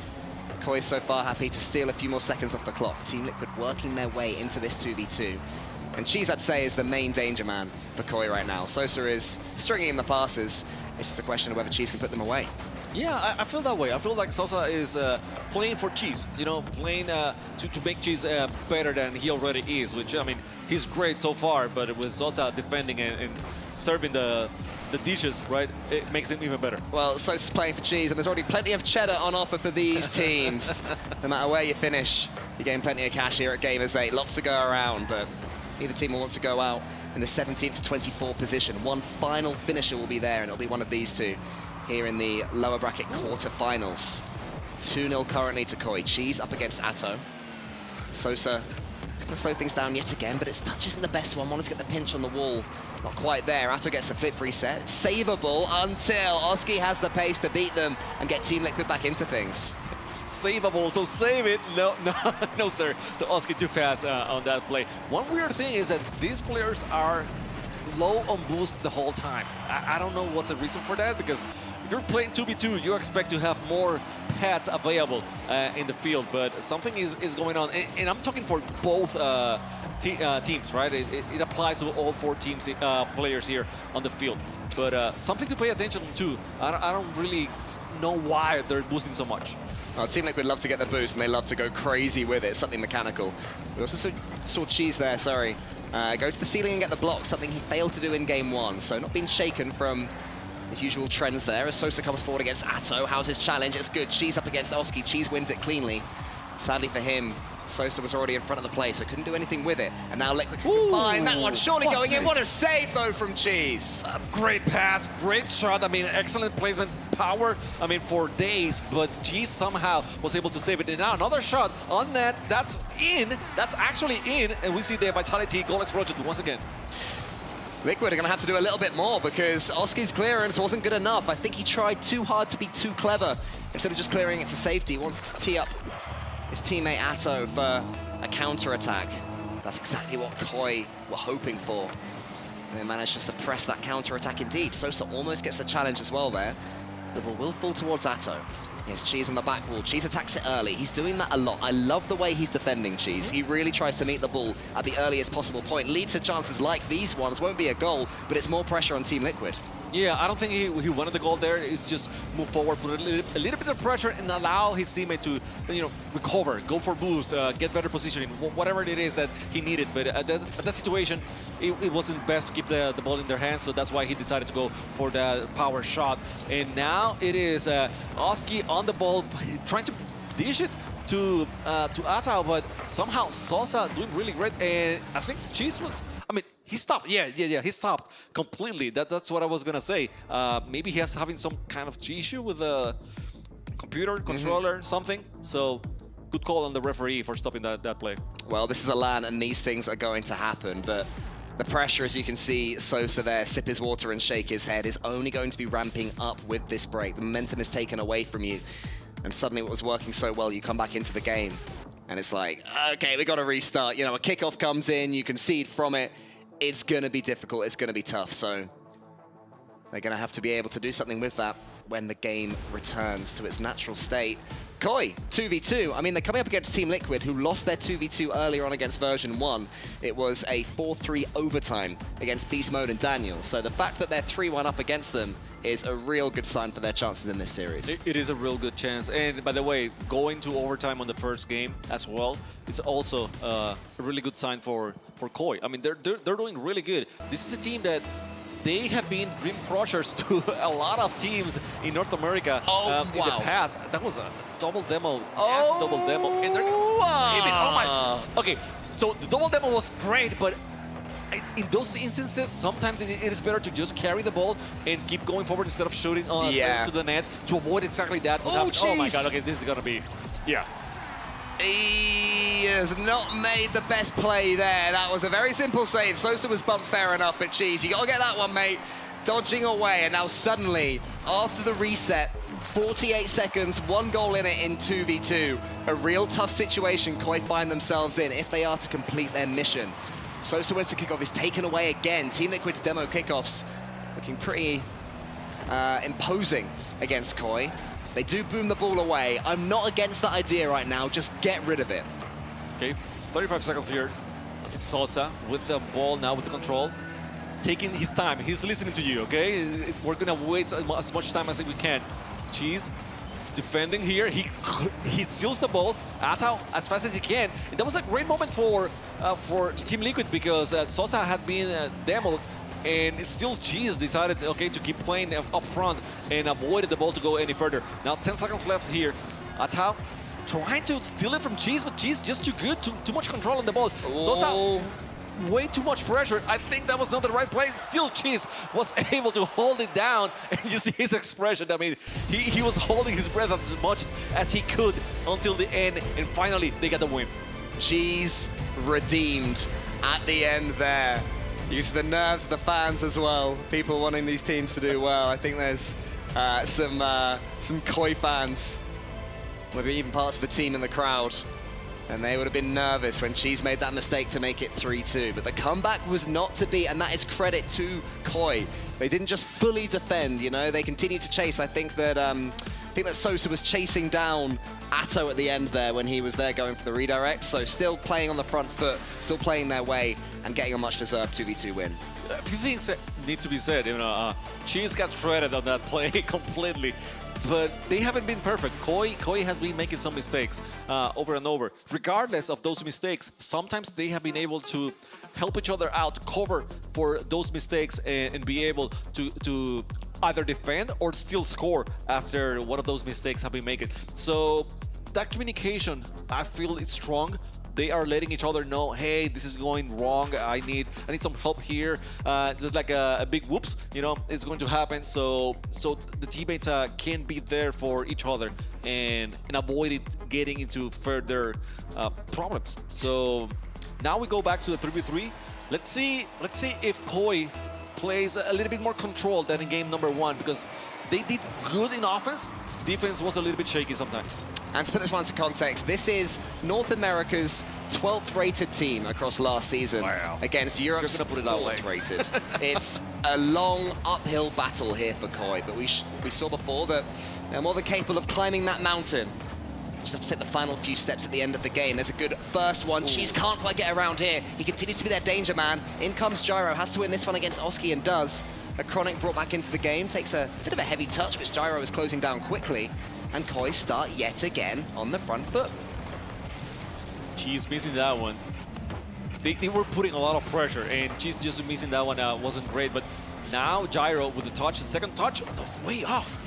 I think maybe he was waiting. He was trying to get a pass for Cheese instead of him having to go for the ball, and Cheese decided to not go for it. A little bit too late for Gyro to be able to make the transition. Oski gets it almost over the top of Cheese, who continues to be involved, gets the double tap as well. Nice smart play from him. And then it goes over the top. Gyro, can he take a touch here almost? The Chronic was there. And Atto at the back gets his boost, slows himself down, and then prepares another launch forward, which he gets, air dribbling that ball as far towards the green goal as he can do. And a demo comes in though, so Koi putting more pressure on Team Liquid as Oski takes a touch in the corner. Cheese is there and Cheese is waiting. A Chronic is waiting as well. Team Liquid not overcommitting here, not rushing into anything. I think showing Koi more respect than they did in game 1, and Koi have earned that right. Serves right. I mean, it's paying dividend for both teams. You don't see any overcommit for Koi. You don't see Koi just taking advantage of Liquid at any point. And now Atao, you needed Cheese. You needed a defender there at that moment, because you know that double tap would have been a goal for Liquid, because Atao, he doesn't miss those. No, he doesn't. Atao doesn't miss much at the moment in the scintillating form that he's in, but Gyro's not missed that challenge either. Chronic tries to get it to Atto, but the passes aren't quite connecting right now for Team Liquid. Chronic ends up getting the ball himself, turning it into a flip reset. Cheese was there as he's trying to hide under that camera, so close to his monitor he's leaning. Desperate to get involved in the game again. After surviving that 2v2 despite the mistake, he will feel that You know, a weight has been lifted off him, and he's playing like it as well. But Chronic is starting to string together the passes to himself. Cheese clears long yet again. It's a nervy tight 3v3 with no real chances yet for either side. Yes, nervy is the word here. No goals so far, but attempts all over. You know, they're attacking. They're actually putting a lot of effort into getting the ball inside the net.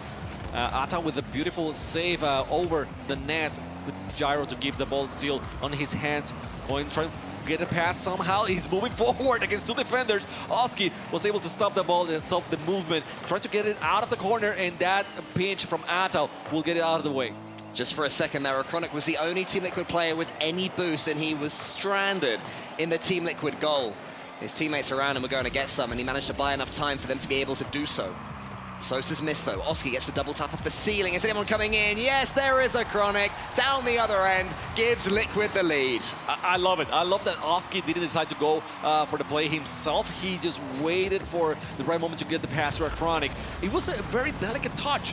So delicate. I mean, because you have Cheese up front. You don't want the ball to get to Cheese first, other than your teammate. So the touch, you know, as tiny as it was as tiny as it had to be, so our Chronic could get to it first and get the goal.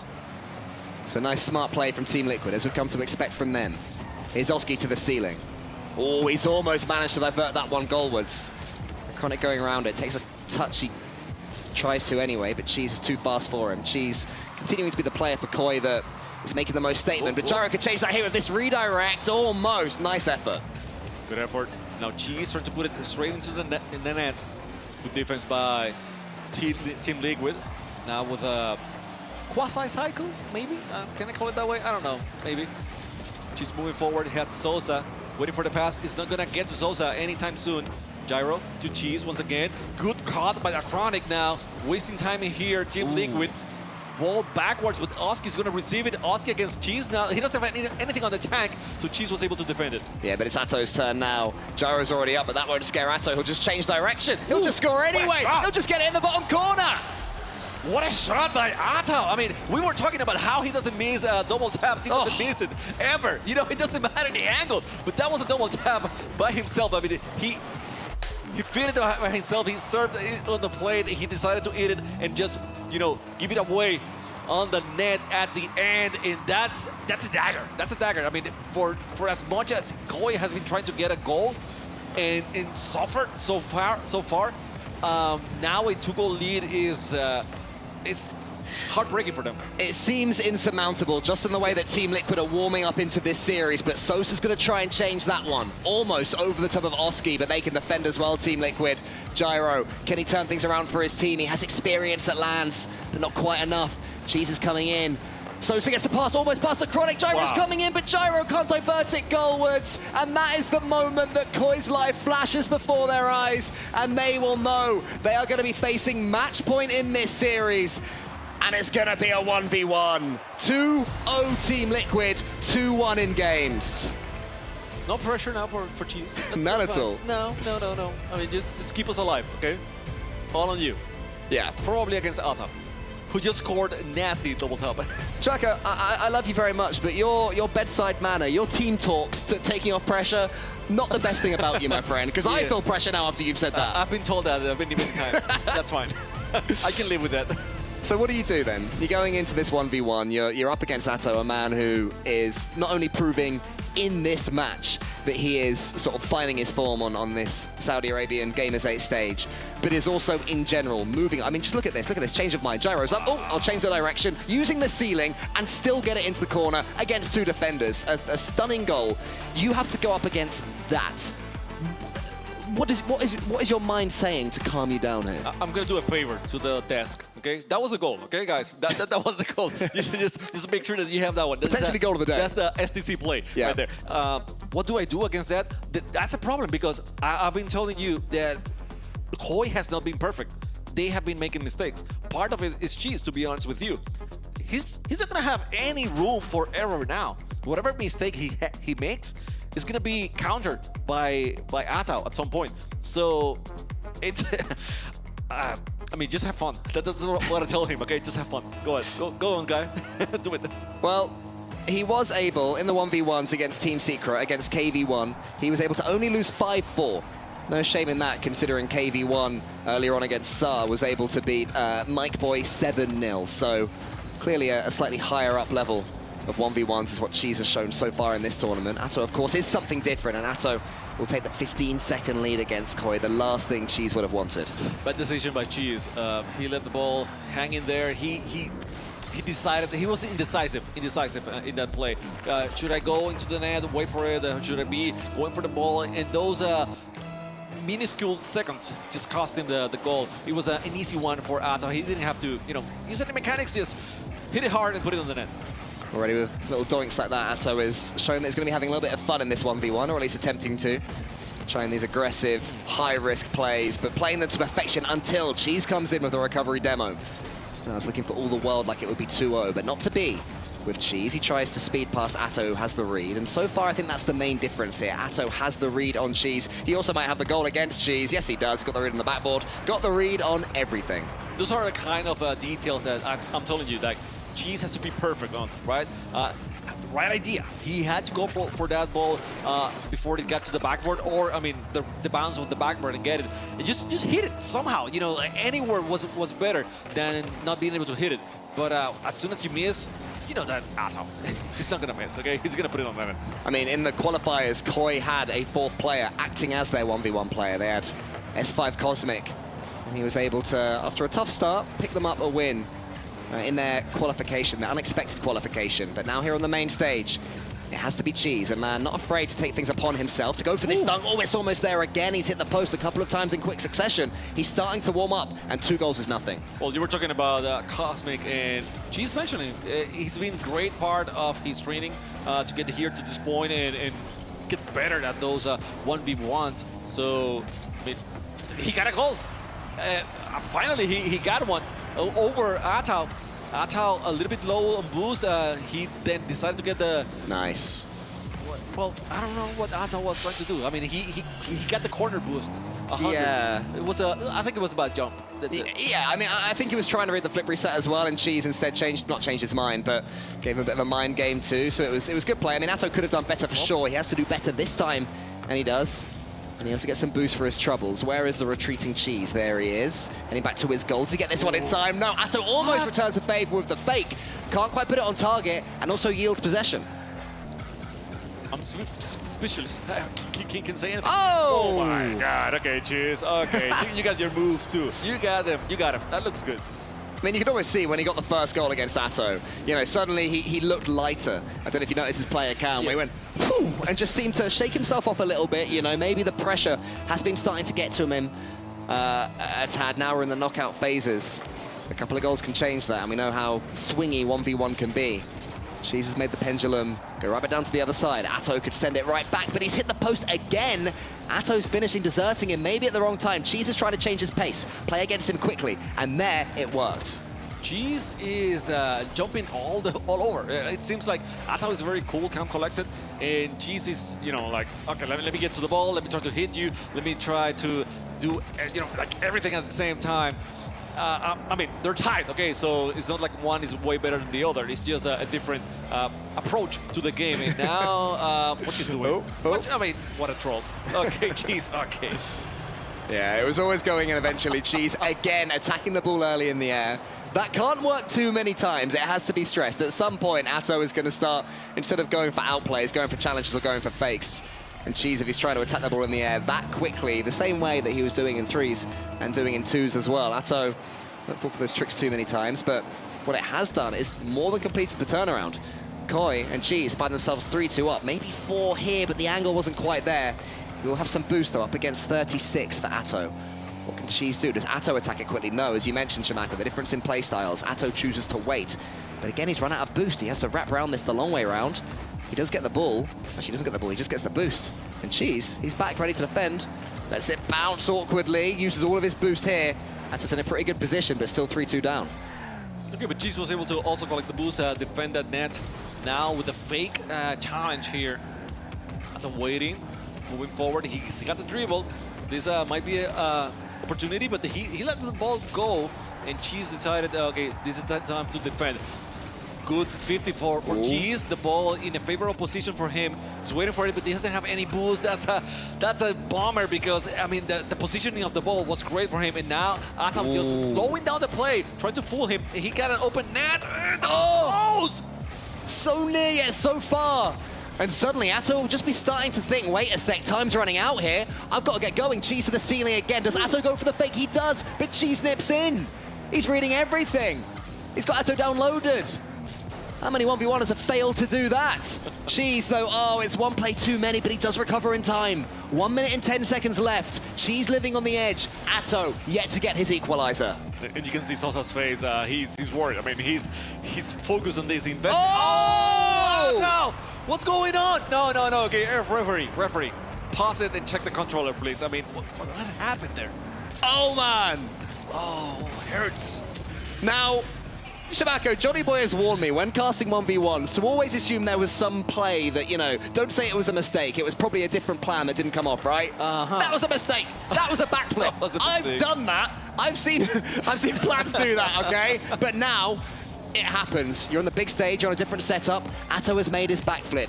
He has to recover, and he's got the ball again. The perfect pre-flip into it. Does he go for the flip reset here? Yes, he does, but it's over yet again! Cheese continues to live a charmed life! Atto is mortal.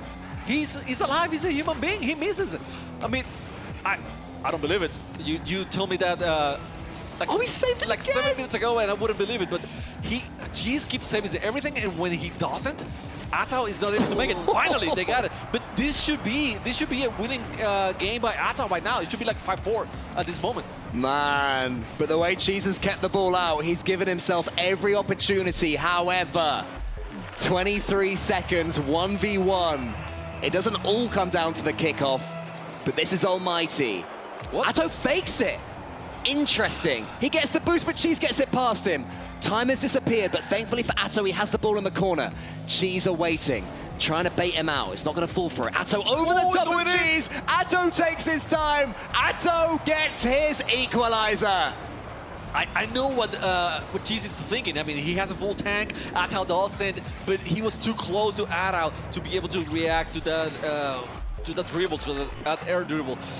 So good attempt by Atto. I thought that he blew it when he decided to not go for the kickoff, and now that it's a good kickoff for Atto. He got the dribble. The ball's still going in. It's very close. He's not gonna attack, is he? He attacks and he makes. He does make it. Oh, the crowd goes wild. The cheese is mild, and Atto may have just stolen the series from Koi. 1 second for Cheese to get back into this one. He's going to look back and kick himself if he can't equalize here. How's the kickoff? What does this ball do? It goes up. Cheese might be able to catch it. Atto, get out of here, Koi. Liquid take the win. They go to the lower bracket semis against Team Secret. I'm going to make a cheesy joke, okay? Please do. Rest in cheese. Rest in cheese. Rest in cheese. Very nice. Very nice indeed. They're gone. Unfortunately, Koi are out of here, but Chimako, they were good value. They were, and this is a team that I've been saying, it's a team that it's been crushing dreams to many other teams. Many teams that are ranked way below, I mean, way higher, you know, a better ranking, better ranks than them, and you know, like G2 complexity, and they find a way to just break the dreams and get a win over them, so that they are not able to make it to the major afterwards. You know, so it's a quality team. It's a team that, like I said before, they're making mistakes, but they have a good communication. They can cover for each other, and if they're able to fix those little mistakes, they could be a very good team in North America and make a run for a major, you know, in future seasons. Gotta be said though, Team Liquid is someone who has casted these guys time and time again this season. That was far from prime Team Liquid, not looking at their best when they were scintillating at the World Championships, and even before then. Team Liquid take the series 3-1. To dissect all of that, it's going to be our lovely desk. Thank you, Cole. What a fun match to watch. In all honesty, having that 1v1, I loved it. I was rooting for Cheese. I got to say it myself. You nearly had it. That was my bias. Yeah, I had it there. But again, good showing from Atto in that 1v1 to secure for the team. I really liked what I saw from Koi. And I don't know, in my opinion, I would say that they should be proud of the performance. They're playing a top 4 team. You know, like, they're a good team. Yeah, I mean, this one you can forgive them, but yesterday is a lesson for them. They lost the, I think, much more winnable matchup there against Team Secret, and you know they can take a lot from that. That was the first series for Cheese at an international LAN, first series for Sosa at a big international LAN like this as well. So they can really learn a lot from that and take that back online in NA and hopefully to another LAN in the future. Yeah, I was a little worried for Otto in that 1v1. I'm like, oh man, Cheese. Yeah, he doesn't have a ton of land experience there. You're gonna lose the Cheese. It's gonna go 5, but you know he took care of business. Liquid ended up getting it done, and now they gotta play Secret. And they, what I would say is a pretty warmed up KV1 and company. I've also really liked how Sad looks, so I'm excited to see how that match is gonna turn out. True. At the same time, Team Liquid also a little warmed up now. I mean, again, this wasn't just no slouch. Koi wasn't just letting them have a free win here. So, and especially for a toe on that 1v1, it's gonna be super warmed up coming in. So who knows? But we do have to get to our awards. It's time for the STC play of the game. And speaking of, we're gonna give it to Atto. This was just super fun off the sidewall, Jorby. We watched it a few times in the green room. We did. It's a nice one. A little ceiling pinch, and he's got the flip. Beautiful placement, Johnny. I mean, nasty. Hey, either ground to air dribble, or off the wall air dribble into ceiling pinch into rebound. Starting to become a more popular combo. I mean, Zen, he kind of started it, and now everybody's on that wave. They're all practicing it, so this is just going to become the new norm, I guess. The ceiling is slowly becoming the ground, and that's a scary place to be. Ceiling pinch rebound is not something that you would have heard a few years ago, and now it is happening from angles, so that's impressive. Well, I also thought about it, I'm like, imagine if for some reason they ever decided to put a boost up there. How the game would change. A boost on the ceiling would be crazy. I mean, I need a boost on the ceiling because I never have boosts when I'm on the ceiling. These guys don't seem like they need boosts on the ceiling. I don't want to see Plats boosting up to the ceiling just to get the boost. I don't need to see that. I think they're somehow good. They don't seem to run out of boost. It's one of the advantages of the flip resets, an efficient way to move. That's why I can't move efficiently. That's great. That's great. Well, I mean, let's keep talking about him because he's also going to be our Arcadia MVP. Atto, again, just all-around clinical performance, and especially in that 1v1, clutching it out. It was close.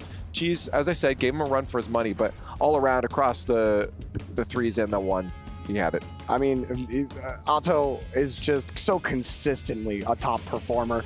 It's a big reason why Liquid got top 4 at the World Championship. He's a big reason for the push here against Koi, and no doubt will be a big reason if they get far in this tournament. He has been so clinical. He's been one of my favorite players to watch in Rocket League lately. So fun, and you know, I don't feel like a lot of people really talk a lot about Liquid. Like, Liquid just quietly compete, and they quietly place well. That's why Atto's telling you, shh, they're quietly winning. They're just sneaking through the group, and they're hoping for a rematch later on with V1, I heard. Well, we'll have to see how it goes. I don't think V1 likes the idea of that, but they will have to get through Team Secret first. I mean, just early thoughts on that. Do you feel like, I mean, in my opinion, I think Liquid has the run through if they do face the loser. That would be version 1 or rule 1, but I think they go through Team Secret. I don't know. I think I like Secret. I don't think I like them. Who would I guess? Oh, come on now. They look pretty good. KV1 crushed. Well, it was Mike to be fair, but you know, KV1's still really solid. I actually really like how Sad's looking. Knight has been playing consistently, but I think more so taking a backseat to his teammates. But like, I mean, look, if Koi played competitively against Liquid, why can't Secret? That doesn't seem like a crazy take. I think they could be competitive, certainly, but you know, I just give the edge again to Liquid in every matchup, and when you're playing crew battles and you're better in every game mode, that's really, really tough to beat. So yeah, I have to think Liquid are going to win that one as well. And you know, will they get the rematch? Well, I guess we'll find out later. V1 are, you know, looking for Seed 1. They want to take down Rule 1 to get that. So yeah, it's not in their own hands. Yeah, get through KV1 as well. Do you guys want to find out how the I would match love to find out later. Okay, we'll do it after the break. We got more Rocket League coming your way here down in Group D. Coming up next, it's Team Secret versus Team Liquid.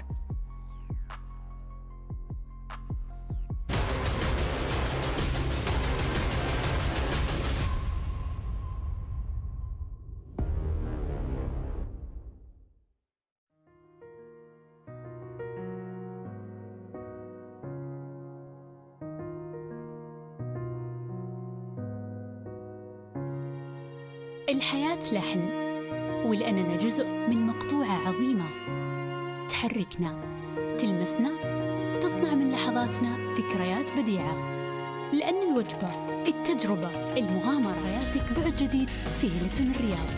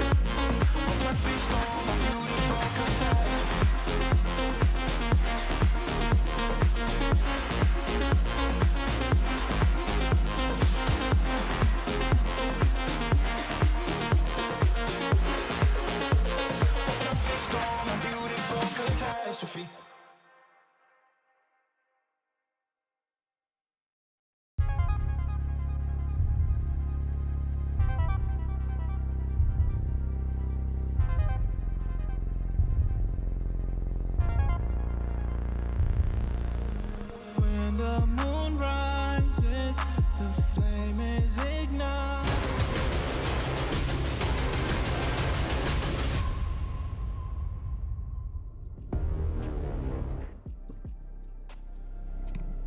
Elimination still on the line here. We just sent Koi home as Team Liquid move on in the lower bracket of Group D with Team Secret now waiting for them. Welcome back to Gamers8. I'm Leaf, and now on the desk, Corelli and Jamespot to give us some smart brains, some analysis on what's going on forward here. Well, let's talk about it. Yeah, I mean, Jorby, I think, was on his Sam Cope last. Right. I mean, he's like Team Secret. They won, but they did not look great, especially in that final stretch of that series against. They were starting to lose control. They did clutch up in that 5th and final game, but it was not really that pretty. But I guess you could say the same from Team Liquid. Team Liquid wasn't as impressive as you would expect, but they still were able to close out. I mean, you saw the clutch play from Ato. He was able to win in those 5. There was like 19 seconds left. He was down by 1, ended up winning in regulation. Now, I think Team Liquid is the favorite here, no doubt. Oh, definitely. I think Liquid had a lot of expectations on themselves, too. I talked to their coach coming into this, and even Chronic, and they were like, yeah, Chronic was like, I can't wait to see my teammates play 2s. I can't wait to see Atto play 1s. Like, they feel very, very confident. He even included Atto as one of the best 1s players here. So for Team Liquid, not only to be down in the lower bracket, but to have close series like that is a little unexpected. I'm not gonna, I'd say the same thing because it means I don't have to play and stress about the matches. But yeah, no, he's got really good teammates alongside him as well. And even when they get into that 3s, they got a good system that gets them far. We saw again, even their performance in the RLCS. And right now, this play style, I mentioned it before, is gonna do them well, I think, in this lower bracket to get them through. They're a real good contender for qualification. Of course, after this matchup, gets a little bit tougher, but for Team Secret, they're probably, in most people's opinion, coming in with the upper hand. Yeah, and I think, Team Secret? Team Secret? No, I was talking Liquid, yeah, sorry. Because you said that and we were both like, what? No, Team Liquid. I was like, that you mentioned a Chronic, that's honestly, what I was still talking about. I'm not a fan of the whole team before the team name. I'm pulling a Jorby. Just call them Liquid, Why does it have to be Team Liquid? Hey, that's what they chose, okay? Team Liquid here. But I do feel like Team Liquid is the favorite here, without a doubt. I do think we will see, no matter what, that 1v1 match, whether it's the second game or whether it goes to that 4th game. I don't think Liquid's been hot enough to close this thing out in 3. But, Team Secret, I feel like they've just not been in the same Secret that we've seen before. And it really feels like that with a few of the teams where they have not been playing at the same level as we saw perhaps from the World Championship. Maybe they're just cooling off a little bit after the World Championship, trying to get back into the rhythm. But one thing that's for certain is Team Liquid so consistent. They are they always make deep runs. They don't really win the whole thing, but they always make it deep. It would be hard to believe their journey ending here against Team Secret. No, absolutely. Well, I mean, I guess, Corelli, we should look at Team Secret then and say, okay, what are the hopes? You know, again, crew battle, a little bit different, so they have those opportunities with the 2s and 1s maybe to surprise, pull off a clutch win that can set them in the right direction. If you're looking at who's in those matches, I mean, do you see any spot that they could pull out the 1s win, the 2s win, and surprise Team Liquid, or do you feel like those 2s and 1s games are still too strong for Team Liquid? Even they got a like shot. That? No, I think Team Secret certainly have a shot, especially in the 1s. I think KV1 is capable against anyone on Team Liquid, but I do think it's going to come down to the 3s. I think that's going to be very important. It's probably where it's going to be the most even when we talk about this matchup, and they're the most important games in the series regardless. Yeah, of course. So for most teams, that's where you have to put most of your focus in, especially if you feel like it's lopsided in the 2s or the 1s. But I do think that Team Secret have a great 1s matchup and a 2v2 matchup that I don't think is going to be awful for them. But you're right. The 3s is where everything sways. And when what we saw even against SA was that Team Secret struggled in those 3v3s for the most part. They almost lost that first game. SA, you know, maybe should have won that one, and they did win the second 3v3s. So I think looking at it just from the recent performances from both of these teams, Team Liquid, heavy favorite in 3v3. The 1v1 matchup, I think, is the most interesting dynamic. Getting to see KV1 go up against Atto, it's what we're waiting to see. So I just got word in. We're hearing something going on right now, and I heard that there's a drone show and fireworks going on outside right now. Yeah, we heard something. And we're like, what's going on right now? So we just want to take a look in because we're stuck inside right now. I'm not sure what I'm looking at yet, Lee. Lots of LEDs. That's the start. Yeah, they're actually, again, to remind people. There's the fireworks. There we go. Gamers8 is a larger festival going on right now. It's not just esports that's going. There is a concert tonight. I heard Iggy Azalea was playing. Iggy Azalea. Way, really? Yes. Iggy Azalea was playing. You going later? I mean, I got work, but listen, okay. Maybe. But yeah, no, it's a whole festival, lots of musical artists going on. Again, as you mentioned, Iggy Azalea, DJ Soda going on later too, and lots of other artists. But yeah, look at the spectacle that this is right now. Oh my God, that's a whale. That's cool because so the drones are already up there. They're just floating. Is that? Oh, the drones. I was getting ready to ask, how do you think they light all that stuff up there? It was a whale. That was cool. I like that. I've never seen a drone. Have you seen a drone? No, it didn't click to me that that's what that was until. That's what I was saying. I was like, I'm not sure what I'm looking at yet, but yeah, it's just a flying whale. That's cool. Yeah, that's cool. It's the Hitchhiker's Guide has come true. Well, listen, we gotta go. We gotta go see the drones. Well, are you leaving right now? You can't leave yet. Gameplay, right? We still have to talk about the match coming up. Players aren't ready yet. So. Who do you want to play? No, it has to be Team Liquid and Team Secret. All right. Just to remind you guys, that's the match we're preparing for right now. And again, Liquid, we've said it a few times now, coming in probably with that upper hand. That is who I was talking about, not Team Secret. If Jorby was here, he'd probably be saying Team Secret. But yeah, I just don't see it, especially in a best of 5. I think, to me, it's not even a question of will Team Liquid win. I think they're going to win, for sure. Yeah, it's just a how. Yeah, it's a how. Use the gavel. I mean, I might be overconfident, but I truly do feel that. I feel like Liquid has proven over and over again that they're top 4 caliber in any event. Okay, so let me ask you a question then. If Team Secret loses game 1, what do they pick? 1v1 or 2v2 for game 2? I think that is an interesting question. I would probably say 1v1. Okay. I would say 1v1. So you feel like the 1v1's closer than the 2v2? I would say so. Okay. I think KV1 has a chance against Atto, who struggled a little bit against Cheese, almost lost that game. So that's what I'm guessing. Well, we're going to find out the answer to our question. If James is 100% right and there has been absolutely no chance for Team Secret, I'm sure they're trying to think otherwise, but in a few seconds we'll get into it. The answer lies, who's eliminated, who's moving on, Team Secret or Team Liquid? The sun has long since set here in Riyadh, but the stage is heating up as we're on now to our lower bracket semis here in Group D. وصلنا إلى نصف النهائي في اللور براكت لآخر مجموعة معنا في راكت ليج جيمرز 8. زي ما احنا عارفين الفائز في هذه المباراة على طول يبي يتأهل للنهائي، وعلى طول يبي يكون عندهم فرصة للتواجد ما بين التوب 8 تيمز اللي معنا في البطولة للبلاي اوفز. لكن لا تنسى انه في اللور براكت ما عندك فرصة ثانية، خسارة معناته راح نودعك من البطولة. Our first team coming back to the stage narrowly avoided a reverse sweep earlier on this evening. 3 Brazilians and a dominant ones main, and it's crazy that that doesn't even narrow down exactly who we're talking about.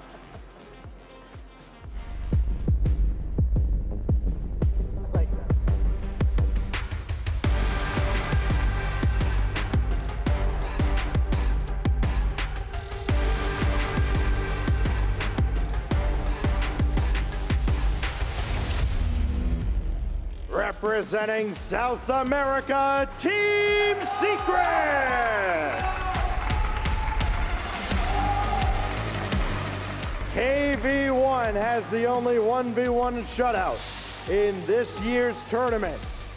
And now he'll be looking across the way at a very formidable foe, but rest assured, as they mentioned on the desk, this will be decided by the team's format. Everybody is going to have to pitch in if Team Secret is going to survive and advance. Of course, they're ready to take their seats right now. They want to get right into it. أعزائي المشاهدين، تيم سيكرت رجع مرة ثانية على المسرح بعد الفوزة اللي شاهدناها في المسرح قبل دقائق قليلة. KV1 هو الستار بلاير اللي موجود عندهم. دائما الكل يتكلم عن وش ممكن يسوي في ال1v1s. دائما في الكروبات الفورمات يكون عندهم ادفانتج جدا كبيرة. لكن إذا احنا نتكلم عن الكروبات الفورمات، في تيم دائما يكون عنده ادفانتج لأنه مخصص لهذا الفورمات بالذات. خلونا نرحب فيهم.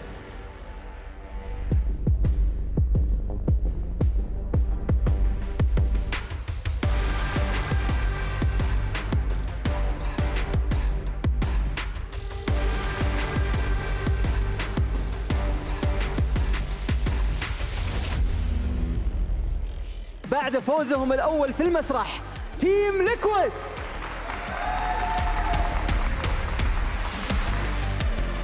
فوزة كانت جدا ساحقة في الجيم الماضي، تواجدوا الآن معنا مرة ثانية. زي ما احنا ذكرنا الكروبات الفورمات هم جدا متميزين فيه، مهما كانت الونز او التوز او حتى في الثريز دائما يكون عندهم ادفانتج والابر هاند، خصوصا انه زي ما احنا عارفين في هذه البطولة هم متعودين على اللانز وكانوا متواجدين في التوب 8 في كل لان صارت في هذه السنة، خصوصا في كأس العالم وتواجدهم في التوب 4، فمعناته انه قدرتهم انهم يتأقلمون مع الاجواء مع المين ستيج مرة ما هي صعبة. Team Liquid with a thrilling victory just a moment ago on this very stage. Atto kind of stealing the show right at the end with a great 1v1 victory. No doubt he'll be matched up with KV1 if it goes to a 1v1. It's going to be an exciting finish here in the lower semifinals. Every time you ask me about the prediction stacks, this time I'm going to ask you, who do you think is going to come better? I'm looking over at a very determined squad over there. Team Liquid has come through more often than not. They've got a clutch factor. I got Liquid in this one. Honestly, I'm going to go for Team Secret for this one. I think they got it in the bag, but we're not going to know until they take their seats and we start the match. أعزائي المشاهدين الآن خلونا نشوف شو ممكن يقدمونه كل الفريقين، لأننا جاهزين لللور سيمي فاينل، لأنه خلاص ما عاد في فرصة ثانية، الفائز إلى النهائي وإلى نهائي الجروب بالذات. Well, it's okay to be wrong, as Fancy has displayed multiple times already. The players now ready to take their seats. Of course, Secret was ready to take their seats a long time ago. Now they finally can.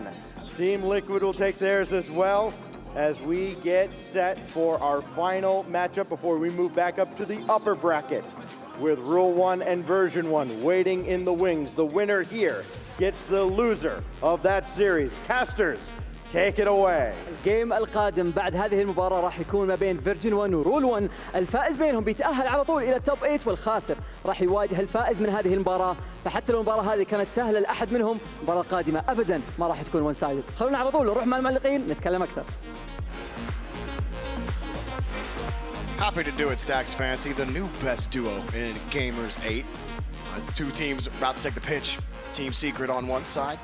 Are you hearing Fancy's language transitions, by the way? They are insane. I can't it's even... like he's speaking one language. I don't even notice when he stops speaking English and starts speaking Arabic. It's just like one fluid transition. Honestly, better than any transition I've seen from floor to ceiling, ceiling to floor, from any Rocket League player today. So they're going to need to step it up. This guy's raising the bar. That's true. He makes me think I can understand Arabic with how smooth he is, but I cannot. Yalla. Yalla Darby. That's about the only word I think I know in Arabic. But we just got done watching Team Liquid take care of Koi. Secret, saw them earlier take on Sun. You know, maybe not a dominant performance from either team. Koi able to at least take a game against Liquid, and Su almost bringing it the whole way back against Secret. But I don't know, Johnny. I mean, we talked about it on the desk a little bit.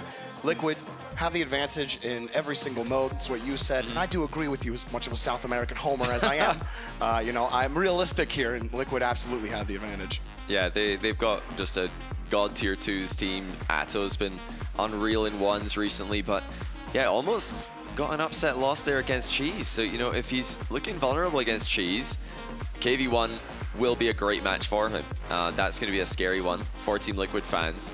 Team Secret need more than that, though. They can't just rely on KV1 for the 1v1. And, you know, they had more earlier on today. They had a couple of 3v3 wins against Sa.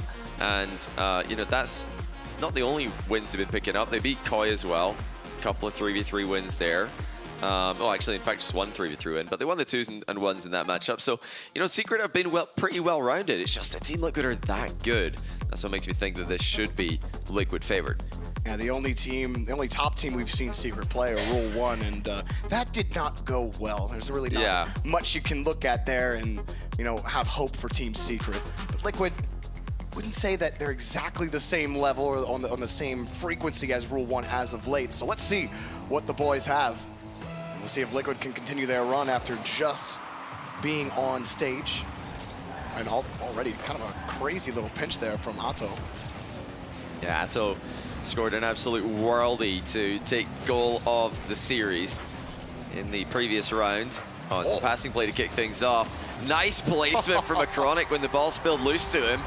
No one in Secret ready to challenge. How about this from a nice, what a team play. I think KV1 was expecting Atto to hit that, so he's probably flipping to block a shot. Ends up passing it to Acronic by mistake. Yeah, rush play from KV1 and nothing Knight could do about it. And Secret, not exactly what you need for this team. You really feel like they need that goal, but it somehow stays out. Oh, there was about like 2 pixels left on the ball. And now Atto has it. He's going underneath. Does he somehow pick it up? No, 50s it out. And Team Secret, talk about momentum for them.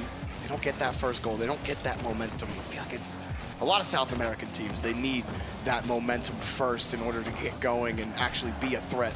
Secret just haven't had that same form in 6+ months. We haven't seen that same team that took on some of the best teams in the world long ago, but they just haven't found it. Yeah, I mean, the fall split was such a promising end for them. They came in as this South American #2 seed, made a run all the way to top 4. They're looking to do something like that here, but it's such a long road ahead of them. And yeah, this is already a massive hill that they've got to climb over. And it's not looking good. That was a desperate situation for Secret. They've gotten away with one. Liquid are just aggressive in Secret's half. Oski's, he's actually I think he disconnected and won a 50-50. That's incredible. We're going to obviously pause the game, though, as players should be allowed to move in Rocket League 3v3. Oh, that was the only way that Secret were going to slow Liquid down. Don't know if they called the pause or not. Called the pause, excuse me. I still think it looked like Oski froze. Yeah. it's either him that's disconnected or one of his teammates off screen has, and Oski stopped because, you know, generally in Rocket League, when one player disconnects, everybody in the team will just stop moving to make it obvious for the other team and for the admin. My controller. Yeah, he won a 50-50 while just not moving. It's an incredible skill there from Big Oscar. Many players are able to do that with their controller plugged in, so the fact that he does it without is truly incredible. The polar bear, absolutely insane. Actually, I called him a polar bear for a long time, but it's the Ox now, and I like the Ox a lot better. The Oxy. We're gonna stick with the Oxy. Yeah, I love that. That's a branding masterpiece from Team Liquid, misspelling his name on his jersey for the World Championship. You think I'll change his name after that? You think it's a rebrand, Oxy? Yeah. I like it. You know, guys, what do you think at home, chat? Think Oski should change his name to Oxy? Let us know. Type 1 in chat. Should he change his real name to Oxer as well? That's kind of sick. I kind of like that. A bit like Hoxer. Ooh. Okay, 1-1. There we go. That was a quick goal from the kickoff. Reset from the center circle. Knight playing for the bump there. Chronic couldn't lunge in early, and KV1 also forced Oski away from the ball. Big for Secret right off the rip on that pause. Talked about momentum earlier. You're given a chance on the pause to reset the momentum. For Liquid, they had all of that pressure, and it looked like it was just going to be all Liquid all day. Wow. But look at this, another ripper from KV1. It looked like Liquid tried to win that hard to the left. We had a player cheating to grab that boost. It's a slight adaptation from what we've been seeing from Falcons recently. Something that for those of you who've been watching the B stream will know, has worked out today. Those left wing kickoffs, right wing kickoffs. Not all about killing the ball dead center for someone to cheat up close. KV1, not a lot of boost here. Gets deleted anyway. Liquid a little bit of space for Oski. Oh, Plateau, non-touch. Not a lot of value to just push that ball into the corner with no boost. They'll try to control it. They do keep it locked. But Secret get a big boom downfield. They keep the pressure up, though, and actually get a hold of midfield. Yeah, Liquid are having to scramble in defense every now and then here. Secret creating some chances. That's a great touch by Sadness. Almost in a troubling position, but quickly spotted the gap between two Liquid players. You know, trying to punish Liquid over extensions. That's what Secret have got to try and do here. They're known as a defensive team, something that South America historically is not always known for, but Secret leading the charge in the defensive playstyle. Adjustments that South America's made. So far, they're having to play a lot of it against Liquid. Another clear for KV1. Maybe a follow-up can come, but no, midfield. They can't win that 50 against Otto. Steals some boost for his effort. Force Sadness to try to dribble it back out again. Like the idea there from Sad. Going for the bump as well. Nice design here from Secret. Can they make something out of it? Well, Otto jumps right on top of it and stops all of that. Everybody taking their turn being a lead blocker here for Team Secret as Liquid are left with almost no players, at least no players with boosts. Team Secret starts to have more and more success in the midfield here. What can KV1 do on this play? Blocks it middle. Atto's ready for the big interception. And those are the plays where you've got to be so careful pushing upfield on. Any kind of infield pass to a third man can just as easily go the other way. Yeah, this 3v3, really important for Secret. Talk about them being outmatched in the 1v1 and the 2v2. That makes 3v3 that much more important. The fact that it's this close, the fact that you're able to get so many clears, you're not letting Liquid just build up immense pressure. You gotta find a way to capitalize on that and force Liquid to make a play. So far, they've been able to get by the midfield line, but they're still missing that box pressure in front. They've had a couple of chances. We talked about the lead blockers earlier, trying to get those demos. Maybe they find an angle here. They do. KV1 takes the lead for Secret. Oh, where did this one come from? Oski thought that they were the team attacking. Sad whiff actually leads to KV1 getting a free touch. Team Liquid expected the touch. Now, I'm saying a whiff there because Sad is smiling, and I think that he probably was trying to make a touch on the ball there, but hey, KV1 is ready, waiting underneath, and capitalizing the open net. Sometimes the best attempt is no attempt, or missing the attempt, rather. And that one works out for Sad and KV1. Still got some time on this clock. Oski keeps his dodge, trying to keep that 50 locked. Knight, great work. He actually gets over 2 Liquid attackers, and Liquid are forced to just pop it into the midfield. Not much for KV1 to do. They do put more pressure on Liquid. There's another follow-up. Good for Secret. Love this here. A shot coming on. Over on the far side. Maybe wanted to pass across. Not going to work out. They do get that first 50. Liquid pretty okay on the boost totals right now. KV1 still nothing, and nothing he can do about it. But look at the pressure from Secret. Again, here comes Knight. Another push. Oh, off the post. Not enough. Oh, it's a loose ball again. Around the corner. KV1 got the first touch. Out in front of the box. The shot saved right into the defender. Liquid happy to take that one out. Well, and now they've got to defend in 0 seconds. They missed a glorious opportunity there. Liquid are going to get another chance to keep the ball in the air, but this is such a tough position. Secret are all back. They're lining up to take their turn, and it's going to need to be a very difficult 0-second play. Oski misses the redirect rebound, and it does go into the ground. Great start from Team Secret, though. This is what they need to get the 3v3 wins, keep the series in touching distance, keep Liquid under control. You gotta think Liquid goes straight to the 1v1 here, right? Or do you think, I mean, they got strong 2s, right? I guess they could go either way here. But you gotta think with Otto stronger against KV1. Well, we'll see, but what a game from Secret. First half of that, a lot of pressure from Liquid, and that KV1 hit as he panicked, thinking a shot was coming, ended up going in, and that save was ridiculous. That's unbelievable. Off the post. Oh, and Sadness gets that goal. There was that whiff, whoopsies, and into another one for Secret. Yeah, and they held on. It's always good to have a second player ready just in case a miss like that comes through. I mean, whether it's a miss or a fake, it doesn't really matter in those moments. If Sad's calling it, or even calls it after the miss happens, his teammate is first on the scene. So clearly he knew something was going to happen or could happen. And it's not about a lack of trust there, because either way, whether Sad's going to hit that into the corner, going to redirect into the corner, or he's just going to miss it and let the ball drop, KV1 wants to be in the same position anyway. So great positioning by KV1, who's going to be back on the field now for twos against Liquid's Atto Oski combo. It's Sadness who's going to join him. And they put Liquid under even more pressure. This one is where it really starts to, you start to wonder, okay, Secret, what can you do here? So you're going to have to face a lot of that. Atto can't get that one through. Now, Sad, sometimes I feel like Sad has underrated performances where he does a lot to keep his team in the rotation. Sometimes he even gets mechanical. Maybe you want to see some of that here with KV1. Has that aggressive style, doesn't like challenging the ball, but he likes sitting in front of it. A couple of challenges nice here, but Atto getting over one off the bump. way. He got the double, but it's too high, bouncing off the crossbar. Yeah, I think he just got bumped slightly over the top of that one. He would have had the rebound. KV1 just got a piece of him. And the dunk denied by KV1, who pops the ball over the attack. Another shot defended well by KV1, but more are coming through. This one will go in. Oski slams it top end. Oh, yeah, Atto just teed this one up easily, and that's a hole-in-one for Oski right in front. Nice little pop-up, easy power shot to the top. No chance for Secret to get to it. Still had to be placed well. The coverage was there. Secret can't get there.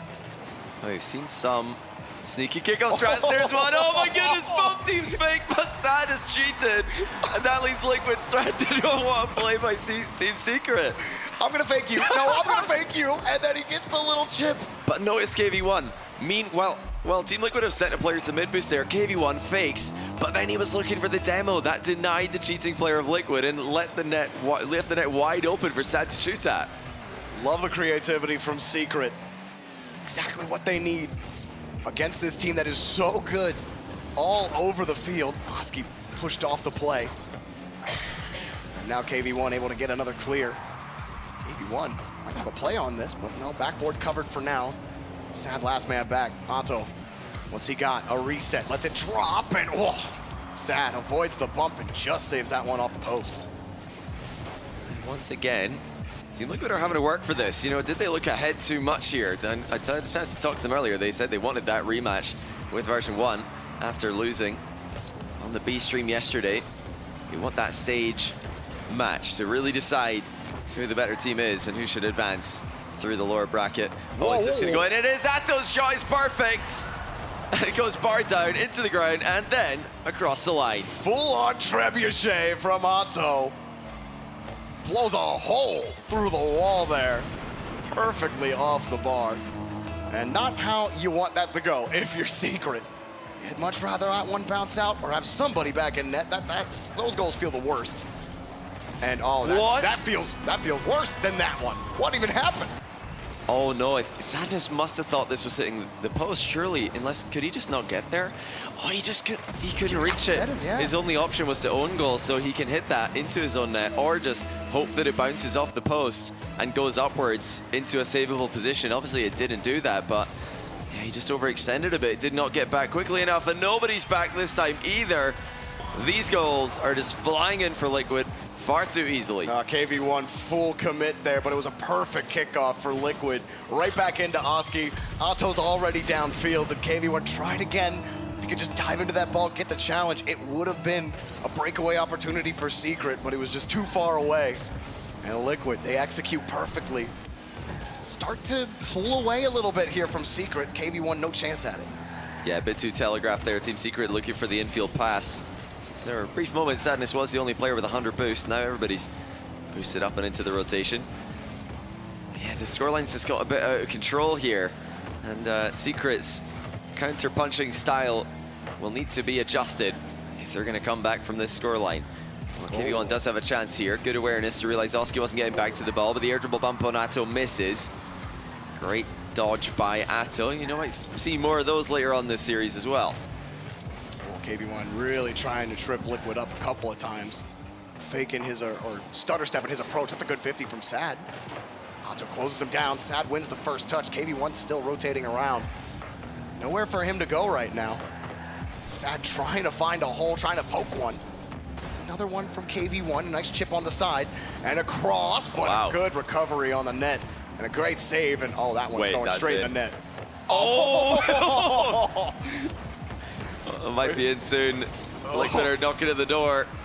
But KV1 defends it and does take the back corner boost. That was pretty ridiculous. It's almost a crazy own goal by Team Secret, but not much they could do about it. Again, they're taking their time. They're trying to build an attack here, but by the time they get any kind of shots on target, both Team Liquid players are back and ready to defend. Cleared out downfield. Push to the side, Liquid. Sitting pretty here is Oski. Waiting for KV1's approach. He just straight up steals the ball. There's been no success for KV1 in that 50 game in this 2v2. Now coming across is Otto. Tried the quick flip reset, not gonna work out. Okay, KV1 gets the demo, there you go. That's how you get the clock started, splitting the lead. Yeah, nice play there by KV1. He realized immediately that Oski was isolated and landed the demo just before Oski could connect with Sadness. 1 minute and 5 seconds left now. Can Team Secret conjure up something from the kickoff? Their only other goal this game came from a kickoff. This one will go the way of Liquid. Sad will get the first look at it. KV1 immediately back with no boost. Wants to get that corner. He did grab it. Now Sad, only 18. He's got to try to force the 50. Like that from Sad. Just pull off the ball, let KV1 take it. KV1 gets another 50. Sad having to avoid a bump. Okay. KV1 wins it cleanly, and here we go. We got a ball game. Oh, the speed of KV1 is ridiculous here. Team Liquid thought they had this under control. Oski grabbed boost, took his time, but KV1 just beats him to the punch. The fast jabs, they'll catch you out when you're not looking, when you're not guarding. Those can hurt the worst. And Otto not able to find it. The fake kickoff from Sad, but KV1 not in the best spot. And he, oh my gosh. Luckily for him, it wasn't exactly on target. Sad gets kicked out of the way. KV1 no boost. This is not the best situation for Secret. Late in the game, that one off the post and it bounces out. They get one more try at it. Well, Otto called KV1's bluff there, just shot the ball, knowing that KV1 didn't really want to be committing for it. But he did miss. That keeps Team Secret in this one. They're in a brief 2v1. Otto's respawning in the right side of the pitch to get involved though. Oski keeps them busy, brings Atto back into the game. Tight angle double goes wide though, and now it's a 2v1. Sadness and KV1 looking to make something happen. It's KV1 with a flick, but that's going to be saved by Oski. Sad poshed it again off the corner, it drops to the ground. Liquid will even things up as we head on to the 3v3. Try as they may, Secret couldn't quite pull the comeback. So we will see every game mode in this series. 1-1, back to 3s we go. Then 1v1 will follow. Whether that'll be a Liquid match point or a Secret match point remains to be seen, but Secret can actually dominate the 3v3 if they win one more here. They've already taken one of them. If they could beat Liquid again in 3s, I think that would impress a lot of viewers watching, whether they're Liquid fans or not, because this is a top 4 team from the 3v3 World Championship in RLCS. Team Secret are taking it to them. I mean, you heard the pros in the video a couple games ago, and they talk about the pros in this group. They say, like, who's the dark horse of this group? A lot of them said Team Secret. You can kind of see why. They just have that pop-off potential. At the right time, the right moment, they catch you off guard and really throw you through a loop.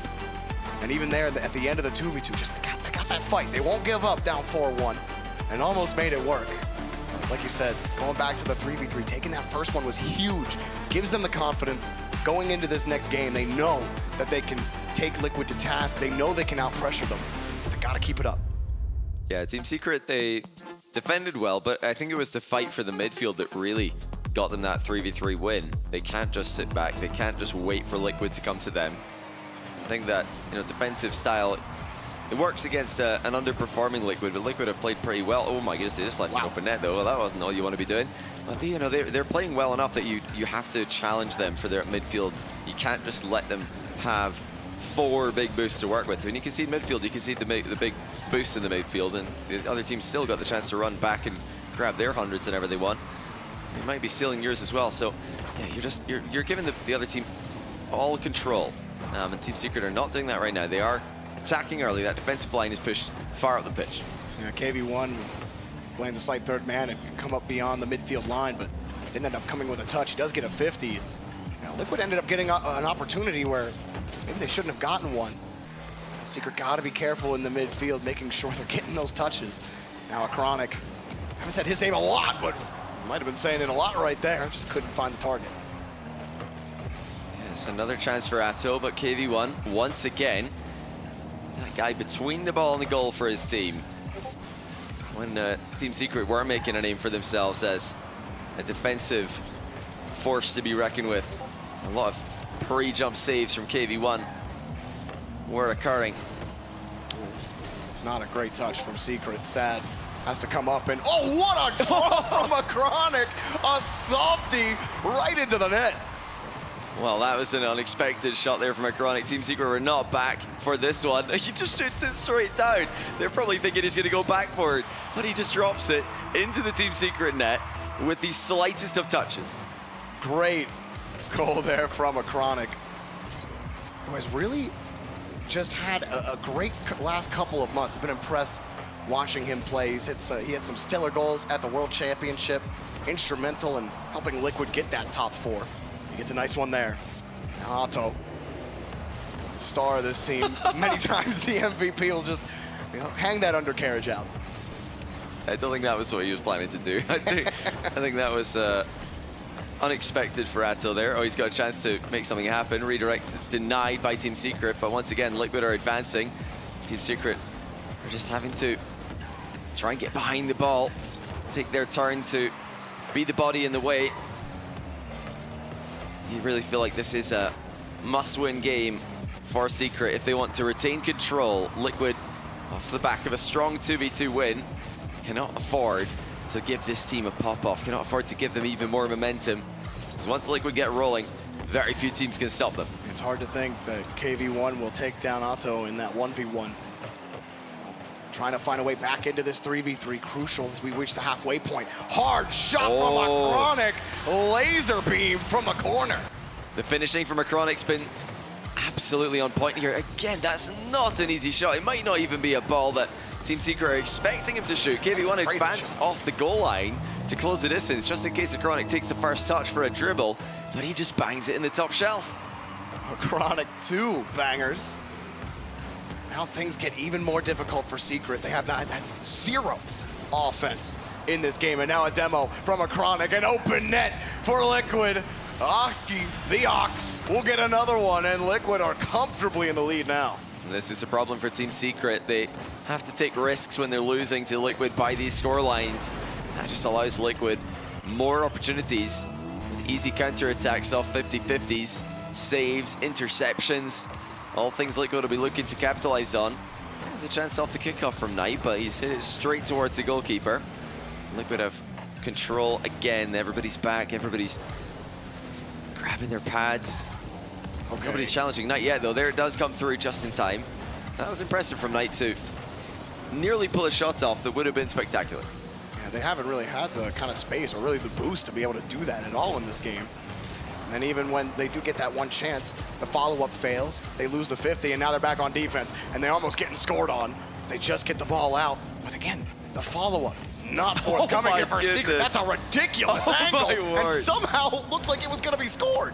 I mean, these rebound redirects are becoming so commonplace. It doesn't matter what wall you're looking at, players are able to hit them, but Oski, definitely an expert when it comes to those. You can see how early he committed to that play. Nearly had the shot on target, nearly dropped down for a pass as well. This one might be another goal. Oh, it's hit the post actually, and no one's in the center, so Secret get away with another one there. Liquid, bit lackadaisical with their shooting. Doesn't really matter, does it? If you're sleeping and no one's trying to wake you up, do you need to do anything? Do you need to set your alarm clock? Right now, Liquid, they're in their dreams right now. 3-0, finally 3-1. Knight will find the goal. What happened to Liquid? Yeah, Liquid are looking a bit sheepish after that one as Oski's pre-jumped, Atto's pre-jumped, and they've both missed the ball by miles. Knight does the free play double tap, as it's called, with 55 seconds to go. Free play rebound, really, didn't even need to double it. Yeah, that's a scoreline that is comebackable. So I don't know what Liquid are doing on that play. They need to respect Team Secret if they're going to safely close out this game. Let's be honest, that was the most Liquid thing ever. It really was. They do get the ball downfield, waste a little more time on the clock. Get the boost steal on top of it, Acronic. Backboard covered by Secret. Oski next up. They're happy to just slap that ball against the board, prevent the clear, waste time. Demos gonna waste more time on the clock. Just nothing. They're always playing catch up. Liquid are always in control of the ball. They're always winning touches like that. And Secret are just diving from disadvantage. And they're not rolling well at all. Oh, they are my. actually rolling a nat one. Otto getting another one, 4-1. Yeah, all 1s and 4s in this clock and the score. Liquid have been too good. This third game, a much cleaner performance from them. It's all in that second half. They just crushed Team Secret's hopes and dreams. We are going to go to the 1v1 unless, hold on, we technically have a winnable game here. It's Liquid let another one through with an unnecessarily risky kickoff. They've gone for a double kickoff there. And when you do that, you have to win it. It doesn't make sense if you lose it. They've lost the kickoff when they sent 2 players. It is, in fact, a valid strategy. They're not trolling with that one, but it did not work. It's risky.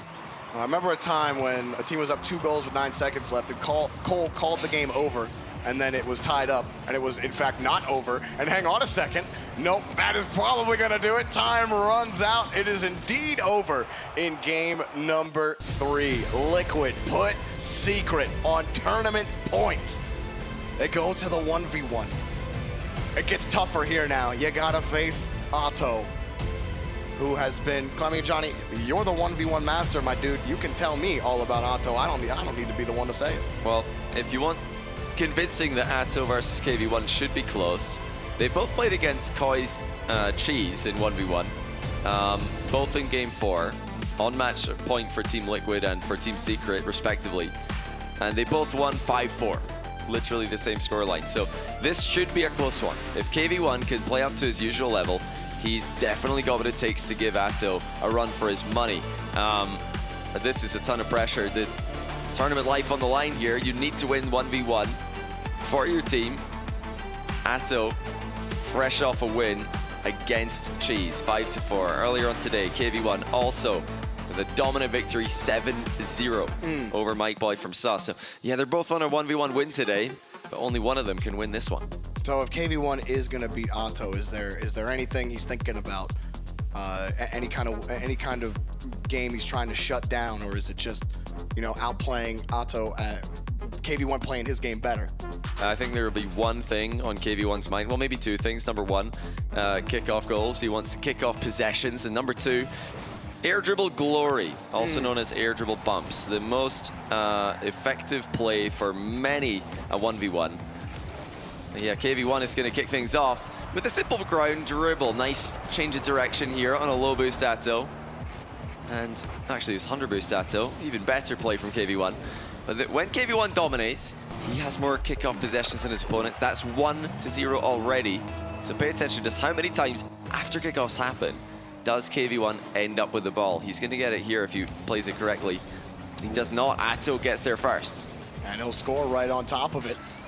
And the kickoffs always, and it really takes center stage and shows you how important it is in 1v1. Yeah, that was a big risk there from KV1. He tried to be cheeky with it, looked to fake a play one way and then dribble past Atto, but Atto just played the ball. So, you know, if KV1's careful, he can come away with that. I think the majority of possessions here, historically, he's got the better kickoff. And, you know, that's 3 out of 3 that he's had under control.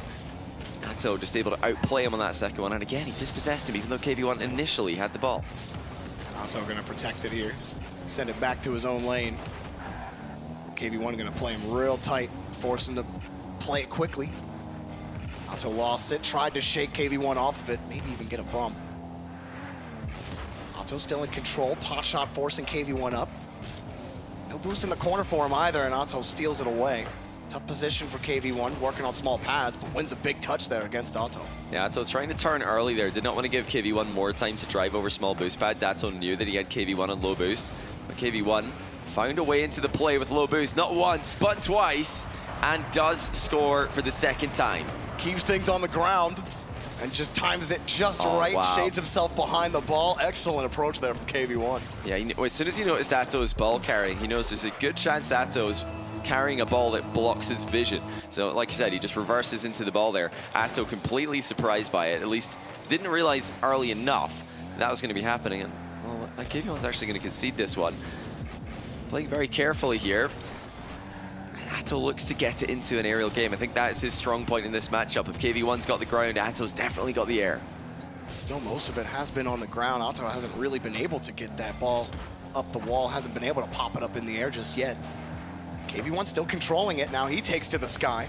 Atto's there to meet him. He loses the 50. This one's dangerous. He's got to recover quickly. KV1 power slides in and gets another. What a catch by KV1. I mean, we've seen open net misses all throughout the weekend in high pressure situations. This is a high pressure open net. He's not sure how quickly Atto's recovering. He didn't look to see. He's just focusing fully on getting the ball to the net as quickly as possible. He knows that it's likely Atto's gone for too long.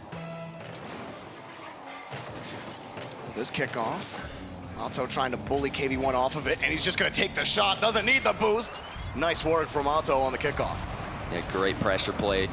Both players, the only position in the game where you know you're both going to be boost star, but Atto pre-flipped into a bump there to seal the possession away, and the shot was good enough. I mean, if you can get a top shelf shot like that against a zero boost opponent, you're in for a winning position at a minimum, and that's what Atto got there. The first 2 minutes of this game has really gone the way that I think you were expecting it to. Really, kickoffs are center stage here. It's not really the case for every single one, but it feels like every kickoff has just turned into an immediate shot. All 5 or all 6 of them that we've seen. Now Atto, that's a decent one, but a good save from KV1. Gonna lose his corner. Has to sit back a little bit. He does have 30. He's gotta wait for Atto to push forward, and Atto knows it. Bang! See you later. Air dribble demo connects for Atto.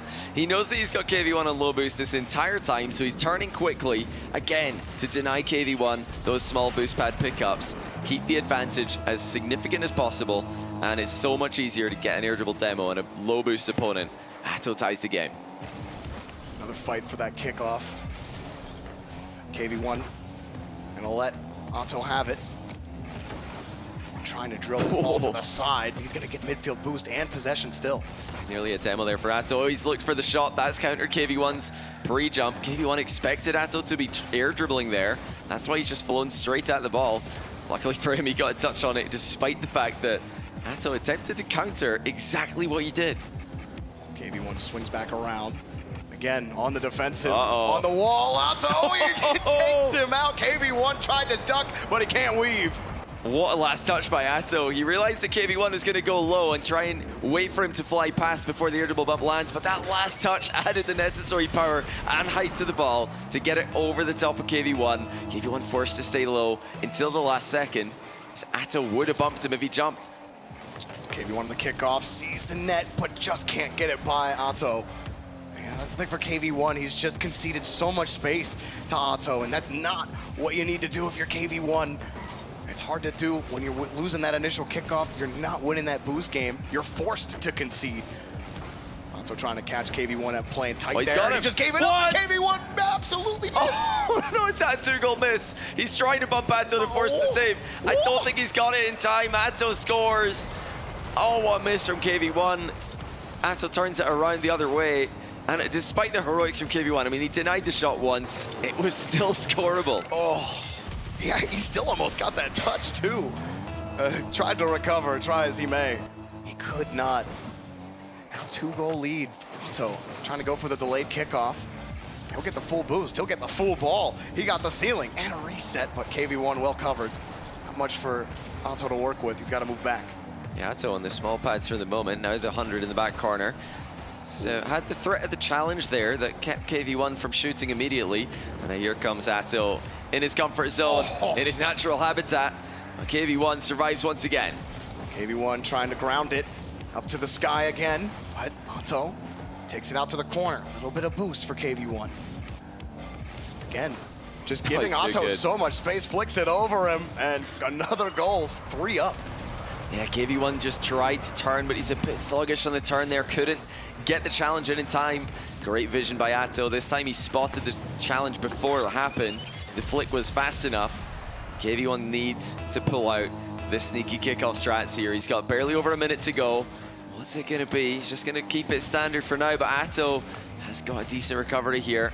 It's going to be tough to get the ball past him in these positions. Oh, KV1 just a little slow again on that challenge. Atto's just been so quick. will not give KV1 really any time to think about it in the orange half. Even shades him off on the edge. There's just no way for him to get back in.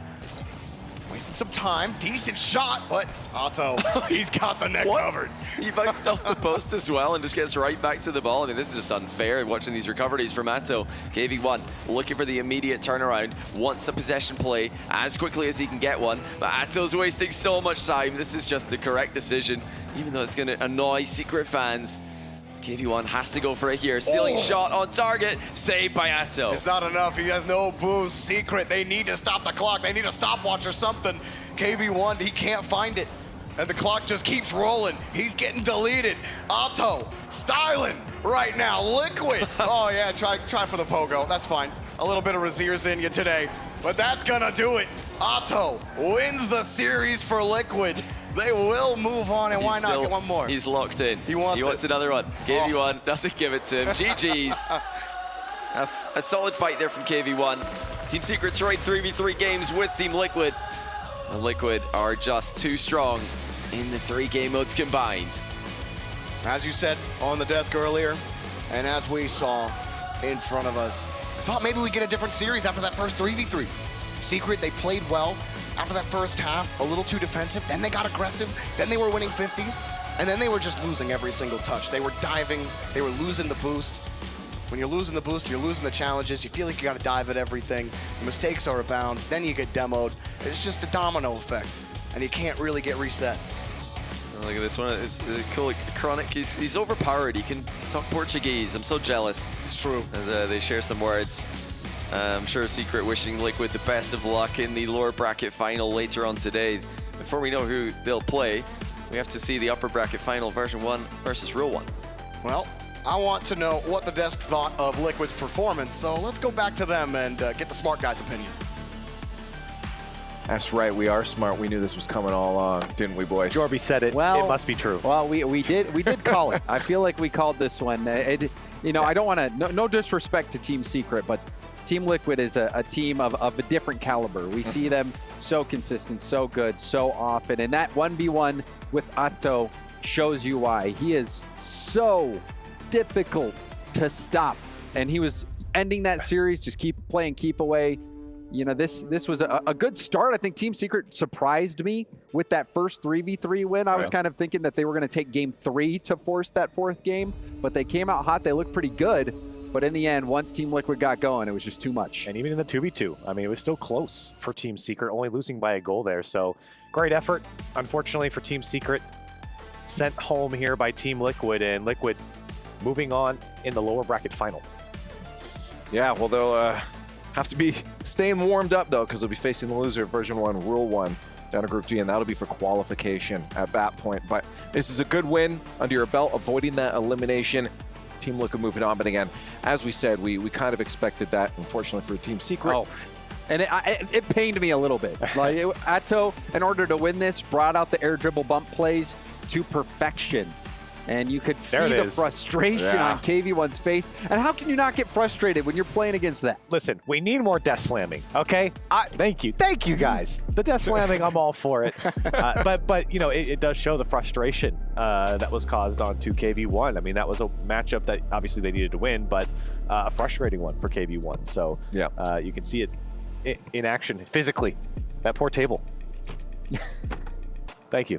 Everyone at home, slam your desks. Everyone get a little desk slam in. Consolidation for Team Secret. Don't encourage that. Yeah, no, leave your desk alone. Leave them alone. Anyways, let's move on. Let's get to our STC play of the game. This one's going to have to go to a kickoff you may have seen in there. I thought it was pretty phenomenal how that worked. But the best part is that both teams ended up going for the same kickoff.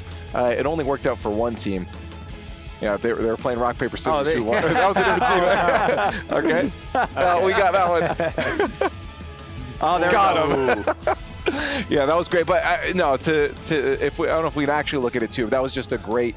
Two teams trying to mind game, and sometimes you can't predict what's going to happen. That's the fun part about when teams start to throw in different kickoffs. Is what actually is going to happen is you're going to see a lot more of that, where two teams are actually faking the kickoffs because they're trying to force somewhere or force you to go somewhere instead of getting a touch on the ball. So it's kind of fun to see. We've seen that a couple times in our LCS as well. So as teams become more creative with their kickoffs, we'll see it again here. Yeah.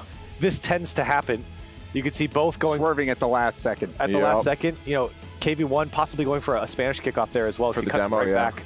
But you see it, they were two different kickoffs because KV1 was going for the Spanish, Oski was going for the fake. Oh, he tried to and get it ended him. up working out in favor of Team Secret. So it was, you know, similar that both players who were going for it first dodged, but they did have a different play in mind. Yeah, at KV1, just, you know, even the threat of the bump, Atto has to, you know, recognize that and delay himself. And that's, I mean, I'm surprised the shot from Sad was just straight up the gut like that. Oh, yeah, right. It could have been placed to the right as well, but still a great work there from Team Secret. No, again, I think especially people like Johnny Blair are happy seeing these setup plays. It's the only position you have a whiteboard play that you can just full send it and strategize beforehand. But we do have to get to our Arcadia MVP, and it is once again going to Atto. He took it last time in the match just before, but you know, you got to give it to this guy again, Corelli. He was part of everything. I mean, he did well in the 3v3s, but he was part of the 2v2, he's part of the 1v1. When you're participating in every game mode and you've performed, it's tough to not give you the MVP. And Atto coming back from behind in both of these last 1v1 games that we saw, and he clutched up to win them this series. You cannot discount how important that is when you have a player who can go out there one-on-one and win the series. They deserve the MVP. They talked about a lot of confidence for Team Liquid, and talking to their coach, as I mentioned in the pre-show coming into this, they're very confident with Atto on their team, and in all the game modes, they feel like they're going to plug him in, and that instantly gives them the advantage, and I think that was the case here against Team Secret. Cool. Well, they do move on now, and they're going to have to wait for the loser of version 1 and rule 1. So let's get to a break so we can get to that match and finish off this Group D. Coming up next, it was our LG match to watch, version 1 versus rule 1.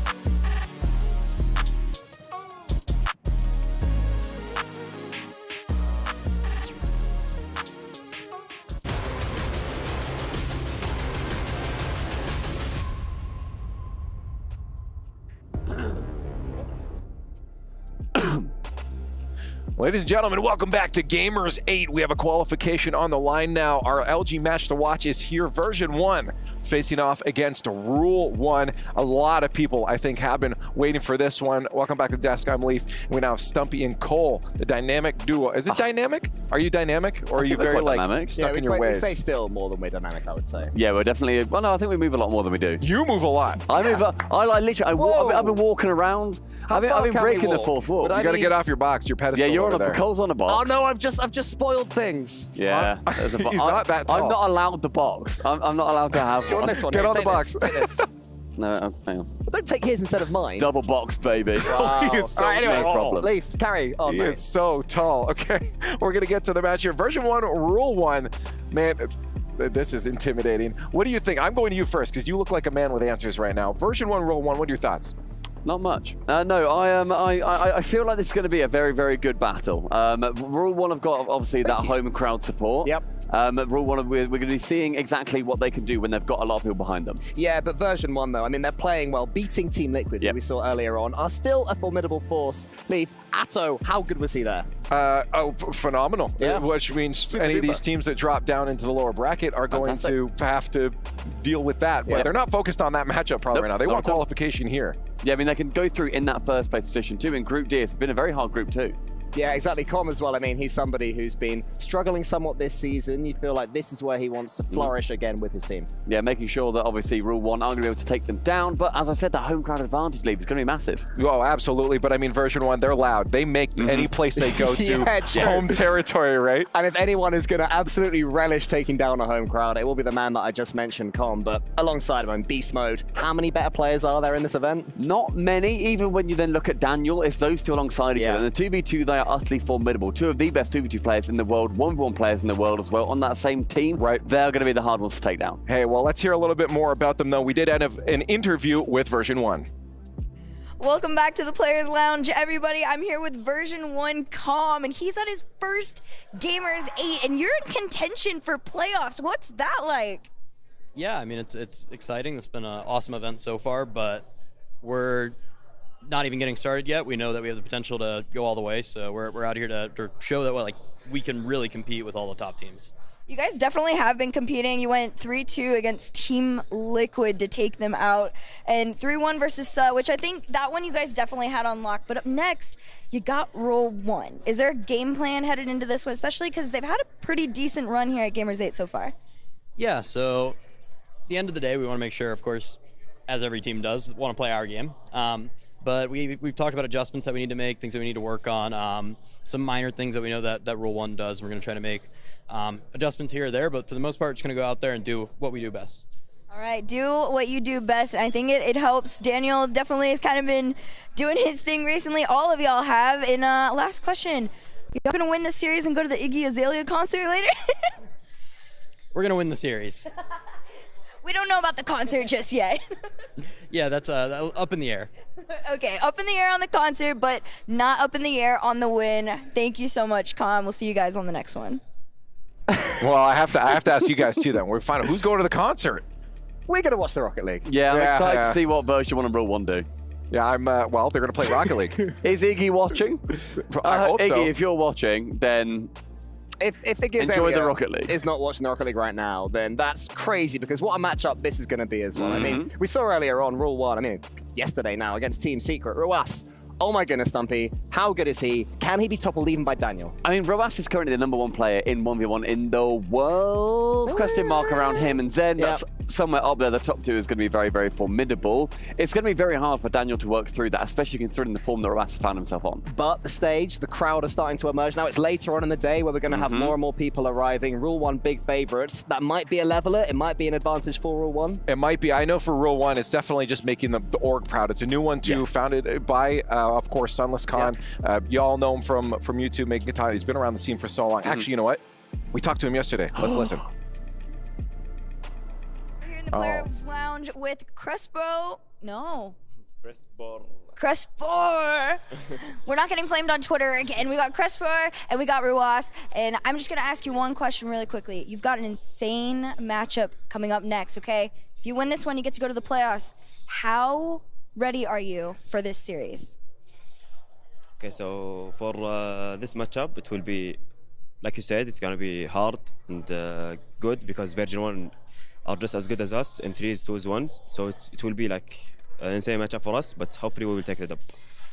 And this one's over to Ruas. Ruas, you've had such an incredible run here at Gamers 8. Are you nervous at all by any means, or are you ready to go? طيب صالح تقول لك في Gamers8 كان إلى الآن رن حقكم حلو فزتوا مباراة واحدة. هل أنت متحمس للمباراة الجاية؟ الصراحة أنا متحمس وواثق إن شاء الله بنجيب الفوز. he said that yeah, of course he's excited to play, and hopefully we will take the dub. All right, well, good luck today. And one last question. If you make it out of here today, what are you doing to celebrate? We're gonna have a huge party to celebrate, but of course we will have to play the day after, so it won't be like that much of like a party. So yeah, it will be like a little bit of celebration. Then after that, we will get ready for the next matchup. All right, mini parties, but not too much because they got a Gamers8 World Championship title to win. Thank you both so much. We'll see you guys next time. All right, it wasn't Silence. That was the other one. Fire me now. I looked at the wrong one. We forget you. But this was almost better, to be honest, because two things I took away from that is one is the ability to just be able to have fun off the bat. I mean, it's good to hear from teams then focus back up, but also how adorable. He's the one everyone's afraid of. What I loved as well was when Crespo mentioned the party, suddenly Ross went, like, yeah, it's like, yeah, they can still have fun, those guys. He's like, yeah, he is going to be down in Kit Kats like nobody's business. I'm very excited for them. But I mean, they were also saying full respect to version 1. They're like, they are as good as us at 2s, at 3s, and at 1s as well. So they know the enemy that they're up against. A team that won a regional in North America before, not making the major, subsequently not making worlds. It's disappointing. Now they're here showing what they can do. Yeah, exactly. Hopefully they're going to be having a fantastic matchup against Rule 1. Yeah. I'm excited to see how this ends up going. Probably the distance can be trading those 2s and 1s. It was also said by Fancy way back towards the start of the day, this was the one to look out for. Right. Here we finally are. I'm so excited, Lee. Oh, if you're not sitting in the stands right now watching this match, I don't know what you're doing. I'm here. Iggy Azalea. But I'm here. What are you? Can I go sit in the stands? Well, after this, I need you right now, though. Okay, but it's about I to rely start. on you. But it's about to No, start. soon. It's not ready yet. But I got to say, for version 1, though, for game plan, do you just tackle Rawas? He's the feared one on the I'd field. love to see version 1, if they lose game 1 and they get the choice, go into 1v1. Take him down head on rather than fear it and avoid it till game 4. I think also, realistically, they don't need to fear it that much. Exactly. Like, they're one of the teams, them and Vitality, that can really look at that matchup and think, that's not one that we're thinking, okay, that's an instant loss. They can think, oh no, actually, we can take that 1s, we can take these 2s. But yeah, I agree. Charge at them head on, see how that ends up going. Also, on that home soil, make them uneasy. I really want to see Com shouting. Yes. I want to see him loud and shouting and unsettling them. Equally, I want to see Rule 1 be like, we truly don't care what you're doing, Com. We're going to sit down, be chill, be zen, make sure that we play our game. Well, don't be zen. I mean, they can be better than zen. That's Move got to on. be the dream. Got to do even better. Hey, well, we're going to find out right now because it's a qualification match. Version 1, Rule 1. There can be only one. Again, version 1, they'll be looking to take down the monster of Rawas, the monsters of Rule 1. We'll see who qualifies right now as we get Rule 1 versus version 1.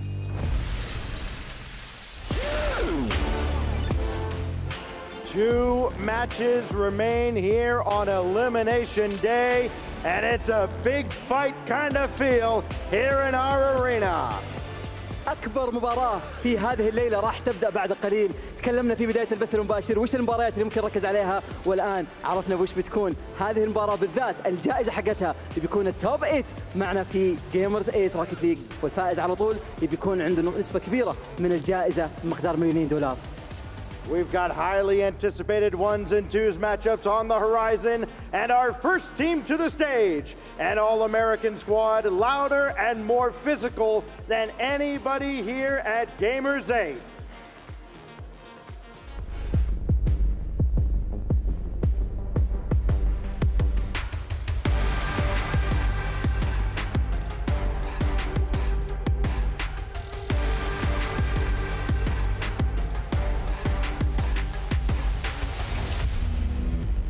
Please welcome to the stage, version 1!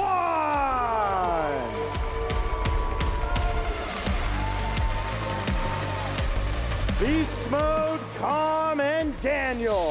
The first land for Daniel since joining V1. Vimo and Daniel, the dominant 2s duo, but they have not faced a duo like the one they're about to face tonight.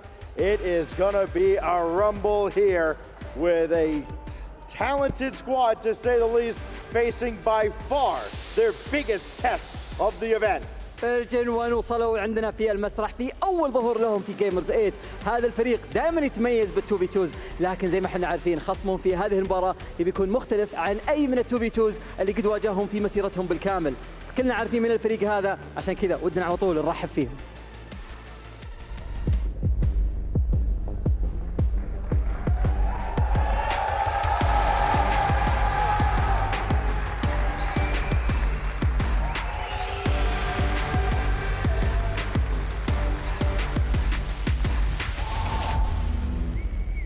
رحبوا بأبطال الشرق الأوسط رول 1.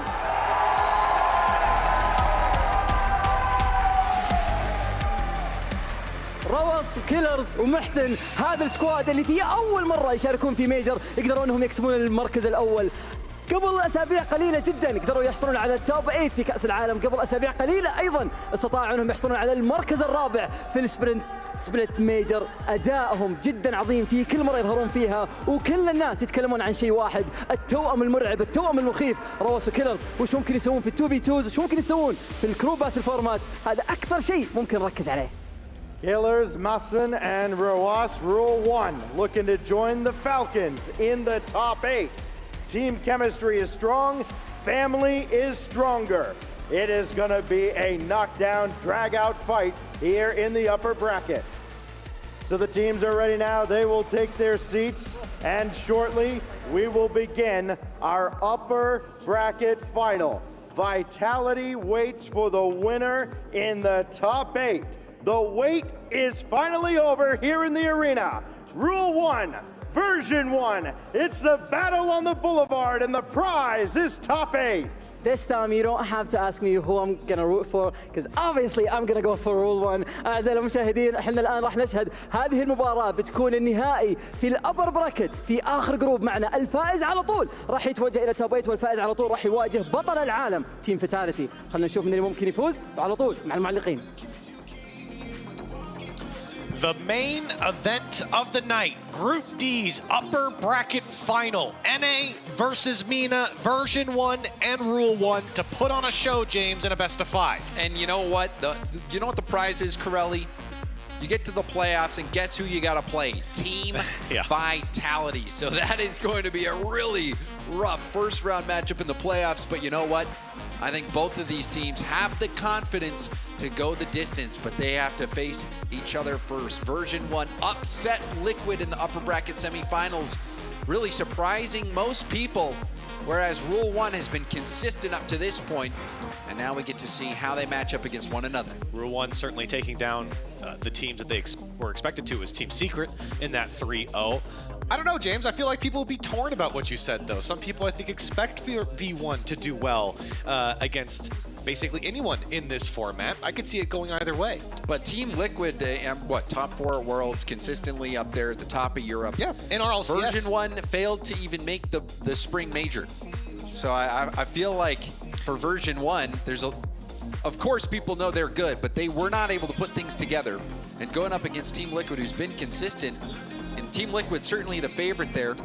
And I think regardless, looking now at just this series alone, I hope we can see a 1v1 between Daniel and Roland. Yes. I mean, the thing is, we're in for a treat either way. The 2v2 is also a matchup that's going to be special between these two teams. And of course, the 3v3, as you mentioned, version 1 struggled to make, they didn't make the RLCS World Championship, so we hadn't seen them for a while. Yeah, you know who, because of who? It was Rule 1.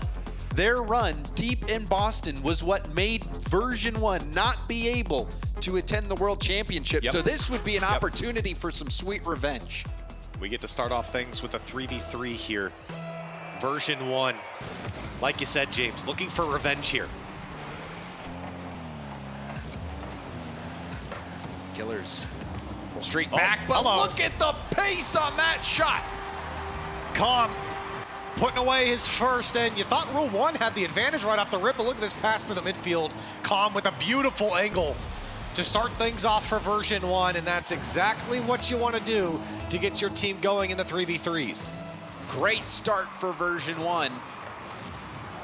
Kickoff will go right back to Rowas, beast mode.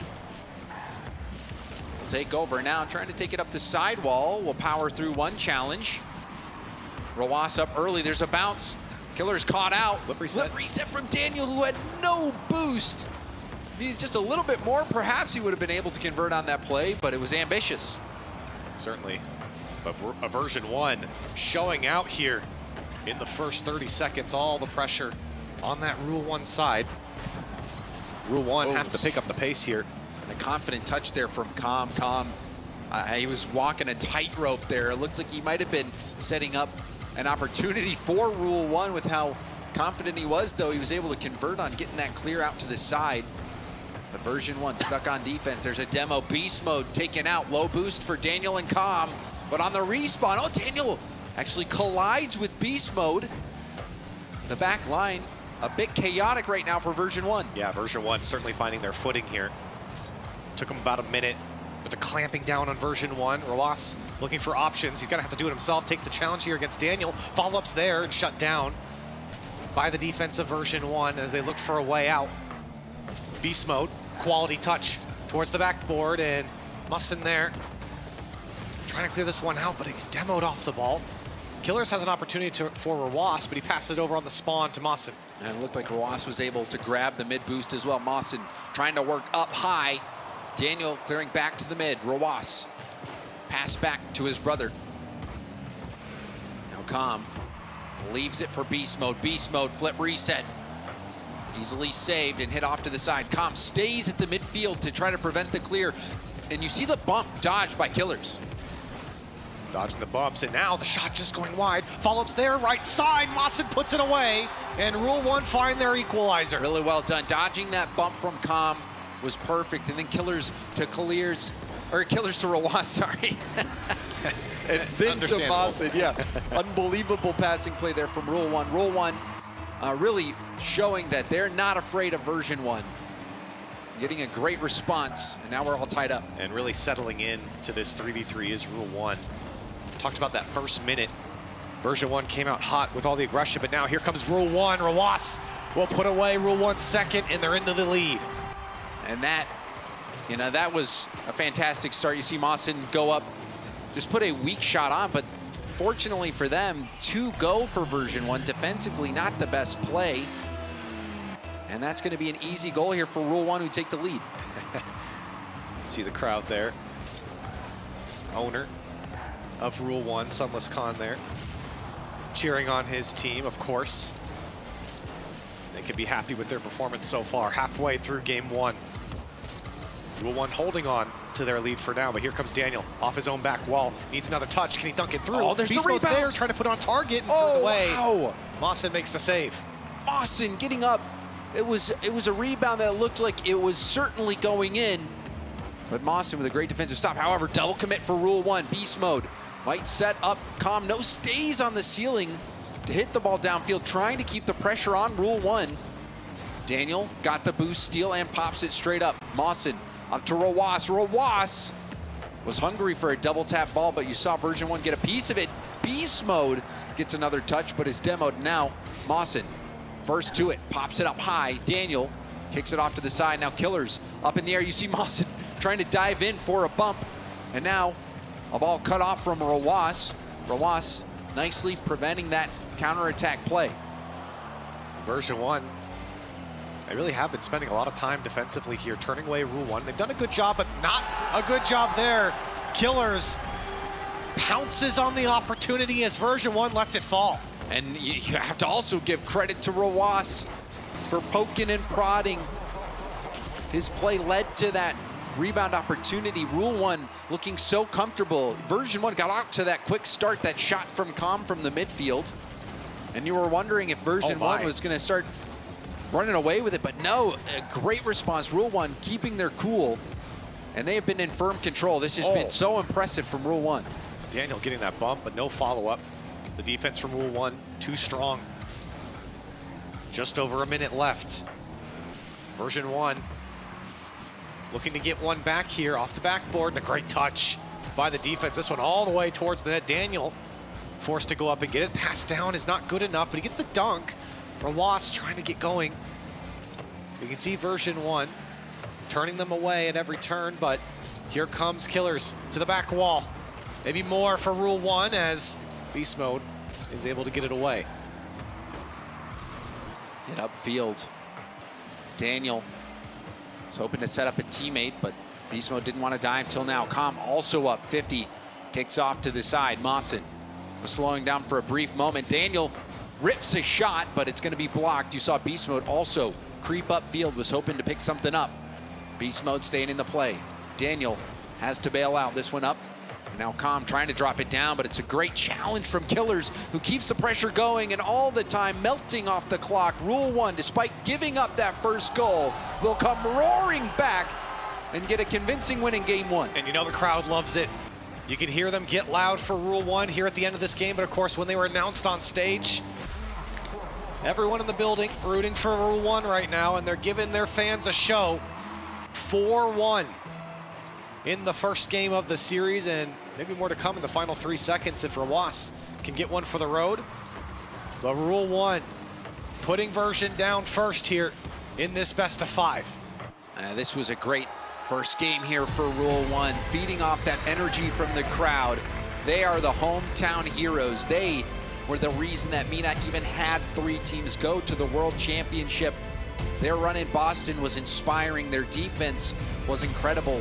Killers back in Boston was unstoppable, but this time it was an all-around team effort from Rule 1 that got this first win in 3v3. So a great start for Rule 1, and now you really put version 1 in a tough decision. And it's interesting because Rule 1, you know, they have the number 6 1v1 player in the world on their team. It's just that Rule 1 has the number 3. So it really is such a tough pick. You know, version 1, you talk to a lot of the fans from North America, they tout the Daniel Beast Mode 2v2 as one of the best in the world. And I think that's what you have to go to. And I think that might have to be the pick, unless Daniel, for whatever reason, feels extremely confident over Rawas. But I would imagine you go 2v2 and leave that 1v1 for later. I suppose we'll see. Yeah, I think you kick that Rawas can down the road if you can help it. Rawas has been so frightening. If you saw Rawas play up against KV1, who's also an incredible player, who we saw destroy Mike Boy, KV1 shutting him out. Well, Rawas beat KV1 13-4. So I don't think you really want to go into that 1v1. And you can see a wise choice come out from version 1 and 2s. For what it's worth, Daniel does have a winning record against Rawas all time, but in the 1v1, but we're not going to see it, at least not now. We will see the Daniel Beast Mode, the Rawas Killers, the brothers take on the powerhouse of version 1, and Beast Mode gonna strike first. Just a little chip. That demo made it where there was only one player to beat, and as soon as Beast Mode saw Rawas diving in, just popped it up. Wasn't the fastest shot, only 60 kilometers per hour, but it's enough. So again, version 1 getting on the board first, but we saw this in the last game. Rule 1 just needed a minute or so to calibrate against the opposition, and then it was all Rule 1 after that. Rawas looking for space, calls upon his brother to help him out. Daniel threatening here with the flip reset, comes down, Beast Mode's there, and good coverage by Killers and Rule 1 to get out. Yeah, the twins, they're gonna try to fight their way back into this one. And it's so cool getting to see family compete at the highest level in Rocket League. We've seen a few incredible twin duos in esports in the past, and in sports in general. And this Rawas Killers combo, it looks to be one that will also etch their names into the esports history books. Certainly building a legacy with the twins here on Rule 1, and beating Daniel and Beast Mode would be just another notch in the belt, as Daniel and Beast Mode, they poke it free. Daniel has an open net, and it's 2-0 version 1. Strong start here, version 1. They are able to isolate. You saw Killers go for that when he was last back. And in those positions, we've seen version 1 have a little bit more speed. We saw Beast Mode tip it over Rawas. And it looked like, I don't know if you saw it, it looked like a little hot swap there on the kickoff. Great start here for version 1, but again, the game is quite young. 3:30 on the clock. Version 1 having a lot of control. Daniel's going to test his luck. It's denied instantly by Killers. Beast Mode needs to get a quality touch. He does. He backs up Rawas. And version 1 really, well, hold on. Demo. For a second, I was about to say they're not really pushing their limits here, but a demo could have opened up some space. But again, good coverage there by version 1. A nice boost stealing as well. Beast Mode on 0. Daniel less than half a tank, but uses that less than half a tank to get the save. And now, kickstarts an offensive approach. Saw Daniel, he wanted more. He wanted to let that one drop, but the defense read it. Killers Tries to cut Daniel. Now Daniel, he might have some space to work with here. That's a tough angle. And couldn't find it. Beast Mode forced to retreat. Killers was playing wide. That play fizzles out. However, there's a demo and there's a pinch. Beast Mode was trying to get there quick just in case somebody was going to be there. The defense from version 1 has been rock solid so far. Rawas, threatened by a bump from behind, had to quickly go for a flick. Daniel, he's tried to get that bump from behind a couple times, and he's made contact. No demo. Trying to throw off the flow state of Rule 1. Have stayed very grounded here against version 1, just trying to slice their way through the two-man defense of version 1, but Beast Mode now finding space for himself. He's going to put it a white near post. I think this was a surprising shot for Killers. You know, Killers, once he saw that first touch, recognized that he was vulnerable if a shot came out, and Beast Mode read that defense perfectly, was able to quickly pull the trigger. And it was all thanks to that incredible first touch in the corner, being able to, in an awkward spot, set up for a shot in that position was remarkable. 2 minutes left is plenty of time here for Rule 1. Like we said in the first game, they needed some calibration that first minute. Time slowly becoming a factor. Goal here would look nice off the crossbar from Killers. Daniel was beat. He was inside his own net. Now Rawas. Drop it back to Killers. Space here to work with. Looking for net. And that version 1 defense, especially in the air, has been impenetrable so far, James. And Daniel, even in threes, if you've been watching him lately, very defensive, likes to play last back. Oh, but now it's a double commit, wide open net. And there's the caster curse, Corelli. You talk about their defense, then they instantly double commit. Well, and this was a Beast Mode that had no business going for this one. Just let Daniel play that one out, play safe. And Rule 1, great to capitalize on the mistake from the North Americans. One back for Rule 1, finally on the board here with 1:23 left on the clock. Still plenty of time to make the comeback. Pull here, though, would make it much more difficult. Rawas stretching, keeping that ball out by his fingertips, and denying that corner boost from Beast Mode. Oh, you gotta be great. Going for it, trying to 50 this rebound back to the middle. Rawas off the backboard. Daniel and Beast Mode both go, and it's tipped up and over. Low boost situation again. Daniel has to retreat for the corner. Pass from Killers to Rawas. Rawas! Bang! A powerful shot, and that beats Beast Mode. And you could see from Killer's POV, he knew Daniel wasn't going to get here. And look at the space that's left for Rawas. Puts it left side. Beast Mode gets a touch, but it's just not enough. The power was too much from Rawas. And Rule 1 have made it a 1-goal game. There's that determination. We even saw it immediately following that first goal in Game 1 in the 3v3s. Rule 1 did not let it affect them. And they are fighting till the very end, and they tie it up! Twisting and turning.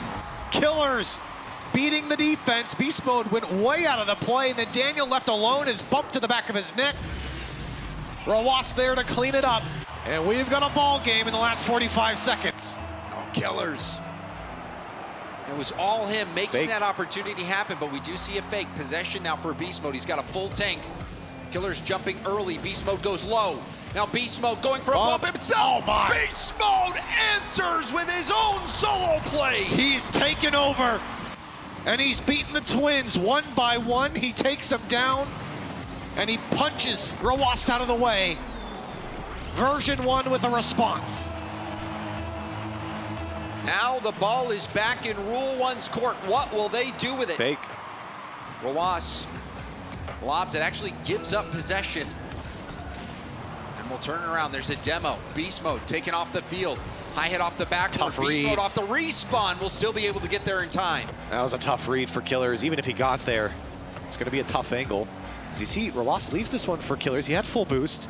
Now trying to get through Daniel, who's already up, and my goodness, what a read from Daniel. Beast Mode not allowing Rule 1 to think here in the final 10 seconds.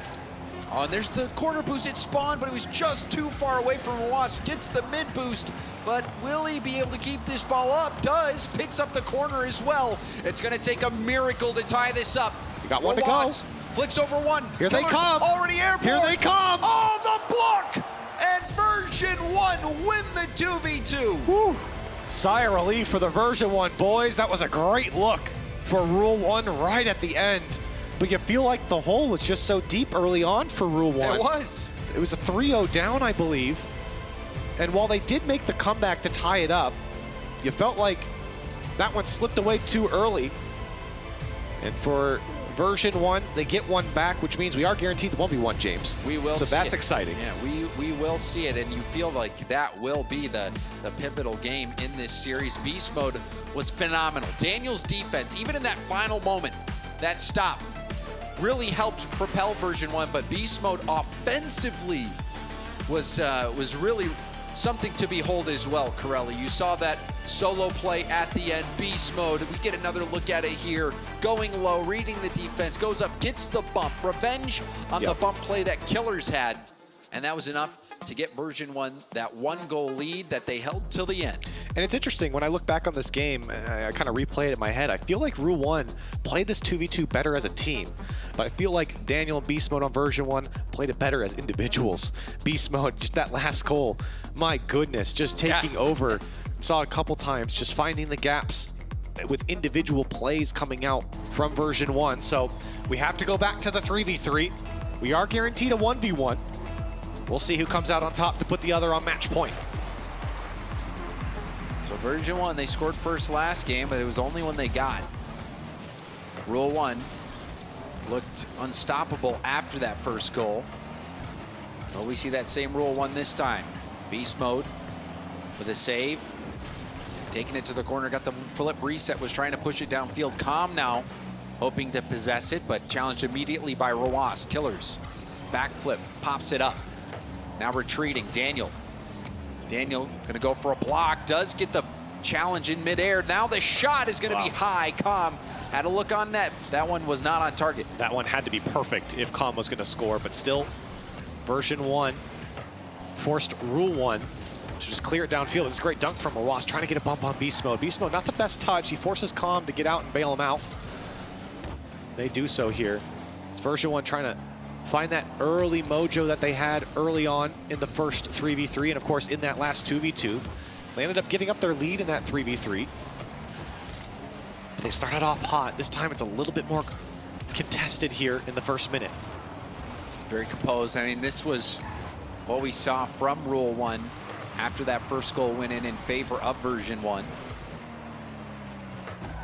And the defense from Rule 1, really what they're known for. They're going to need it with the weapons that version 1 threatened with. Here's Daniel.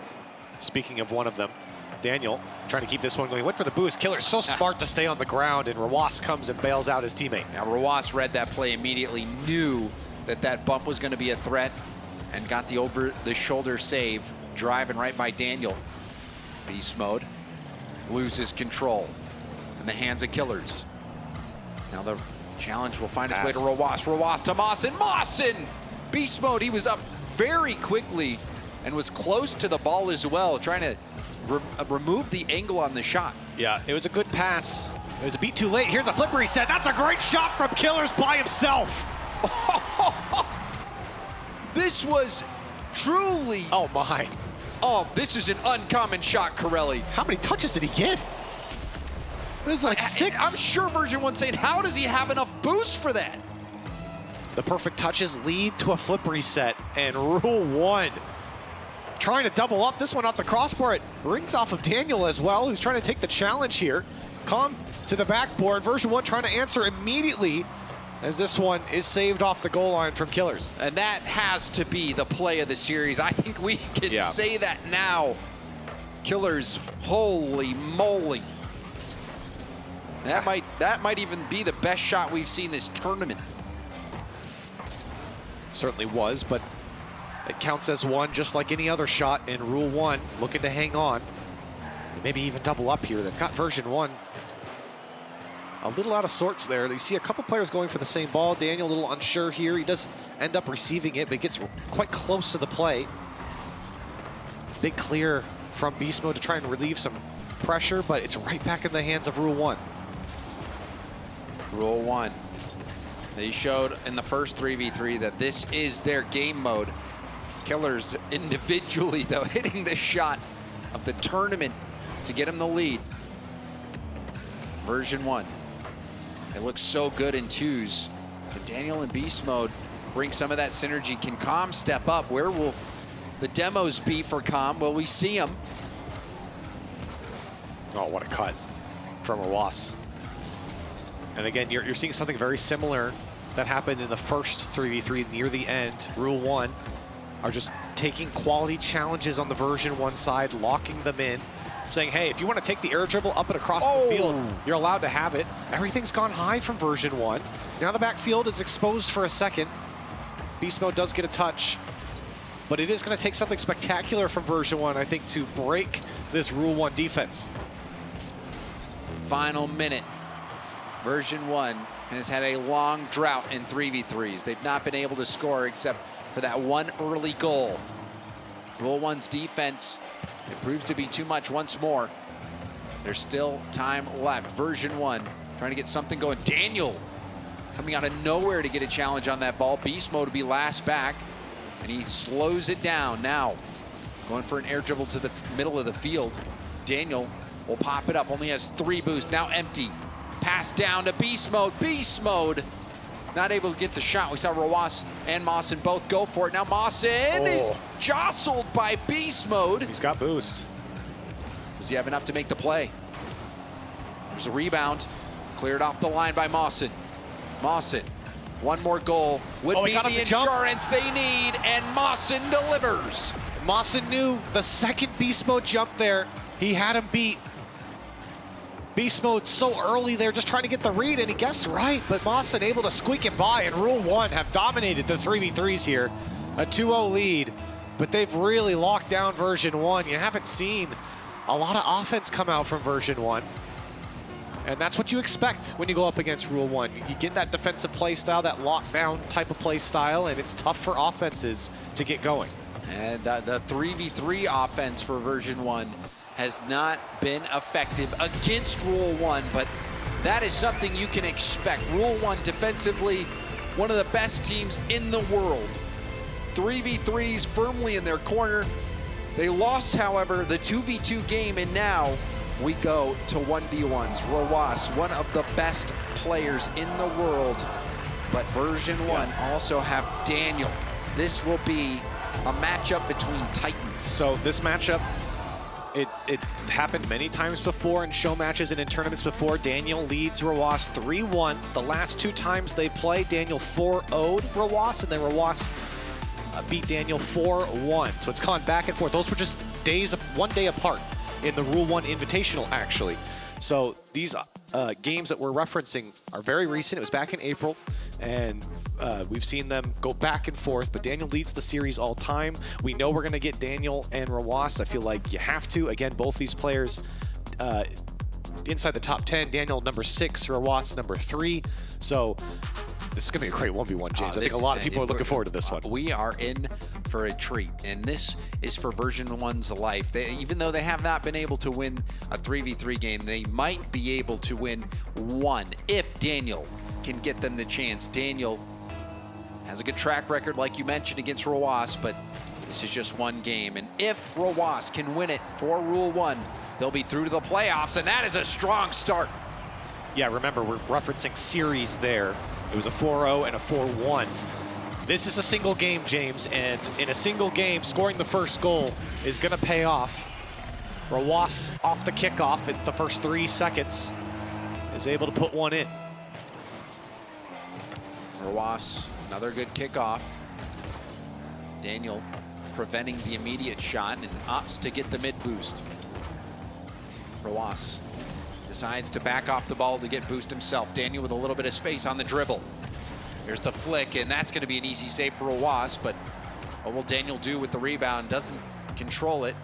And now Rawas trying to take some time, baiting Daniel in. There's the flip reset. It's a thing of beauty.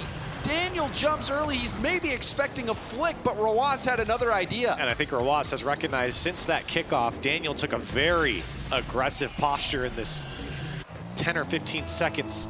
And because of that, Rawas takes advantage when he's got Daniel's back turned. So a 2-0 lead now for Rawas. As Daniel trying to get one back. Both of his opportunities have just been so weak from him. He's got zero boost trying to punch Rawas out of the way, but now Rawas all the way down the field. Is it going to crawl in at will? 3-0 for Rawas. What a start from Rawas. He's got Daniel's number right now. And man, that last goal really was so impressive. Daniel's thinking, oh, his jump is gone now, and Rawas just gets the flip reset right around him. Now gets that long-range goal. The game started out with a goal off kickoff. Daniel he's going to be struggling a bit. And it's a tough thing to do, giving up 3 goals in that first minute. Yeah, you've seen the aggression from Daniel. Now he's trying to back off Rawas, and he gets him for a second, but again, Rawas's defense perfect. And Daniel's shot's just off the mark. Flip reset inbound. As he waits, drops it down. Rawas just knows exactly what Daniel is going to do with the ball. Oh, and then the corner boost spawned on Rawas. Does Daniel know? I don't think so.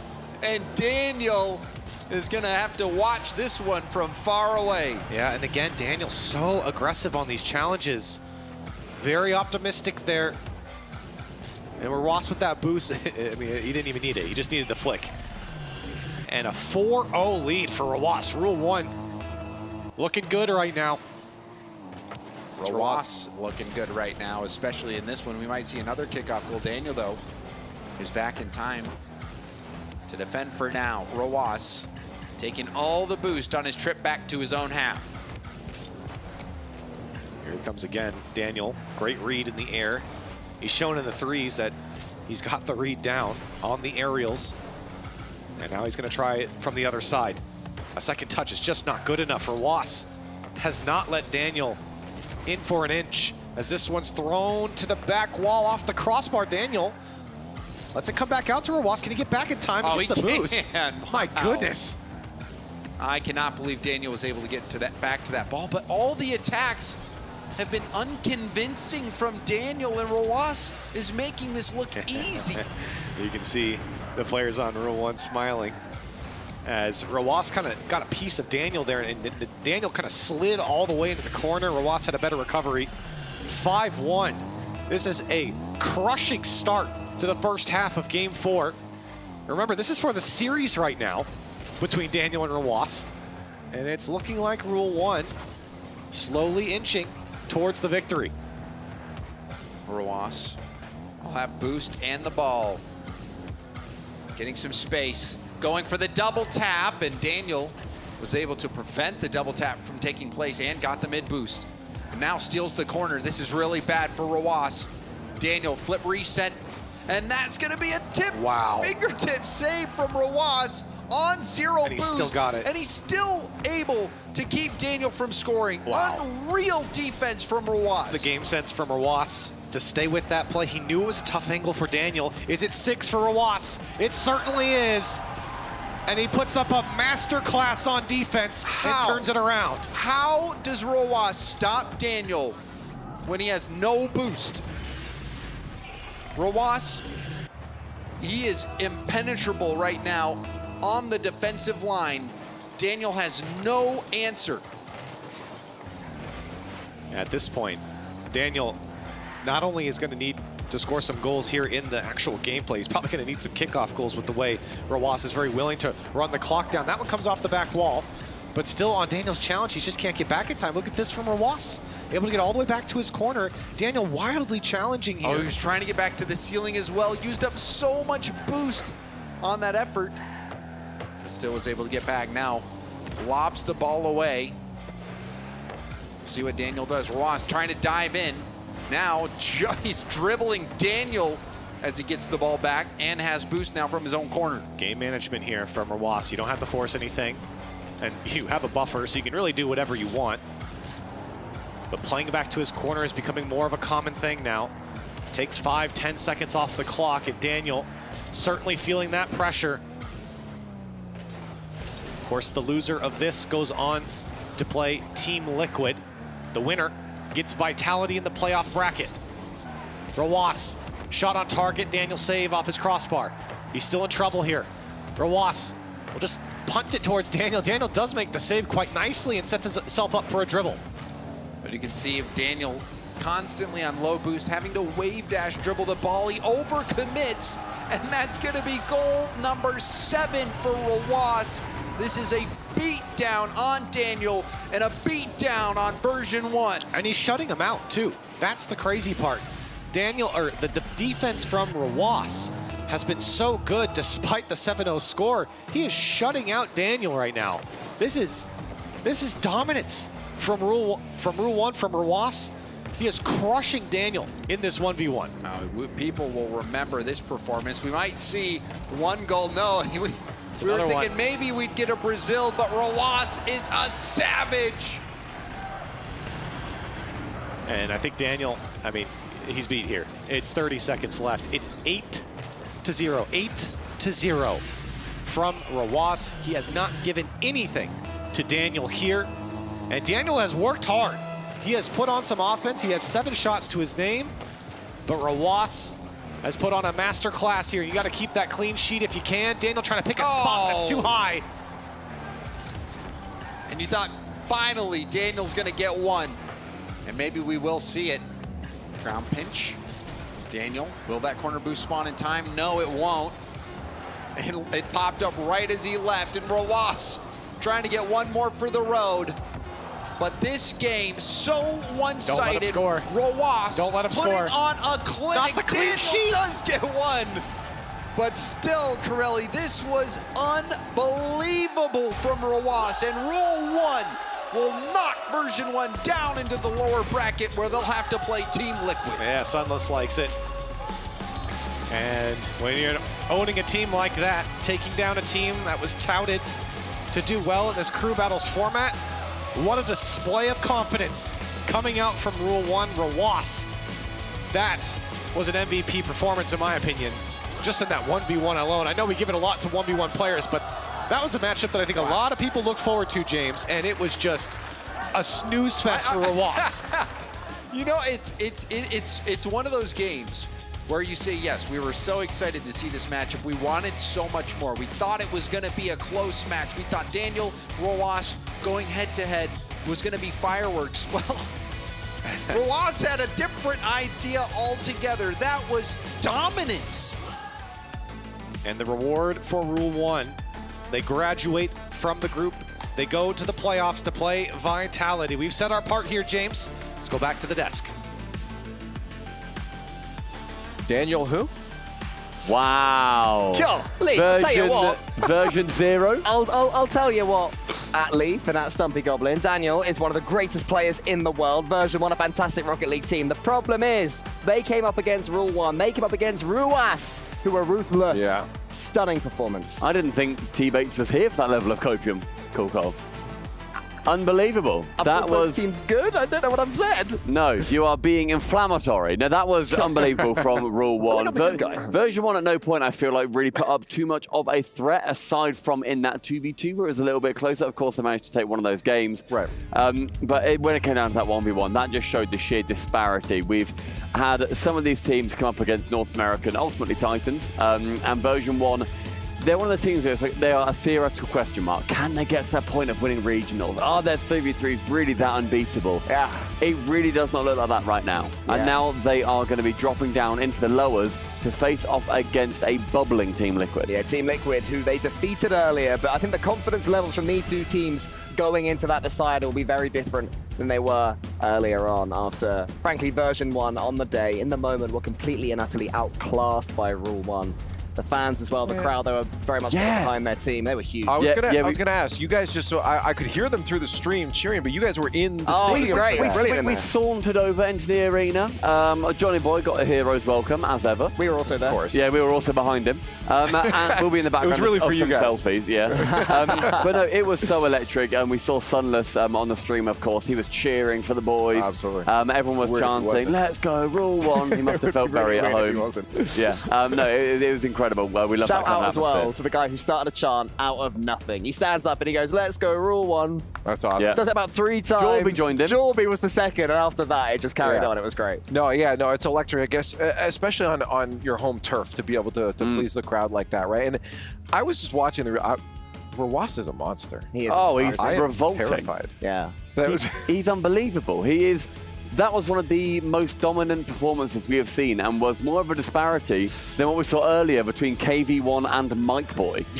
Like, that was a higher the difference scoreline. between the two is more. Yeah, it was it was crazy. Daniel was one of the best 1v1 players in the world, and Ruas embarrassed him. Yeah, he did. We've also seen in this very tournament, Zen lose a 1v1. Ruas is looking unbeatable right now, so those little power rankings certainly fall in the way of Ruas. In those 1v1s for sure, but all around Rule 1, all three players have stepped up phenomenally, and I think it's a treat definitely to watch them. Let's get to our STC play of the game, and this one is going to go over to a passing play. It was Killers.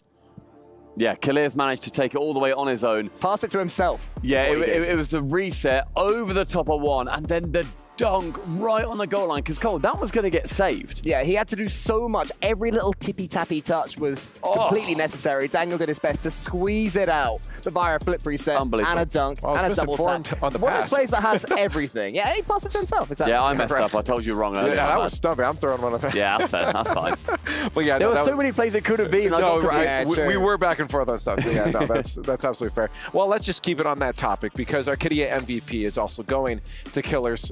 Again, all around. It's not just about the ones where Was is a monster in those ones, but all around this player is just a threat on the field. Yeah, I mean, my initial thought would be Ruas because he's playing so well, but then you remember the fact that he defeated Daniel almost too easily. If that was like a 10-9 overtime, we'd be saying, we already guarantee that's a win. Exactly, right? Whereas Kalias, he was the difference in the tougher game modes, the 2v2, which was only 1 goal difference, and what a goal it was, the one that we've just seen. Oh, sorry, no, this 3v3, which was the 1 goal difference, and what a goal it was. Kalias also just looked, you're completely right about Ruas. Half the people in chat, I'm sure, are saying, why did you not go Ruas? And then the other half are saying, no, Kalias is absolutely deserving of that. It was split down the middle, and I am blown away by how those twins are performing right now. Yeah, no, I really am just honestly excited. I wish they hadn't now qualified because like now we don't get to watch them. All right, Leaf. I'm actually quite enjoying You should not step into that arena after saying that sentence. It's selfish because I want to watch them again today. Leaf is going to come in, take the mic off Stacks and go, actually, I'm quite disappointed that we want to go. Anyone agree? Let's bring them back in. I don't want to have to wait until tomorrow another day to watch them play. Fair. I'm sorry it was a selfish thing. I just want to see them play again. But Leaf, can I tell you something good? Okay. They will be playing Vitality. Oh, that's an easy one. We will be seeing that in the quarterfinals tomorrow. What? That is we're going to be seeing, because bear in mind it's best of 7, so we guarantee the 2s and the 1s. We will be seeing tomorrow Zen versus Ruas on LAN. Watch neither of them field those players for once. I will would be go up on hilarious. stage and I will shake Ferret until it happens. What, you don't want to see Radosin Mosin? That's what I want to see. Don't even. Don't you dare. That is just, those are great players too. This is rude if you don't want to see Exactly, them. yeah. Don't try to have this on me, Mr. I'm Sad Rule 1 qualified. Yeah, Cole. Oh, no. No, I'm the bad guy. How is this happening you are. again? Okay, well, you guys work it out. We got to go to a break. We got, unless I can't count, one more match though. Coming up next, it's our last qualifier, version 1 and Team Liquid.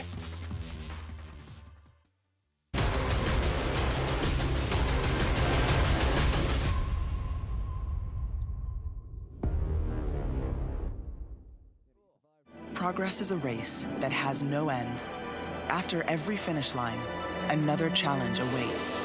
How can we continue to push innovation in a sport at the forefront of technology?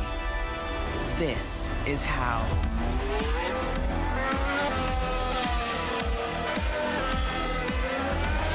Discover how Aramco and the Aston Martin Formula One team aim to meet Formula One's sustainable fuel targets. Aramco, powered by How.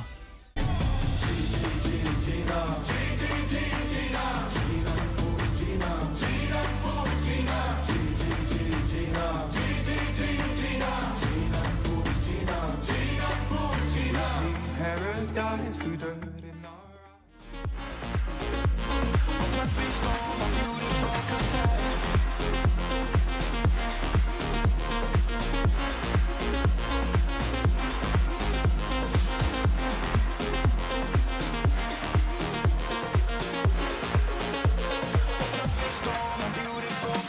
catastrophe.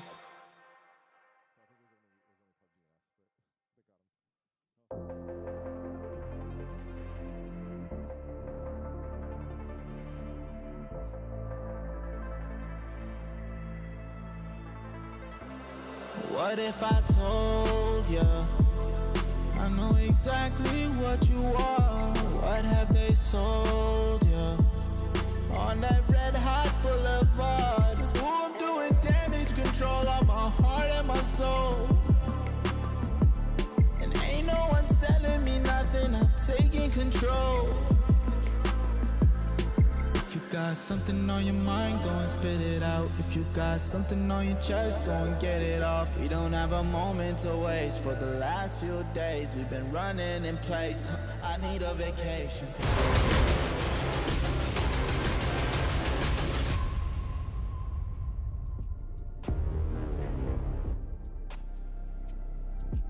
Holy macaroni, I can't believe that we've already come down to the last match of day 2. We started the day saying there's 10 matches ahead of us, and now we're already here. They've been exciting, they've been phenomenal, and I'm excited for our last one. Hi, I'm Leaf, and joining me now for the last few desk, brain, smartnesses. That's right. I don't have them. That's why I couldn't formulate a sentence. That's right. Is Jarvi and Shimako. I think every single time you say that, my IQ goes down. I don't know. Every time he says it, I get the ridges in my brain doubles.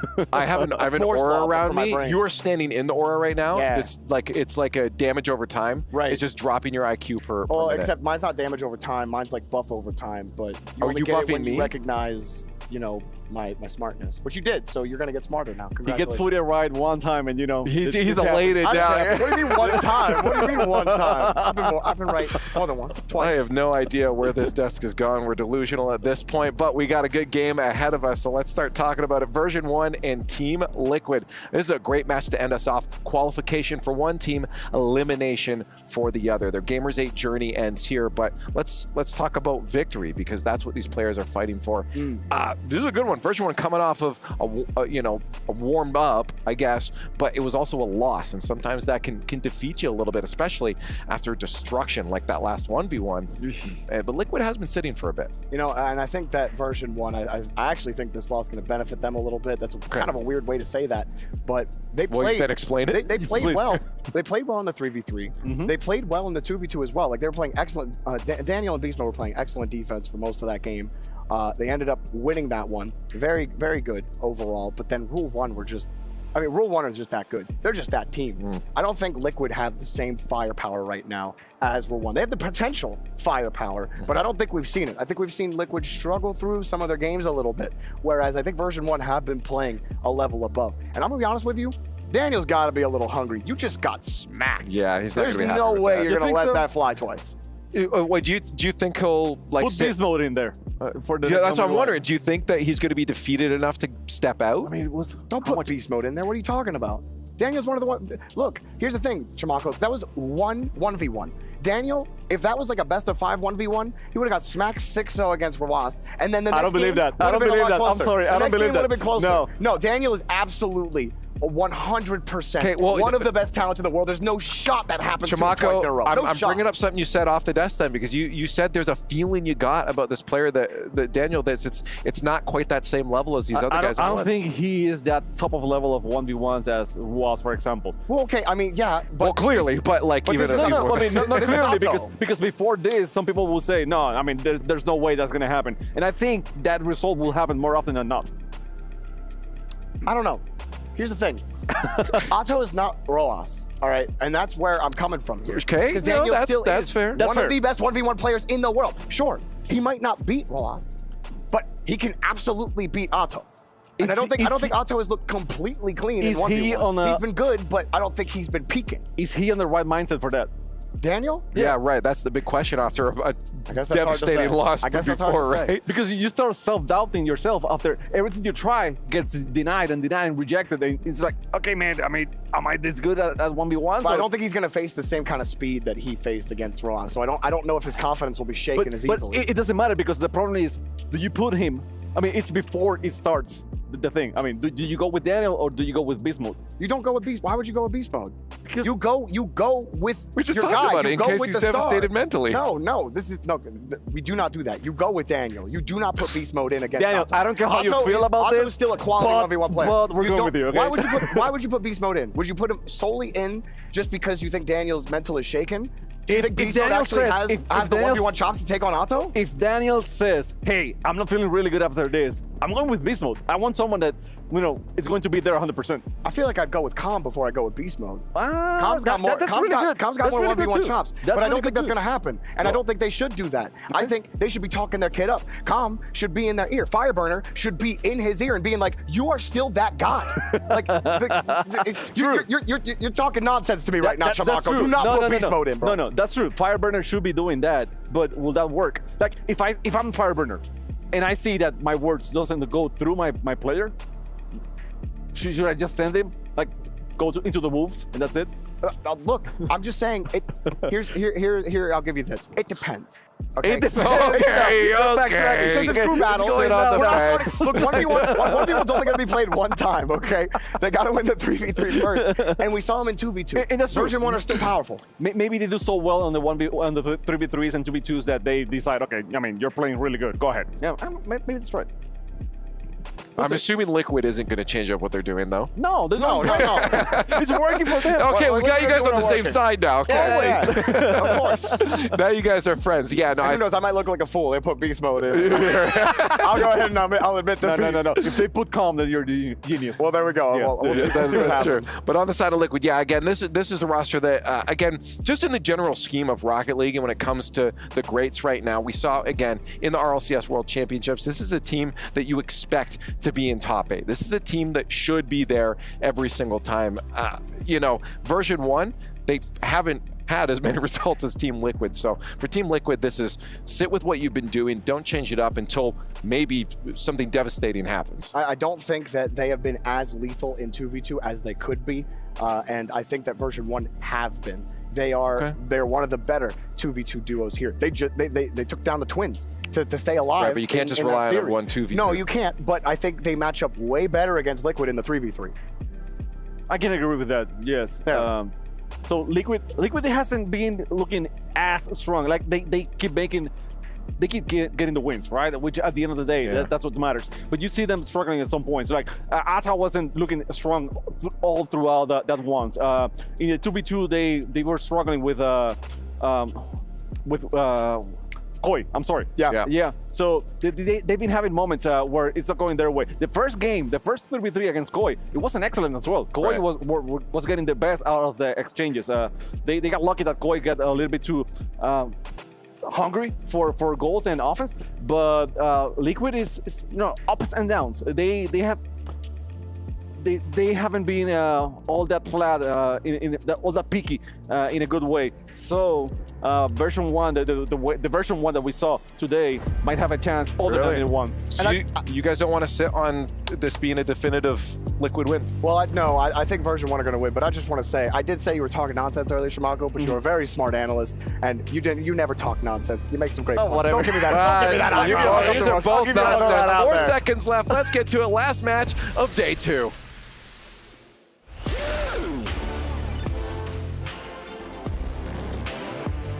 One more match. 7 teams have punched their ticket into this weekend's playoffs, but the stage will only accept one more.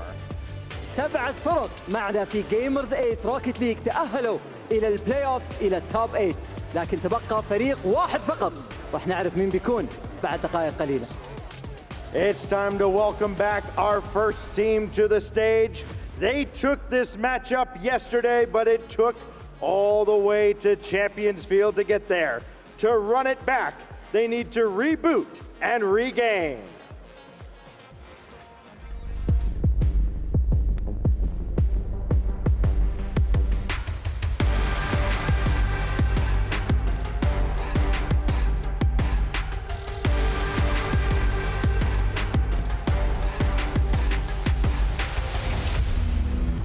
Please welcome back to the stage, Version 1!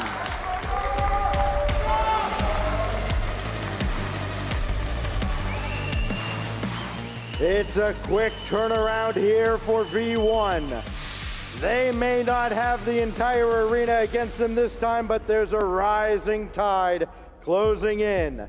There's no more lives left here for the Americans. Their backs against the wall in a rematch of yesterday's upper semi. ضاعت آخر فرصة عند فريق فيرجن 1 قبل قليل بعد ما واجهوا رول 1، خصوصا في ال 1v1. دانيال جاي يحاول ينتقم من اللي صار قبل دقائق قليلة، لكن الآن الفائز على طول يبي يتأهل إلى التوب 8. الفائز على طول بيكون معنا من أفضل 8 فرق في أنحاء العالم في جيمرز 8، لكن خصمهم ما هو غريب على المسرح، شفناه 3 مرات اليوم، والآن راح نشوفه المرة الأخيرة في آخر فرصة له للتأهل للبلاي أوفز. خلونا نرحب فيهم.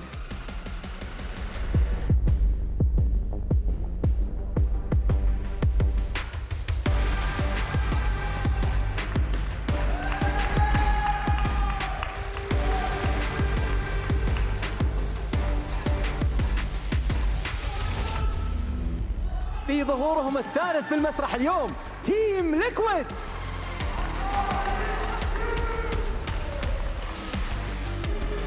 الفرق اللي نتحدث عنها دائما تكون مخصصة في الكرو باتل فورمات قليلة جدا، لكن تيم ليكويد هو من أوائل الفرق في أنحاء العالم اللي مخصص له هذا الفورمات. تكلم عن الونز، التوز، حتى الثريز دائما يكونوا متميزين فيها. لا ننسى أنهم مروا في 3 مباريات اليوم فقط بس عشان يوصلون إلى اللحظة هذه، فازوا في كل مباراة وصلوا إلى نهائي اللور براكت، والآن مباراة واحدة فقط تفصلهم عن التوب 8. Team Liquid nearly pulled off the reverse sweep yesterday. Atto has been the big dog here in this matchup. The Super Splash Bros are out for revenge, but they've still got a tough task ahead of them. The players now will take their seats. Y'all know how this works now. Battle stations for our last match of the night.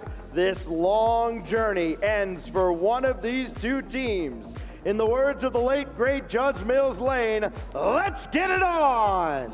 24 فريق بدأنا فيهم البطولة، الآن ما تبقى إلا 9 فقط، والآن راح نودع الفريق الثامن منهم ونتأهل فيه إلى النهائي، لكن البقية راح على طول ينتهي مسيرتهم في جيمرز 8. خلونا نروح مع المعلقين نتكلم أكثر في آخر مباراة في ثاني يوم معنا في روكيت ليج.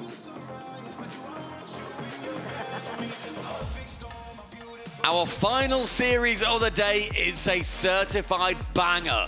Version 1 taking on the mighty Team Liquid in the lower bracket final, trying to qualify from Group D in 2nd place, Cole. 2 teams that have made it here in very different ways. Version 1 defeating Team Liquid in a Game 5 in their 2nd match in the upper bracket semi-finals. They were felled by Rule 1 earlier. Team Liquid, whom they felled, had to take the long route, defeating Koi 3-1, defeating Secret 3-1. And they have a secret weapon up their sleeve. The man in the middle doing his wrist exercises right now in the hat. Atto is coming to the boil beautifully. We've also seen just how well those exercises do go for them. At Worlds, they were stretching on the stage. They got the entire crowd to join in with them at one point. Everyone was stretching their arms up, they were stretching their arms out, they were stretching their wrists. It was a fantastic time, making sure that they are taking on those holistic approaches to make sure that all of their gameplay is going to be as on top as possible. But they are not on top.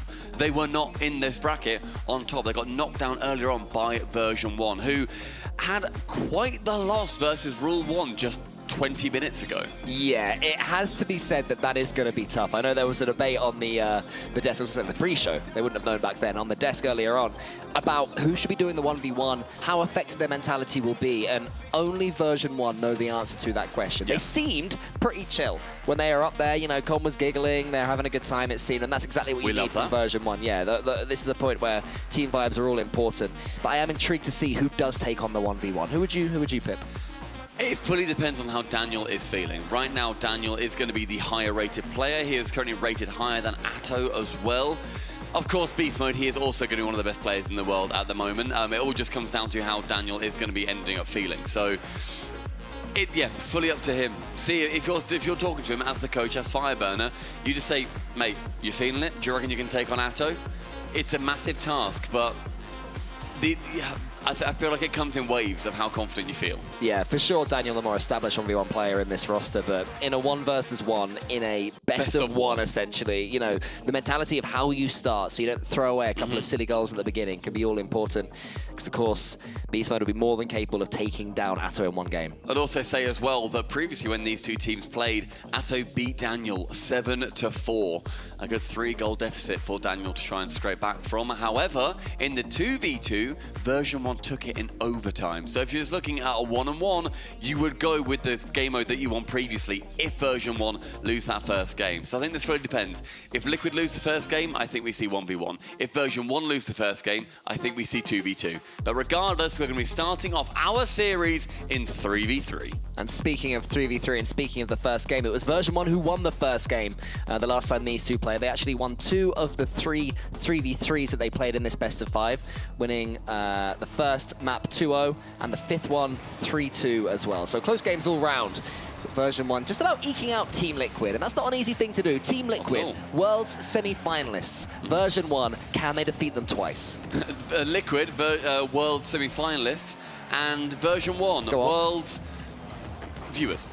Ultimately, they might not have watched. They might not have watched. It's very true. They weren't there. They've not been going to these RLCS lands. They haven't been qualifying for them. Whereas Liquid have made every single one, and have got a top 8 minimum at every single one that they have ever attended. Well, let's see version 1 prove Team Liquid wrong. It's already been a bit of a back and forth start between the two teams as Beast Mode takes a touch. A huge demo flies in. I'm sure we'll see that plenty of times with Atto on the pitch. And Oski is able to use that. Here goes Atto. Oh, there he goes. I cannot wait. Honestly, I've just realized this. It's Atto versus Com. Oh, yeah. Which one of these two gets more demos? There's going to be car parts strewn across the entire pitch. Flying everywhere. Just all over the place. And I'm excited to see just who is going to be taking home one of those Exterminator medals. It's going to be very exciting. First minute, though, currently gone without any incident. Chronic with his brand new C on the end of his name. Yeah, a little style choice. He tweeted about it. He X'd about it the other day. XT tweeted about it. I actually told production earlier, I was like, there might be a mistake on his name. I hadn't seen the tweet, so I was wrong, man. My bad at production. Silly Billy. But now a minute 30 on, still no incident. Atto immediately hunting, removes Daniel whilst his team are defending for their lives, sending 2 to that ball as well in the back corner. Atto is going to be returning. With the 100 boost taken, takes it over to our Beast Mode. Beast Mode changes trajectory, ends up bumping Atto away from the ball. Pretty comfortable defense so far from both sides. Yeah, they're looking comfortable right now, both teams. And this is what version 1 need, I feel, to just slowly move their way into this series. Don't want to start too explosively, apart from Com. Here is Atto trying to cause an explosion in the version 1 goal. Not going to happen on this occasion. Chronic can retreat back, but Com's closing him down quickly. That's what we need to see from Com. I feel like he's at his best when he is the first man forward for version 1. Making sure he's involved in the play as possible. There was a miss there on the left wing. Oski gets the angle, but it's saved.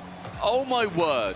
Those angles, I swear, are becoming so much more prevalent. Yeah. In this competition specifically, we've seen so many. Oski up for 1, the second is going to be blocked out by the defender. He's going to be bumping back down to ground with not a goal to show for it. Bump down again is a Chronic. Ball falling all the way into that back corner for Oski. Side will redirect, is maybe on the menu. One pass in, gets the reset, in fact. Nothing to come from it still. Com removes Atto. That's going to be the first demolition between those two particular demolishers. Yeah, first of many, I am certain. Here is Atto. He'll take a touch, try and G in some version 1 players. Beast Mode, though, for his worth, shows some patience. Is it going to backfire, though? Daniel's trying to get the save. So are the rest of his team. Oski comes in, but he can't get that final touch. Okay, that looked very, very dead on. I'm intrigued to see just how large Oscar managed to swipe it away from the net. A Chronic faking low. He has 0 boost, so he then just goes for Daniel. Love the idea, but the execution not quite there on that chance. 2 minutes now remaining. Team Liquid midfield sees the ball fall to just a Chronic. Starting to steal the boost, though, at Team Liquid. And it's just managing to let them move their way into version 1 territory at will as it currently stands. As Atto takes a touch, we see some shenanigans from demo attempters there off the ball. Oh, there's one. There's another one, yep. Oski up against Daniel. Daniel has to win this challenge well, and he does. He can go forward, a counter-attack, a rare foray forward for version 1. The team in green penned back somewhat at the moment. But still 0-0 to show for us. They'll be taking this right now. Won't be too disappointed because every goal could be the winner in game 1. Minute 20 now, ticking down. Atto going central. Chronic's going to be there with Beast Mode. Beast Mode's been winning that race. Actually just gets rid of the possession of the ball. Now it falls back down towards Oski. 70 boost. He goes up against Daniel. That's going central. Not quite on target, nor slow enough for Chronic to be able to catch up. 1 minute now. 50 boost for Chronic with the reset. Sees only Daniel. Goes low. The double reset was on the cards. Atto actually gets a fantastic touch, but nothing to show for it yet again. The mechanics are there for Liquid, but they can't quite string them together for a goal. Remember, the loser of this one walks away with $50,000 for a 9th to 12th place finish. Whereas the winner, they are the final qualifiers in the final 8, and it's looking like it could be V1. 44 seconds. Com receiving the pass from Daniel with a lovely reset. Chronic has to just wait, see what happens. And Com with a relative tap in. 1-0. Version 1 lighting up the arena in purple. Speaking of the playoffs, it will be a battle against Oxygen for the winner, so a very winnable quarterfinal for either of these two teams as Beast Mode tries to double Version 1's lead and double their grasp on the first game. Atto almost gets the double tap as well there. It's almost into the corner. Beast Mode is able to get it away. 30 seconds now, we will see the full liquid press. I think that wanted a pass to Oski, but Oski just ends up rotating out, unfortunately for him. Atto up higher, Chronic with a demo. He can now rush this. He's got the reset, he's got it on target, He's got the dunk, but Daniel masterfully takes it to the corner. Oski relieves that ball over towards Com, and the final 10 seconds is going to be huge for Liquid. Chronic has to make something happen. He has to make it happen now, but Beast Mode ain't letting him. Oski's turn. Another demo off the ball to the ceiling. It could be the 0-second equalizer that Musty. Is it an effective pass? It could be. Chronic can't get it on target. Atto tries to get it to his team. Unable to. Oski keeps it alive to the ceiling there. Atto can only send it backwards. It's no longer there. Com, huge fist bumps. 1-0 V1. I want to call you up on something, Cole, that you said that I fundamentally disagree with you about. Again. And I didn't do it professionally in the middle of that game. Thrice. You said that the quarterfinals was very winnable for either of these teams versus Oxygen. Oxygen is a horrendously hard team for either of these teams to face, considering their form in Gamers8 specifically.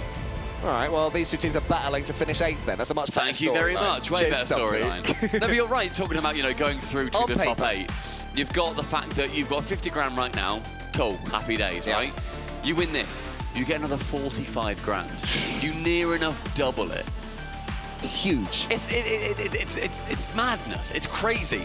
And I wonder, Cole, do we see what we prophesized at the start? It's a Liquid loss, and so therefore our thought was potentially a 1v1 because of that. Yeah, we will see. Will Version 1, have to face a 1v1 against Team Liquid? Team Liquid, what are you going to do? What are you going to do? I love these bits where you're just waiting to see what the players are going to decide. The best thing about this crew battle sport is these decision-making moments, because it doesn't just say, it's not just about being played on paper. If I'm better at 1v1, we'll take it. It's right now, I can take this opponent. I think seeing Daniel as well lose earlier, Atto must feel confident. Yeah, he'd have been watching Ruas, and I'm sure he would have been picking apart what was working for him. But it will be 2v2, Oski and Atto. The mode that Version 1 beat them in last time. Interesting for Liquid to go for this, but you've got to think that the teams are definitely talking about this, making sure that they are feeling confident too. Maybe saving the 1v1 for a little bit later, or just being very confident in the 2v2. Interesting regardless. Gosh, I love this format. Potentially a question that we can ask Hercules to get to one of these players of, would you ever think forward, or is it always about the next game? I imagine you don't want to do that, because if you then lose it and the threes, you think, darn, probably should have taken the 1v1 then. Anyway, we are in the 2v2. It's a big mental battle. Yes. 30 seconds gone. Decent pressure starting off for Version 1. Atto with 40 boots, going to try and flick it over the top of Daniel. Isn't quite able to. And Beast Mode, an awkward touch, does beat out one. And now Atto challenges again versus Daniel. It's going to be bouncing very central. That's a lovely demo and no goal. What happened in that smoke screen, I question thee? We will never, ever know until now. So Atto avoided it completely. Oski, he just gets the demo, and Atto is like, cool. I think I'll take that one then. I'll cause some explosions as I score to put Team Liquid 1-0 up and confirm that their decision to do 2v2 was so far a wise one. Thus far, yeah. First minute elapsed and Team Liquid with that lead. I wonder how much these teams do consider what the previous result was. And also the form of the players they're coming up against. They must do right, because we talk about it all the time, but I'm not a coach. Yeah, I imagine it's more to do with how the individuals on their side are feeling. Because all these guys... Play to their strengths rather than their opponent's weaknesses. Exactly. Oh, what a bum. Oh, that is pure strength. There's nothing weak about that from Large Oscar. Here he goes, the bodyguard clearing the path for Atto. Atto, normally the player who likes going for these bumps and demos himself. I'm sure won't mind being the recipient every now and then. And the 2v2 so far looking not just clean for Team Liquid, but like a bit of a step up right now, because the 2 goals that they've scored have been from counter-attacks, not been from solo wonder plays. It's been from better playing, but a kickoff goal for Version 1 will change that straight off the bat. Outstanding bump as well. That kickoff going perfectly. Daniel winning it rather to the right. Beast Mode then bumping and being in position to take the shot. You very rarely see that, and version 1 have executed to perfection. Version 1 getting right back into this 2v2. You can, of course, have huge swings in this game mode down 1v1, so even if you see your team go 3 or even 4 goals behind, not to worry just yet, especially when you have this player on your team. Daniel, he goes to the ceiling. It's just about met by Oski. Beast mode almost was able to take some time on the ball, but Atto can just wait, try and sucker in a couple more version 1 players. Oski's hovering and waiting, not wanting to overcommit on anything, but what it does do is allow Daniel in. He tries something a little bit fancy, a bit of style to that finish. Not quite a goal, but version 1 very much on the attack again. The ascendancy isn't quite claimed, though. It stays at 2-1. Lovely block from Atto to make sure this counter-attack can begin. Instead, though, it falls back down towards Daniel. Oski now 1v1 with the bump. He's going to be there for the reception, but no! Beast mode is there permanently. A double save. It might even lead to a goal down the other end. Oski has to get this read correct, and he is able to. So now he can take it away. Oski takes one more touch up against Daniel, but he's accidentally psychoed it towards his own goal. He will not be enjoying that one. Atto loses the challenge. Who's arriving next? It's going to be Oski, and he's able to sweep up at least. I'm excited to watch that save again in our save of the day, because that was unbelievable. I love seeing those moments where a player, you're like, okay, that's going in, finally. But instead now it falls to beast mode. On the offense, Oski can intercept nicely. Daniel up for the double. Atto thinks it's in. He flings himself at that ball. Low on boost, could not get high enough. Version 1 draw themselves level. The crowd showing their support for version 1 as well, but you like to see after, of course, when they face Rule 1, the crowd were against them, understandably, as version 1 equalize here in game number 2. And now the question marks over Team Liquid's 2v2 decision start to dance around them again, unless they can score from this kickoff. Yes, they can. Right, those sidewall redirects are looking scary from any team, but when you see it coming from Liquid, they've been practicing them. Now, that's a redirect, more of just your standard shot bottom corner, but you still see them so quickly reading it from that side wall.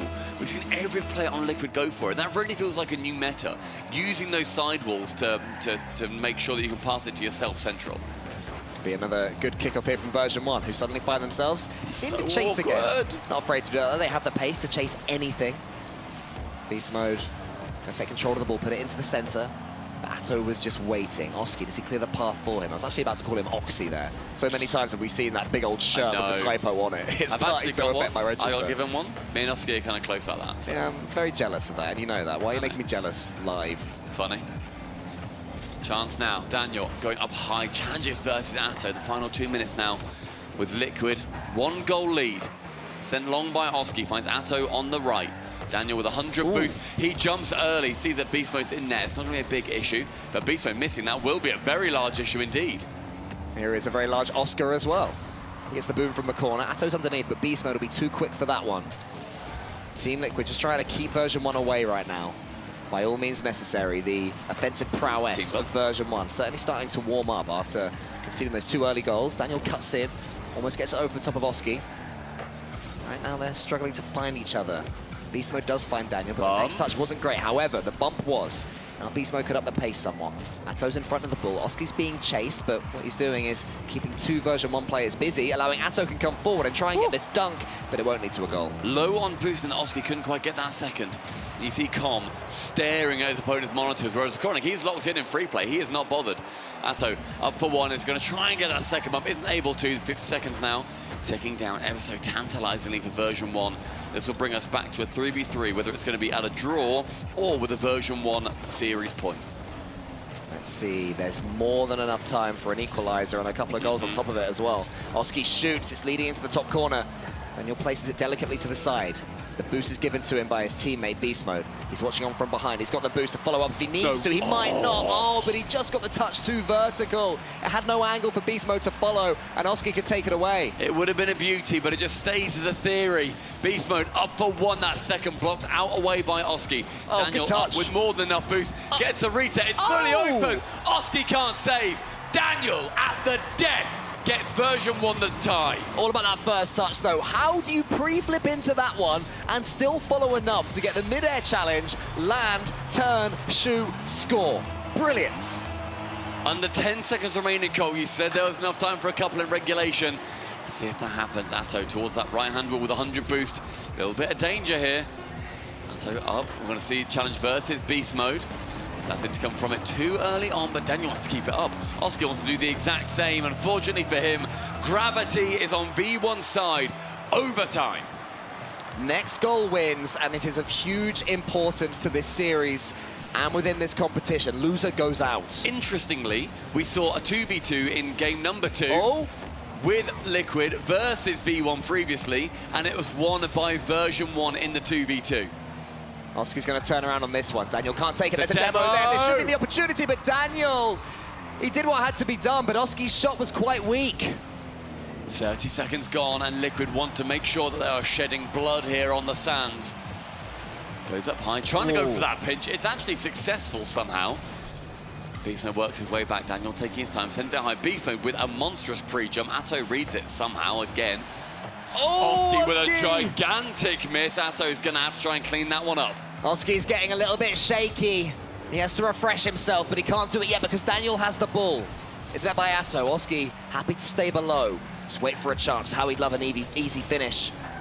Dodges to the side. This ball's going to bounce into the middle.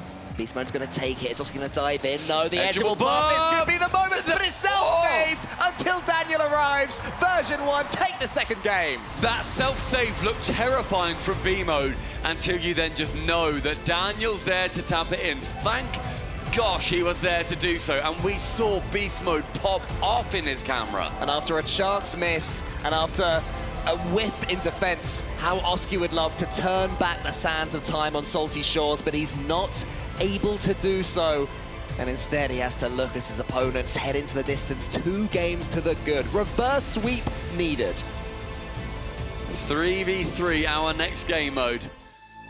And version 1 so far having the better of Team Liquid in them. Team Liquid only winning 1 of the 4 rather they have played. This double save was unbelievable. Yeah.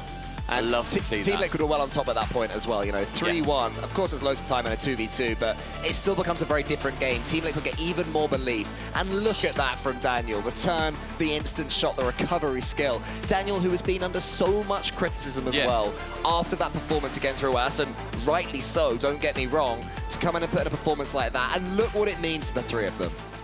Screaming on our stage, making sure that they are completely known that they are here. Yes, they didn't go to Worlds. Yes, they have failed on multiple points to make majors. But on one of the biggest prize pools of the year, we are seeing version 1 show up against one of the greatest teams that Europe has to offer. Liquid, they need to turn it on soon, otherwise a sweep is in their future. As for version 1, the entire narrative has been flipped against them ever since their failure to qualify for the Spring Major. Now, they can rewrite history for themselves here on Forbidden Temple. A 3v3. If they can take it here, they take the series, but they'll have to come back from a goal behind. What a naughty little squeeze this ended up being. Atto somehow getting it right below the crossbar, gets a little bit of help on from Beast Mode, pinches its way in, but in 9 seconds, Liquid, they may well have struck Liquid gold. Yeah, the exact start they wanted after an incredibly disappointing end to the 2v2 there. They went 2-0 up in it as well. And we were waxing lyrical about their decision to play 2s instead of 1s. Now they will have to play the 1s if they can even get to that point. To do that, they'll have to see another best of 3, sorry, another 3v3 away to get back into this series as Com goes to the sky as well. He's hit it cleanly, calling Beast Mode to attention. Oski takes out another one. It's definitely Team Liquid that are winning the physical game at the moment. Yeah, not just in the demos either, and a lot of these bumps, a lot of the physical plays all throughout the pitch, making sure that no keeper is ever comfortable, no attacker is ever able to shoot with their best foot. And yet version 1, despite that physicality, have still found themselves on top. This one's coming in now. Come on, lovely brilliance from Com. That is what he does best. They're not quite at the mechanics of some of his teammates and opponents, but those decisions in the center, playing the intelligent game, playing the game that frustrates his opponents. His team's still behind as Acronic sends it forward into the corner. Com wheels round the ball and tries to get on it. I said he didn't quite have the mechanics, but he's still more than capable of doing some damage from here. He gets the flip reset over the top, tees up Daniel. That one's going to the crossbar. Acronic and Oski, then the 2 of them just knock the ball to each other on the goal line. It's dangerous. Oski's clearing a path for Atto. Not quite happening when you've got 3 version 1 players buzzing around. They were surrounding him like algae. He couldn't make his way out, and the ball falls back into possession of version 1. Now Atto finds himself on that left-hand side. Pretty low on boost, though. The shot coming in from Acronic. Actually, the backflip away but the double-headed defense from version 1 finds itself successfully defending Liquid yet again. Atto tackles away from beast mode, make sure that shot will not be going their way, and Com rushes back to stop the P-roller. Oh, this one, the pinch could be going into the center, it is. But unfortunately, it was just in front of Atto, behind Atto, who'd ventured too far forward. So instead he has to go all the way back, get another pinch. Team Liquid using these walls, as you identified earlier, Stumpy. Atto going for a bump, trying to swipe away at the version 1 shaped algae, but they avoid him. The advances don't quite connect. This time they might. Acronic, he shoots beast mode, should be able to save, but it's a simple shot from Liquid. A simple shot as well, as the bump's not quite connecting. However, it still meant that beast mode had to just slow it down a little bit. Backboard sees Acronic. Tap it away. Oski's now going to work his way out alongside Acronic. On tap round, Atto's going to be the recipient of said ball. My word, version 1 are swarming. They're not playing the best positions I've ever seen from them, but it's working so far to keep it as just a 1-0. I just don't see them scoring for the foreseeable couple of minutes. Especially when you got Atto on that ball, goes low with it, fakes it out. A little bit of brilliance from that big man Belgian. Just when I was about to say that Team Liquid aren't being particularly creative, and that's because version 1 are somewhat stifling them. Along comes Atto, a little bit of fakery, and suddenly his team are 2-0 to the good. And looking like the Team Liquid that we know and love. Version 1 came back from 2 goals behind in the game before, but that was 2v2. It's so much easier to make these comebacks. That was almost 3, though. Daniel was the coolest man in the room. That was open. It was also fully open net. Atto ends up flicking it. Just a little bit too much beans on it. Reduce the beans. Less beans next time, big man. Fewer beans is the call from the coach. It's flicked on there by Oski. Atto's chasing it. How beanie is it? Oh, he's missed it completely instead. Acronic. He leaves it. Is the player that chases it up. This one is just going to be taken away by Daniel. But right now, Stumpy, every time version 1 clear, there's just another Team Liquid player. Beast mode tapping 1 on. A lovely position. Gets himself on the ceiling too. Daniel with a double tap. Com's going to be up the man to that ball as well, but Acronic can clear it away towards the side. Final 90 seconds. We have entered. Atto is high. 30 boost. Ooh. Not enough to dunk on Daniel. Com flicks it along. Acronic is just going to wait as well. No rushing things from Team Liquid. This is what they've learned throughout the season. Once upon a time in this situation, they'd still be chucking 3 players at the ball, but now they know to spread out, steal some seconds, take their time. Eventually the chances will come as the opponents stretch themselves. Oski, he gets the double tap, but Beast Mode can clear it. Acronic, though, coming from the deep. He's done that time and time again. And Atto, who else, is going for more bumps? Oski up to block out yet another pass. The midfield is utterly owned by Team Liquid. Chronic's there yet again. The lights in the arena, shiny and green. Perhaps at version 1, those children looked very confused. Yeah, I mean, they were thinking, like, I mean, I've seen many sports fans of all sorts, you know, do that sort of reaction, like, what's going on? What's he doing? What's he doing? They're thinking the same thing right there. But what's happening is that version 1 are being outplayed here in Game 3 by Team Liquid. It's the first time that's really happened throughout an entire game, as Acronic almost gets around, it's got the flip reset. And so it's coming in. Can version 1 clear? This will be only the second best of this. Oh my god, I'm going to start a sentence. Yeah, go on, mate. Restart it. We've got time. We've got 20 seconds. 17 seconds. This will be only the second game in the 3v3 that Team Liquid are going to take versus version 1. A sign of things to come, perhaps. Acronic with another. No reset's going to be successful for him. Version 1, they drop 1, and we will be going to 1v1. You already nailed that first time, mate. Well done. As Team Liquid nailed it first time in this series, winning game number 3, putting themselves en route to the 3 games that they need to survive in Gamers8 2023. But Stumpy, it's 1v1 time, mate. It's 1v1 It's time. 1v heckin' 1 time. Should we take a little trip down memory lane? Yeah, I'd love to. All right, so firstly, we saw Atto versus Daniel in Game 4 of their first series in the upper bracket semi-final. That was won by Atto. That was 7-4. Since then, Liquid, they've played a couple of 1v1s. Atto's been taken down Cheese. That was 5-4 from Koi. He's also taken down KV1 6-3. So far, by the looks of things, I believe that Atto is unbeaten in 1v1s, which is quite exciting.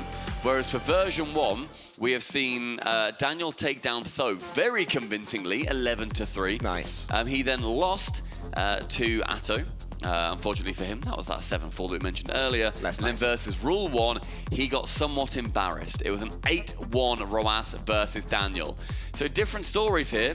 Theoretically, you're going to be looking at a pretty easy Atto win, surely. That's the theory, but it's very different when there is the extra $45,000 on the line, Stumpy. It changes everything. It changes everything when you're on the stage. It changes everything when it's knockout. There's enough here to equalize and level any skill disparity between these two. But Daniel, of course, a respected 1v1er in his own right, and he has done the brave thing, stepped forward yet again. And I just want to say, even if Daniel loses this one, which he may well, considering the kickoff has gone fully to Atto, it reminds me of, you know, a penalty shootout in football, where even if you miss, even if you lose, he stood up to be counted. Yes, exactly.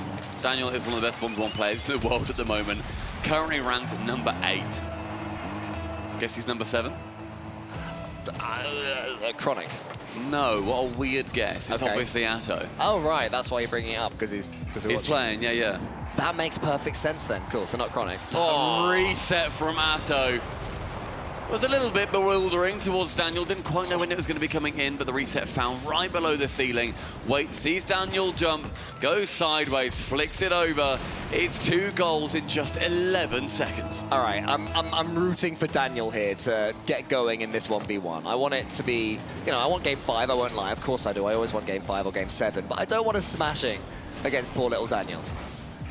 Daniel looking as one of the best players in the world like he can do is always going to be more exciting than a smashing. Do you know what Atto wants? Smashing? He wants a smashing. Yeah, do you know what Oski wants out of interest? Yeah, close game 5, you know, but like maybe they just about lose, but all overtime. We tried No, to he wants a smashing. Oh, okay. A Chronic, though, yeah, smashing. Yeah.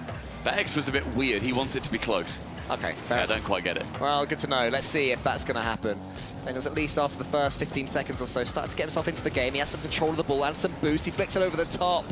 Not quite on target, though. Good effort. And he'll be able to keep on going, recycling the pressure. But one clean challenge from Atto, and he should be able to get around this one to make it 3. Fist bump's coming in. He's looking extremely confident. Yeah, 3 in the first minute. Daniel just letting that one go. A few chances, though, for Daniel, a little bit earlier on. But Atto's making sure that he controls the pace of this game as well. With version 1, with those 2 games, 1 on the side of that 3v3. And, of course, we're seeing that 2v2 then end up going their way as well. Com is going to have to sit this one out. And I wonder if Com also stares at Daniel's screen during this, just like he did in the 1v1, in the 2v2 rather. Yeah, exactly. I mean, he wants to get involved as much as possible, but I think he'll be desperate to play on. This is looking like it could get pretty ugly. Atto is defeating Daniel when he's taking the initiative, defeating Daniel when he's letting Daniel play. It does seem like Daniel is slipping away as a top 1v1er based on some of the results that we're seeing here, and Atto is very much emerging as somebody in that conversation. I mean, Atto's been grinding. Yeah. Like, he has been up there being one of the most prolific 1v1 players in tournaments recently. Ooh. That's a lovely 50 in favour of Daniel there. Only 50 boost and the demo. Atto fancies being me, fancies rolling around on the floor like a pig in mud. No way. Flicks it, but Daniel can get that clear away with only 0 boost. That will be wide off target. Dan, my man, that was a big open net. That's tough. That's tricky. You know, I mean, Atto was rushing him, I guess. Oh, no! Oh, Stumpy. Look at Oski fist bumping Atto. Oski looked at Atto, just went, sue. He sued. He sued. Did you see there was a little sue at the start of this match as well? Yeah, when it was in the walkout. Gave like the smallest one. It was like a lazy sue. When we were at Worlds and Liquid were playing, I loved seeing whenever they scored, whenever Atto scored, he did little soo, and then Vitality, all their fans behind us, they went soo, and it was amazing. It's a word that transcends languages. It does indeed. We saw Ronaldo play the other day, but sadly he didn't score. He got an assist, but he celebrated in the other corner. Go on, Daniel. There's a goal. 5-1. And Daniel made sure to keep that pressure on as well with the reset. He gets it to an awkward save from Atto, and you don't always need your first reset to go in either. Make him pressured, push him down, and force him to give you an easy shot and an easy ball. And we're seeing in the crowd a couple of fans in favour of V1 here. I don't know if that guy is a fan in favour of V1. He'll probably be hoping that Atto can just destroy his opponent, continue to do so. But Daniel ain't letting that happen. Sorry. He gets it round, and he gets it in. Daniel is starting to wake up. That is 2, and that's Daniel very intelligently getting into a great position, then hook-shotting it, bottom corner too. Anywhere else, Atto may well be able to save it, but in the end, he makes sure that he's able to get that second.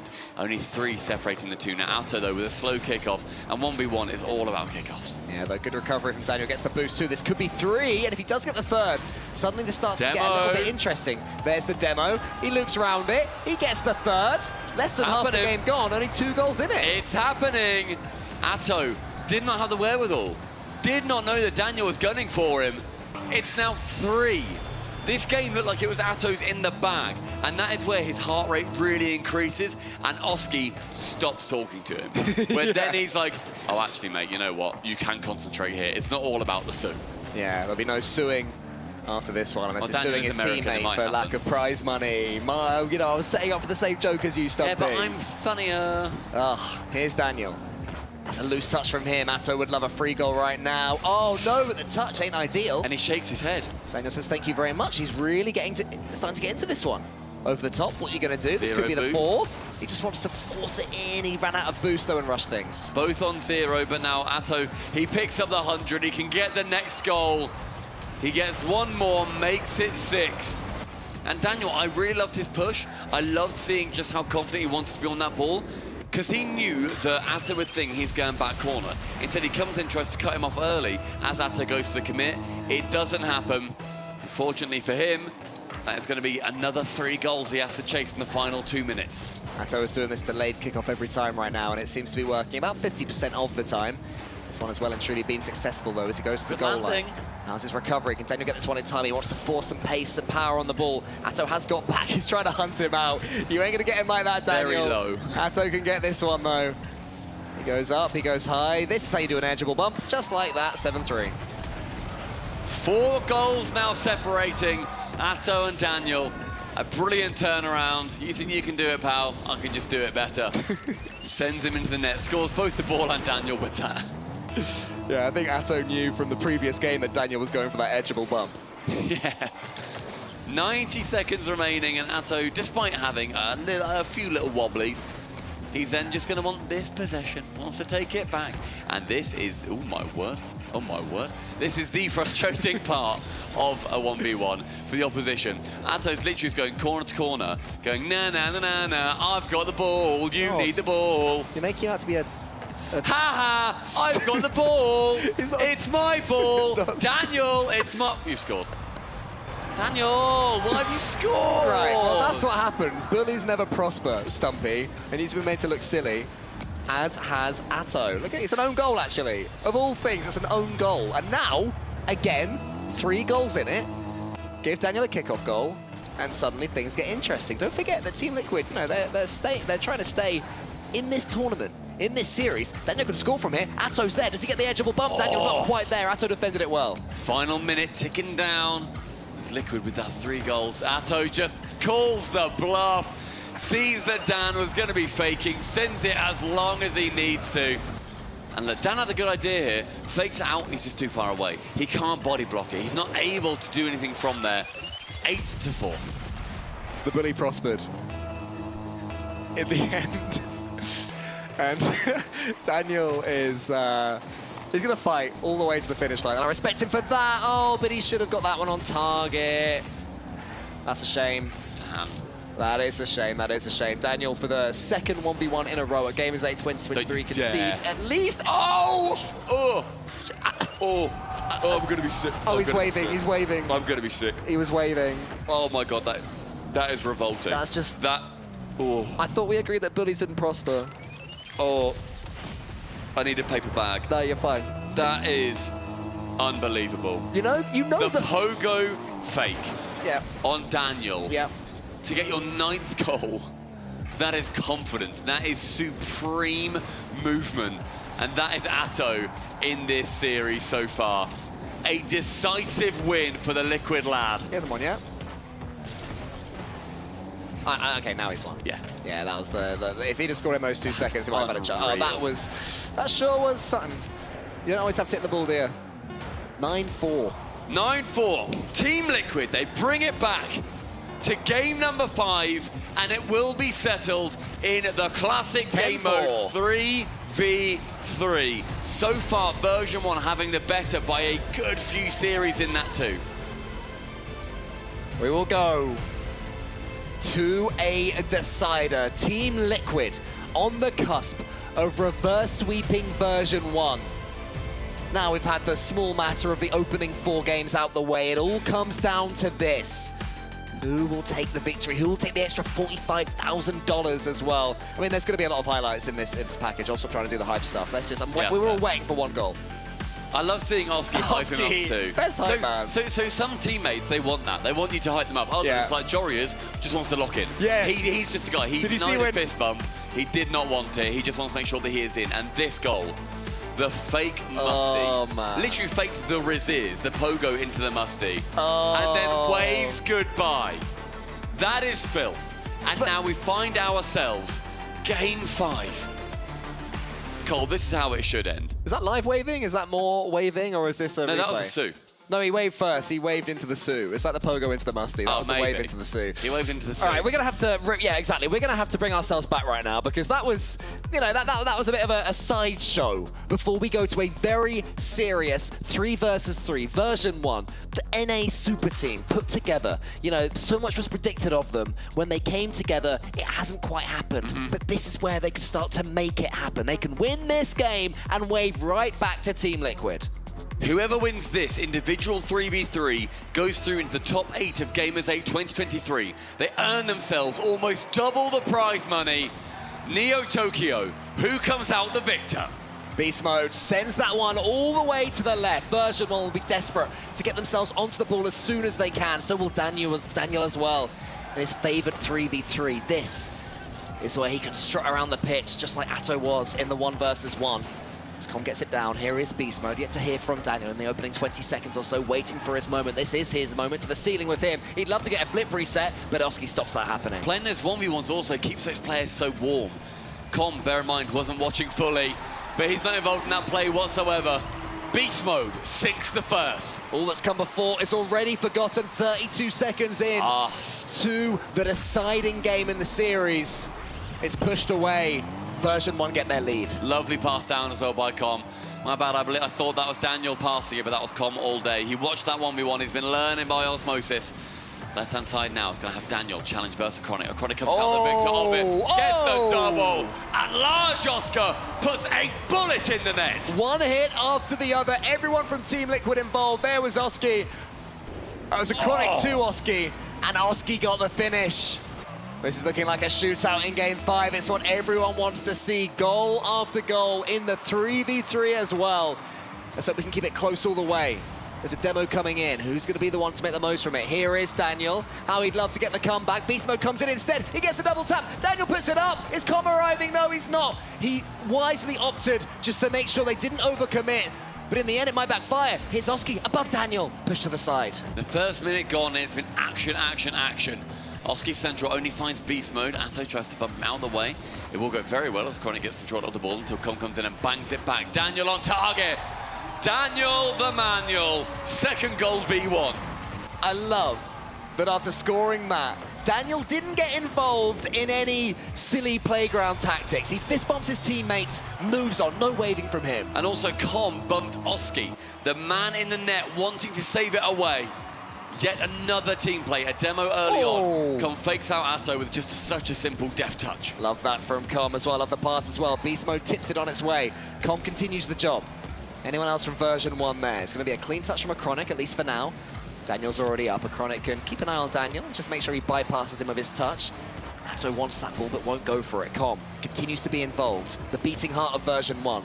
Pushes that one to the side, only as far as Daniel, but this attack won't come to too much more. Awkward defense yet again. Liquid, they're struggling to get that ball out of their own half as V1 swarm. One touch over the top. Com gets it not quite on target. Now it goes long from the hand of Liquid. Beast Mode 1 reset. Oski can block it away, but all these touches just seem to be going in favor of V1. Oh, I thought for a second there was going to be somebody from V1 coming in. Com, does he have the pass? A Chronic, it's a desperate touch. It's a tired touch.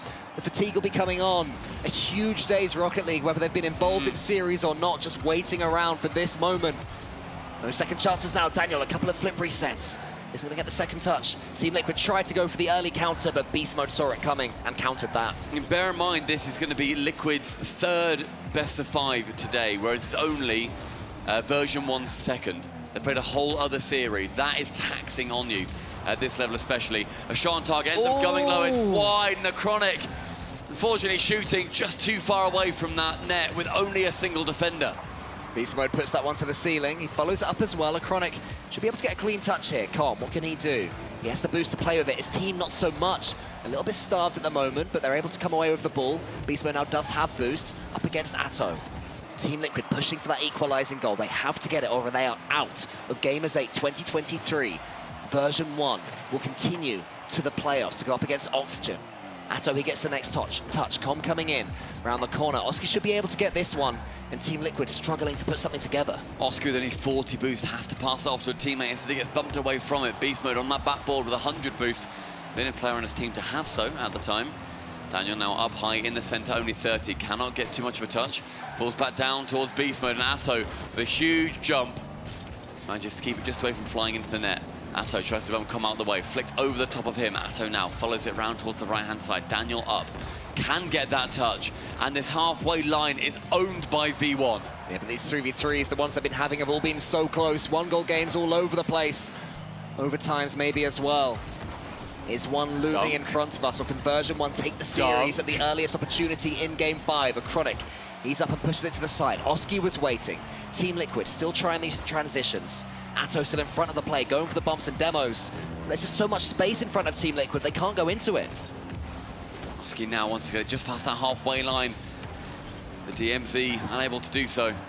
And now only Com is the man to that ball with only one boost, so he can't get it too far. B-Man has to help him on, and 0 boost again. 45 seconds, Team Liquid surging and pushing for an equalizer, but it's looking less and less likely. When was the last time they had a clear-cut chance? You can almost sense a counter-attack from Version 1 incoming. One demo coming in though, and one bumper. Chronic tries to clear Daniel away from that ball. 30 seconds ticks down. Atto, central, wants to hand it off to one. Nobody's there though, Beast Mode there to save. A Chronic can't get that ball either. Beast Mode takes it away from him. Oski's touch is only as far as Daniel. A Chronic has to not get in Atto's way. It's not going to happen. Final 15, Com on for another shot. A Chronic on target, but Daniel strikes it away. 10 seconds, Team Liquid go out. Version 1 remain alive. There's a smoke screen, but it's not gone in. I thought it might have done. This ball has to roll. It rolls up very well for Liquid. Atto is going to go high with it. Daniel's going to be countering it away. A Chronic into the corner. That's going to drop. That is going to be a Version 1 victory. And who better to get the final say of the series than Daniel, the man who's had the criticism leveled against him, who's had to be embarrassed in 1v1s, shows his true home is in the 3v3 arena. What comes before no longer matters. Version 1 have knocked out Team Liquid. And they shut down that reverse sweep that was on the way. They won the first two, lost the second two, and the third in the 3v3 rather, just comes down to a single goal. What a push from Version 1. A disappointing RLCS year may well be cherried on top by a good playoff performance from them. And what a turnaround in particular from Daniel. Incredible. The mentality to come back when all eyes are on you. It's a unique feeling, even to these players who are used to so much pressure. That just hits different. And look at them right there, the champions of this matchup. Yeah. Incredible series coming out from both those teams, the 1v1s, the 2s, and those 3s, ending up as the Version 1 victory, and that being the final series of our day. Let's throw back to the desk for the last time. I'll be perfectly honest. I was fully on the side of Liquid for this one, especially after watching some of these ones games. But you guys with your fence sitting, where it makes you look smart, because you said V1 could have won this one, and they did. I'm pretty sure I said I thought V1 would win. I wasn't look at you, big brain. Well, I mean, look, the 1v1, Daniel got a shellacking again. Boy, I don't know what's going on there. Look, Otto hit an absolutely ridiculous goal. Should have put in beast mode. He hit a couple of ones. Yeah, well, you know, we can move on from that because Daniel's true place belongs in 3v3. You heard it from Cool Cole 93 himself. The man knows it. He popped off in all the other modes, and that really is all that matters at the end of the day. You win your 3v3s, you win the series, you move on to the playoffs. Version 1, get it done as a unit, as a team. You can't just win the 1v1 and win the series. You gotta win everything. And that's exactly what Version, well, they didn't win everything, but they won all the 3v3s. That's what I meant by everything. He's a smart guy, you know. He admits defeat in the 1v1, and then, you know, switches the whole conversation. Swings it over. Yeah, somewhere else, so we stop talking about the 1v1s and forget about it. Yeah, Derby, that's not gonna work. Well, I mean, version 1 certainly are forgetting about it. They're going to the playoffs. Look what are. Well, I want to ask then, would you have put beast mode in? No. Oh, okay. No. I still would have put Daniel in. I think Daniel is the player to get. Honestly, I think that, I don't know, maybe this is Daniel's preference and he doesn't want to be talked to while he's playing. Maybe he wants to focus, but I think someone needed to get in his ear. Like, someone needed to pump him up because he was not playing well in that one. It was off. It was very off. He was diving at things he shouldn't have been. Yes. He was really nervous. You could tell, but then his teammates get on the field. He felt comfortable again. So that's going to come back to bite version 1 in the best of 7s because there's a chance you're going to play 2 1v1s and you have to make sure you're on lock. You can't rely on winning 4 3v3s every single time. That's a very good observation because they're going against Oxygen. And Jorius in 1v1s has been lethal. He's been great so far. And if I'm Jorius and I think that Daniel is not up to par, I mean, if I have to choose, I'm choosing the 1v1s all day long. Yeah. Well, I mean, it worked out for them. Let's take a look at our STC play of the game right now. I'm sorry, Daniel, but we're going to have to watch this. Yeah. Oh, I want to watch it again. This was so sick. First of all, we got 2 pogos today, Leaf. 2 pogos That's today. True. One was a pogo musty, and then this was a pogo fake. So dirty. Oh, my goodness. That is just so good. I love this game. I love these mechanics. Oh, my goodness. Oh, it's so good, Chamaco. He's waving goodbye. Well, that kind of came back to bite you, but yeah, definitely. But yeah, what a play. I mean, you deserve at that point. At least just as a shout out to Daniel, like, I mean, a little wave goodbye because, as we said, it was not the prettiest to play from Atto's opponent there in Daniel, and it showed with plays like that Atto was confident out there on the field. Confident and dynamic, and just, you know, it's like a freestyle, like a free play thing for him at that moment because, to be honest, there was nothing that Daniel was bringing to the table that could, you know, sway the match to another way. But still, you know, that was a pretty nice showing of Atto's skills. Absolutely. And now again, you wouldn't have guessed it if you just watched the ones, but we got to get to our Kitty MVP, and we are going to be giving this one over to Daniel because throughout the rest of the series, you guys said it, yeah, right over there. He was pulling up. Threes is his game. Well, you'd think ones was too, but we'll just forget about those for now. Yeah, I mean, look, Daniel, he won the games he had to. You know, he got smacked in the 1v1. That doesn't necessarily mean you exit the MVP conversation unless that 1v1 is the one you win for your team to get the victory, right? And maybe we're talking about Atto in that conversation. But Daniel was just so clinical in the threes. And credit to Common Beast Mode as well. They were wonderful compliments, but Daniel was lethal. Chamaco, exactly your words. I absolutely agree. He 100% deserves the MVP. I think so. He did everything right except the ones, and again, the ones.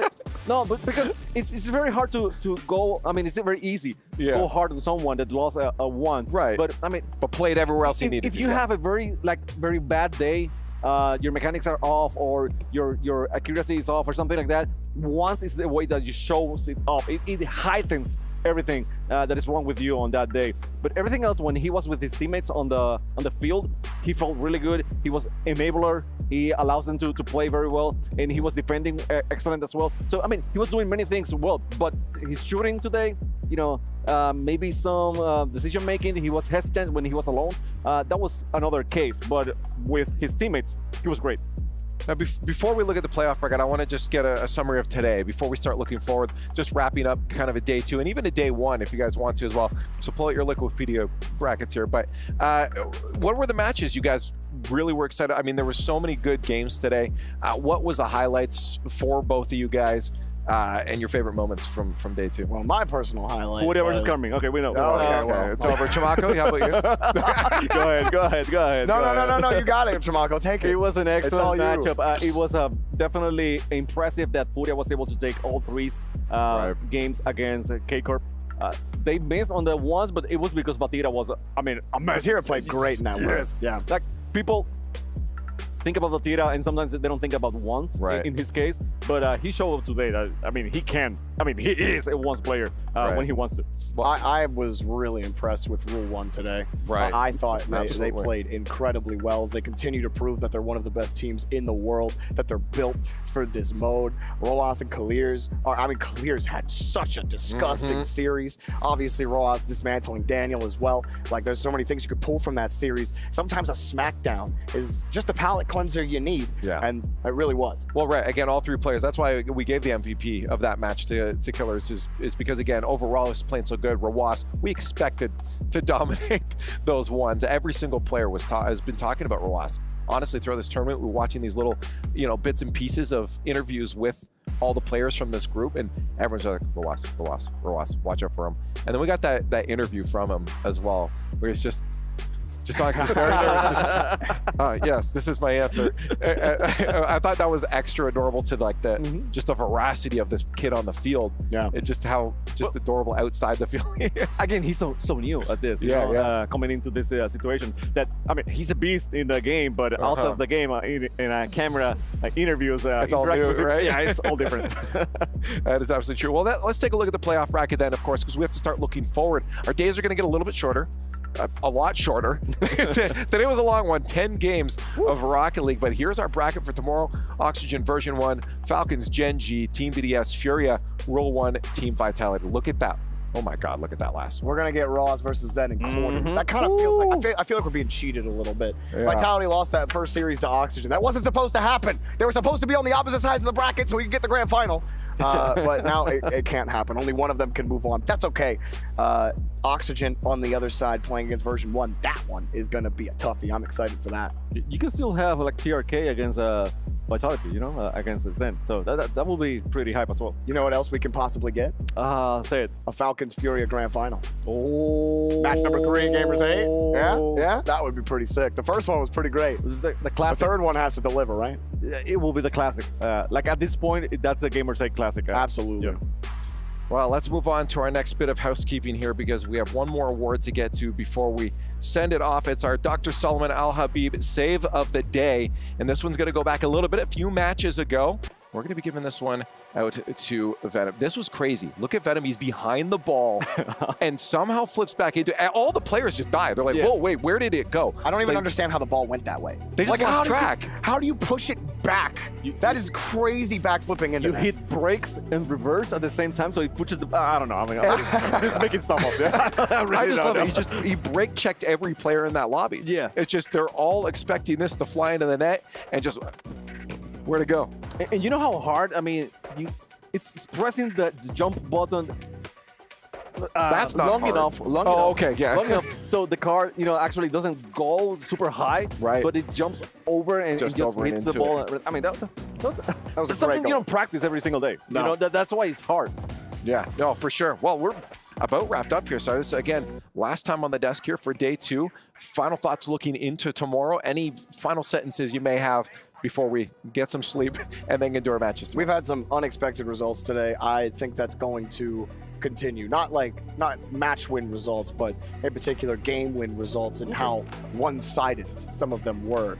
Usually in Rocket League lands, when we get to the playoffs, that's when the peak performance comes out. And I hope when Saturday gets here, that's exactly what we're going to get. I think we truly have the 8 best teams left in this tournament, and I'm excited to watch them all play. Marco? I don't know if everything has been unexpected. Like, I've been calling some good shots today. You've been pretty good. I've been pretty good about myself. That's why we got you up here. I said that Koi will make it to the playoffs, but other than that, I'm good. That was a long shot for sure. They said a hot shot there, and I went crazy with it. But other than that, I'm excited. I want to see Oxygen tomorrow. That's one team that I have my eyes on because they have such potential, but they haven't been able to pull it off when it matters.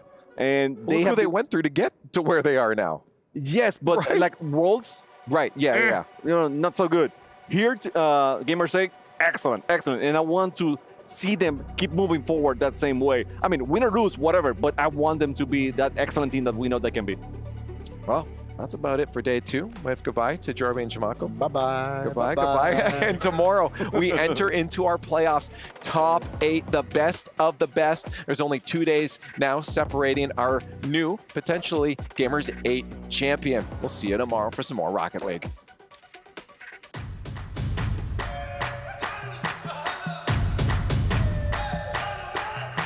Dragging us down, face on the ground, but still we so proud. Just look at the crowd. We're making some noise, making some sound. We got a choice, they're hearing us now.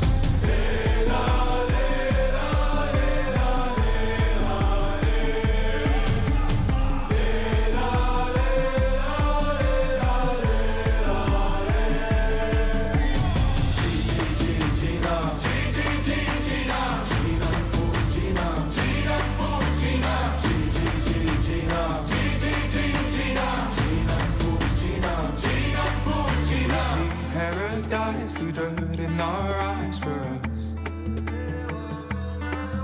Oh, actually, I'll try, actually, I'll fight for us.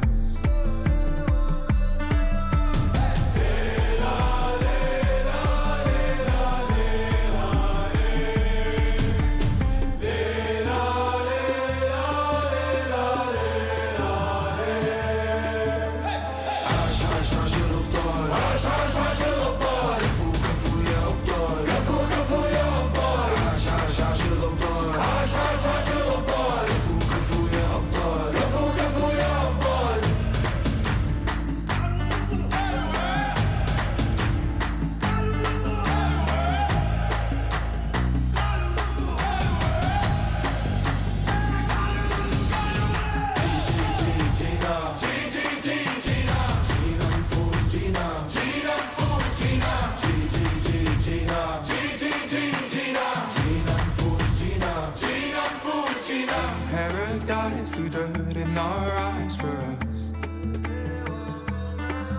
Oh, actually, I'll try, actually, I'll fight.